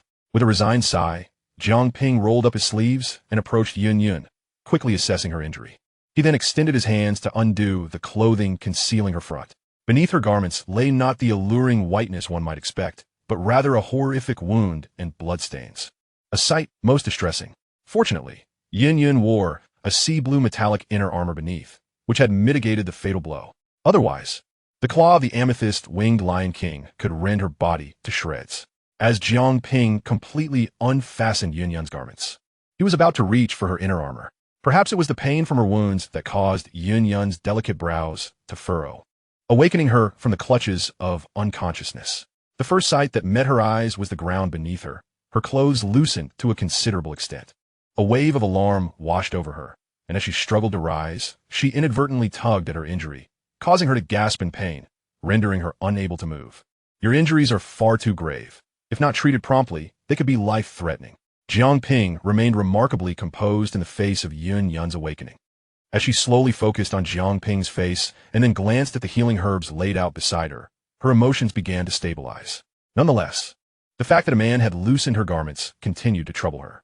Since you're awake, you may tend to yourself, Jiang Ping declared decisively, setting down the healing herbs and turning to exit the cave. Wait, Yin Yun called out softly. I am unable to move at present. I would be grateful if you could assist me with applying the medicine, she said, biting her lower lip. Had she been capable of movement, she would have drawn her sword at the first opportunity. Upon hearing her request, Jiang Ping turned back, a serious expression on his face. This is your own request. Do not later claim I must take responsibility for having seen your body, he cautioned. Yin Yun was momentarily taken aback, taking a while to comprehend the implication of Jiang Ping's words, prompting her to feel a sense of exasperation. This fellow, despite being a formidable Dou Huang, seemed remarkably unserious. Although Jiang Ping appeared to be merely an ordinary youth, he had already showcased genuine Dou Huang power, compelling Yin Yun not to underestimate him, but to regard him as a youthful-looking ancient being. After all, the art of disguise and transformation was far from extraordinary. It was entirely possible that Jiang Ping's true age exceeded her own. Regardless, she found it hard to believe that he was as youthful as he appeared. I'm not so unreasonable, Yin Yun remarked, feeling slightly disheartened. While it may have been a touch boastful, she considered herself a striking beauty. Why did Jiang Ping seem to regard her with disdain? Very well. Satisfied with her response, Jiang Ping nodded and began to unfasten Yin Yun's azure inner armor. His fingers inevitably brushed against her delicate skin, evoking a sense of tranquility. As the inner armor gradually loosened, the sight of her pronounced curves stirred a rush of fervor within him, perhaps due to the tugging at her wound. Or perhaps Yin Yun wasn't as indifferent as she claimed. A soft moan escaped her lips, her eyes tightly shut, her lashes fluttering gently, and a faint blush graced her pale cheeks. Jiang Ping forced himself to maintain composure. Upon loosening the inner armor, he beheld the gruesome wound.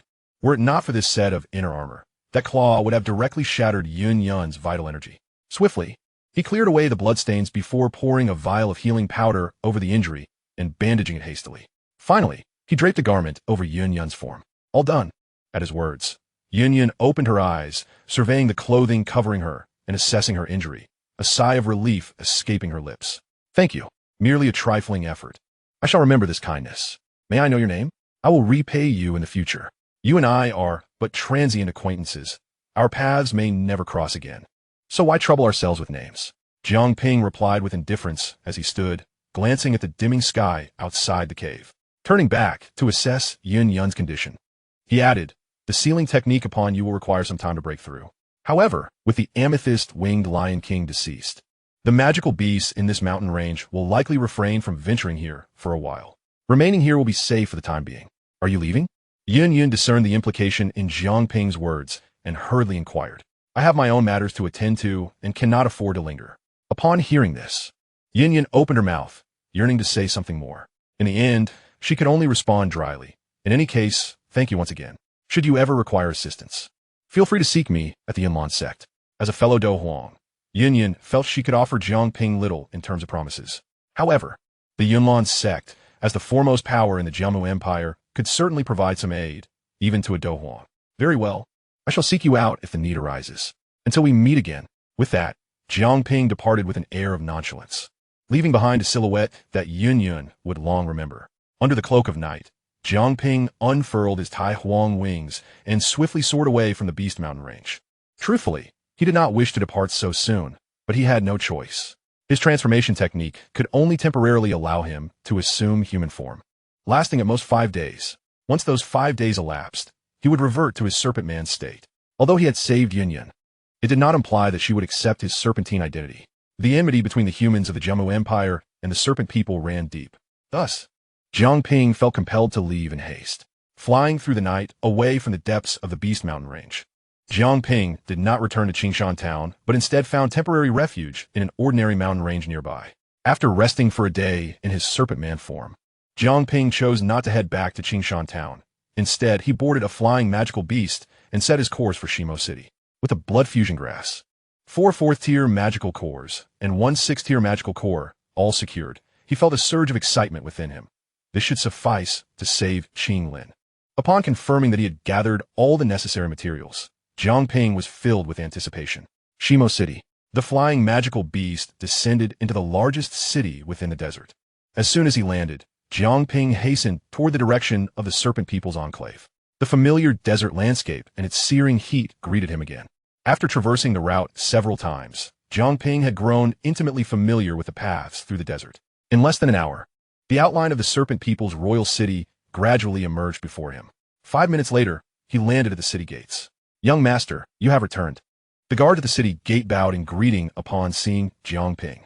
Indeed, Jiang Ping barely paused to acknowledge them with a nod before hastily making his way toward the royal palace. "Sister Xiaoqi, Qing Lin, I am back," Jiang Ping called out as he hurried into the palace. Xiaoqi and Qing Lin, who were watering the flowers in the courtyard, brightened at the sound of his voice, hastily setting down their tasks to greet him. "Young master, welcome back. Master, welcome back. How has it been? Did you miss me during my absence?" Jiang Ping teased as he observed both young women safe and sound. "We did," Xiaoqi candidly admitted. Qing Lin, feeling a bit bashful, only spoke up after Xiaoqi. Murmuring softly, "Qing Lin missed you too. I missed you both as well. And I have returned with great rewards. Qing Lin, you are saved." Jiang Ping could not contain his excitement, seeing him venture alone from the Serpent Clan in search of a way to save her. Qing Lin felt a lump in her throat and her eyes grew warm. "Master, thank you. Why speak such words? In a couple of days, once I have everything organized, I shall begin addressing the issue of our conflicting bloodlines," Jiang Ping replied eagerly, though it was clear that the time was not yet ripe. "I have rushed back, weary and famished. You all go procure some food for me. I shall head to the kitchen at once and instruct them to prepare a delectable meal for the young master." Xiaoqi immediately responded, not forgetting to assign Qing Lin a task. "Qing Lin, please fetch some hot water to assist the young master with his bath." She nodded obediently, and, with that, Qing Lin and Xiaoqi parted ways, one to prepare a meal for Jiang Ping, the other to ready hot water for his bath. Such a life was indeed a pleasure. Chapter 69. Crafting the Blood Fusion Pill. "By the way, Sister Xiaoqi, how's the queen been of late?" Jiang Ping inquired as he enjoyed his meal. Upon his return, he had noticed that Medusa's chamber was tightly sealed, and darkness shrouded the interior, indicating that she was not present. "The queen has been in seclusion frequently, and has barred us from approaching the bamboo grove. It has been quite some time since I last laid eyes upon her," Xiaoqi replied. Even before Jiang Ping departed the royal city, Medusa had begun her retreat into solitude. Now, nearly 2 months had elapsed, and she remained in seclusion. It seemed the queen was indeed engrossed in something of great significance, and thus, he would refrain from disturbing her. Jiang Ping surmised that Medusa's retreat was closely tied to her desire to transcend to the Dozone level. Moreover, with the preparation of numerous ice spirit cold springs in the bamboo grove, it was likely that she had realized the necessity of utilizing exotic flames to facilitate her breakthrough.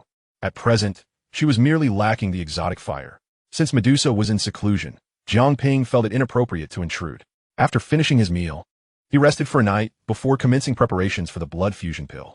In the alchemy chamber, Jiang Ping was greeted by the elderly second elder, whose face was lined with worry. "Ah, Jiang Ping, you have finally returned. During your absence, there's been no one in the clan capable of assisting us with alchemy. These are vital pills needed for some of our clan leaders to break through or enhance their cultivation methods. I hope you can produce them with utmost speed."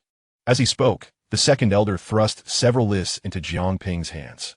The first list contained urgent requests, while the others were for routine medicinal needs that could be addressed at a slower pace. Glancing at the first list, Jiang Ping was taken aback. It was filled with an array of different medicinal pills, at least 20 or 30 types. Is there truly such a demand for so many pills in just 2 months? Indeed, our Serpent Clan has always lacked alchemists, yet some matters can only be resolved with medicinal pills. You now bear the weighty responsibility as our clan's sole alchemist. The fate of the Serpent Clan rests upon your shoulders. The second elder pronounced solemnly. Second elder, even if you say so, I find it hard to feel elated. Jiang Ping replied, please allow me to keep the list. I shall do my utmost. Of course, do not hesitate to voice any needs. The second elder clapped Jiang Ping's shoulder firmly before departing. Do they not realize how busy I am? Must I truly concoct so many pills? Grumbling, Jiang Ping carried the list into the alchemy chamber. Fortunately, the pills listed were all second tier, and although Jiang Ping was now a fourth-tier alchemist, he still proclaimed himself a second-tier one to the outside world. Otherwise, the list would have been filled with fourth-tier pills instead. The blood fusion pill was a fifth-tier concoction. While the Heavenly True Cauldron guaranteed a 50% success rate, it would be prudent to first elevate himself to a fifth-tier alchemist. He could afford to overlook the other pills, but the blood fusion pill demanded his utmost attention. He sought not a 50% success rate, but rather a flawless 100%, having purchased over 2 million worth of medicinal materials in Stone Desert City. Jiang Ping decided to first refine all the second-tier pills from the first list. The remaining list contained non-urgent, daily-use pills, but during his 2-month absence, the previous stock had been depleted and required replenishment. Let the work commence. Ding. Alchemy experience gained, 100. Ding. Alchemy experience gained, 100. Ding. Successfully upgraded to 5th-tier alchemist. To upgrade a 6th-tier alchemist requires experience, 150,000. After 5 days of relentless alchemy, Jiang Ping finally amassed enough experience to elevate his rank to 5th-tier alchemist. Over the course of those 5 days, he had produced nearly 200 pills. He felt as if he might vomit from exhaustion. Were it not for the Heavenly True Cauldron, he would have long since collapsed. Finally, I can begin crafting the blood fusion pill. Jiang Ping did not rush into the task. Instead, he first delivered the urgently needed pills to the second elder and then took a stroll outside, enjoying a meal and a bath to rejuvenate himself. Once he had restored his energy, Jiang Ping officially commenced the refinement of the blood fusion pill. The massive Heavenly True Cauldron was positioned in the center of the alchemy chamber, and Jiang Ping meticulously reviewed the formula for the blood fusion pill multiple times before beginning the process. Wind, fire, water, thunder, wood, 5 distinct elemental cores of the 4th tier, along with the crucial blood fusion herb, were all laid out before him. As a 5th-tier pill, the blood fusion pill required remarkably few materials. Ordinary 5th-tier pills generally necessitated a dozen or more ingredients. The blood fusion pill, however, required merely 6. Yet, each of these materials was exceedingly rare, with the 4th-tier magical cores being more precious than most medicinal herbs. First, he prepared to refine the magical cores. Once ready, Jiang Ping cautiously placed the fire attribute core into the cauldron, employing the alchemical flames for refinement. Whoosh! Under the flame's influence, the fire attribute core erupted with a tempestuous energy, nearly breaching the cauldron. Jiang Ping was startled and quickly channeled his Dou Qi to contain it, compressing the exposed fire energy into a cohesive mass. Next, he sequentially added the remaining magical cores into the cauldron. Drawing from his experience with the fire attribute core, Jiang Ping managed the subsequent cores adeptly, avoiding any further mishaps. Finally, it was time for the blood fusion herb. With a gentle flick of his hand, Jiang Ping let the herb float gracefully into the cauldron. Boom! Under the searing flames, the blood fusion herb erupted into a cloud of crimson mist, enveloping the energies of the 5 magical cores. Though it appeared to be merely a herb, at that moment, it unleashed a stunning force, seamlessly amalgamating the powers of the 5 4th-tier cores. Even as a 5th-tier pill, the Heavenly True Cauldron's acceleration effect was also in play, causing all components to merge swiftly. Despite the uniform pace, it was Jiang Ping's first experience of alchemy being so torturous. He remained completely focused, allowing no distraction to invade his concentration. At last, a rounded, blood-red pill emerged from the cauldron. An intense medicinal fragrance pervaded the alchemy chamber. The blood fusion pill, success. Letting out a sigh of relief, Jiang Ping finally relaxed. Is this truly the blood fusion pill? At long last, the ordeal was completed without any mishaps. Jiang Ping wiped his forehead and discovered that he was drenched in perspiration, not from the heat, but from sheer anxiety. This was the first time he had felt such tension. Next up was the task of assisting Qing Lin in merging her bloodlines. Chapter 70, Master, It Hurts. Holding the blood-merging pill and the magic core of the amethyst-winged Lion King, Jiang Ping sought out Qing Lin. Qing Lin, the blood-merging pill and magic core are ready. We can commence the fusion of the bloodlines within you at any moment. In the face of Jiang Ping's excitement, Qing Lin appeared somewhat flustered and softly replied, Master, I feel quite well right now. Perhaps I've already healed, so there is no need to waste such valuable materials. In her perception, she did not deserve Jiang Ping's sacrifice of such high-grade medicinal resources. What are you saying? I painstakingly gathered these materials. If you refuse to use them, wouldn't my efforts be in vain? Jiang Ping's expression was grave. He had labored intensely to procure these resources and had even slain a 6th-tier magical beast. Now, Qing Lin suggested they go unused? For now, everything will proceed according to my wishes. Come here, Jiang Ping commanded. Qing Lin, just obediently listen to the young master. Xiaoqi gently urged, pushing Qing Lin inside before stepping out and closing the door. Please, take a seat, Jiang Ping instructed. Qing Lin complied and sat down on a nearby chair. Jiang Ping placed the blood-merging pill and the magic core on the table, thoughtfully recalling the method Medusa had shared with him. He then handed the blood-merging pill to Qing Lin. Swallow this pill. All right. Qing Lin accepted the pill without hesitation and consumed it. How does it feel? Jiang Ping inquired. It feels warm, as if I just sipped hot water. Qing Lin endeavored to articulate her current sensations. After ingesting the pill, it indeed felt akin to drinking scalding hot water, a burning heat enveloping her. That is a normal reaction. Do not worry, you will be fine, Jiang Ping reassured her. The primary function of the blood-merging pill was to unite 2 distinct bloodlines. Generally, these bloodlines referred to different types within magical beasts or among humans. However, Qing Lin's situation was unique, as it involved the bloodlines of both a human and a magical beast. Whether the blood-merging pill would be effective remained uncertain. Master, I feel as though my body is becoming increasingly warm. Gradually, Qing Lin's delicate visage flushed a deep crimson, and she writhed restlessly, unable to bear the heat. This sensation was akin to an internal flame relentlessly scorching her body, manifesting in torment. Boom! In the next moment, an ethereal flame erupted from Qing Lin's form, incinerating her garments to ashes. What lay exposed was a startling array of black scales, densely covering her entire body. Crackle! The scales continuously shifted, producing a disturbing sound that sent shivers down one's spine. Qing Lin's breathing grew increasingly labored, her rosy complexion fading to pallor. At that moment, her condition mirrored her previous episode of affliction. Seeing Qing Lin on the verge of losing consciousness, Jiang Ping hurriedly caught her. The scales he touched were chillingly cold. He quickly laid Qing Lin on the bed, his heart racing as he observed her state. He bit his finger, drawing forth a drop of blood to place on her forehead. This drop of blood could prevent the Serpent Man bloodline within Qing Lin from affecting her brain. At this moment, the blood-merging pill was taking effect.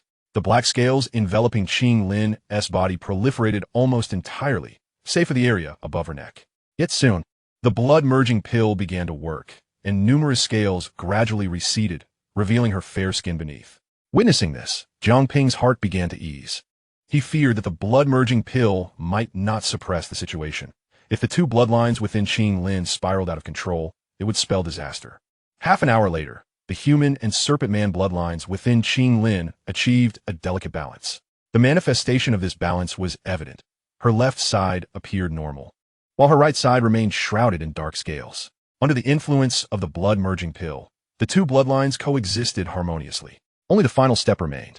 Jiang Ping grasped the magic core of the amethyst-winged Lion King and gently pressed it against Qing Lin's navel, channeling the entirety of the core's power into her being. The force of the 6th-tier magic core was exceedingly ferocious as it entered Qing Lin's body. She grimaced in agony, her brows knitting tightly. Master, it hurts. Endure it. The force of the 6th-tier magic core was indeed overwhelming for someone like Qing Lin, who possessed no cultivation. However, this was unavoidable. The blood-merging pill was intended to establish an absolute equilibrium between the 2 disparate bloodlines. Yet this balance was not permanent. Once the effects of the blood-merging pill waned, the 2 bloodlines would resume their struggle. The solution lay in utilizing the magic core of the amethyst-winged Lion King. employing the power of a sixth-tier magical beast to subdue these two bloodlines. Regardless of how fiercely the human and Serpent Man bloodlines had contended previously, the integration of the Amethyst-Winged Lion King's power would quell their turmoil. As the power of the Amethyst-Winged Lion King merged within her, Qinglin too endured immense suffering. Qinglin, hold on. As long as you persevere, everything will improve. Jiang Ping's voice was filled with encouragement, attempting to provide her with solace. At this juncture, everything hinged upon Qinglin herself. If she could withstand it, she would never again be plagued by the burden of bloodline power. Conversely, she might never encounter such an opportunity again. Perhaps Jiang Ping's words reached Qinglin's ears, for her condition began to stabilize, her furrowed brows gradually relaxing. Qinglin, keep going. Observing the glimmer of hope, Jiang Ping's expression brightened. Soon, the power within Qinglin began to rapidly coalesce, and the dark scales on her right side began to fade, transforming her into a figure of immaculate beauty. Qinglin, Jiang Ping called tentatively. In the next instant, Qinglin abruptly opened her eyes. Within her gaze lingered the imprint of a verdant flower, strikingly beautiful and exuding an enigmatic power. The three flower eyes of the green serpent. Just a glance sent Jiang Ping into a daze, as if a formidable will had forcibly invaded his consciousness, attempting to exert control over him. Startled, he quickly focused his mind to repel this ocular force, managing to break free from the stupor and exhaling in relief. Yet he remained profoundly astonished. He had not anticipated that her three flower eyes would be activated, narrowly escaping its grasp. At that moment, Qinglin was in a state of unconsciousness, her three flower eyes beyond her control. Had it not been for Jiang Ping's Nine-Colored Devouring Python bloodline being immune to the influence of the three flower eyes, he might have succumbed at that very instant. Chapter 71. Qinglin is the Master's Master. Qinglin's eyes gradually regained clarity, and the verdant flower imprint slowly dissipated. The black scales upon her form did not re-emerge. Success. You have successfully endured, and the power of the bloodline within you will no longer be disrupted, Jiang Ping remarked. The fusion blood pill and the sixth-tier magic core have successfully established a perfect equilibrium within Qinglin's bloodline. The human bloodline allows for normal life, while it appears that the power of the serpent people's bloodline has coalesced into Qinglin's eyes, enabling her to successfully activate the emerald serpent's three flower eyes. This can indeed be deemed a tremendous harvest. Thank you, Master, Qinglin nodded, only to suddenly realize her current state of undress, causing her cheeks to flush a deep crimson. With a startled gasp, she hastily grabbed the quilt on the bed, nearly burying her entire head within it. Observing her profound reaction, Jiang Ping belatedly recognized the situation, feeling a wave of embarrassment wash over him as he turned away. I didn't mean to. I'm sorry. I understand. Qinglin reassured, peeking out from the quilt, her face still tinged with pink as she spoke softly. Qinglin belongs to the Master, whatever the Master wishes to do. I shall not refuse. Gulp. The implications of her words struck Jiang Ping deeply, almost stirring his heart. What are you saying? I'll go ask Sister Shao Qi to fetch you some clothes. With that, he quickly exited the room. Young Master, have you finished? Shao Qi greeted him eagerly upon his emergence. Yes, please go help Qinglin find a set of clothes, he instructed. Clothes? Shao Qi's expression turned peculiar as she scrutinized Jiang Ping, seemingly pondering something. Noticing her demeanor, Jiang Ping quickly interjected, Don't overthink it, hurry up. Oh, okay. Shao Qi complied and departed to assist Qinglin. Before long, she returned with a set of garments. To avoid unnecessary complications and awkwardness, Jiang Ping chose not to accompany her inside, allowing Shao Qi to deliver the clothing instead. Shortly after, Qinglin emerged, now elegantly attired. She appeared revitalized, and Jiang Ping surveyed her with satisfaction. Take a couple of days to rest. If you feel any discomfort, be sure to inform me. At this moment, Qinglin not only embodied the harmonious fusion of human and serpent bloodlines, but the magic core of the purple crystal winged lion had also infused her with a fighter-level energy. With just a bit of guidance, it wouldn't be long before Qinglin officially embarked on her cultivation journey. However, for now, she needed to rest. Thank you once more, Master. Qinglin expressed her gratitude before departing with Shao Qi. Phew! Finally, a significant task had been accomplished. As the weight of anxiety lifted from his shoulders, Jiang Ping felt an unprecedented lightness. Stretching luxuriously, he flopped back onto his bed for a delightful nap. At Yilan's sect, teacher, a youthful maiden, clad in a moonlit dress, beamed with joy upon seeing Yun Yun's return, eagerly rushing forward to bury her face in the soft embrace she envied. All right, Yinran. Why the excitement? Yun affectionately patted Nalan Yinran's back, unperturbed by the intimate gesture. Teacher, how was your expedition to the Beast Mountain Range? Nalan Yinran inquired, her eyes brimming with anticipation. Look at you. I knew you weren't genuinely concerned about me. Yun feigned disappointment. How could that be? With your formidable strength, no beast in the Beast Mountain Range could pose a threat to you. Yun cast a resigned glance at her cherished disciple, her mind drifting to a youthful visage and the scenes within the cave. Suppressing her wandering thoughts, Yun produced a completely purple crystal radiating a fervent energy. Presenting it to Nalan Yinran, I have procured the purple spirit crystal, which will facilitate a significant breakthrough in your cultivation. Upon receiving the crystal, Nalan Yinran's delight was palpable. Thank you, teacher. By the way, I also discovered another valuable item within the lair of the purple crystal winged lion, which is quite suitable for you. As she spoke, Yun revealed a jade vial containing a violet liquid. What is this? The accompanying purple crystal essence, a treasure of the purple crystal winged lion clan. As rare as the purple spirit crystal and filled with pure energy, Yun explained, recounting how she had uncovered it after breaking the seal and regaining her strength, promptly seeking the lair of the purple crystal winged lion. At that moment, she sensed another presence also coveting the treasures within the lair. Yet she managed to acquire everything first. The accompanying purple crystal essence? Thank you, teacher, Nalan Yinran exclaimed, her excitement leading her to plant a kiss on her teacher's cheek, causing both women to blush. Serpent Clan. After resolving Qing Lin's affairs, Jiang Ping finally felt a sense of calm wash over him. For the past 2 months, he had tirelessly sought materials, leaving no moment wasted. At last, the heavens rewarded his diligence. Now he could indulge in a more leisurely existence. Stretching, he exited his room and made his way to the alchemy chamber. He still had not completed the list provided by the second elder, accruing a significant debt of elixirs. At times, Jiang Ping felt stifled by such a life. After all, he was Medusa's fiancé, the only alchemist of the serpent people. With these two identities combined, he should at least rank among the leaders, if not above them. Yet, here he was, grinding daily in alchemy, and it was truly disheartening. When would there be more alchemists to share the burden? Muttering to himself, Jiang Ping arrived at the alchemy chamber, only to discover the door ajar. Could someone have arrived before him? Furrowing his brow slightly, he swiftly entered the alchemy room. The first sight that greeted him was a pair of smooth, jade-like, immaculate, long legs. As he looked up, a captivating figure came into view. Queen, you have emerged from seclusion? Jiang Ping exclaimed in surprise upon seeing Medusa. Medusa did not turn around but offered a succinct reply, engrossed in examining various alchemical recipes on a nearby shelf. Queen, are you planning to concoct a specific elixir? He inquired. You wouldn't understand even if I told you. But currently, I am the only alchemist in the clan. As he finished speaking, Medusa turned to face him, causing Jiang Ping to instinctively wonder if he had misspoken. Then, with her red lips parting, she spoke with a mellifluous tone. I require an elixir that can assist in absorbing foreign flames. Chapter 72. Because I wish to see you. I need an elixir that can absorb foreign flames. Do you have one? The queen regarded Jiang Ping with a calm gaze.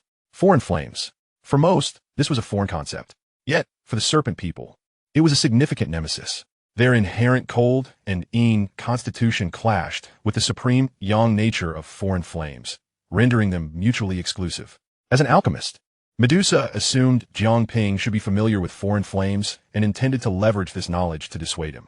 Yet, Jiang Ping was deep in thought, contemplating earnestly. Our serpentine physique is inherently cold and inhospitable, opposing the foreign flames, making the absorption of such flames a formidable challenge. Primarily, the commonly utilized elixirs for this purpose include blood lotus pill and cold spring pill, among others. Furthermore, we must consider the inherent repulsion our constitution has towards these foreign flames, necessitating the discovery of a substance that can harmonize these two opposing forces. Hey, are you genuinely pondering this? Medusa was slightly taken aback to see Jiang Ping actually reflecting on the matter and listing several types of elixirs. How do you possess such knowledge of foreign flames? I am an alchemist. Is it not entirely reasonable that I would know more about foreign flames than the queen herself? Jiang Ping blinked innocently. In truth, he had indeed contemplated this issue. The Taggart Desert harbors a rare, azure lotus fire. Whether Medusa wishes to absorb it or he himself does, the challenge remains unavoidable. Given the constitution of the serpentine race, it cannot be said that absorption is entirely impossible. but the difficulty is substantial. Never mind. I was merely speaking offhandedly. You need not concern yourself with it. Medusa regretted mentioning foreign flames to Jiang Ping. What does this little brat truly understand? Although his previous remarks seemed quite insightful, Medusa found it difficult to place her trust in him. Your Majesty, I am serious. Jiang Ping gazed earnestly at Medusa. I am aware that you aim to consume the foreign flames to ascend to the Dou Zone rank, and for that, you have prepared numerous ice spirit springs in the bamboo grove. However, relying solely on these is insufficient. We must undertake more substantial preparations. Upon hearing this, a glimmer of light flickered in Medusa's beautiful eyes. You speak as if you possess extensive knowledge, but mere words are inadequate. You must present something tangible to convince me. Given the gravity of the matter concerning foreign flames, Medusa was understandably reluctant to take Jiang Ping's words at face value. Jiang Ping continued, as I previously mentioned, the absorption of foreign flames can be facilitated by the Blood Lotus Pill and Cold Spring Pill, which mitigate the flames' harm to the body. Now that Your Majesty has prepared so many ice spirit springs, they can conveniently be utilized to concoct a Cold Spring Pill, thus enhancing the likelihood of successful absorption. Just a single Cold Spring Pill? You mentioned other methods as well. Moreover, the relationship between foreign flames and our serpentine constitution is one of mutual repulsion. We require a means to neutralize this. Yet, I currently lack insight in this regard. Jiang Ping had already contemplated every conceivable aspect. Now, only the practical application remained. After a brief silence, Medusa spoke slowly. I possess a method to neutralize the constitution. As for the Cold Spring Pill, you're the only alchemist in our clan, so you shall assist me in its creation. The queen wasted no time in delegating the task. While I am aware that I am the sole alchemist in our clan, the Cold Spring Pill is a 5th-tier elixir, and I am presently merely a 2nd-tier alchemist. Jiang Ping feigned a troubled expression. However, Medusa merely cast him a sidelong glance and replied, you assisted that young girl with the azure scales in resolving her bloodline issue, and the elixir used for that. The Blood Fusion Pill is also a 5th-tier elixir. Do not think that I am oblivious just because I have been in seclusion. Since you have managed to procure the Blood Fusion Pill, the Cold Spring Pill should pose no issue. Your Majesty, that will suffice. I await you good news. Medusa offered him no chance to lament, turning to leave the alchemy room, leaving Jiang Ping in a state of dejection. The Cold Spring Pill is a 5th-tier elixir, and for him, the crafting difficulty was not particularly daunting, especially since he was now also a 5th-tier alchemist. However, the materials required for the Cold Spring Pill were somewhat challenging to obtain. Among them, the most difficult ingredient, the Ice Spirit Spring, was no longer an issue. Yet, the remaining advanced herbs were not so easily found. Alas, one cannot escape the consequences of their own folly. Who prompted me to speak so carelessly? Jiang Ping could only obediently search for the necessary materials in the herbarium according to the recipe. Ice Spirit Grass, Snow Lotus, Glacier Shell, Ice Cold Cicada, all were available, except for the last ingredient, the blood of the ice toad. The final ingredient had become a roadblock. The blood of the ice toad, as the name suggests, is the blood of the ice toad, a creature that thrives in frigid regions and is exceedingly rare. To seek the ice toad in a desert is nothing short of ludicrous. Lacking the necessary items, it seemed he would have to visit the Mytel auction house once more to see if they could assist in procuring them. If the herbarium lacked such items, the entire Serpentine clan would certainly be without them. The only option left was to search in human cities. After a moment of contemplation, Jiang Ping decided to return to Stone Desert City. With prior experience, he was now well acquainted with the route, and in less than half an hour, he arrived. Stone Desert City, situated within the heart of the desert, was perpetually engulfed in heat, with blazing sunshine and unbearable temperatures almost every day. Jiang Ping navigated the familiar path to the Mytel auction house. Young Master Jiang, you have returned. Before he could even step inside, the guards at the entrance warmly greeted him. Ah, it's you too? He nodded, recalling that these guards were the same ones he had encountered during his previous 2 visits. This marked his 3rd appearance, and it was evident that he had become a valued guest at their auction house. Today, both Supervisor Li and Miss Yafei are present. Please come in, and I shall notify them at once. Very well. Jiang Ping made his way to the empty lounge, patiently awaiting their arrival. Before long, the sound of light footsteps echoed from outside. Without needing to look, Jiang Ping already knew who it was. Apologies for keeping you waiting. Yafei approached Jiang Ping with a radiant smile. She wore a fitted red cheongsam that perfectly showcased her exquisite curves, leaving no man able to resist casting his gaze upon her. I thought you might not return. After I left, did that elder make things difficult for you? Jiang Ping inquired softly, admiring the graceful figure before him. Previously, Yafei had clashed with the auction house elder over his magic core. And although Jiang Ping had taken the blame, it was not outside the realm of possibility that the old curmudgeon would shamelessly pursue Yafei's responsibility. Not at all. Later, our great elder arrived and even reprimanded Elder Leo. Yafei chuckled lightly. The great elder also mentioned that I could return to the imperial headquarters and no longer needed to come back here. Then why have you returned? Because I wish to see you. Chapter 73. The Artifact Yin-Yang Diagram. News of the Ice Toad. Because I wish to see you. As Yafei uttered these words, her luminous eyes locked onto Jiang Ping's, devoid of any avoidance, filled with affection and gentleness. Cough, cough. Jiang Ping was suddenly startled, nearly choking. I know I am a valued guest at your auction house. Miss Yafei, you wouldn't want to lose such a significant client, would you? How can I be so direct? It would be more courteous to be a bit more subtle, so we all understand. Yafei giggled, a soft tremor of laughter escaping her lips. But a fleeting hint of disappointment flickered in her eyes, quickly masked by her composure. She then asked earnestly, so, young Master Jiang, what business do you bring to our humble establishment this time? Do you have any ice toads available? I currently require a sample of ice toad blood. Jiang Ping addressed the matter directly. Ice toads? Such creatures can only be found in the frigid polar regions. We are in a desert. How can we possibly have such a thing? Yafei shook her head. Moreover, as far as I am aware, our auction house headquarters in the imperial capital likely does not possess such a rare item either. Ice toads are exceedingly scarce. They are not something one can simply acquire at will. Even the illustrious Midder auction house lacks such an item. For this outcome, Jiang Ping was not particularly surprised. He remarked, might I trouble Miss Yafei to inquire about where I can find the ice toad? Naturally, compensation is not an issue. Upon mentioning remuneration, Yafei retorted with a hint of indignation. Do you look down upon me? You have assisted me greatly before, and I have yet to repay you. The matter of the ice toad is on me. Ha! Then I'm truly grateful to you, Miss Yafei. I shall remain in Shimo City for a while. So please inform me at your earliest convenience if you receive any news. Jiang Ping rose, offering a respectful bow before departing. After leaving the auction house, he resolved to reside in an inn within Shimo City while awaiting Yafei's updates. Seeking information about the ice toad on his own would undoubtedly be the least efficient approach. The best method, as he was currently employing, was to enlist the assistance of those with established networks of information. This strategy proved far more effective than aimlessly searching by himself.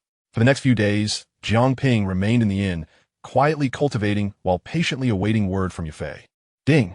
Check-in day 590. Awarded the advanced mystical technique, Shadow Kill. Ding! Check-in day 600. Awarded the divine artifact, Yin-Yang Diagram. Yin-Yang Diagram harmonizes the yin and yang of the universe, refining all things within it, capable of nullifying all attacks. When combined with the art of creation, it allows one to traverse yin and yang, illuminating creation, and in an instant, alters the very fabric of existence. The Yin-Yang Diagram? Observing the newly acquired artifact alongside the golden rope, Jiang Ping meticulously examined it.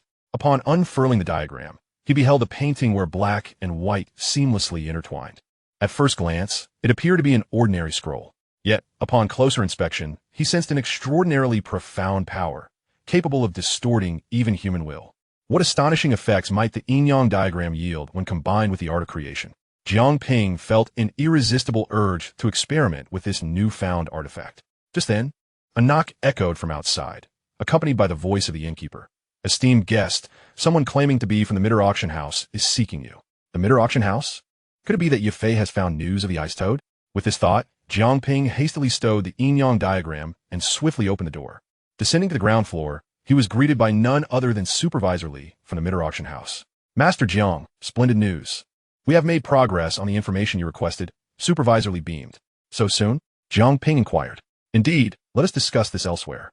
Supervisor Li replied with a smile as he led Jiang Ping away. Upon entering the meeting room, Jiang Ping could hardly contain his eagerness. Have you located the ice toad? Yafei, who was present, smiled and nodded. After 10 days of inquiries, we have finally gleaned information regarding the ice toad. In a town named Huangshi, located less than 50 miles southeast of Shimo City, news has recently surfaced. Huangshi? The name was unfamiliar to Jiang Ping. Huangshi is also a city near the desert. But recently, a subterranean ice cave has been discovered there, rumored to harbor the ice toad, Yafei explained with a smile. Understood.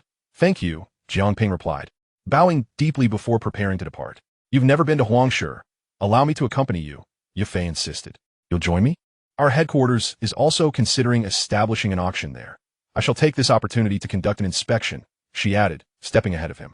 Observing her graceful silhouette, Jiang Ping contemplated briefly before quickly following suit. The Midder auction house had arranged for a carriage, and Yafei, having changed into more practical attire, joined Jiang Ping for their journey to Huangshi. Inside the carriage, Jiang Ping closed his eyes, immersing himself in thoughts about his forthcoming plans. Yafei sat across from him, gazing at the youth's refined features, her heart fluttering with unspoken words. Eventually, Jiang Ping opened his eyes and broke the silence. Once we arrive in Huangshi, I will act independently. You need not accompany me. Of course, my purpose in Huangshi is merely to assess the environment, Yafei replied, lifting her chin slightly. Jiang Ping smiled quietly, realizing he had read too much into it. The carriage once again fell into silence, the two of them allowing time to pass in tranquility. Before long, after a little over an hour, they arrived at Huangshi. Jiang Ping drew back the curtain, revealing a city considerably smaller than Shimo City. The sign at the city gate bore the name Huangshi, weathered by the sands of time. Yet what truly captured Jiang Ping's attention were the strong auras emanating from the crowd entering Huangshi, with several possessing formidable strength. Among them were not a few combat masters, and even several grandmasters. To his astonishment, he sensed some auras that surpassed his own, a convergence of talents. It seemed the allure of the ice toad was indeed substantial. Undoubtedly, these individuals had come seeking the ice toad. As the carriage rolled into Huangshi, it meandered through the streets before finally halting in front of a luxurious inn, the temporary lodging for the Midder auction house in Huangshi. Now, I shall take my leave, Jiang Ping stated as he disembarked from the carriage, choosing not to enter the inn. Be cautious and stay safe, Yafei urged, concern etched on her face. Jiang Ping nodded in acknowledgement before disappearing into the throng of the street. Chapter 74. The Ice Sovereign, Haiba Dong. The news of the ice toad's appearance in the underground ice cave had already spread throughout Huangshi and its neighboring cities. The current Huangshi was teeming with individuals drawn by the prospect of the ice toad. To think that such a creature could attract so many people was troublesome indeed. Jiang Ping, following the movement of the crowd, discerned the specific location of the underground ice cave, nestled within a forest 10 miles outside Huangshi. Many had already taken up positions in the forest, lying in wait for the right moment. Jiang Ping blended into the throng, biding his time. The entrance to the underground ice cave had long been opened, yet few dared to rush inside. It was not due to a lack of desire. Rather, a formidable fourth-tier magical beast resided within. Fourth-tier magical beasts were on par with human combat spirits, and most of those outside were merely combatants and combat masters, with only a handful being grandmasters. Faced with a fourth-tier magical beast, they were woefully inadequate. Not long ago, a group of over 10 combat masters had attempted to leverage their numbers to force their way in, only to have 3 emerge alive from the ordeal. Consequently, no one dared to approach the entrance again, unwilling to leave empty-handed, but also reluctant to take unnecessary risks. As Jiang Ping pondered his next move, he was suddenly jolted by a furious yet agonizing scream emanating from the entrance of the underground ice cave. Immediately, a colossal shadow erupted from the underground ice cave, a two-headed snow bear, roaring. The two-headed snow bear emerged inexplicably, launching an assault on the surrounding crowd without a moment's hesitation. Its massive form could easily topple nearby trees with a mere nudge. The sudden upheaval left many unprepared individuals disoriented from the bear's onslaught. Several were grievously injured, their bones shattered, their bodies reduced to mere pulp. The might of a fourth-tier magical beast was beyond their reckoning. Run! The crowd, realizing the bear's ruthless nature as it charged from the ice cave, panicked and screamed, fleeing for their lives. What an opportunity! Jiang Ping seized the moment, leaping into the underground ice cave with a swift motion. The cave was surprisingly vast, resembling an underground city, expansive and adorned with layers of ice. A chilling aura permeated the air, making Jiang Ping shiver involuntarily. Such potent coldness. Braving the frigid atmosphere, Jiang Ping scanned the surroundings for any trace of the ice toad. However, the cave was so expansive that he could see its end, and there was no sign of the elusive creature. He approached the walls, meticulously searching for any clues. As his hand brushed against a particular ice layer, he sensed something amiss. This section of ice felt unusually thin, while the ice in other areas appeared hazy. This particular patch was semi-transparent. Without hesitation, Jiang Ping pressed down forcefully. Crack! The ice shattered, revealing an opening large enough for a person to pass through. A hidden world indeed. Ecstatic, Jiang Ping hurriedly slipped through the opening. The passage was long and dark. Although devoid of ice, a lingering chill remained, indicating that the ice toad had likely made its escape through this very route. After nearly 5 minutes of traversing, Jiang Ping finally emerged from the passage. On the other side lay the forest, where the sounds of battle between the two-headed snow bear and the crowd were nearly inaudible, suggesting he had distanced himself considerably from the entrance. As he stepped out, he spotted a snow-white toad over a meter in height, perched among the trees about 100 meters ahead. An ice toad? Jiang Ping's heart leaped with joy. Remaining composed, he stealthily approached the ice toad. 90 meters, 80 meters, 70 meters, 50 meters, 30 meters. When he was merely 15 meters away, Jiang Ping decisively sprang into action, launching towards the ice toad. Ribbit! Yet, at the crucial moment, the ice toad leaped aside, seemingly aware of Jiang Ping's approach. You shall not escape. With his initial attack thwarted, Jiang Ping gathered his energy, unleashing a surge of power, transforming into a bolt of lightning that appeared before the ice toad, striking down with a palm. Boom! The ice toad, struck squarely, plummeted to the ground. Being a third-tier magical beast, Jiang Ping's strike wound claim its life, but merely incapacitate it temporarily. At last, observing the flailing ice toad, Jiang Ping swiftly descended, ready to bind it. Crack! A wave of frigid air surged from the forest ahead, swiftly enveloping the ice toad and encasing it in a massive ice sculpture. The chilling aura surged towards Jiang Ping as well. Alarmed, he quickly retreated a few steps. The icy blast whizzed past him, striking a tree and instantly transforming it into solid ice. Who goes there? Glancing at the frozen tree, Jiang Ping's gaze sharpened as he spotted a figure slowly approaching from the forest. This ice toad is mine now. You may leave. An elderly voice resonated as a figure clad in a blue robe emerged, exuding an intense coldness. Upon recognizing the elder's face, Jiang Ping was taken aback. Hai Buodong? Indeed, the man before him was none other than the Ice Emperor, Hai Buodong. Jiang Ping recalled their brief encounter at the city gates of Shimo City. Oh, I didn't expect you to recognize me. Upon hearing his name, Hai Buodong raised an eyebrow, scrutinizing Jiang Ping with a sense of familiarity, though predominantly tinged with strangeness. During Jiang Ping's association with Medusa, Hai Buodong had been entirely focused on her, failing to notice Jiang Ping at that time. Hence he did not recognize him now. This ice toad was captured by me first, and I believe the esteemed Ice Emperor would not stoop to robbing a junior. Would he? Jiang Ping spoke with a semblance of amusement. Such words are futile. You may have knocked the ice toad down, but it remains unbound in my grasp. Now frozen by my chilling aura. Since you recognize me, it would be wise to depart. I have no desire to harm a junior. Hai Buodong stood with his hands clasped behind him, exuding an air of indifference. That may disappoint the Ice Emperor, for I too covet this ice toad. Jiang Ping replied with a subtle smile, the implication of his words unmistakable. Chapter 75, Xianbing Longxiang.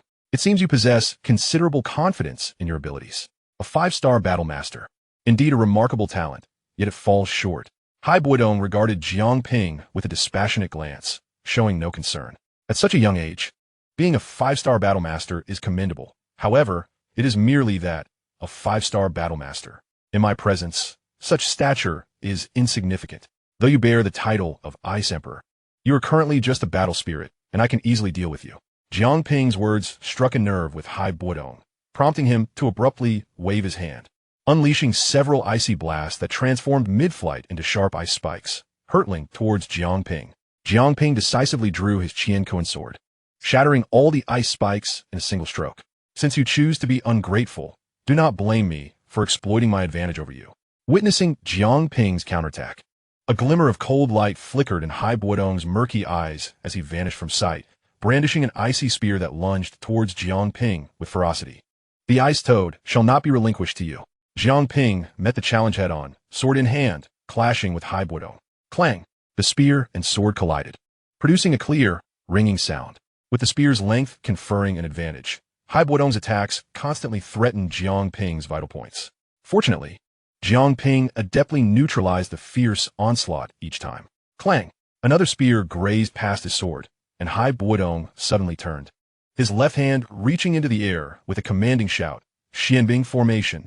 As his gesture solidified, a torrent of cold air surged forth, coalescing into thick ice walls that encircled Jiang Ping, sealing off nearly all avenues of escape, leaving only the front direction towards Hai Buodong unobstructed. Xianbing spike. With Jiang Ping's retreat sealed, Hai Buodong decisively thrust his spear forward, the surging cold energy condensing at its tip into a lifelike dragon head. Excellent. Sanqing sword.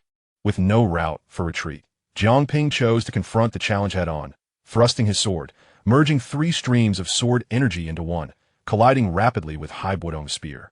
Boom! The clash of 2 formidable techniques unleashed a torrent of energy that swept outward, snapping countless trees in half. The prowess displayed by Hai Buodong was evidently superior to that of Jiang Ping. However, after a brief stalemate, Jiang Ping's sword aura shattered with a resounding crash, allowing Hai Buodong's spear to thrust heavily into him. Bang! The spear struck Jiang Ping directly, erupting into a cloud of icy mist that enveloped him. Aware that the blow had indeed landed, Hai Buodong retracted his spear without waiting for the mist to dissipate and turned towards the ice toad. Although he had not exerted his full strength, the strike was sufficient to incapacitate even a peak great fighter, let alone Jiang Ping, who was merely a humble 5-star great fighter. Enduring that blow, even if he did not perish, would render him temporarily incapable of contending for the ice toad. Truly worthy of the title former Ice Emperor. Had your strength not been diminished, this strike would indeed have claimed my life. Alas, you still fall short.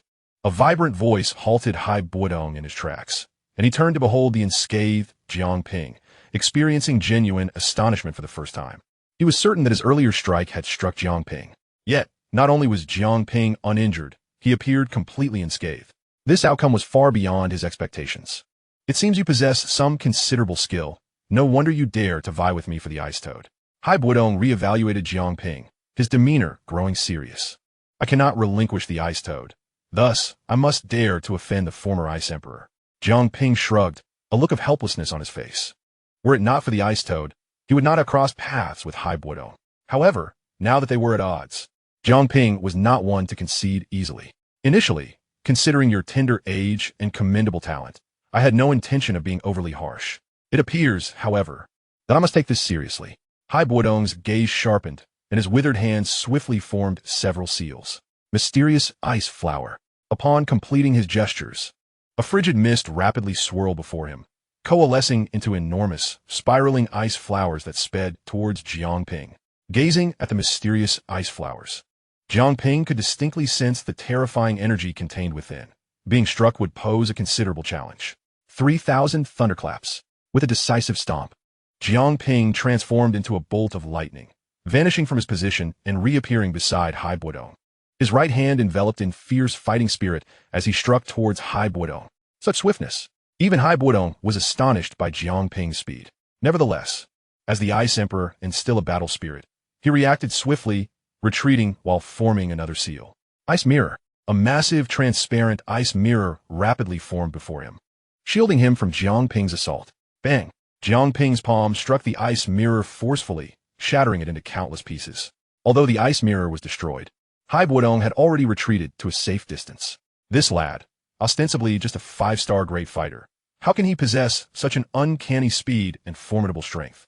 As Hai Buodong pondered Jiang Ping's execution of the 3,000 thunderclaps, he quickly questioned, "Who exactly are you?" A direct disciple of the Yunlan sex master, a scion of one of the 4 great families, or perhaps a member of the Gamma royal family. Only a few major powers could cultivate such strength at such a young age. You dare to guess? Regardless of your identity, you shall not take the ice toad from me today. Hai Buodong snorted coldly, a murderous intent stirring within. I share the same determination. The ice toad is mine by right. Jiang Ping would not yield an inch. Very well. Let me see just how capable you truly are. Hai Buodong's eyes narrowed sharply, white mist billowing from his form. The terrifying energy fluctuations made it clear to Jiang Ping that Hai Buodong was about to unleash his true killing move. You are the first in many years to compel me to act earnestly. Today, I shall show you what it means to be the Ice Emperor.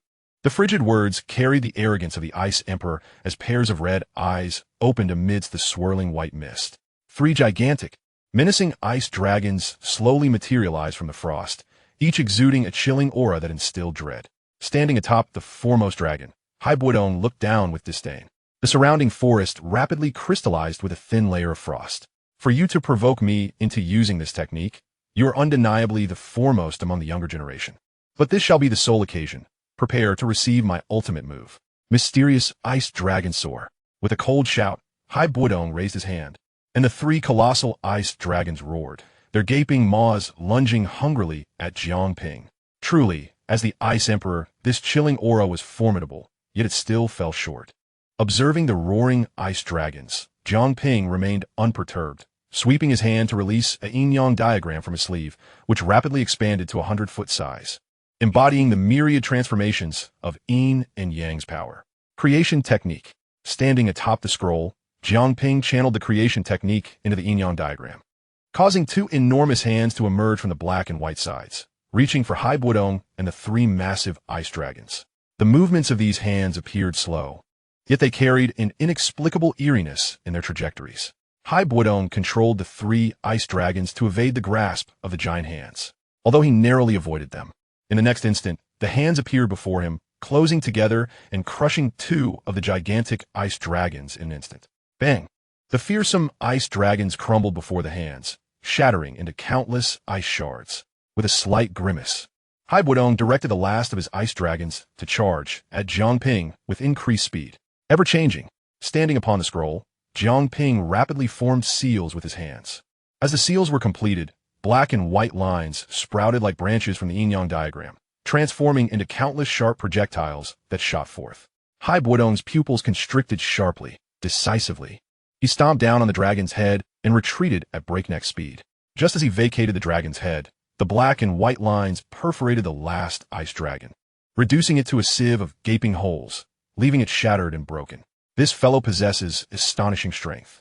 The power of the yin-yang diagram instilled a sense of threat in Hai Buodong. The mysterious ice dragon soar was his ultimate technique, yet Jiang Ping had effortlessly neutralized it. Though merely a great fighter, he evoked a sense of peril in Hai Buodong. Boom! Just as Hai Buodong was taken aback, the earlier hands that had obliterated the two ice dragons suddenly surged from either side, striking down fiercely. Ice shield. Hai Buodong hastily conjured two massive ice shields on either side. Boom! Crack! Bang! The ice shields held for merely a second before shattering instantaneously. The combined force struck Hai Buodong, causing him to spit blood and retreat repeatedly. This fellow Hai Buodong's expression grew grave as he surveyed the immense yin-yang diagram in the distance, along with the ice toad encased in ice. His thoughts raced. You shall not claim the ice toad today. Noticing Hai Buodong's gaze, Jiang Ping clasped his hands once more, merging the power of creation with the diagram of yin and yang, conjuring countless black and white branches that darted forth like venomous serpents. Damned! Observing the approaching tendrils, Hai Buodong ultimately relinquished the ice toad, decisively turning to flee at great speed. The ice toad was indeed significant, yet one's life holds greater value. In the balance between life and the ice toad, Hai Buodong chose the former without hesitation. Witnessing Hai Buodong's retreat, Jiang Ping refrained from pursuing him, instead directing the branches to ensnare the ice toad, which lay frozen nearby, into the yin and yang diagram for safekeeping. Subsequently, the enormous diagram reverted to its normal size and was stowed away. The ice toad was now his possession. Listening to the ongoing commotion nearby, it seemed the two-headed snow bear was still wreaking havoc. That creature was likely the guardian beast of the ice toad, driven away by Hai Buodong, and now venting its fury upon them. A group of unfortunate souls. Jiang Ping decided to stealthily return to Huangshe City alone. Aside from Hai Buodong, no one was aware that the ice toad had fallen into his hands. Those individuals were likely still contemplating how to jointly defeat the two-headed snow bear before venturing into the underground ice cave to search for the ice toad. By the time they acted, Jiang Ping would have long departed with the ice toad in tow. Upon returning to Huangshe City, Jiang Ping reflected and deemed it necessary to seek out Yafei. Regardless of the previous assistance she provided with the blood fusion grass, the fourth-tier magic core, or this time with the ice toad, Yafei had aided him considerably. Thus, it was only right not to depart without a word. The middle auction house had yet to formally commence operations, remaining in a phase of assessment. It was Middle's unilateral evaluation of Huangshe City, rather than Huangshe City assessing the middle auction house. After all, given the stature, strength, and prestige of the middle auction house within the Jamma Empire, no city would dare reject their establishment of an auction. Being selected by the middle auction house indicated the city's high economic value, and hosting an auction could further stimulate the city's development. Jiang Ping returned to the inn where Yafei had been staying. The establishment had transformed into the temporary headquarters of the Middle family, having been entirely commandeered by them. Inside the inn, the lord of Huangshe City jovially remarked, "Miss Yafei, We are delighted that your middle auction house has taken an interest in Huangshe City. As long as you are willing to establish an auction here, we shall wholeheartedly support you. Sitting opposite him, Yafei took a delicate sip of tea, her smile radiant as she replied, Lord Huang, I must apologize. After our assessment, we find that Huangshe City still falls short of our requirements. Upon hearing this, the Lord's expression shifted slightly, his smile fading as he inquired, May I ask, Miss Yafei, in what regard does Huangshe City fail to meet the standards of your middle auction house? Our investigations have revealed that the order in Huangshe City is rather poor. There are frequent robberies in the surrounding areas, and even within the city, conflicts and disturbances occur from time to time. Such disorder poses a significant threat to our auction's clients and assets. Thus, we cannot proceed with establishing an auction here at this time. However, if Lord Huang can resolve these safety concerns, we would still consider hosting an auction. Yafei maintained a courteous smile while articulating the issues at hand. Are you mocking us? A young man beside the Lord abruptly slammed his hand on the table, rising in indignation as he glared at Yafei. We painstakingly renovated Huangshe City inside and out at your behest, meticulously redesigning the streets to meet your requirements. And now, you refuse because of safety issues. You think you can toy with us? Young Master Huang, do not be rude. The Lord admonished sharply, unfazed by the youth's outburst. Yafei calmly responded, the ultimate beneficiaries of rectifying Huangshe City will be you, not us. Moreover, we have brought up the issue of banditry long ago. It is you who have failed to address it. Absurd. Where's the banditry in Huangshe City? Do not use such excuses to slander us. Young Master Huang shouted furiously. You are more aware of the bandit situation than we are. Lord Huang, we do not intend to complicate matters for you. But I believe you understand the threats posed by banditry to our auction's transportation of goods. Yafei continued addressing the Lord, ignoring young Master Huang's wrath. I understand, and I appreciate your willingness to give Huangshe City this opportunity. We will strive to eliminate banditry, hoping to enable you to host an auction here soon, the Lord said, forcing a smile. He then pulled the still fuming young Master Huang away. Once they departed, a maid in the hall remarked to Yafei, Miss, that person was so impolite. Do we still need to hold an auction here? Whether or not we proceed with the auction cannot be decided lightly based on one individual. There are many comprehensive factors to consider. We shall see. Yafei waved her hand, signaling the maid to leave. In truth, she was not overly concerned with the conversation with the Lord. Given the original conditions of Huangshe City, it did not meet the requirements of the middle auction house. They had only come to investigate due to the recent rumors of the ice toad, using the assessment as a guise to assist Jiang Ping in acquiring information about it. Of course, if Huangshe City met the standards, hosting an auction would not be out of the question. However, it appeared they were still far from the passing mark. I wonder how Jiang Ping is faring. With his strength, even if he encounters competition, he should be fine, right? Yafei murmured, gazing outside as if that alone would allow her to catch a glimpse of Jiang Ping. Just then, a familiar figure indeed appeared at the entrance, approaching her. Yafei initially thought she was imagining things. It was not until Jiang Ping stood before her, smiling, that he said, Miss Yafei, why are you daydreaming here? Yafei bit her lip, curving her lips into a sweet smile as she replied, I thought I was seeing things. But wait, how did you return so quickly? Did you not find the ice toad? Or has it been taken by someone else? Realizing that Jiang Ping's presence at this moment was unexpected, she questioned him. Half a day had barely passed. Had he truly given up on the ice toad? Jiang Ping chuckled. I came specifically for the ice toad. How could I not have acquired it? Did you obtain it so swiftly? Yafei's mouth gaped slightly in astonishment. She knew there were hundreds stationed at the underground ice cave. How had Jiang Ping managed to seize the ice toad from so many? By mere coincidence. Perhaps fortune smiled upon me. I dealt with one person, and the ice toad was mine, he replied. It seems your luck is quite favorable. Yafei expressed her joy for Jiang Ping. I primarily came to bid farewell to you, Miss Yafei. The ice toad is already in hand, and I must return. So soon? Indeed. Otherwise remaining here serves no purpose. How about this? Stay here for the night, and we can return to Shimo City together tomorrow. Yafei hesitated before softly proposing. You are returning to Shimo City tomorrow too? Are you not still assessing Huangshe City? Having already completed our assessment, it has become evident that Huangshe City does not meet our requirements. Our visit this time was merely to inform their lord of our decision. And we shall be departing tomorrow, Yafei remarked. Is that so? Since you, Miss Yafei, have expressed such sentiments, I shall wait for a day and accompany you home tomorrow. Jiang Ping contemplated before ultimately conceding to Yafei's request. Very well, Yafei replied, her eyes sparkling and a gentle smile gracing her lips. Early the next day, Yufei had prepared the carriage and was ready to return with Jiang Ping. It was the familiar carriage once again. Previously, they had transported blood fusion grass and a 4th-tier magic core. This time, it was ice toads. The materials grew increasingly rare with each journey. One could only wonder what medicinal herbs you would present next to test our resolve. Yufei teased, glancing at Jiang Ping, who sat across from her. Jiang Ping, feeling somewhat embarrassed, replied with a hint of resignation. I don't wish to traverse back and forth for materials each time, but I have no other choice. If it weren't for necessity, he would prefer to avoid such arduous journeys for medicinal ingredients. I actually find it rather advantageous. It serves as a test of our auction house's capabilities. Yufei giggled, covering her mouth, causing the soft fabric in front of her to flutter gently. I find it quite the opposite. Having to run about each time is rather vexing, Jiang Ping retorted. Indeed, I too wonder why it is always just you who comes. Are there truly no others from your Serpent Clan? Yufei almost uttered the words Serpent Clan before hastily adjusting her phrasing upon realizing there were others present driving the carriage. Do you think there exists anyone besides me who could come? Jiang Ping shrugged his feet in mild exasperation.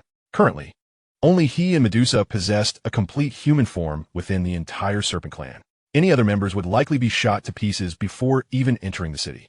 That makes sense, Yufei acknowledged upon observing Jiang Ping's feat. This indicates your significant status within your clan. Her expression dimmed slightly. The chasm between humans and the Serpent Clan loomed large. During their usual interactions, she rarely recalled Jiang Ping's serpent heritage. Now, it struck her anew that an invisible divide seemed to exist between them. As the carriage gradually exited Huangshe City and entered a valley, the dense trees and underbrush on either side concealed a potential ambush of fierce magical beasts. Whoosh! As the carriage reached the heart of the valley, a shrill sound sliced through the air, and dozens of crossbow bolts rained down from the steep cliffs on either side. An ambush! The guards quickly drew their weapons, deflecting the incoming arrows. Thud! One bolt pierced through the wooden carriage, only to be caught by Jiang Ping, just inches away from Yufei. Charge! A cacophony of shouts erupted from the surrounding woods as scores of figures rushed forth, sealing off the valley's entrance and exit. Are we caught in ambush? Jiang Ping furrowed his brow, dismounting the carriage with Yufei to assess the situation. Who dares to obstruct us? We are from the Maitel auction house. Do you seek death by challenging us? Shouted one of the guard captains towards the crowd ahead. We are precisely the ones barring your path. The Maitel auction house. A few figures emerged from the throng, one of whom was a familiar face that shocked Yufei. Huang Hao. The assailants were none other than Huang Hao, the son of Huangshe City's lord. Chapter 78. This is merely a return gift. Yufei was taken aback to discover that Huang Hao was among the ambushers. Judging by the weapons in the hands of his companions, their demeanor was decidedly menacing, clearly indicating ill intentions. Huang Hao, what is the meaning of this? Yufei's exquisite brows knitted together, a hint of displeasure evident on her face. What? I recall your Maitel auction house proclaiming that Huangshe City was unsafe, plagued by banditry. Now, allow me to demonstrate what true banditry entails. Huang Hao's expression twisted into one of malice. A burly man beside him raised a large blade and shouted, Brothers, let them know who we are. Bandits of Black Wind's stronghold. What shall we do? Burn, kill, and plunder. Charge! With a thunderous roar, the bandits surged forth towards the convoy. Protect the lady. The guards swiftly drew their weapons, engaging in fierce combat with the assailants. Do you know them? Jiang Ping inquired of Yufei, observing the chaos surrounding them. Yufei nodded. He is the son of Huangshe City's lord. Just yesterday, we discussed the possibility of hosting an auction in Huangshe City. Due to the rampant banditry in the surrounding areas, we decided to postpone the auction. I never expected them to resort to ambushing us out of humiliation. Yufei felt a surge of anger towards Huang Hao's actions. Moreover, his blatant collusion with bandits to attack them was, without a doubt, a declaration of war against the Maitel auction house. Huang Hao had clearly prepared well, and alongside the bandits from Black Wind Stronghold, their numbers surpassed the guards by more than twofold. Their strength was not to be underestimated. The captain of the guard was a 3-star Grand Fighter, the strongest among them, while their adversaries had also dispatched a 3-star Grand Fighter to engage him. Huang Hao and the leader of Black Wind Stronghold had their sights set squarely on Yufei. This girl is quite the looker. Why not return with me as my lady of the stronghold? The leader of Black Wind Stronghold laughed heartily, his 9-ring blade swinging menacingly. Clang! A sharp blade intercepted the strike of the Black Wind Stronghold leader. Oh, you managed to block my strike? You possess some skill, young man. The leader of Black Wind Stronghold regarded Jiang Ping with mild surprise. Jiang Ping remained composed, his arm trembling slightly as he repelled the leader back. Who is this fool who dares to disrupt my plans? Huang Hao, in stark contrast, exhibited no courtesy, cursing as he unleashed a powerful palm strike towards Jiang Ping's head. As the fierce gust from his palm approached, Jiang Ping swept his sword, unleashing a ferocious wave of sword energy that forced Huang Hao back. Both were 4-star grand fighters, possessing commendable strength, which explained their audacity to lay an ambush here.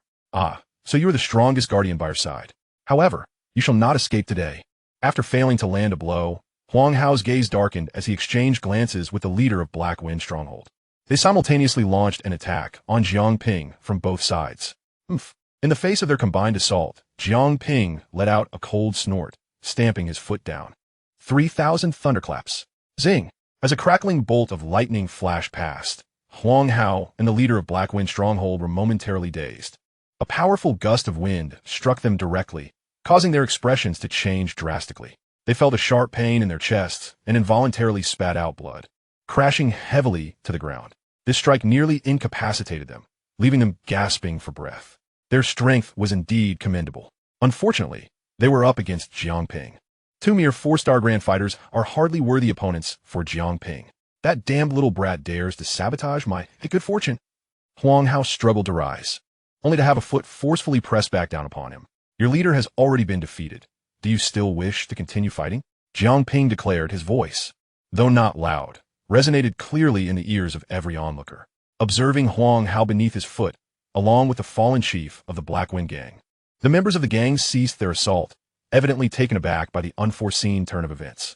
How could it be that after such a short skirmish, their advantage was quickly dissipating, resulting in their leader being captured instead?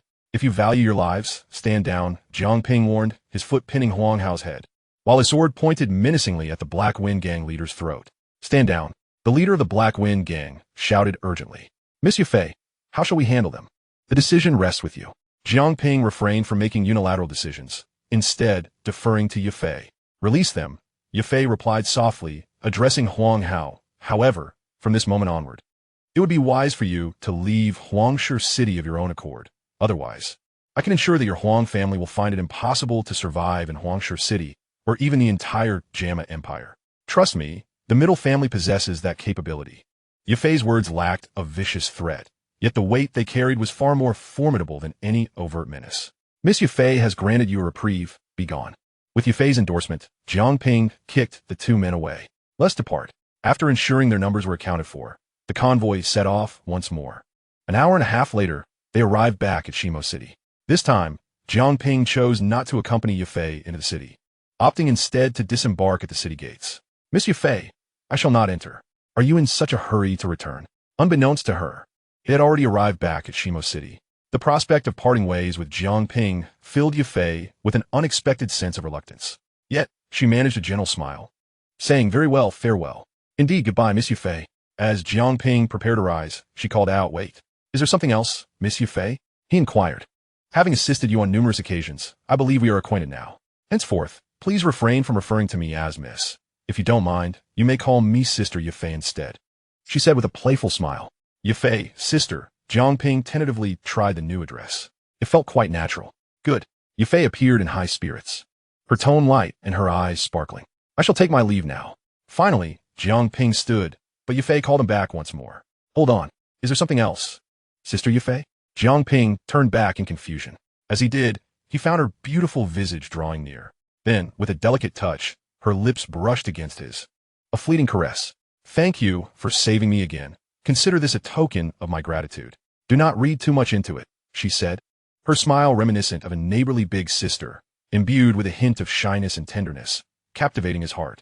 Outside the city gates, as he watched the convoy slowly enter Shimo City, Jiang Ping touched his lips, still lingering with a faint, sweet fragrance. This sensation was rather pleasant. With a grin, he turned and walked towards the desert. In the Serpent People tribe, young master, you have returned. The guard stationed at the city had grown accustomed to Jiang Ping's sporadic comings and goings. Each time, he departed alone and returned alone, often after several days, sparking their curiosity about his mysterious ventures. The majority of the Serpent People only knew Jiang Ping as Medusa's fiancé and the tribe's sole alchemist. While these roles were significant, they hardly necessitated frequent trips away from home. Thank you for your hard work, Jiang Ping acknowledged, nodding casually as he made his way to the royal palace. Along the way, many greeted him enthusiastically. "Greetings, Lord Jiang Ping." "Good to see you, Lord Jiang Ping." To which Jiang Ping merely responded with a simple nod. Upon returning to the palace, both Xiao Qi and Qing Lin appeared almost simultaneously. "Young master, welcome back. Master, welcome back." The two girls stood at the door to Jiang Ping's room, their faces radiant with joy, creating a delightful sight. "It seems you both have been quite obedient." "Not slacking off in my absence," Jiang Ping remarked, feeling at ease. After finishing lunch, he eagerly headed towards the bamboo forest, with the ice toad in hand. All materials required for crafting the cold spring pill had been gathered. The next step was to commence alchemy. The ice spirit cold spring was located within the bamboo forest, which he needed to collect. As always, the bamboo forest was serene, suffused with the chill of the ice spirit cold spring. Since Medusa had concluded her seclusion, the forest had reopened. Of course, this allowance was exclusive to Jiang Ping. Others still lacked the privilege to enter the bamboo forest for cultivation. Upon reaching the islet, the ice spirit cold spring flowed gently like a stream. Jiang Ping took out a prepared jade vial and filled it to the brim. This single vial was sufficient for him to concoct the cold spring pill. Yet for the entire icy spring, this small amount was negligible. Splish! Just as he finished collecting the ice spirit cold spring and was about to leave, the milky white surface of the water suddenly splashed, revealing a graceful figure. "Medusa, you are bathing here." "Your Majesty, I did not realize you were present," Jiang Ping remarked, having learned from his previous encounters not to be startled. "Back so soon? Have you gathered all the materials for the cold spring pill?" Medusa stood about 3 meters away, her form mostly submerged in the milky ice spirit cold spring, revealing only a small portion of her upper body. Her smooth hair was damp, cascading over her shoulders, and her stunningly beautiful face was glistening with moisture from the cold spring, rendering her even more enchanting. Particularly, the soft curves before her remained partially above the water, subtly accentuated by the rippling surface, rendering it nearly impossible for one's gaze to divert. "Indeed, I found the last of the ice toad's blood. I came to collect some ice spirit cold spring to prepare the cold spring pill," Jiang Ping replied earnestly. "Your speed is quite impressive." Medusa slowly moved closer to Jiang Ping, her tall form rising gracefully from the water. Jiang Ping's gaze remained fixed, eager to behold the regal allure of the queen. However, a sheer dress from a nearby pavilion swiftly flew towards him, breaking his trance. When he stepped back to regain focus, Medusa had already donned her attire. "What a pity," he lamented. "It seems I underestimated your prowess. You have once again surprised me." The queen approached Jiang Ping step by step, her alabaster legs gliding closer. They stood so near that the distance between their faces was less than 10 centimeters, allowing Jiang Ping to catch the delicate fragrance of her presence. Medusa gently lifted Jiang Ping's chin with a single finger, akin to an emperor selecting his concubines, her voice lilting like a lover's intimate whisper. "Ah, your talents have indeed grown, but as my betrothed, how dare you entangle yourself with another woman?" Yet, a chill seized Jiang Ping's heart, as if enveloped by an icy shroud, freezing his very blood. "What are you saying, my queen?" he stammered. "You bear the scent of another woman, and she must be quite charming. Otherwise, you would not have drawn so close. Is this woman possessed of a dog's keen sense of smell? How could she detect that?"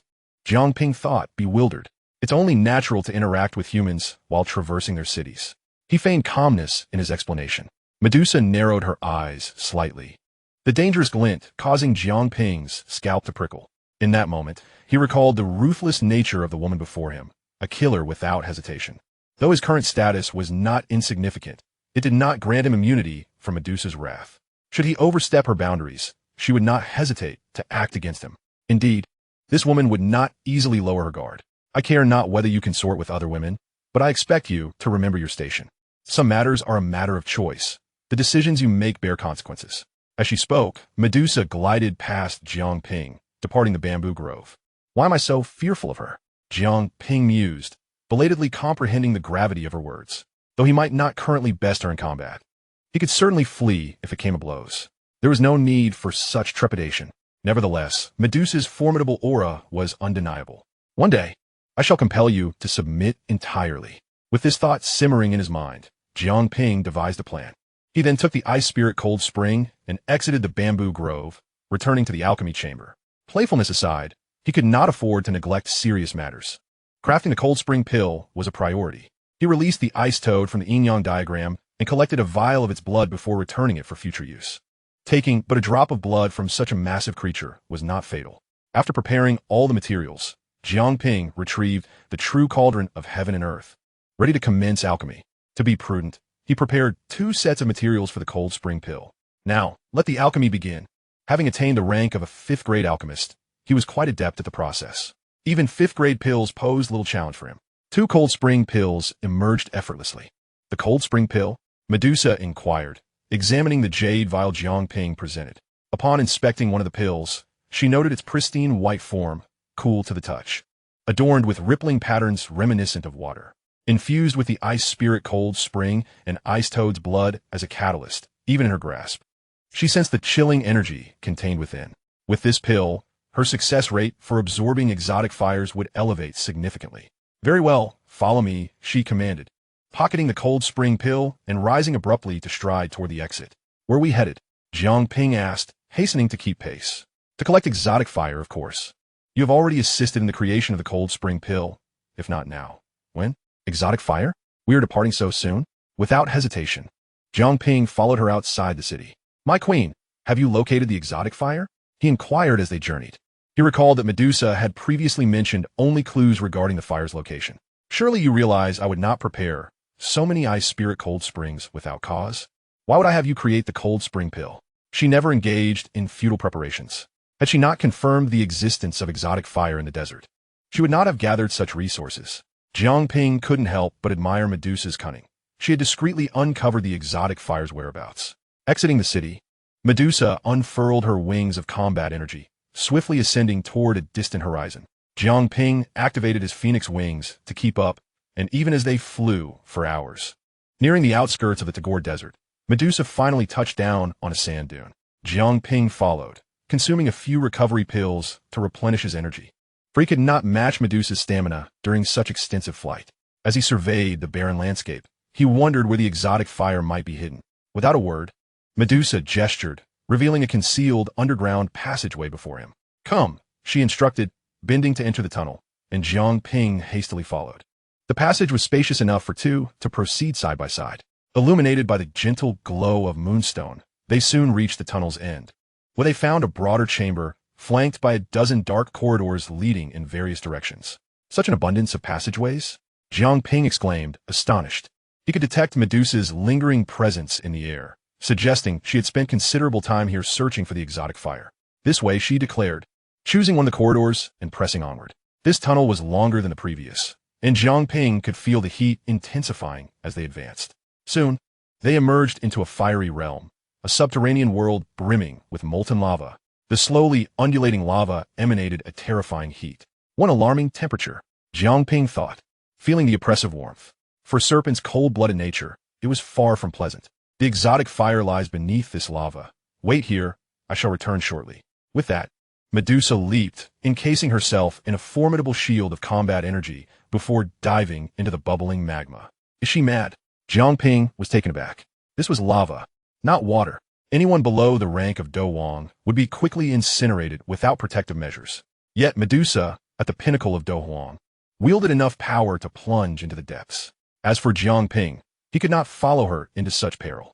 He possesses the capability to unleash the power of his bloodline, yet it seems unnecessary to squander it in such a trivial manner. It would be wiser to patiently await developments outside. As time trickled by, 20 minutes elapsed in the blink of an eye. Medusa remained silent, with no sign of her presence. Could something have gone awry? Furrowing his brow, Jiang Ping prepared to approach and ascertain the situation. Suddenly, a formidable aura erupted from beneath the magma, causing torrents of searing lava to surge upwards. Upon meticulous observation, Jiang Ping discerned that this potent energy did not solely belong to Medusa. There was an additional unfamiliar, fervent presence, most likely the blue lotus heart fire.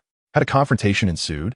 Extraterrestrial flames are ethereal entities, imbued with sentience, and would certainly not yield easily to Medusa. The 2 parties were locked in struggle beneath the molten surface. Surely, nothing untoward would occur. Jiang Ping recalled that in the original tale, Medusa had successfully retrieved the blue lotus heart fire, albeit at a significant cost to her own well-being. Just as this thought crossed his mind, he sensed that Medusa had sustained a grievous blow, her aura diminishing considerably. This was intolerable. Waiting idly was not an option. After contemplating a strategy, Jiang Ping produced the yin-yang diagram, unfurling it to hover above the magma. The art of creation, divided into 2, With a forceful gesture, he thrust his hands apart, and from the yin-yang diagram emerged two colossal hands, one black and one white, embodying the power of creation. Forcefully tearing a rift in the magma. Deep within the molten depths, it was not a world ablaze with crimson hues, but rather one suffused with deep azure flames. At the center, upon a massive azure lotus, a cluster of deep azure flames radiated a temperature more terrifying than the magma itself. This was indeed the blue lotus heartfire. Meanwhile, Medusa conjured an imposing shield of profound fighting spirit around her, resisting the draining effects of the magma, while simultaneously contending with the heartfire. Submit, you insignificant flame. Medusa's hand gestures shifted, and her purple fighting spirit transformed into two enormous serpents, one on each side, bearing down upon the blue lotus heartfire. With the full force of a pinnacle Dou emperor, even the heartfire found itself temporarily subdued, its surrounding azure flames compressing back into the lotus. Suddenly, with a fierce burst, the heartfire retaliated, a pure conflagration coalescing atop the lotus, launching like an arrow straight at Medusa. The impact was catastrophic, shattering her protective shield. Lava surged from all directions, threatening to engulf her. This is dire. Chapter 81. Securing the extraterrestrial flame. The moment her shield faltered, the encroaching magma nearly scalded Medusa directly. The searing heat was unbearable. Even for her, damnable creature. Infuriated by the successful ambush of the blue lotus heartfire, Medusa unleashed the entirety of her Dou emperor prowess, creating a vast space. Concurrently, three colossal serpents erupted from within her, ensnaring the massive lotus with overwhelming force. Roar! The blue lotus heartfire, unwilling to concede, emitted a bestial roar as its fervent azure flames surged forth, fiercely incinerating Medusa's energy serpents. In that moment, both sides found themselves locked in a stalemate, their energies depleting at a terrifying rate. Medusa was torn between combating the heartfire and diverting part of her strength to stave off the encroaching magma, leading to a more rapid depletion of her energy compared to that of the heartfire. If this continued, even if she managed to subdue the blue lotus heartfire, she might lack the strength to escape this molten realm. Cursed entity, how troublesome you are! Medusa clenched her silver teeth, having underestimated the tenacity of the blue lotus heartfire. At that moment, the magma above suddenly fissured, revealing a colossal crack through which a figure descended. Medusa looked up, astonished to find it was Jiang Ping. My queen, I have come to assist you.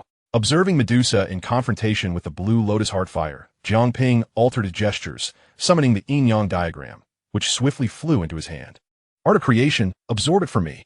The yin-yang diagram unleashed an invisible yet terrifying suction directed at the blue lotus heartfire. The heartfire, affected by this force, found its deep azure flames shifting toward Jiang Ping, unable to fully contend with Medusa and compelled to divert some of its power to resist the diagram's pull. Sensing the heartfire's sudden weakening, Medusa's eyes widened, her hand gestures shifting once more as a colossal soul serpent erupted from within her, crashing forcefully into the heartfire's source flame. The impact was devastating, dislodging the source flame from the lotus. Now, Jiang Ping, quickly absorb it, Medusa urged. Without needing further instruction, Jiang Ping intensified the suction of the yin-yang diagram. The severely weakened blue lotus heartfire could no longer withstand the dual assault and was drawn into the diagram, along with the azure lotus itself. Let's depart. With the extraterrestrial flame successfully subdued, Medusa decisively took flight, swiftly carrying Jiang Ping out through the crack. Upon escaping the molten world, Medusa exhaled a sigh of relief. Her breath slightly labored. The sweat on her forehead had barely begun to form before it was instantly evaporated. Jiang Ping, too, gasped for breath in the sweltering air. Although he had only intervened briefly, maintaining the rift in the magma and drawing in the blue lotus heartfire had drained him considerably. Fortunately, they had successfully secured the heartfire without any grave consequences. I instructed you to wait outside. Why did you descend recklessly? Once she regained her composure, Medusa reproached Jiang Ping for his impulsive descent. I was merely concerned for your safety. That extraterrestrial flame is ferocious. Had I not intervened, you might still be trapped. Jiang Ping replied, feeling quite aggrieved. It was truly absurd to be chastised after offering assistance. You are aware of the dangers below. Do you truly believe that your initial Dou emperor strength could contend with that extraterrestrial flame? Medusa furrowed her brow. Yes. I shall refrain from acting without permission in the future. Now shall we return? Jiang Ping did not engage in a retort with Medusa. This woman often behaved thus, refusing even a simple expression of gratitude. I say, my queen, May we return now? He inquired once more, receiving no response. Turning back, he was startled to discover Medusa had fainted. My queen, Jiang Ping exclaimed, swiftly supporting her. It was then he noticed the charred blackness on her abdomen, indicating she had indeed been injured. A strand of blue lotus heart fire had invaded her body, severely scorching her internal meridians. Cursed, foolish woman, even injured. You refuse to admit it, only seeking to appear strong. He thrust a healing pill into Medusa's mouth and scooped her up, hastily retracing his steps. He flew back toward the royal city at full speed. To prevent news of Medusa's injury from spreading, he hastily flew back to the palace without pause, delivering Medusa to her chambers. Young master, why have you returned so urgently? Shao Qi inquired, startled. Upon entering, she was met with the sight of the injured and unconscious Medusa, her expression shifting dramatically. Young master, what has happened to the queen? Do not ask questions, and do not speak of this matter to anyone. Go and fetch a basin of water for me, Jiang Ping instructed in a grave tone. Understood. Nodding, Shao Qi swiftly departed and soon returned with a basin of water. Young master, the water is here. Set it down and close the door behind you. Do not allow anyone to enter. Yes. Having served Medusa for several years, Shao Qi possessed an exceptional composure and adaptability. She calmly followed Jiang Ping's instructions and shut the door. Jiang Ping immediately dampened a towel and gently began to cleanse Medusa's burned wounds. The temperature of the strange fire was exceedingly high, scorching the skin and blood into scabs almost instantaneously, while the external injuries were manageable. The truly dire situation lay in the fact that Medusa's meridians had been invaded by the strange fire. The cold, serpentine constitution, once breached by such a potent flame, would only worsen. It was imperative to suppress the strange fire within Medusa. Water alone would not suffice. However, there was one substance that could: ice spirit spring. The frigid essence of ice spirit spring could effectively contain the strange fire. With this thought in mind, Jiang Ping decisively lifted Medusa and exited the chamber. Where are you going, young master? Shao Qi quickly inquired. To the bamboo grove. Continue to guard. Yes. Upon reaching the bamboo grove, the chilling aura of ice spirit spring caused Medusa's tightly furrowed brows to relax slightly. It seemed that ice spirit spring indeed proved effective. The ice spirit spring's essence must not be obstructed by clothing. Otherwise, the absorption would be significantly hindered. Glancing at the unconscious Medusa, Jiang Ping hesitated for just a moment before beginning to loosen her garments. What do you intend to do to me? At that moment, Medusa's eyes fluttered open, coldly regarding Jiang Ping. What are your intentions?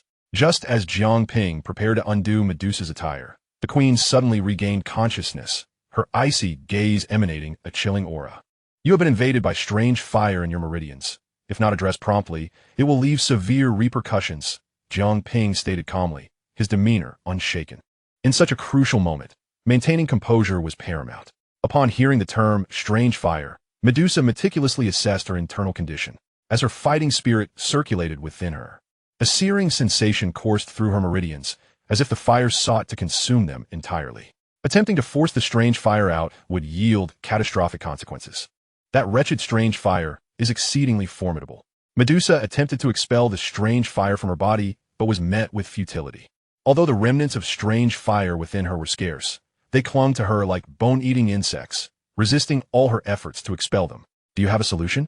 Ultimately, Medusa was left with no choice but to abandon her attempts and turned her gaze toward Jiang Ping. At present, there was no time for contemplation. The immediate priority was to prevent the strange fire from further invading her meridians.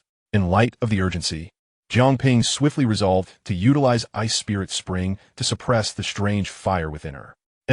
As they spoke, Medusa's brows furrowed sharply, a pain moan escaping her crimson lips. Clearly, the strange fire was once again encroaching upon her meridians. Without delay, Jiang Ping scooped Medusa into his arms, and together they plunged into the ice spirit spring.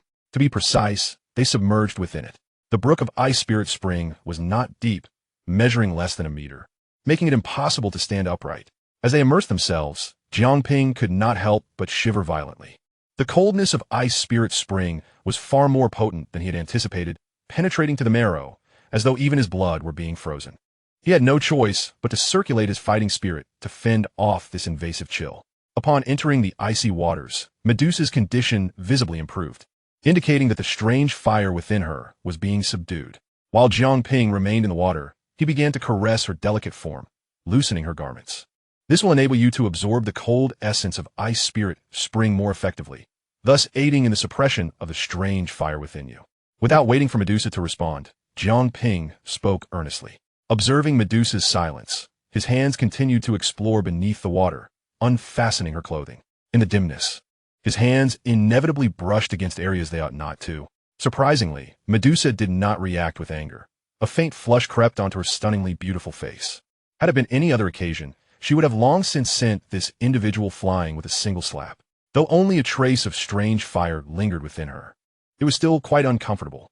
Fortunately, submerged in the Ice Spirit Spring and free from the hindrance of clothing, the cold essence could penetrate unhindered into her body, dissolving the residual strange fire. Seeing Medusa gradually acclimate to the situation, Jiang Ping allowed her to remain in the Ice Spirit Spring to continue her absorption while he hastily withdrew. The chilling essence of Ice Spirit Spring was truly formidable. Even with his serpentine constitution, he could not endure it for long. After all, he was merely a great fighter at present. In contrast, Medusa remained unfazed by the cold. She had reached the pinnacle of the fighter-emperor realm and typically treated the Ice Spirit Spring as her bathing water. Their circumstances were not comparable. The efficacy of Ice Spirit Spring in suppressing strange fire was evident. Under its influence, Medusa expelled the residual strange fire from her body in less than half an hour. Slowly, she opened her eyes and noticed Jiang Ping still seated in the pavilion, unwaveringly present. "Is everything all right?" Noticing Medusa's return to consciousness, Jiang Ping inquired urgently. "It was merely a trace of residual strange fire. It is not as if it were an entire mass of strange fire. Is such a fuss truly warranted?" The queen chastised him for his alarmed reaction. Jiang Ping refrained from retorting, merely suppressing a smirk. Was it unnecessary to be alarmed? Had he not intervened in time, she would have long since succumbed in the lair of strange fire. Still, no cause for alarm? If a mere trace of strange fire posed such a challenge, could she truly withstand an entire mass of it? Jiang Ping did not linger on this topic, but shifted to a more serious matter. The power of strange fire was not to be trifled with. Given the current circumstances, if Medusa were to attempt to absorb strange fire, it would present significant danger. In the original narrative, she faced instability during the fusion of her soul after absorbing strange fire. Although she succeeded in evolution, she was ultimately transformed into a small serpent and captured by Xiaoyan. Now, the situation was different. With Jiang Ping's arrival, no one could predict the butterfly effect that might ensue. But we have an abundance of Ice Spirit Spring and the cold spring pill you prepared for me. Do we not? "I shall manage," Medusa replied, dismissing the risks entirely. She was well aware of the perils associated with absorbing strange fire. Yet this was the sole path to successful evolution. When it comes to the exotic fire, it should still be in your possession, correct? Indeed, it is safely held here with me. Jiang Ping unfurled the yin-yang diagram, revealing that the blue lotus earth heart fire was indeed trapped within, unable to escape. Then let it remain with you for now. Once I have healed my injuries and made adequate preparations, I shall commence the process of devouring the exotic fire, Medusa murmured. She had already resolved this matter and had made extensive preparations for it. There was no way she would abandon her pursuit after a single setback. On the contrary, having initially glimpsed the formidable power of the blue lotus earth heart fire, she could now tailor her strategies for the subsequent devouring. Until the final moment, no one could predict the outcome. Observing Medusa's demeanor, Jiang Ping understood her determination was unwavering. Therefore, he refrained from dissuading her. Although Medusa had expelled the exotic fire from her body, it did not signify that her injuries had fully healed, especially the ghastly wound left by the blue lotus earth heart fire on her abdomen, which was the most grievous of all. Furthermore, the meridians scorched within her body had yet to receive treatment, leaving the situation equally dire. The moment she exerted herself, she would still feel a searing pain coursing through her meridians. This injury would require a minimum of half a month's rest to recover fully. During this period, Medusa remained dutifully within the palace to recuperate. The news of her injury had been well concealed from the outset, yet some individuals had still managed to inquire about it. Your Majesty, the leaders of MOBAs, the Underworld, the Flame Spike, and the Moon Charm seek an audience. Medusa's delicate brows furrowed slightly.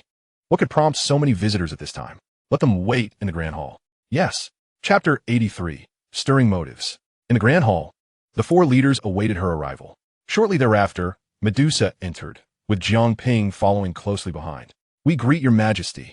The four leaders bowed in unison. What brings you all here together? Has some significant event transpired?"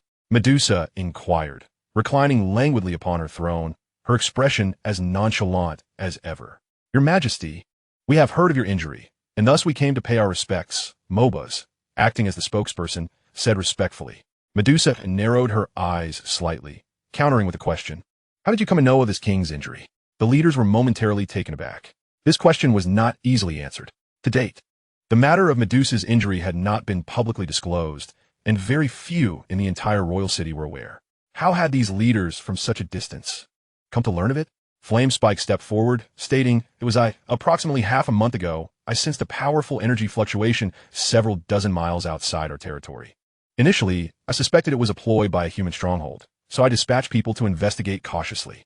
Eventually, we discovered an underground passage, within which I sensed your aura. Your Majesty, there was also another domineering presence, which we deduced was a confrontation between Your Majesty and a formidable foe, given the hasty departure. We surmised that you might have sustained injuries in that battle. While this explanation was far from perfect, it did not raise significant objections. Indeed, I have sustained some injuries, but it is nothing grave. You may return now," Medusa replied casually, clearly uninterested in prolonging the discourse. However, Mobas pressed on, "Your Majesty, did you encounter a human expert that day, who possesses the capability to injure you?"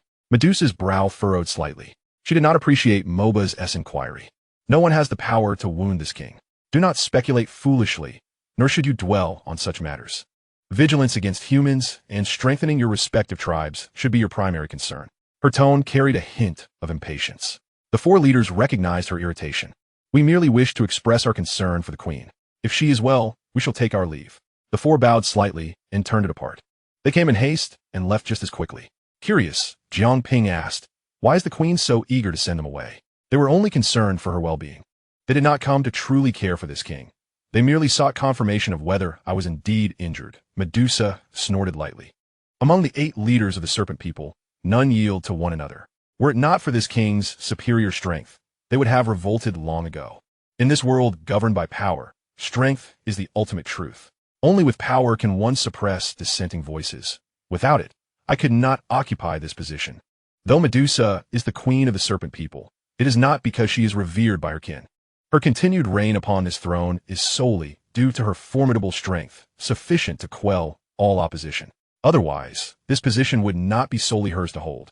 Should there come a day when her strength falters, the 8 leaders would likely rebel at the first opportunity. Such is the nature of the serpent people.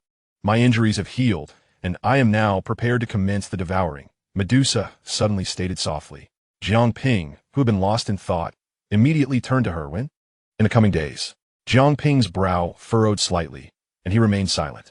He had entrusted the blue lotus earth heart fire to Medusa long ago, and her resolve was unshakable. No one could alter her determination.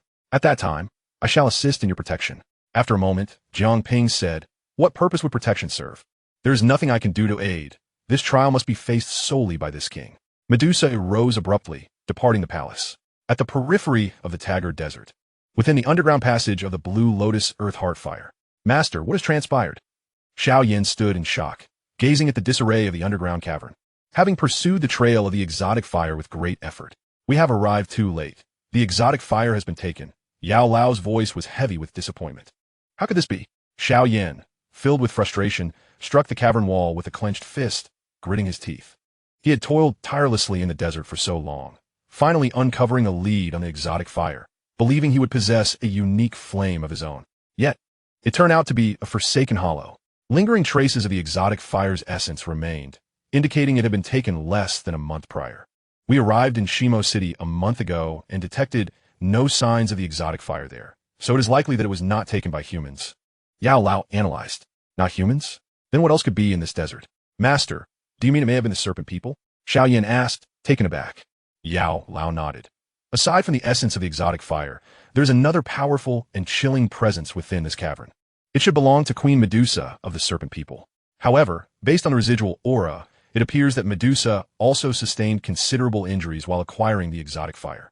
But Master, did you not mention that the serpent people possess a naturally cold constitution, which is in direct opposition to the exotic fire? What would Queen Medusa want with it? Xiao Yin questioned, bewildered. Furthermore, he recalled Yao Lao had previously stated that only alchemists were greatly tempted by the exotic fire. For an ordinary person, the risk of devouring it was far too great, much less for the serpent people, who were restrained by its very nature. Unclear. However, one thing can be confirmed.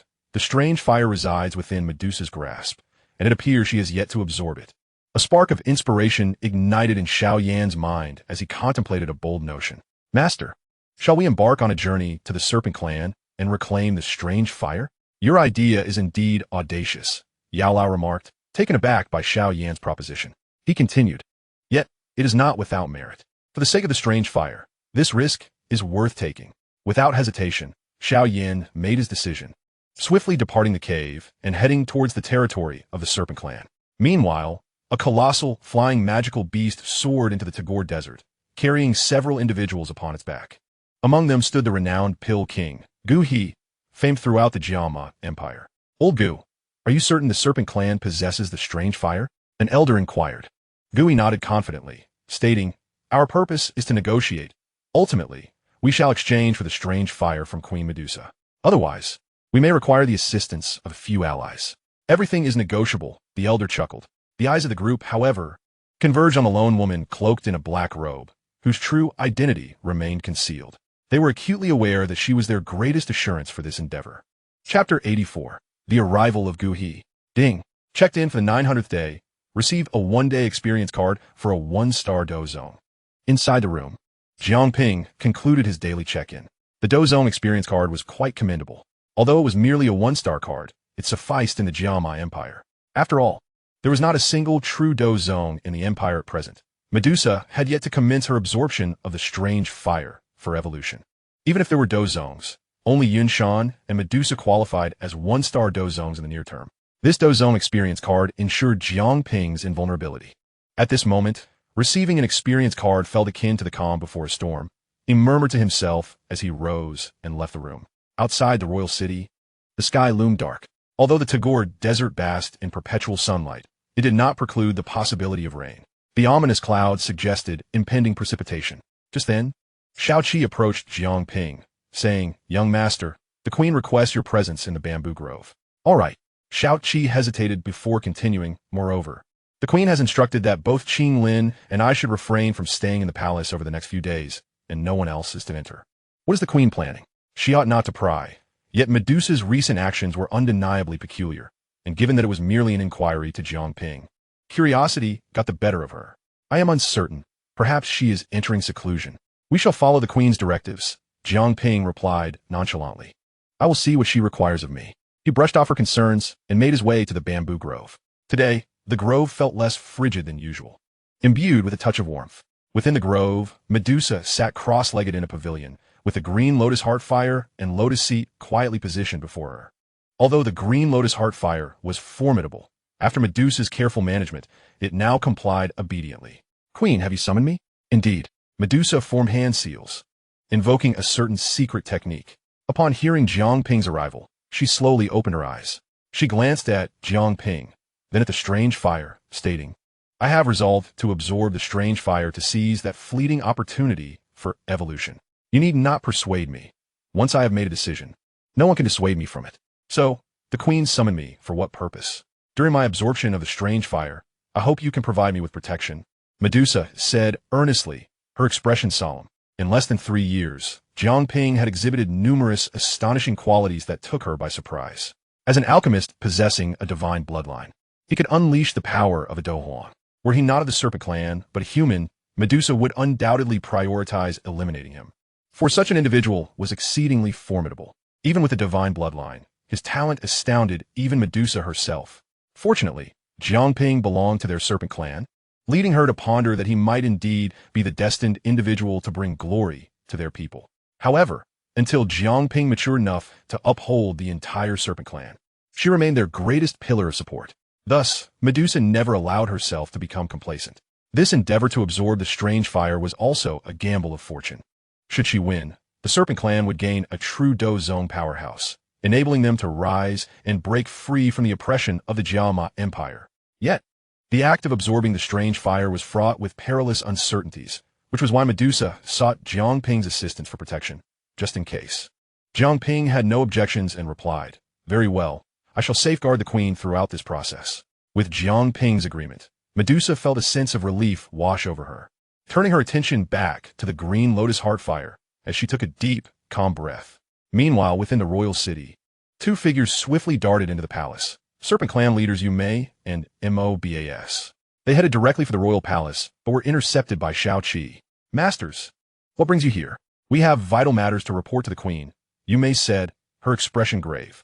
The queen is currently in seclusion and has ordered that no one is to disturb her, so I must ask you both to wait, Shao Qi replied. Though they were leaders, she was bound to obey Medusa's command. This is of utmost importance. Could you make an exception and inform the queen for us? Mobas implored, suppressing his urgency. It is not that I wish to deny you, but the queen's orders are absolute. Even I cannot enter the palace at this time, Shao Qi said, her expression troubled. Refusing two leaders was no simple matter, considering their elevated status within the Serpent Clan. Yet, the command was clear, leaving Shao Qi with little recourse. Perhaps you could consult the Grand Elder? She suggested, offering a potential solution. It seems we have no choice, they conceded, turning away quickly to seek the Grand Elder. Within the royal city, atop the city walls, Yu Mei and Mo-Ba stood watch, their gazes fixed ahead. The soldiers flanking them were poised for action. At length, a distant shadow appeared on the horizon. The shadow gradually expanded, ultimately revealing a massive, flying magical beast. Upon its back, several humans were visible. They've arrived, Yu Mei murmured. Her lips pursed. Are those the human powerhouses you mentioned? 1 Dou Huang, 3 Dou Wangs, and 4 Dou Lings. What do they intend? Mo Boss's expression shifted as he scanned the formidable assembly on the beast's back. This formation is quite formidable. He then soared into the air above the city wall. Addressing the newcomers with a cold voice, humans, you have trespassed upon the territory of the Serpent Clan without consent. Do you seek to incite a war between the Serpent Clan and the Jiama Empire? In response, a middle-aged man from the back of the flying beast stepped forward, a gentle smile gracing his lips, exuding an air of refinement. Ha! You must be the esteemed leader of the Mo Snake Tribe. Mobas, am I correct? I am Gu He. Ah, it is the illustrious Pill King Gu He. Your name precedes you. Gu He's identity elicited surprise from both Yu Mei and Mobas. Despite their aversion to humanity, they could not deny the strength of certain human figures.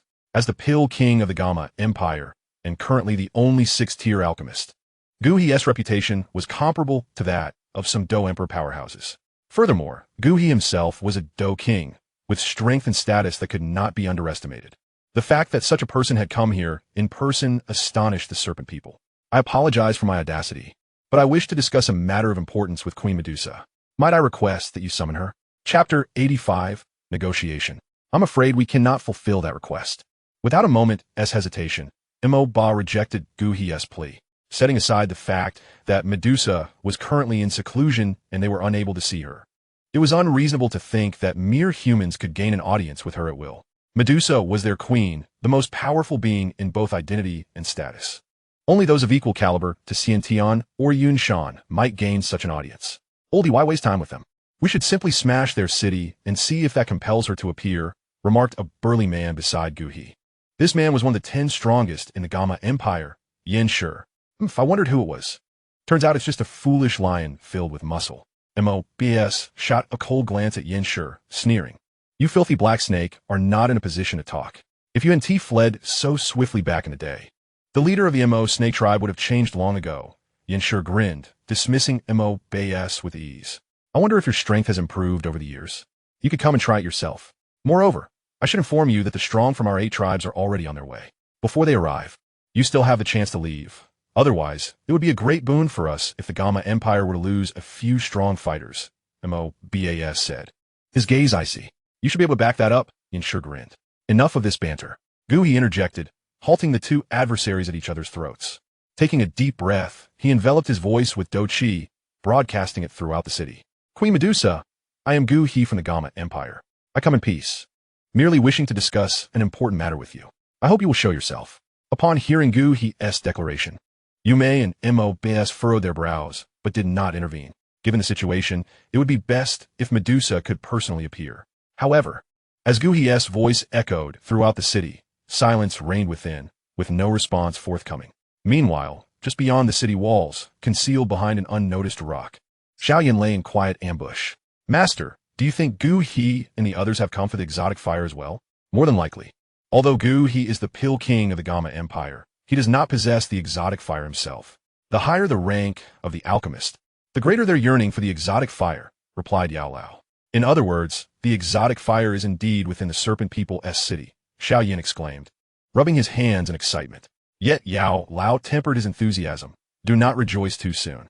Setting aside whether you have the opportunity to infiltrate, given the current circumstances, it is highly probable that Medusa intends to utilize the exotic fire for her own evolution.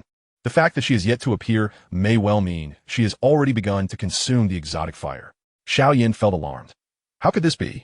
Does that mean we cannot afford to delay any longer? At that moment, the space above the city walls began to subtly distort. Soon after, a graceful figure manifested before all. It was Queen Medusa. The sudden appearance of the woman caused many to hold their breath, their hearts fluttering in trepidation. Your Majesty. Upon her emergence, all the serpent people below the city walls knelt in reverence. Is this the fearsome Queen Medusa? Observing the enchanting figure above, Xiao Yin could not suppress his awe, murmuring softly, "You seek me?" Medusa inclined her head slightly, gazing at Gu He and the others, a captivating smile gracing her lips. Though beautiful, it was her fearsome reputation that held greater sway. Upon Medusa's arrival, both Gu He and Yin Shi instinctively edged closer to the cloaked figure beside them. Their earlier arrogance waned in the presence of the true Medusa, replaced by an involuntary flicker of fear. Only the cloaked figure beside them provided a semblance of security. Taking a measured breath, Gu He stepped forward once more, a faint smile on his face as he spoke. "Queen Medusa, it is an honor to meet you. I am Gu He of the Gamma Empire. I am aware of the Pill King Gu He. You can even summon Dou Emperor powerhouses, truly befitting of a sixth-tier alchemist," Medusa remarked, her elongated gaze briefly assessing the cloaked figure. "The Dou Emperor powerhouses of the Gamma Empire are few. Now speak, what business do you have with me?" Medusa did not immediately dismiss Gu He and his companions, for she was merely a projection and not powerful enough to expel a Dou Emperor. Drawing a deep breath, Gu He looked earnestly at Medusa, stating, "I have come seeking the exotic fire that has come into your possession." Indeed, Gu He had also come for the exotic fire, and it was evident that it truly lay in Medusa's grasp. Upon hearing this, Xiao Yan's expression brightened slightly. Moreover, the fact that Medusa had chosen to appear indicated that she had not yet consumed the exotic fire. "I am aware that the exotic fire is of utmost importance to you alchemists, but what does that have to do with me?" Medusa neither confirmed nor denied possessing the exotic fire. Upon hearing her response, Gu He was reassured that the exotic fire was indeed in Medusa's possession. His expression brightened slightly as he proposed, "I am willing to offer 2 6th-tier transformation pills and 1 7th-tier shaping pill in exchange for the exotic fire." At this declaration, many around them were left in astonishment. Even Yin Shi and the others, who were present, exhibited expressions of shock. Clearly, they had not anticipated Gu He's willingness to part with such valuable items for the exotic fire. "The Dou Spirit pill is commendable, but do you think this queen requires a shaping pill?" Medusa replied, shaking her form as her serpent tail morphed into a pair of elegant legs. Witnessing this transformation, Gu He was taken aback once more. For a serpent person to fully transform into human form, there are only 2 means, either by becoming a Dou Zong or by consuming a shaping pill. The former is unlikely, as Medusa would have made her presence known by now if she were already a Dou Zong. As for the latter, while it is also improbable, it remains slightly more plausible than the former. Could it be that the serpent people possess 6th-tier or even 7th-tier alchemists? Thus, your offer fails to entice me. "Please take your leave," Medusa stated indifferently. "The shaping pill holds no value. 2 Dou spirit pills alone are insufficient to sway her." "Old He, what should we do?" Yin Shi turned to Gu He. "If she does not wish to trade, we cannot force her," Gu He replied with a bitter smile. They were simply not in a position to forcefully seize the exotic fire from Medusa, just as they were preparing to retreat. The figure in the black robe stepped forward and remarked, "If I'm not mistaken, the queen before us is merely a manifestation, is she not?" Chapter 86. Devouring the Extraordinary Flames. The moment these words left the black-robed man's lips, a palpable astonishment enveloped the crowd. This Medusa queen before them was merely a projection? I recall perusing an ancient tome that detailed how, upon reaching the pinnacle of the Dou Emperor, Medusa required a fortuitous opportunity to evolve into a Dou Zong powerhouse. Among the essential elements for this evolution, the extraordinary flames were of utmost significance. I surmise that Her Majesty's true form is currently preparing to devour these extraordinary flames somewhere. The black-robed man's statement once again sent shockwaves through the assembly. The Medusa queen was indeed attempting to ascend to Dou Zong. Moreover, she intended to rely on the devouring of extraordinary flames for her evolution. It is well known that extraordinary flames are particularly detrimental to the cold-blooded nature of the snake people. Could it be that the Medusa Queen aims to consume extraordinary flames for her evolution? Master, do you think this is feasible? Xiao Yin inquired, astonished. He was aware of the importance of extraordinary flames to alchemists, but was oblivious to such a potential. Indeed, it is plausible. Extraordinary flames are among the most wondrous spiritual entities in existence. While their primary purpose is for alchemy, they possess many extraordinary properties, replied Yao Lao. However, this evolution is exceedingly perilous. If mishandled, the Medusa Queen may very well be countered by the extraordinary flames. But what if she succeeds? Xiao Yin countered. Wouldn't that leave us devoid of any chance to acquire the extraordinary flames? Not necessarily. It is likely that Medusa has yet to consume the extraordinary flames. As long as a confrontation ensues, we may still have an opportunity to seize the moment, Yao Lao chuckled. It seems you are quite well-read, knowing even these intricacies. Medusa remarked, her gaze sharpening as she focused on the black-robed man. The latter remained silent, but lifted his foot, vanishing from sight. In the next instant, he materialized behind the Medusa Queen, placing a hand gently upon her back. Boom! With a mere fraction of force, the Medusa Queen transformed into a wisp of violet smoke, gradually dissipating. Indeed, it was a mere projection. Yin Shi and the others were elated. At this moment, the true form of the Medusa Queen must be in a secluded location, undisturbed. A splendid opportunity, the black-robed man stated coolly. Upon witnessing the black-robed man's actions, Yu Mei and Mo Ba Si seethed with rage, shouting, "Eliminate them!" On the city walls, all soldiers commenced hurling their poisoned spears with fervor. Observing this, the black-robed man merely waved his sleeve, summoning a colossal azure tornado that effortlessly neutralized the assault. She turned to Gu He, saying, "Charge in. If you wish to obtain the extraordinary flames, this is your sole opportunity." Upon hearing this, Gu He nodded gravely, understanding that one must seize the moment decisively. For once it slipped away, it might be lost forever. Old Lion, Feng Li. You two hold off Mo Ba Si and Yu Mei while I venture into the city to seek the extraordinary flames. Haha, let's make this a grand affair. Yin Shi grinned widely, immediately charging towards Yu Mei and Mo Ba Si alongside Feng Li. Meanwhile, the remaining 4 Dou spirits confronted the other snake people warriors. Gu He raced towards the Serpent City. Along the way, numerous individuals attempted to obstruct him, but the black-robed man assisted in thwarting them. Leave this to me. You must hurry. If the Medusa Queen successfully breaks through, we will have no choice but to retreat. In response, Gu He deeply bowed to the black-robed man before soaring towards the city's heart. Unbeknownst to anyone, Xiao Yin, with Yao Lao's guidance, stealthily infiltrated the Serpent City. Master, can you sense where the extraordinary flames are? To the east. Haha, it seems Gu He's heading the wrong way. Xiao Yan's heart surged with excitement as he sped towards the eastern part of the city. Within the bamboo grove, despite the chaos outside, tranquility reigned supreme. Medusa gazed at the blue lotus heart fire before her, slowly exhaling a breath of foul air, and began to form a series of intricate hand seals. Boom! This seal was intended to lift the restrictions upon the blue lotus heart fire. Only by unbinding it could she absorb its power. Just as the seal was released, the blue lotus heart fire erupted with a terrifying heat, incinerating the surrounding bamboo grove almost instantaneously. Medusa remained unfazed, her jade hands weaving additional seals to summon the surrounding ice spirit springs, transforming them into menacing water pythons that coiled around the blue lotus heart fire. Initially, even the ice spirit springs could not withstand the ferocious heat emanating from the blue lotus heart fire, and were swiftly evaporated. However, with Medusa's intervention and dual suppression, the blue lotus heart fire began to compress gradually. Boom! Above the bamboo grove, a terrifying energy vortex began to form. It is commencing, Jiang Ping murmured, observing the scene before him. Such a tremendous surge of energy even caused him to feel a twinge of trepidation. It is time, Medusa whispered, watching the blue lotus heart fire being subdued, her earlier hesitation morphing into resolve. She slowly unfastened the buttons of her robes, letting them slide down, revealing a flawless figure. This sight left Jiang Ping nearby, gaping in awe. Though he had glimpsed Medusa's beauty before, it had always been shrouded. Today, he was witnessing the full splendor of Medusa. I am her fiancé.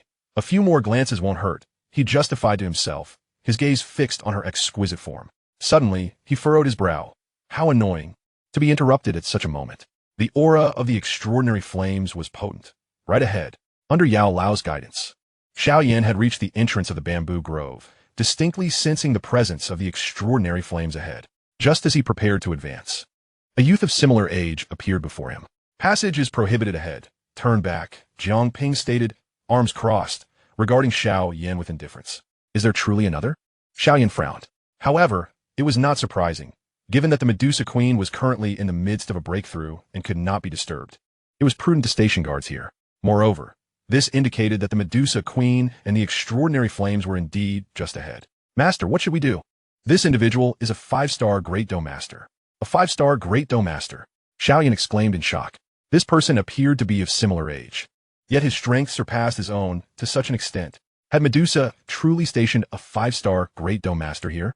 Something felt amiss, Yao Lao thought. Surely, it would be more reasonable to assign a Dou Wang to guard this location. At that moment, a blinding purple light erupted from within the bamboo grove, and a massive purple python reared into the sky. Before Xiao Yan, the blue lotus heart fire was conspicuously visible. Extraordinary flames. Xiao Yan gasped. Then before his eyes, the purple python swallowed the blue lotus heart fire whole. Chapter 87. Evolution Failure. The second Dou Emperor of the Snake People. Roar. The purple python bellowed skyward, then devoured the extraordinary flames in one swift motion. Swallowed. Xiao Yan's eyes widened in disbelief. Jiang Ping was slightly taken aback. He recalled that in the original narrative, Medusa had entered the strange fire, but now it seemed she had swallowed it instead. Could it be that her intention was not merely to utilize the strange fire for evolution, but rather to consume it directly? After Medusa engulfed the strange fire, she emitted a piercing scream that sent chills down one's spine. Although the strange fire resided within her, the terrifying heat was still unbearable, causing her outer scales to begin shedding uncontrollably. The agonizing cries of a peak Dou Huang-level powerhouse were testament to the immense suffering of devouring the strange fire. Outside the palace, the heart-wrenching wails of Queen Medusa and the soaring columns of terrifying energy stirred the entire Serpent People city. Countless serpent warriors stood atop their rooftops, gazing from a distance. Some even contemplated rushing forward, only to be thwarted by the formidable light column. The evolution had commenced, and now, all they could do was await the final outcome. Observing the ascending light column, the cloaked figure murmured softly, "Have you seen enough? Now, you must depart." Jiang Ping drew the Qinquan sword, its tip aimed at Xiao Yan. Regardless of whether Medusa succeeded, he would not allow Xiao Yan to reap any benefits. With him present, could Xiao Yan still hope to take advantage of the situation? A mere fantasy. Upon hearing this, Xiao Yan shifted his attention back to the current predicament. It was evident that without dealing with Jiang Ping, he would never have the opportunity to approach the strange fire. "Teacher, what should we do now?" he inquired. "For now, refrain from unnecessary conflict. The strange fire has already been consumed by Queen Medusa. All we can do is await the outcome." The medicine elder responded gravely. There was no other choice. Resigned to this, Xiao Yan reluctantly retreated from the bamboo forest, while Jiang Ping chose not to pursue. He understood that with the medicine elder as Xiao Yan's trump card, even if he unleashed his bloodline power, he could at most force the latter to retreat, but could not truly harm him. Of course, he still possessed a Dou Zong experience card, yet that was his final trump card, one he would not use unless absolutely necessary. The most pressing matter was still to await the results of Medusa's evolution. Jiang Ping had to remain here, otherwise. It wasn't just Xiao Yan he had to contend with, but also Gu He and the others. Suddenly, dark clouds gathered overhead, and colossal bolts of lightning roared like ferocious silver serpents before crashing down violently upon Medusa. Boom! One after another, the terrifying aura evoked fear in all onlookers. Was this a tribulation? Was Her Majesty about to succeed? As the lightning struck, both MOBAS and Yume displayed expressions of joy. Especially with each bolt that descended, a formidable aura emanated forth. However, the cloaked figure remained fixated on Medusa beneath the lightning. Boom! At last, the final bolt struck the enormous purple serpent. A sharp and agonizing scream resonated in everyone's ears, abruptly drowned out by the thunder. The massive purple serpent rapidly shrank before their eyes, slowly descending as its scales disintegrated, vanishing like smoke. The terrifying aura of Medusa also disappeared without a trace. The evolution had failed, the cloaked figure murmured. "Your Majesty." At that moment, all the serpent people let out a collective wail. As Medusa's body fell, a ball of azure flame floated out from within her. It was the azure lotus heart flame. Was it the strange fire? Upon seeing the azure flame, Everyone's eyes widened in astonishment. After Medusa's consumption, the azure lotus heart flame had significantly calmed, now merely floating quietly in midair, devoid of its previous violent aura. Without hesitation, the cloaked figure commanded, and Dou Qi and the others rushed toward the azure lotus heart flame. Simultaneously, Xiao Yin and the medicine elder below sprang into action. The medicine elder leaned toward Xiao Yin, unleashing the aura of a Dou Huang as they surged toward the azure lotus heart flame. Another one. The sudden eruption of Dou Huang energy startled Dou Qi, who immediately called out to the cloaked figure, Yin Zhongzhu, there's another hidden Dou Huang here. Upon hearing this, the cloaked figure, entangled with other serpent people, swiftly flew over. In an instant, everyone raced toward the azure lotus heart flame. Yet at that moment, a figure appeared before them, swifter than all, holding a Qinglian seat and capturing the azure lotus heart flame within. The crowd gasped in surprise, staring at the youth who stood before the strange fire. You shall not take the strange fire today, Jiang Ping declared, raising his gaze to the others. A powerful aura erupting from him, halting their advance. A Dou Huang. Both Xiao Yin and Dou Qi's expressions changed. Apart from Medusa, the serpent people had a second Dou Huang. Moreover, a Dou Huang so young. How had they never known? Meanwhile, the cloaked figure, upon seeing Jiang Ping, was filled with disbelief. How? Could it be him? The man who saved her in the Monster Mountain range. The one who had left a ripple in her heart. To think he is a Dou Huang powerhouse of the serpent people. How dare you, human, trespass upon my serpent people? Just as Jiang Ping subdued them, a resounding roar echoed from nearby. A male serpent, enveloped in fiery red Dou Qi, approached rapidly. Yin Ci, one of the 8 leaders of the serpent people. What should we do, Yin Zhongzhu? Dou Qi's expression shifted as he beheld Jiang Ping blocking their path and Yin Ci rushing in. The emergence of a second Dou Huang among the serpent people was utterly unexpected. Retreat. We cannot obtain the strange fire today. Suppressing his overwhelming shock, the cloaked figure could only order retreat. Despite the bitter reluctance in his heart, Dou Qi had no choice but to comply. If they delayed any longer, and the other leaders of the serpent people arrived, they would truly be unable to escape. Withdraw, Dou Qi commanded, retreating quickly under the cover of the cloaked figure. Teacher, what should we do? Seeing Dou Qi and the others retreat, Xiao Yin grew anxious. We must withdraw. But the strange fire is right before us with the second Dou Huang of the serpent people here. Do you still wish to force a grab? However, if we wait for the other leaders of the serpent people to arrive, even with your teacher, I cannot guarantee your safety, the medicine elder warned. Upon hearing this, Xiao Yin clenched his fists tightly, casting one last glance at the azure lotus heart flame being absorbed into the seat behind Jiang Ping before he reluctantly turned to leave. Chapter 88. Medusa's conquest of a strange fire. With Jiang Ping's appearance, all offensive endeavors crumbled. It was not that his strength was overwhelmingly terrifying. Rather, both the cloaked figure and Xiao Yin lacked the certainty of defeating him swiftly and seizing the strange fire. If they waited for all 8 leaders of the serpent people to arrive, it would be they who faced trouble. Thus, despite the immense reluctance in their hearts, they could only choose to retreat. In the midst of chaos, do they dare to flee? It is not so simple.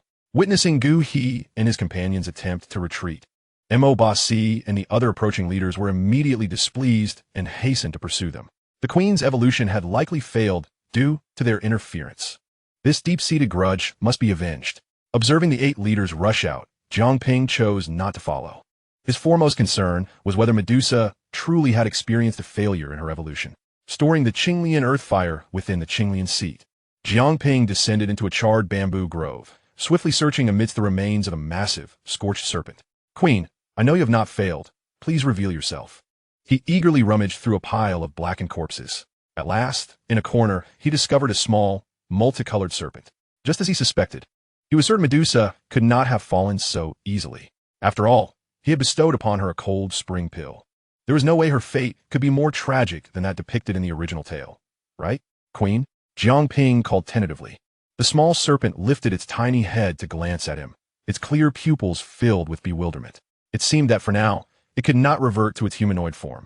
Perhaps recognizing Jiang Ping's scent, the small serpent offered no resistance when he cradled it in his hands, lying docilely in his palm. Ah, quite obedient, he mused, unable to resist stroking the little creature's head. The small serpent nuzzled against him affectionately, cradling the little serpent. Jiang Ping also grasped the Qinglian seat and the Qinglian earth fire, preparing to take them back for further handling. At that moment, Sensing the immense energy of the Qinglian earth fire, the small serpent suddenly raised its head, fixated on the fire with wide eyes. Are you afraid? Medusa had suffered under the torment of alien flames, so it was not surprising that she would fear them. Just as Jiang Ping intended to store the Qinglian earth fire away, the small serpent unexpectedly resisted, springing up with vigor. Then, it opened its tiny mouth and inhaled sharply, swallowing the entire Qinglian seed along with the Qinglian earth fire into its belly. What? Jiang Ping was taken aback, unable to comprehend that the whole Qinglian earth fire, along with its seed, had been consumed by the small serpent. Have you lost your mind? Do you wish to perish? You've already suffered the wrath of the Qinglian earth fire once before, and now you seek to face it again? However, Jiang Ping quickly realized that something was amiss. After devouring the Qinglian earth fire, the small serpent did not exhibit the grotesque suffering witnessed earlier. Instead, it merely let out a satisfied burp and exhaled a wisp of azure flame from its mouth. Subsequently, it nestled back in Jiang Ping's palm, drifting into a peaceful slumber. Is everything all right? Jiang Ping gazed incredulously at the little serpent in his hand. This time, the alien fire did not retaliate. Could it be that he had tamed the Qinglian earth fire? This was the only plausible explanation, as it accounted for the absence of any backlash. Remarkably, he had prepared 2 cold spring pills, one for himself and one for Medusa, anticipating that she would merely utilize the alien fire to break through, after which it would undoubtedly remain. Yet, he never expected that Medusa would not only successfully evolve using the Qinglian earth fire, but also claim it for herself. This greatly exceeded Jiang Ping's expectations. Indeed, the plot had diverged from the original narrative. In the original tale, Medusa did not subdue the Qinglian earth fire. Jiang Ping had intended to tame it himself, preventing Xiao Yan from doing so. Now, it seemed he had no opportunity to do so at all. Alas, who can argue with a queen? Her word is law. Just then, several figures descended rapidly into the bamboo grove, led by the Grand Elder. Jiang Ping. Where's the queen? Upon entering and seeing the devastation surrounding them, the Grand Elder anxiously inquired. She cannot believe that their queen had perished so easily. Rest assured, the queen has not fallen. Jiang Ping displayed the small, multicolored serpent in his hand. Are you implying that this little serpent before us is the queen? Indeed. Although I cannot ascertain the specifics, I can affirm that this is the queen. Jiang Ping replied. Relieved, the Grand Elder and the others exhaled deeply, their previously anxious hearts finally at ease. Initially, upon witnessing the massive commotion and seeing Medusa's enormous form dissipate piece by piece, their spirits had crumbled. Had Medusa truly fallen, it would have signaled the end for their serpent race. Thankfully, the nightmare did not come to pass. It appeared that the queen had encountered some difficulties during her evolution, resulting in her current state. The Grand Elder scrutinized the small serpent, pondering for quite some time without uncovering any relevant clues. Jiang Ping, you are our serpent tribe's sole alchemist. It seems we will need your assistance in researching the queen's condition. I shall return to consult the ancient texts of our clan and see if I can uncover any pertinent information. Very well. Nodding, they parted ways. Jiang Ping took Medusa back while the Grand Elder directed others to clean up the aftermath before returning to examine the ancient texts. Today's battle had caused considerable turmoil for the Serpent Tribe. Had Jiang Ping not safeguarded the alien fire and the 8 leaders arrived in time to drive away the enemies, their tribe could have descended into chaos. The Grand Elder then announced that the queen had not fallen but merely encountered a problem during her evolution. In order to stabilize the situation within the Serpent Tribe, as long as Queen Medusa remained, the Serpent Tribe would not falter, even though Medusa's condition was uncertain. Her mere existence served as a stabilizing force. Jiang Ping returned to his room with Medusa. Xiao Qi and Qing Lin quickly gathered around, astonished by the sight of the diminutive yet still formidable little serpent. Young master, how has the queen come to be like this? There may have been some issues during her evolution, but as long as her life is not in danger, everything can be managed. Given Medusa's current state, Jiang Ping resolved to keep her close. Moreover, after devouring the Qinglian earth fire and the Qinglian seat, the little creature had fallen into a deep slumber. Chapter 89. Is she soft? The queen has become so small. Despite knowing that the little serpent before them was Medusa, she was simply too adorable. Xiao Qi and Qing Lin were loath to leave her side. Of course, they dared not play with her, for she was their queen. Is Her Majesty asleep now?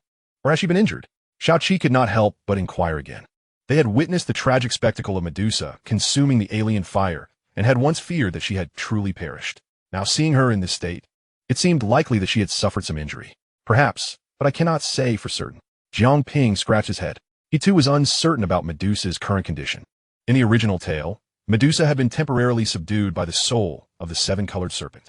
Now it seems to be about the same. I believe the queen has not sustained any injuries. Rather, it appears that another soul has subdued hers, Qinglin suddenly murmured. Why do you say that? Xiao Qi was taken aback. How do you know? Jiang Ping immediately turned to her. Yet, he quickly deduced that this might be due to Qinglin's by Shi San Hua Tong. The last time he helped her fuse the bloodline within her, she had already awakened the Bai, Shi San Hua Tong. This ability possesses a formidable suppressive effect on serpentine magical beasts, even allowing for their control. Although the seven-colored devouring python, being an ancient bloodline among serpentine beasts, is immune to the Bai, Shi San Hua Tong's influence, it does not hinder Qinglin's perception. I don't know. Seeing both of them gaze at her, Qinglin felt a bit flustered and merely stated, I just have this feeling. It's just a wild guess. Upon hearing this, Jiang Ping chose not to press further. For now, let's leave it at that. The queen will remain under my care. Should we prepare a little nest for the queen? Let's do it. All right. The two girls swiftly departed. Watching Qinglin's retreating figure, Jiang Ping pondered that it was time to teach her cultivation. Otherwise, her, by Shi San Hua Tong, would go to waste. However, before that, the immediate priority was to address the situation facing the serpent people. The 8 leaders had pursued Dou Qi and his companions, tracking them all the way to the outskirts of the Tagore Desert before ultimately retreating. This pursuit yielded little advantage, as their opponents boasted genuine Dou Huang powerhouses. Their chase merely served to demonstrate that the serpent people were not to be trifled with. As night fell, the serpent people had settled down and heightened their vigilance. Xiao Qi and Qinglin worked together to create a resplendent little nest for Medusa. As a queen, even her humble abode must reflect her regal identity. Consequently, Jiang Ping left the nest in his room, placing Medusa inside to rest. Having completed these tasks, he was about to step out for a stroll when he suddenly noticed a figure in the courtyard. It was a cloaked individual, shrouded in darkness, nearly undetectable by the untrained eye. However, upon Jiang Ping's emergence, the figure inadvertently released a subtle aura, alerting him. Is it you? Jiang Ping instantly recognized the figure as the Dou Huang powerhouse who had come with Dou Qi earlier in the day. If he was not mistaken, she was Yun Yun, the current sect leader of Yunlan's sect. But had the 8 leaders not driven them away? How could she be here? To think that under such a thunderous strike, Queen Medusa has not perished. The cloaked figure spoke calmly, her voice melodious and enchanting. So you have returned to deliver the final blow?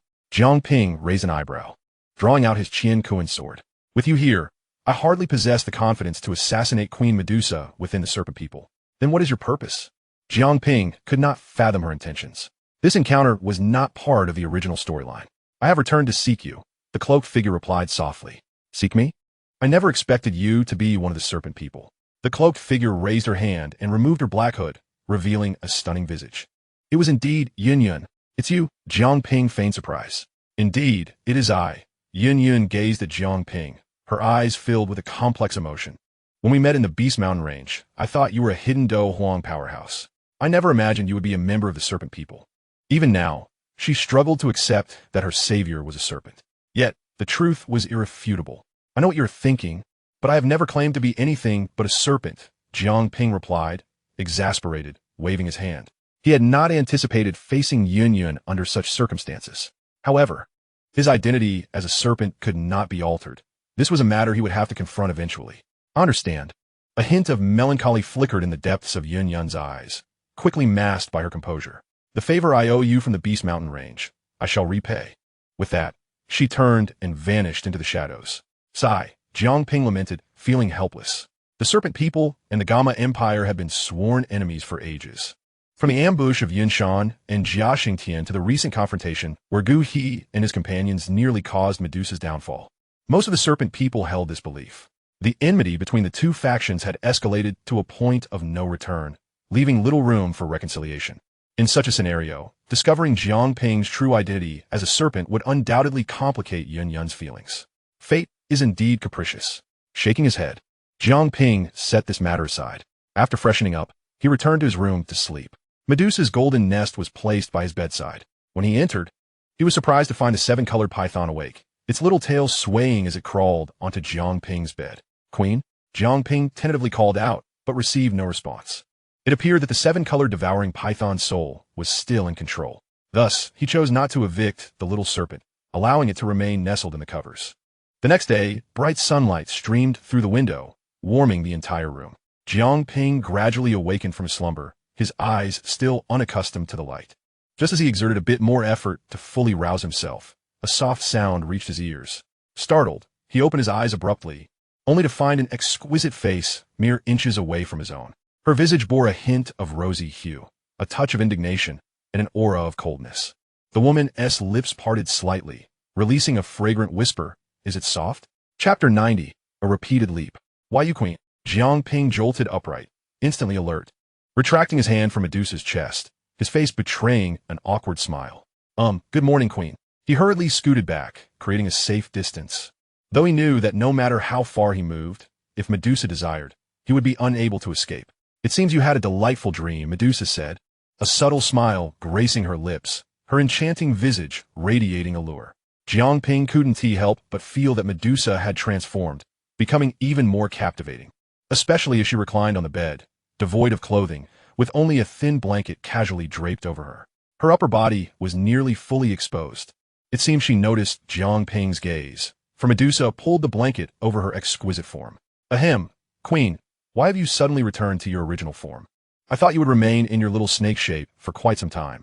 Jiang Ping ventured to shift the conversation. Medusa's transformation indeed took him by surprise. Had she reverted after just one night? When it came to serious matters, Medusa's expression shifted, and she inquired, how did you know that little snake was me? Although her form had drastically changed, the essence of the queen remained unchanged. This time, I underestimated the power of the strange fire, but ultimately, it has served me well, she remarked. Medusa cradled her head in one hand, while the other extended from beneath a delicate blanket, revealing a slender, alabaster wrist. With a gentle snap of her fingers, a burst of deep azure flames materialized at her fingertips. It was none other than the heart of the azure lotus.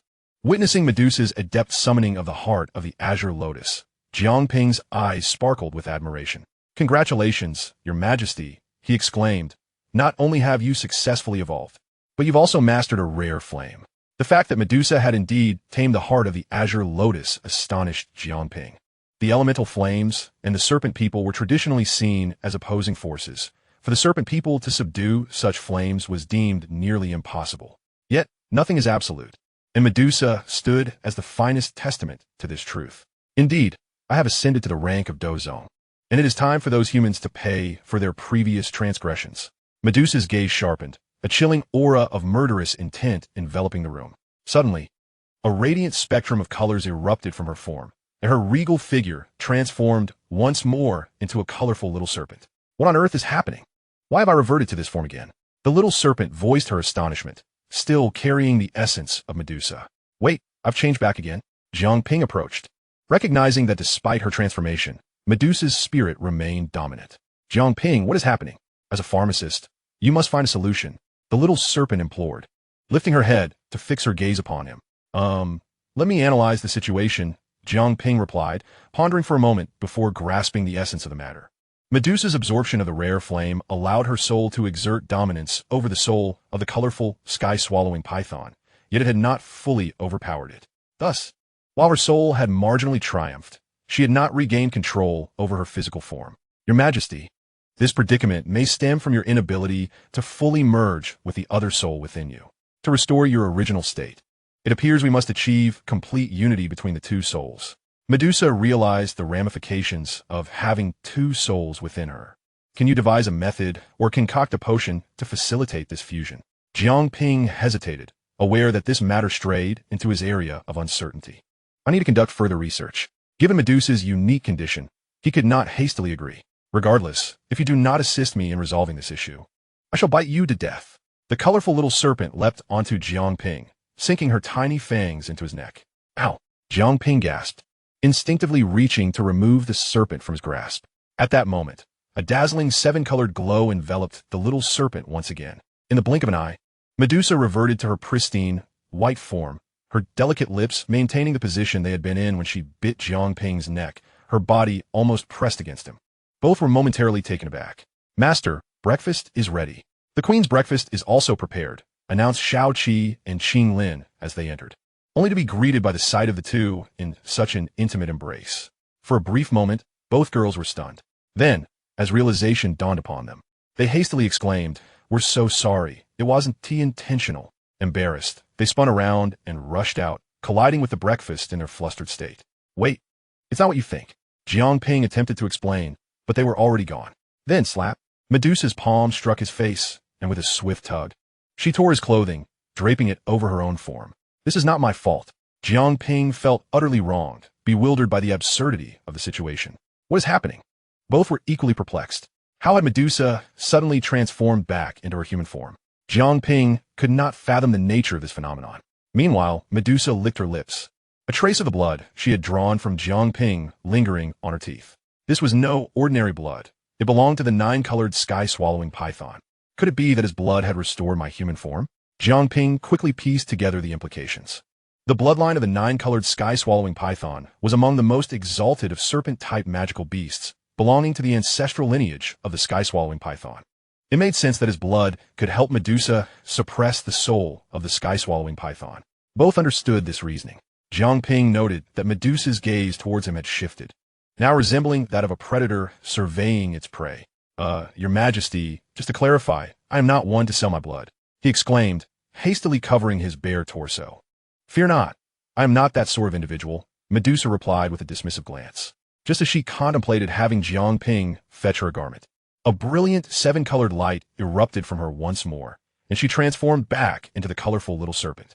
It seemed that the effect of his blood could only sustain her human form for a few moments. To prolong it, more blood would be required. "Your Majesty, this approach merely addresses the symptoms rather than the root of the issue. Perhaps we should reconsider," Jiang Ping reasoned, hastily donning his clothing while remaining vigilant of the colorful serpent. Chapter 91, Spirit Fusion Pill. Jiang Ping gently placed the reverted Medusa back in her golden nest. "I say, Your Majesty, since you now possess autonomous awareness, would you not prefer to return to your own chamber?" Although she could only maintain her serpent form, the dominant consciousness at that moment was Medusa's. "Are you afraid I might drain you dry if I remain here overnight?" Medusa teased, her tone laced with mock disdain, though her adorable little head could not quite convey such intricate sentiments. Nonetheless, Jiang Ping discerned the underlying meaning clearly. "Cough, of course not," he retorted, feeling somewhat embarrassed at having his thoughts laid bare. "I grant you 3 months to find a way to restore me to my original form. Otherwise, I shall drain your blood." With that, the colorful little serpent darted into Jiang Ping's embrace, her icy fangs grazing his skin as a warning. 3 months? Is that not an unreasonable demand? Jiang Ping lamented inwardly, unable to voice his grievances and resigned to keeping her nestled within his arms. Upon exiting the room, Shaoqi and Qing Lin stood not far in the courtyard. Upon spotting Jiang Ping, their faces flushed crimson as they hurriedly averted their gazes. "Young master, we did not intend to intrude. Please do not hold it against us," they implored. The scene they had inadvertently witnessed had left a profound impact on their innocent hearts. Although they had known from the outset that Jiang Ping was being groomed as their queen's betrothed, they had hardly considered such matters when he was still youthful. Today, however, the sight of Medusa unabashedly draped over Jiang Ping had shaken them to their core. Suddenly, it dawned upon them that Jiang Ping had indeed matured. Engaging in such activities with the queen seemed not entirely out of the question. "You truly are." Jiang Ping found himself at a loss for words. After all, that scene was undeniably enchanting and could easily lead to misconceptions. "Never mind. In the future, please knock before entering the room to avoid interrupting my business with the queen," he stated with a serious demeanor, opting not to elaborate further. Why bother explaining?